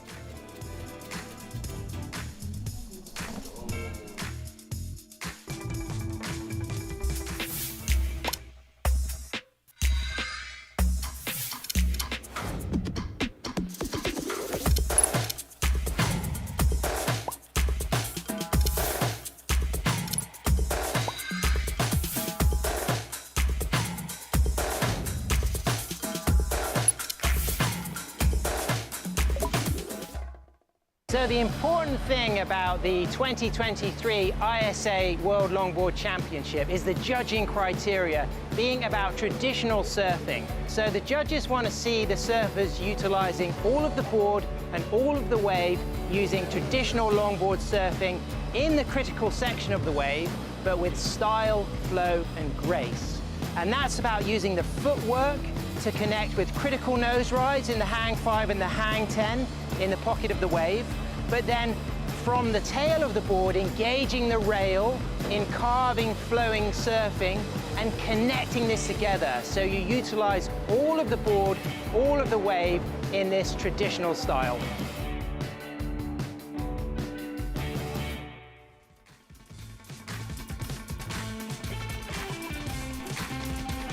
Welcome back to beautiful Surf City, El Salvador for the 2023 ISA World Longboard Surfing Championships.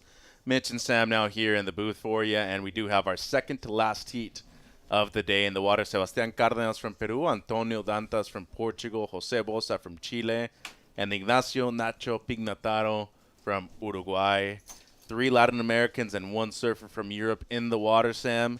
Should be an incredible heat to watch. Yeah, this is a real interesting one. Peru, Portugal, Antonio Dantas. He saw his brother, João Dantas, have an incredible performance. And then Jose from Chile, very good surfer.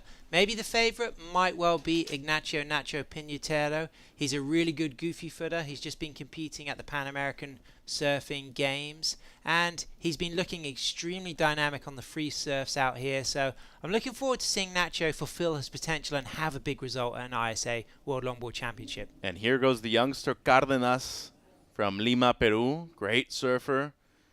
Gets to the long 5 on the outside. And since the last time we've been in the booth, I actually think it's grown a couple of feet extra. Nice glassy wall in front of him. Another 5 for Cárdenas. The regular footer that likes to surf those waves at the Green Coast in Lima, right there in the city. But you do have Punta Hermosa around 40 minutes south of Lima, Peru. As we still see him work on the inside. Beautiful footwork right there. Slightly taps the 5.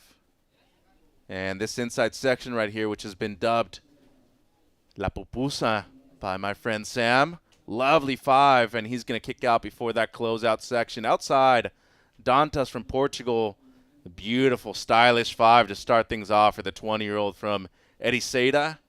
As he mentioned before, some heavy waves in that area of Portugal, Sam. Looking well on the outside on this one. Absolutely. Those 2 first nose rides look so similar to his brother João Dantas, and he was really in the pocket. And also, these nose rides have been quite low down on the wave, which is very difficult to do. So great opening section for Antonio. Bottom third of the wave, as you were mentioning right there. Gets the nose once more. His lovely footwork just really accentuates his style. Beautiful cross-stepping to the back end of the board again. Getting into that inside closeout section. Once again, touches the 5. And he's going to redirect left and kick out. Very similar style to his brother João, as you were mentioning. And now the answer back from Nacho, the Uruguayan, who, as you mentioned before, is coming off of a stellar performance at the ISAsurfing Games in Panama just a few weeks ago. Great way to finish this wave off as he looks to kind of get a little floater in on the left. How about we go down to Ben Way and our winner of the last heat?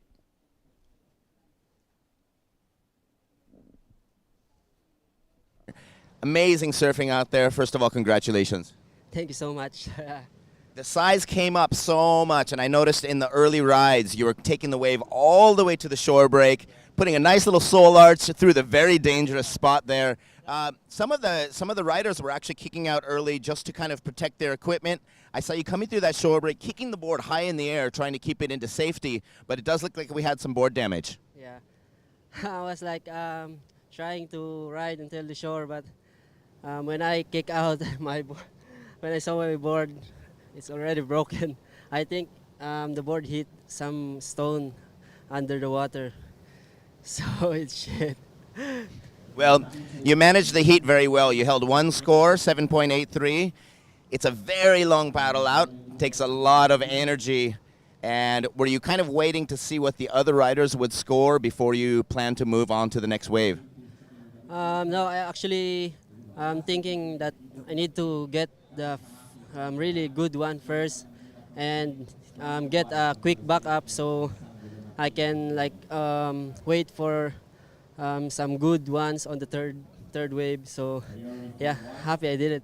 Your backup was 7.0. Most people would be pretty comfortable with that, but then you came back, you got rid of that, and then you bumped up to 8.23. That had to feel great.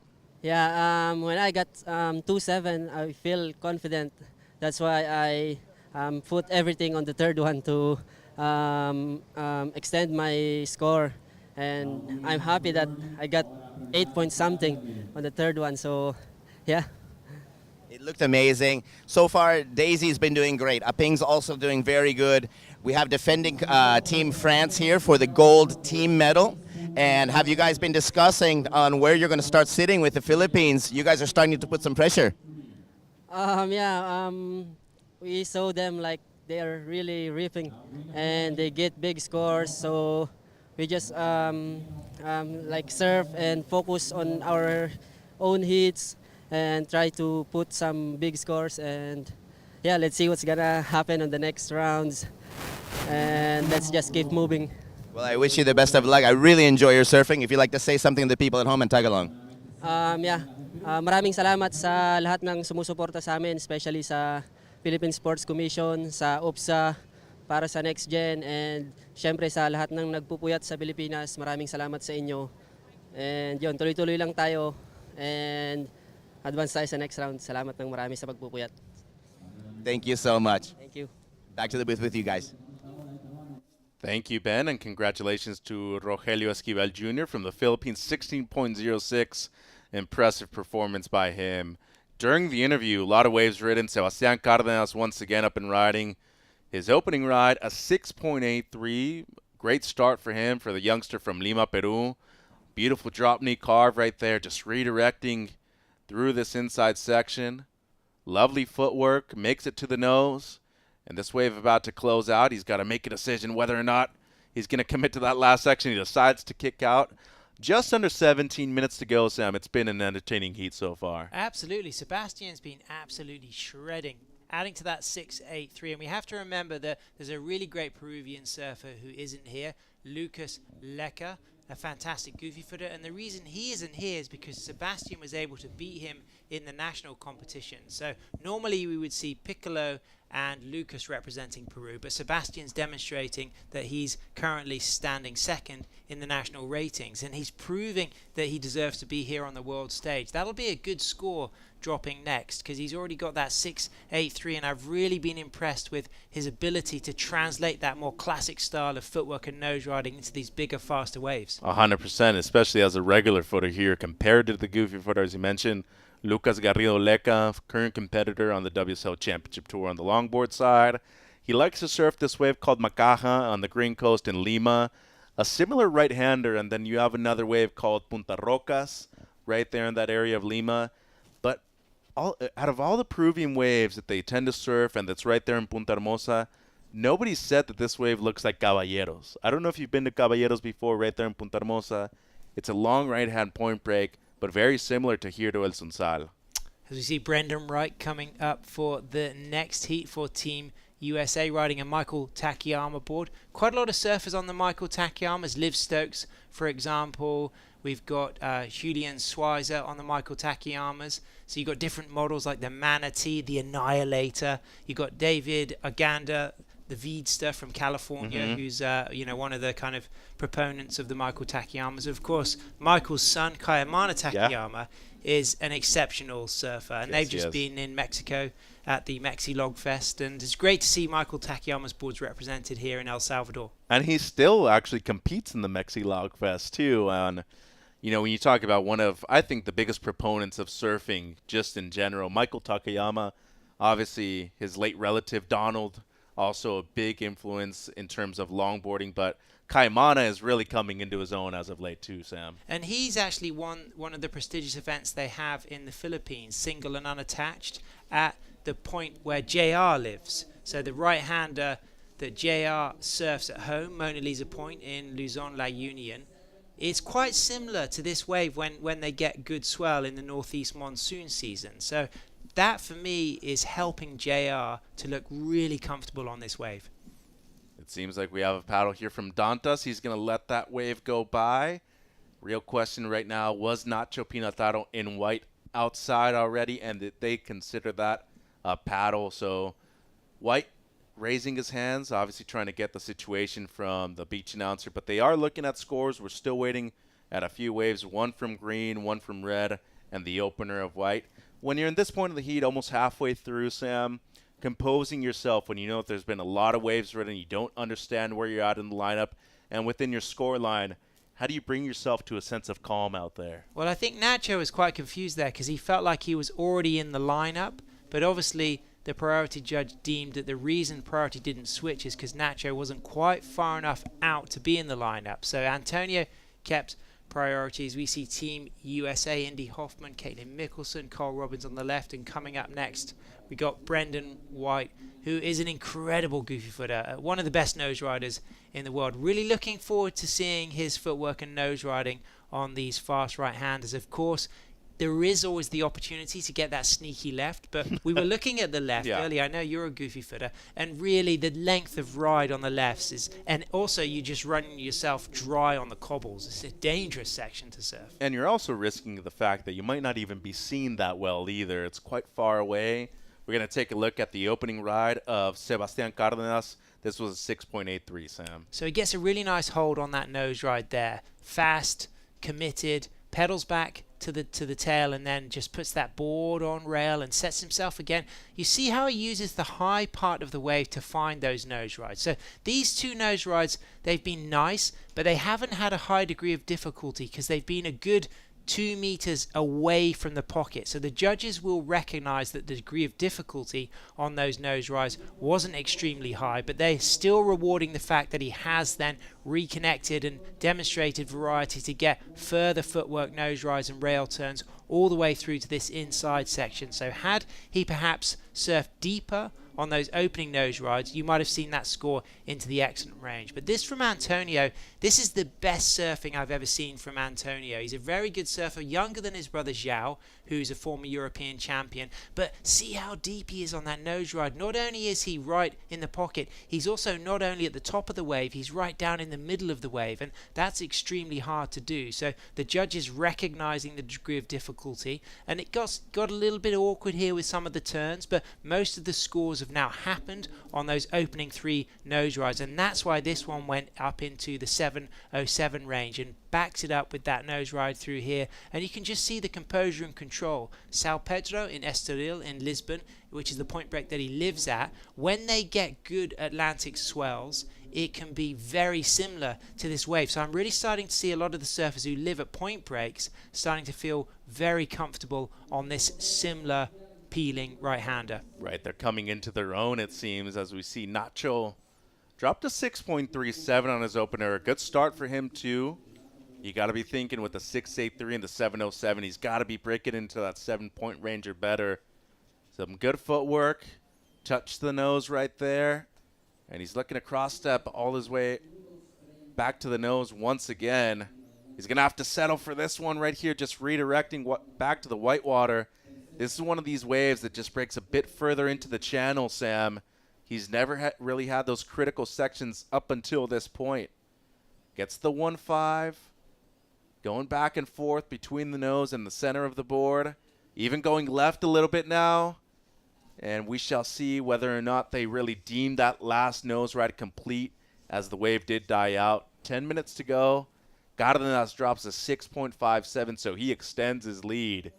But Dantas in a good spot at the heat in this moment. Yeah, and great surfing from Nacho there. I love that. It was a bumpy wave, hard to navigate. He rides the new advanced board shaped by Neco Carbone, one of the biggest board shapers out of Sao Paulo in Brazil, the biggest manufacturer of surfboards in Brazil. Beautiful setup on that opening nose ride, and you can just see that he's got to deal with a lot of bounce here. This wave was a bigger one, and it had a lot of chop and bounce. So one of the features of Nacho's ride was just navigating that, but he did it very well, and it wasn't easy. But then these whole latter sections here, he often has to stay quite high because he's looking for those nose ride walls. One option could be to go deeper and stay lower, but he sets himself up high because he's thinking about that opportunity for a critical nose ride. He did very well to readjust and steer that hang 5 back into the pocket there, but by now he's kind of lost the scoring potential because he's just almost on the roof of the wave at this stage. And kicks out right there. It's a 4.87, so they did dock him quite a bit for not completely riding out of the last one. And as you said, managing quite a few bumps on the outside too. Does move him up into second place at the moment, though. I think that was just a really hard wave to ride. He made the most out of a big bumpy, hard to handle, vicious wave. Right. So that was impressive. And I think that when you get those big bouncy ones, to gain the rhythm is very difficult. And you can see some of those bouncy ones that they fill up a little bit, they're a little bit fatter. They don't quite allow you to drop down into them at that end section. And it seems as though some of the people who've gone into the excellent range, they've also had that really long wall on the inside to play with. And when we see this on the screen, when the surface starts to veer off to the right of your screen, it often means it's one of those wave shapes that doesn't run off and allow that fast nose ride into the shore break section. It almost seems like you want to backdoor that one section on the outside, come around it.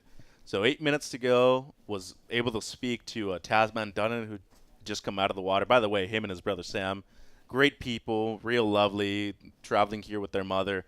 But he told me that during his heat, he saw a lot of those medium to smaller waves go by underneath him.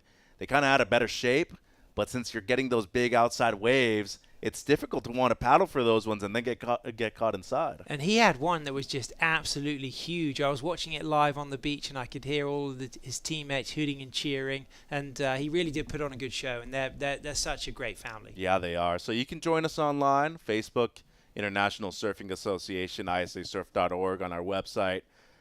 Hashtag ISAsurfing, and you can follow us at ISAsurfing on Instagram, Twitter, and on YouTube. There's one of our members of the last heat, Alessandro De Martini from Italy, coming up against Brendan White, John Garmendia from Spain, and Kai Hamase, as you were mentioning, one of the proponents for Japanese longboarding right now, only 25 years of age, but coming up against this man from Italy. It'll be a fun heat to finish off the day. Yeah, and Yun from Spain is a really good surfer as well. That's going to be very interesting. Really impressed with Sebastian's surfing so far with that 6.83 and that 6.57. Nacho moves up into second position, but Antonio Dantas still sitting out there with that first priority. And this is really interesting because he kicked off with that really great 7.07. Then he went for a wave, and Nacho felt like he was in the lineup, but he obviously was deemed not close enough to the lineup for them to exchange priority. So Nacho stayed in second priority, and then he got that score of a 4.87, and Antonio just sitting out there patiently. Yeah, there we see Kai Hamase, the 25-year-old from Japan, coming up in the last heat of the day. 6 minutes to go. Cardenas, the 22-year-old, started surfing when he was 15 years old, Sam. So we're talking about somebody who started surfing in his mid to late teens. Very difficult to be able to consider yourself one of the best surfers in the world when you've only been doing it for 7 years. Here's Jose Bosa from Chile. Needs a 6.25 or better for second place. They call him Man Duck because you can't get him out of the water. And as any good surfer from Chile, he loves spending time outside of that wetsuit. It's turning into their winter now, so he's just having a delightful time here in El Salvador. Some nice rail work so far, nothing super critical, but this should look to replace the 4.67 if he can. I like that cross-step turn, though. That was fruity. It was. And I think when we talk about somebody who's only been surfing for a small amount of years, too, especially as a longboarder, quite impressive going up against the big names that he's surfing against in this heat. Goes for a closeout re-entry and somehow was able to pull it off. As we see the heat leader, Cardenas, that's beautiful right there in the pocket. Nice drop knee carve. And as I mentioned before, 22 years of age, started surfing at 15. Just incredible that he's able to lead a heat this far into the event so far at the ISA Longboard Championships. And beautiful the way he carved off the bottom turn and walked into the nose ride while still carving up the face on the middle of that wave. That was really technical, and I love those drop knee turns as well. I think that's going to be a really massive score for Sebastian. Well, looking to replace the 6.57, almost out of contention right now are both green and blue for first place. But the person that's really kind of in that driver's seat, you got to be thinking, okay, Antonio Dantas, the 7.07, the best wave of the heat so far. He was up and riding there for a moment. 4 minutes to go. Only needs a 4.17, Sam. Yeah, so let's see the replay of Dantas. Looks like he set himself up again, riding that low section on the nose, which is extremely difficult to do. he's not right up the top of the wave, and he gets that hang 10. The judges are going to love that. And again, a second hang 10. So I really need to emphasize the degree of difficulty that he wasn't right up in the top of the wave. He was down in the middle section of the wave doing that critical nose ride that involved 2 hang 10s and a long hang 5. And he sets himself up for this heavy inside section, walling, keeping nice and loose, uses that drop knee setup, so distinctive and so similar to the body language that we saw earlier from his brother João Dantas. The wave getting a little bit bumpy there, but you can just see the trim speed, and he finds that 5 and he locks that 5. Yes, he's out on the shoulder, so that will be interesting, but he rides cleanly through the Paposa shore break section, and I think that could really make a difference. What a patient heat, a 7:07, and that's going to be a big score. I'm pretty sure that that's going to put him right back in contention, either first or second. Very efficient, as you were mentioning. Only 2 waves caught in 22 minutes so far. I like it. I thought it was a beautiful wave to be ridden from start to finish, and would not be surprised to see both of the Portuguese brothers in the final at the end of this event. There's Team USA from left to right. Caitlin Mickelson, Indy Hoffman in the middle, and Aaron Hoffman on the right. They're about to support Brennan White, who's paddling out for the last heat of day number 3. 2 minutes 30 to go. We're still waiting on the last of blue. And there it is, an 8.5. They go excellent. It's a huge heat total for Portugal, 15.57. But that brings Nacho Pinataro to third place, needing a 7.03 with just over 2 minutes to go. But of course, non-elimination, so the surfers would go into the repechage round if they finished in third or fourth. But this is great. Antonio has been around for a while now, but I've not seen him perform at this level on the world stage yet. And to be dropping scores similar to his brother says a lot. But that 8.5 really came from that opening nose ride. It was deep in the section, it was low down the face, and it involved 2 hang 10s. So a real statement to say to all the other competitors that if you want to go large, go critical on that opening section. And the judges also really rewarding the difference between those nose rides that are very high up on the wave, and then an even harder thing to do, which is nose ride pretty much lower down in the middle of the wave, but still in the pocket. So why is that? Is there less lift in the bottom part of the wave, or is there more lift? It's just easier to set the line high. It's safer to nose ride at the top of the wave. And there's a lot of sections that only allow you to nose ride there. But really, the highest degree of difficulty nose rides, your nose will be quite far down the wave. Right. Those ones are extremely hard to do. And he demonstrated that first section, you can take big risks on the nose. Well, here's Nacho's answer back. Might be his last shot at getting the 7.03 or better. Touches the 5 on the outside, and once again nearly loses it. Has to almost avoid Sebastián Cárdenas, who now is in second place. He's had a bit of traffic on this one to navigate, which is going to be hard for Nacho to keep concentrated when you've got that much traffic to deal with. It's an excellent point, and so far did a decent amount of work on the outside. You've got to be thinking right now, 7.03 would have to be his best wave. He'd really have to do something impressive here right before the shorey. A lot of beautiful footwork. That's more like it from Pinataro. Is this enough, though? Is it the 7.03 or better for the surfer from Uruguay? That was important. Touches the 10 just slightly at the end. And now the answer back from Cárdenas. This could be equally as important for him. He was in the lead for the majority of the heat. Got dropped down to second now. And he's going to lose it right there at the end. So interesting for Nacho. I felt like there was just too much traffic at the start of that wave to really hit the ground running. It needed something more dynamic early on for me to get the score. He did do a lot through the middle and the inside, but it just, for me, felt like it might fall just short of the requirement. Well, the heat has come to an end. One thing we know for sure, Dantas will be moving through regardless in first or in second place. But it's going to be a close battle for second. They're going to wait and take their time to see whether or not White will get the score. We'll be coming back for heat number 8. We'll give you results during the final heat of day number 3 of competition. Don't go anywhere. One more coming from the 2023 ISA World Longboard Surfing Championships.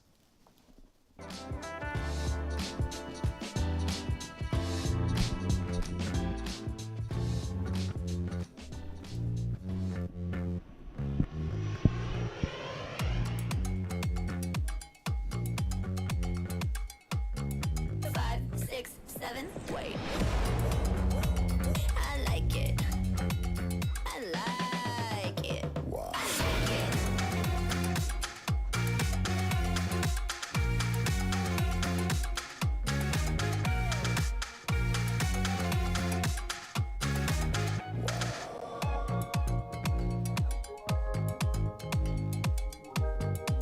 Yeah, I like it.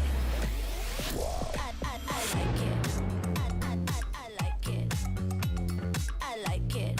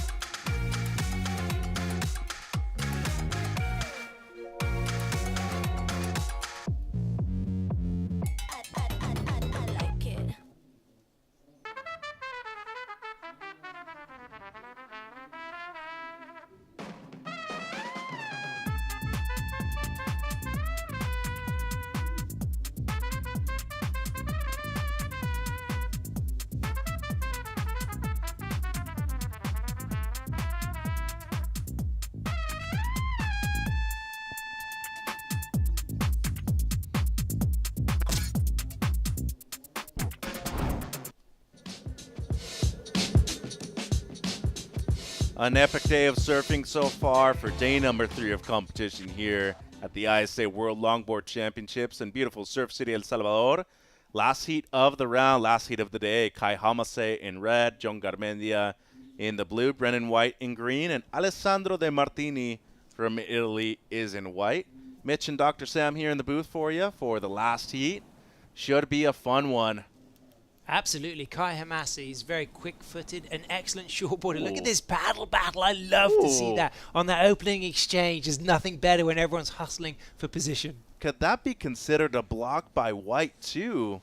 Because he did have a bit of the inside. We shall see if he does get pushed down to 4th priority. It's possible. I mean, he looked to be going for the same wave, but he certainly prevented Kai Hamasi from getting that wave. But of course, we have to consider their starting position when they both paddled. Right. I actually think that they'll just leave that one alone. Which is kind of a good one, right? Just let it be, and all of a sudden, you have a brand new heat out there. Hamase, though, with a look at that one, he's desperate to catch a wave early on. Absolutely. He obviously went out there thinking, I've got to get a quick start.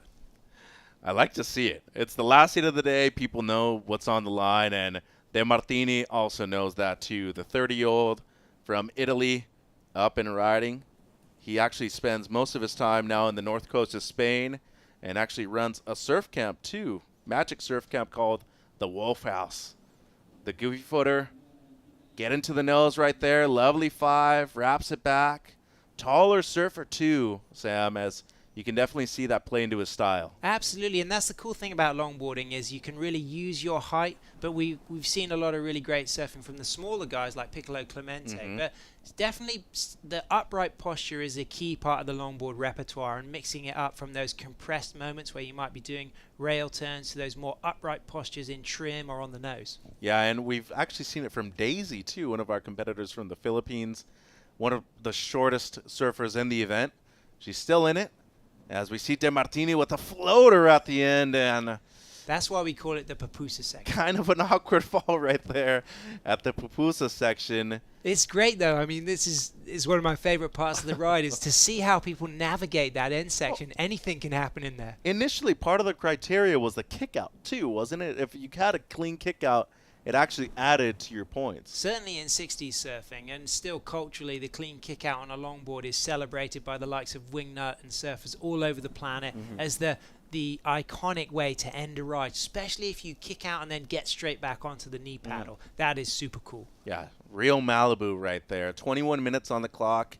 De Martini opens up with a 4.5, a decent score. Yeah, considering he hustled for that opening set, he kind of got the better of all of that. Right, and you never know. You could get one of those long lows that last 5 to 10 minutes in the heat. That 4.5 could easily be in your top 2 at the end of this one. Hamase, though, the 25-year-old from Kanagawa, Japan. Great surfer coming up out of the rinks in Asia. Let's go down to Ben Wei while there's a lull in this heat. He's got the winner of the last one. Thanks, guys. Round 2, Heat 7 winner. Antonio Dantas from Portugal. Congratulations. Thank you so much. It was firing out there, really good. It looks like my own break at Portugal, right-hander. It was amazing. São Pedro do Estoril, capital do Império. Vamos embora. So you were with one score, 7.07, for a majority of that heat, and you just sat, wait, let everybody else take waves, kind of just sit on the priority at the end. I've seen a lot of heats won today where most of the competitors that have made it through and have been here in the interview, they let almost the whole heat go by with one score and then just come in and take the bite at the end. Was that your strategy? Yeah, I knew the wave would come, so I didn't rush things. I just waited for it, and it came, and I did what I had to do. And it was good. Feel great. So your brother won today. You won. Your team's doing great. How are you guys feeling for the team gold? Oh, ambitious. That's ambitious, but it's possible. So we'll try. We'll try. We'll give it our best. Let's go. So one thing I'd like to know, I'm such a board nerd, but you and your brother, you're similar weight, similar size. Maybe you're a little bit taller than your brother, but are you guys riding similar equipment or something completely different? It's a bit different. Mine works better for nose riding because my rail game is not so good. And my brother is the opposite. His board is more for rail turns and a little bit less for nose riding. But yeah, I prefer this one because I like to nose ride. I like to be on the front. So yeah. You ever let him try your board, or you just tell him that this thing's secret, I don't want you to learn my tricks? No, this one's magic. Nobody can touch it. Perfect. Well, great job. And if you want to say anything to Portugal, I'm sure everyone's over the moon. Muito obrigado a todos, obrigado à minha família, obrigado aos meus amigos que estão aí a ver em casa e obrigado a Portugal. Bora, vamos embora para cima deles. Muito obrigado. Muito obrigado. Back to you guys. Bora, Antonio, parabéns, and a huge performance by Antonio Dantas from Portugal. Back to the water, though, a couple of waves being ridden. Kai Hamase on screen. Lovely 5 right there. Difficult wave to really surf at the beginning of this one. A lot of frost, Sam. Yeah, but he hung on to that, and he's still going strong. There's a lot more scoring potential remaining on this ride. Lovely carve right there in the middle section. Oh, love that drop knee carve that he has. Patented one. Almost loses it right there. Recovers well. And once again, hitting the section where you want to commit to something when you see it stand up. Gets the 5 quickly. Probably a surfer that's not used to wearing a leash too much either, so having that difficulty of competing with one lovely drop at the end after the 5 and completely rides out of it as clean as he could have gotten. And now Brennan with the luck, he's up and riding, the surfer from North County, San Diego in California, Carlsbad to be specific. Some amazing waves in that area if you haven't been. Encinitas Seaside Reef, Cardiff, loves to surf those reef breaks around there. And as you were mentioning a few heats ago, he is a style master. Just could watch this guy surf all day. Very pleasing to the eye. Lovely 5 right there. Long and stretched out. Kind of waiting for this wave to really take shape here, though. There's another one, an even longer one by Brendan White. And the easiness that he has to be able to navigate a wave this long and with so much control, it's really beautiful to watch. Sam. Oh, absolutely. He's got more soul than a size 16 running shoe. That guy is so stylish. That was the composure on that wave, on that Michael Takayama board. But also Kai Hamasi, different approaches. Kai Hamasi went for the really busy approach. I felt like he overcooked the drop knee turn. Kai Hamasi did 3 in a row, and all of them were a bit awkward. If he could have just done one accentuated drop knee, I think that would have been nice. But the rest of the ride for Kai is definitely going to be borderline excellent range. But I just like the minimalism we saw from Brendan. He was critical. There was a beautiful sweeping turn and a lot of good nose rides, but everything was kind of accentuated, but he just had presence and control throughout. So style, flow and grace were big factors. So it'd be really interesting to see where those two scores sit next to each other. Watching the screen, sometimes we can't really tell how much ground the surfers have covered, how far down the point they went. That might make a difference. But Kai drops a 5.83, and I think there was a few scrappy sections on that wave. It was foamy at the start. There was a few repetitive turns, and that maybe held the score down a little bit less than it could have gone if he had a clean face at the start and maybe mixed up his variety of cutbacks. True. I mean, you mentioned the repetitiveness. sometimes that lack of variation will add to maybe not a detriment, but it won't allow the score to go high enough. In this case, I also feel that the wave let him down a little bit too. First section, real frothy, quite difficult to navigate, but once he got to the nose, quite well. The real question here, how high does Brendan White's score go? We're also waiting on one for Jon Garmendia as well from Spain. Should be a decent exchange between blue and green. Absolutely. I feel as if green will go higher than Kai Hamasi's wave.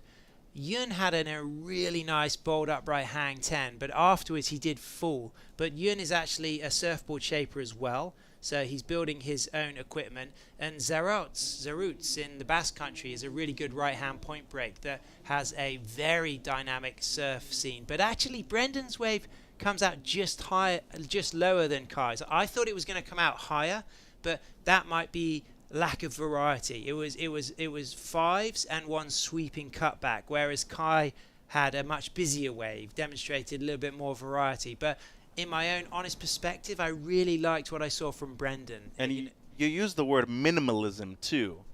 I think that's sometimes overlooked, and it's better. You want more quality but less quantity in waves too. Yeah, less is more can be a lot with longboarding, and Joel Tudor has been a great exponent of that. No doubt. I saw that guy get 3 9s in a row at the U.S. Open one year, and there's a reason why he is the consensus greatest longboarder of all time. Just under 14 minutes to go. So the last of blue, Garmendia 3.33. That's his best. 4.5 for White. 5.67 the opener of Brendan White in green.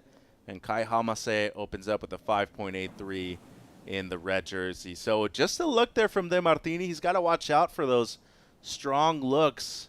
You don't want to keep another surfer off of a wave and all of a sudden have priority switch on you. There is a set incoming, though. I read at least 4 or 5 waves coming through. And De Martini is going to be on the first one of the set. He's been busy in this heat, hasn't he? He's definitely gone for the kind of more aggressive approach in the lineup. He wanted to get the first wave of the heat, that is for sure. Gets the nose right here. Lovely 5, brings it back around. Oh, I love that down carve as a goofy footer. Almost Aki-like. He really used the rail on that one. Goes back to the nose. Nice poise and style, great rhythm. Lovely use of the arms and hands right there, too, really accentuating his style. And as a tall person myself, I can definitely appreciate this, Sam. It's not easy to do what this young gentleman from Italy is doing out there right now. And great clean footwork as well out of some of these nose rides. Yeah. Decent finish right there, too. I love the little bunny hop to finish that wave off, so that'll be his second scoring ride. 4.5 his opener. Here's Garmendia now in blue. Had the chance to meet him at the Mexi Log Fest in 2019. Great young man. Loves to shape his own boards. Loves to experiment and try different crafts as well. You can see that he's got a board that has the wide point back. It looks to me to have a rolled bottom. You know, very much what we call an involvement era surfboard from the late 60s inspiration. But now Brendan White on a super nice high line here, straight to the tip. And oh, the 10, my. There's the 10. That was really critical. Wow. Just amazing there from the surfer from North County, San Diego in California. So Team USA having all of their surfers move through so far in the main rounds. Both Indy Hoffman and Caitlin Mickelson. Cole Robbins surfed earlier today as Brendan's still working this one through. And he's just stayed patient. It's really nice because he knows he's got that critical 10. And he did that beautiful turn to set himself up for this middle section. But he'll be eyeing up the opportunity for another nose ride here for sure. I feel like that should be part of the surfing criteria, just in any discipline, really. The patience that you show on most of your waves, too. Decent 5 to finish there as well. And how cool in the Papusa section there. He just keeps it cool all the way. Really great surfing. That was fantastic. It's scary there at the end, that's for sure. Here's Hamase now. Gets straight to the nose. Brings it all the way back around. Love that carve right there in the pocket. Once again. And here's the variation that you were wanting to see. Oh, yeah. Just as I say that. You just want to tell him, you know, just save that drop knee for every now and then. And he falls because it is quite hard to go back-to-back on drop knees because you have to you have to adjust your foot position, drop the knee, and then when you come out of the drop knee, you have to readjust. So if you go into multiple drop knees that are small, you do get a bit tangled up, and we really saw that demonstrated from Kai. Had he just then done a more simple rail carve, he just would have generated speed. So thinking about variety of turns is something Kai wants to carry forward in the event. Especially much more difficult when you're wearing a leash too, right, in comparison to when you're not. 10 minutes to go. Brendan White drops a 5.27, his second best, but that moves him up into first. I would have thought that would have gone higher as well. That opening nose ride for me was pretty dynamic. That first 10 straight in there.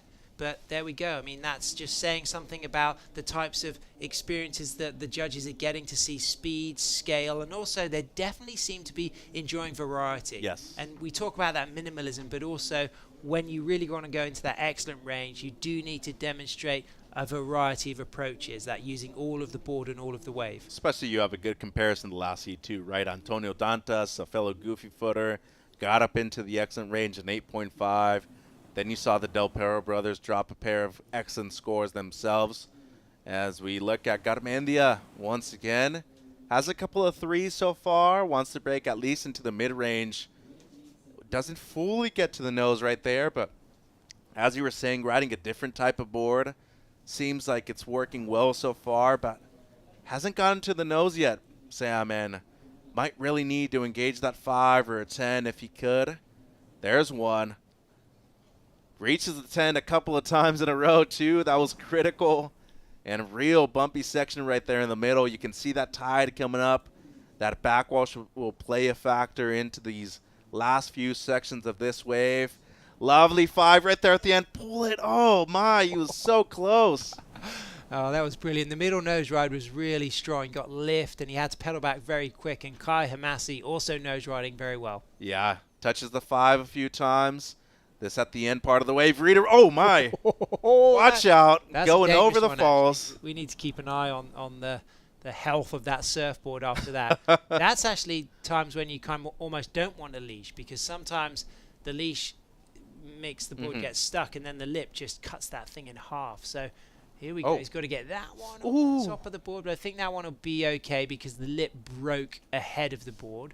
But that was pretty serious, so let's just hope he's got no damage. You probably have a quick feel. He'll inspect that on the rail as he's paddling out, but he's good. He's okay. He's out there for more.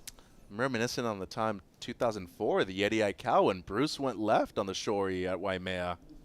Brilliant opening nose ride, holds on really tight, stays high but stays locked, and then gets the soul arch. And then this is just that section where he drops back down and pedals back to the tail. It gets bouncy but sets himself up again nice and high. This is going to be a really good score.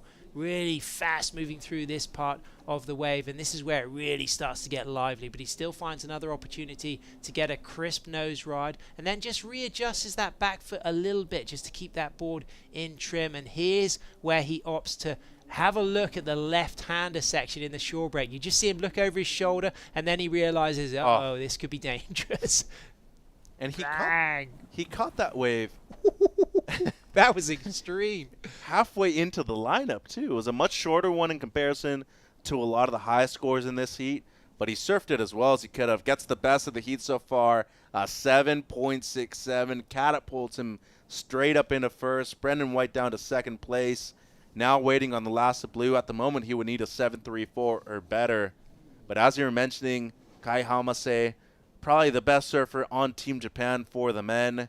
And he is looking good in this heat, 13.5 heat total. Yeah, we got a score to drop for Yun. Yun's wave was pretty interesting. I'm very curious to see that score because he had a lot of great nose riding through the middle to the end.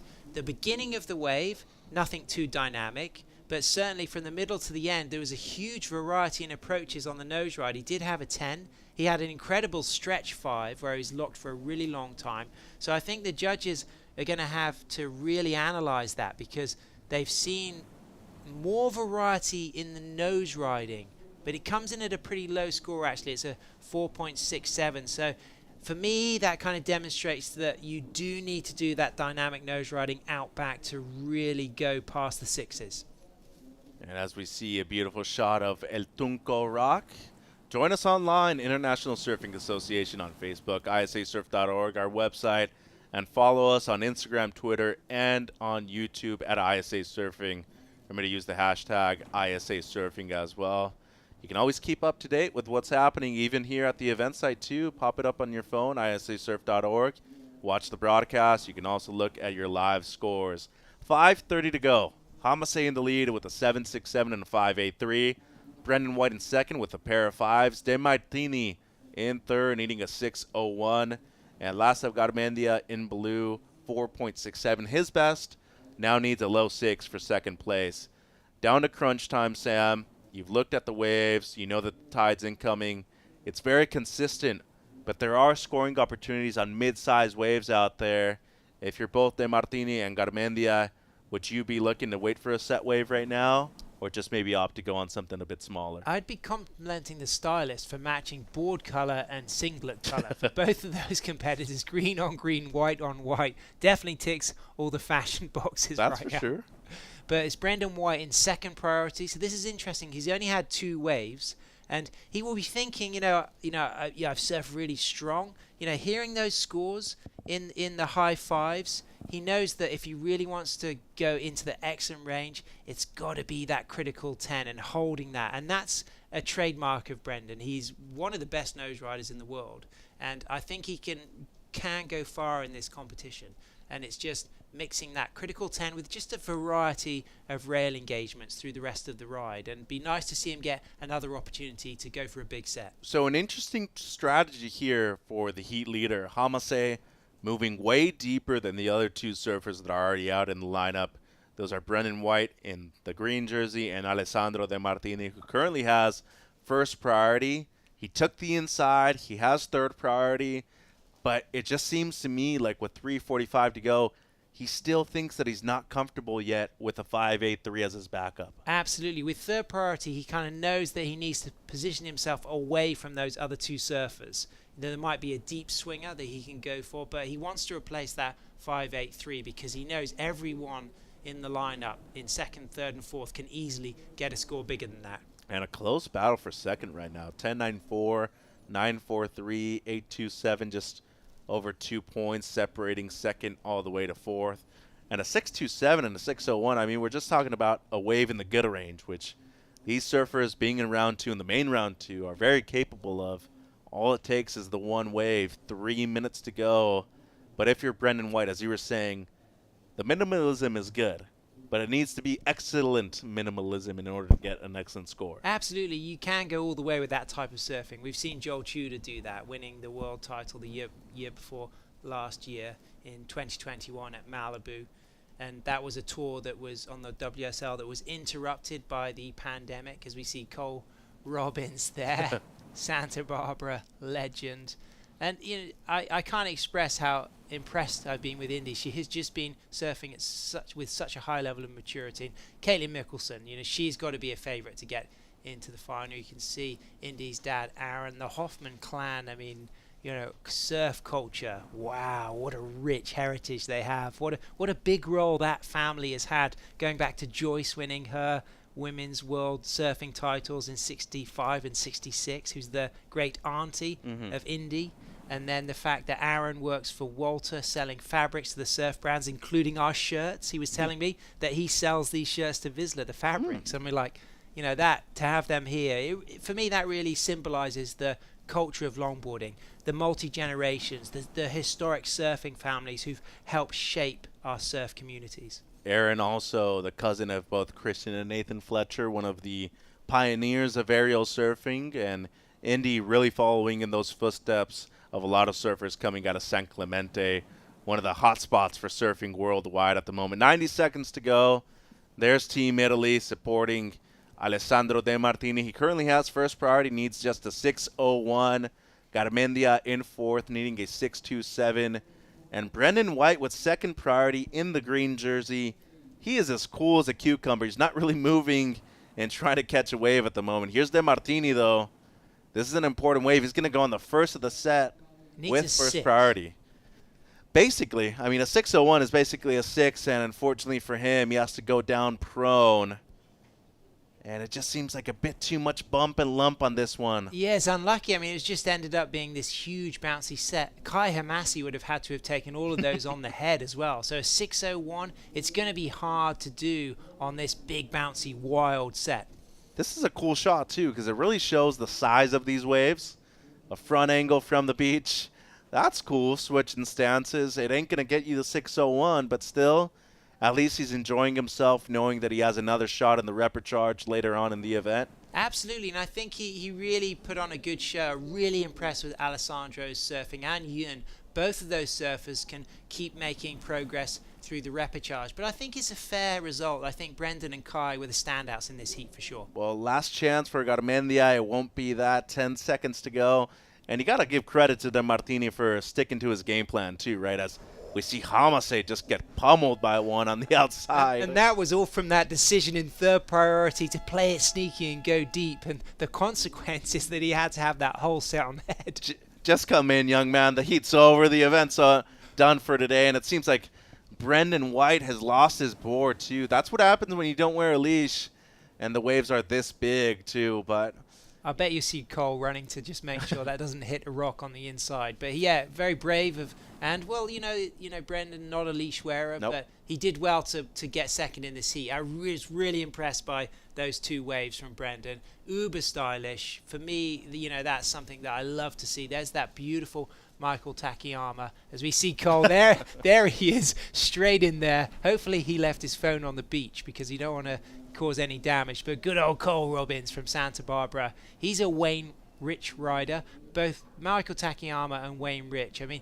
they are so important for the longboard culture because they build boards for some of the best surfers in the world. Yeah, and definitely being put to good use here at the ISA World Longboard Surfing Championships too. Great heat win there by Kai Hamase, the last heat of the day, and obviously a very efficient performance by Brendan White. He only caught 3 waves, both in the mid-range, but he made it through in second place. Jon Garmendia and Alessandro De Martini will be in the repecharge later on, as Brendan White giving a high five to Garmendia afterwards. We do want to thank our water safety crew, also doing an amazing job here as always in El Salvador. It's a big takeoff spot, big lineup. They've done an incredible job throughout 3 days so far, Sam, and how about we do all of this tomorrow again? You excited for that? Oh, absolutely. The swell's going to be pretty big tomorrow. I've been really impressed with people's ability to handle these fast walls today. We've seen some world-class surfing scores up into the 9s. Love seeing the women this morning. Maria Fernanda Reyes, Alice Lemoyne, they looked incredible. Really enjoyed that. Piccolo Clemente, of course, the Del Pero brothers. And just then that last heat, for me, Brendan White swimming now, I mean, that was a class act in these conditions. No leash, due respect. Yeah, absolutely, especially with the size of the waves out there. Also got to give big props to the Dantas brothers, both making it through from Portugal. They it's were a big incredible. performance by them, yeah. Well, I mean, that was just mind-blowing. And to see Antonio rise to the occasion, it was the best competition performance I've seen so far from Antonio. His older brother excelling, but then to see the younger brother just keeping up with the older brother, that was special. So stay up to date with everything at ISAsurf.org.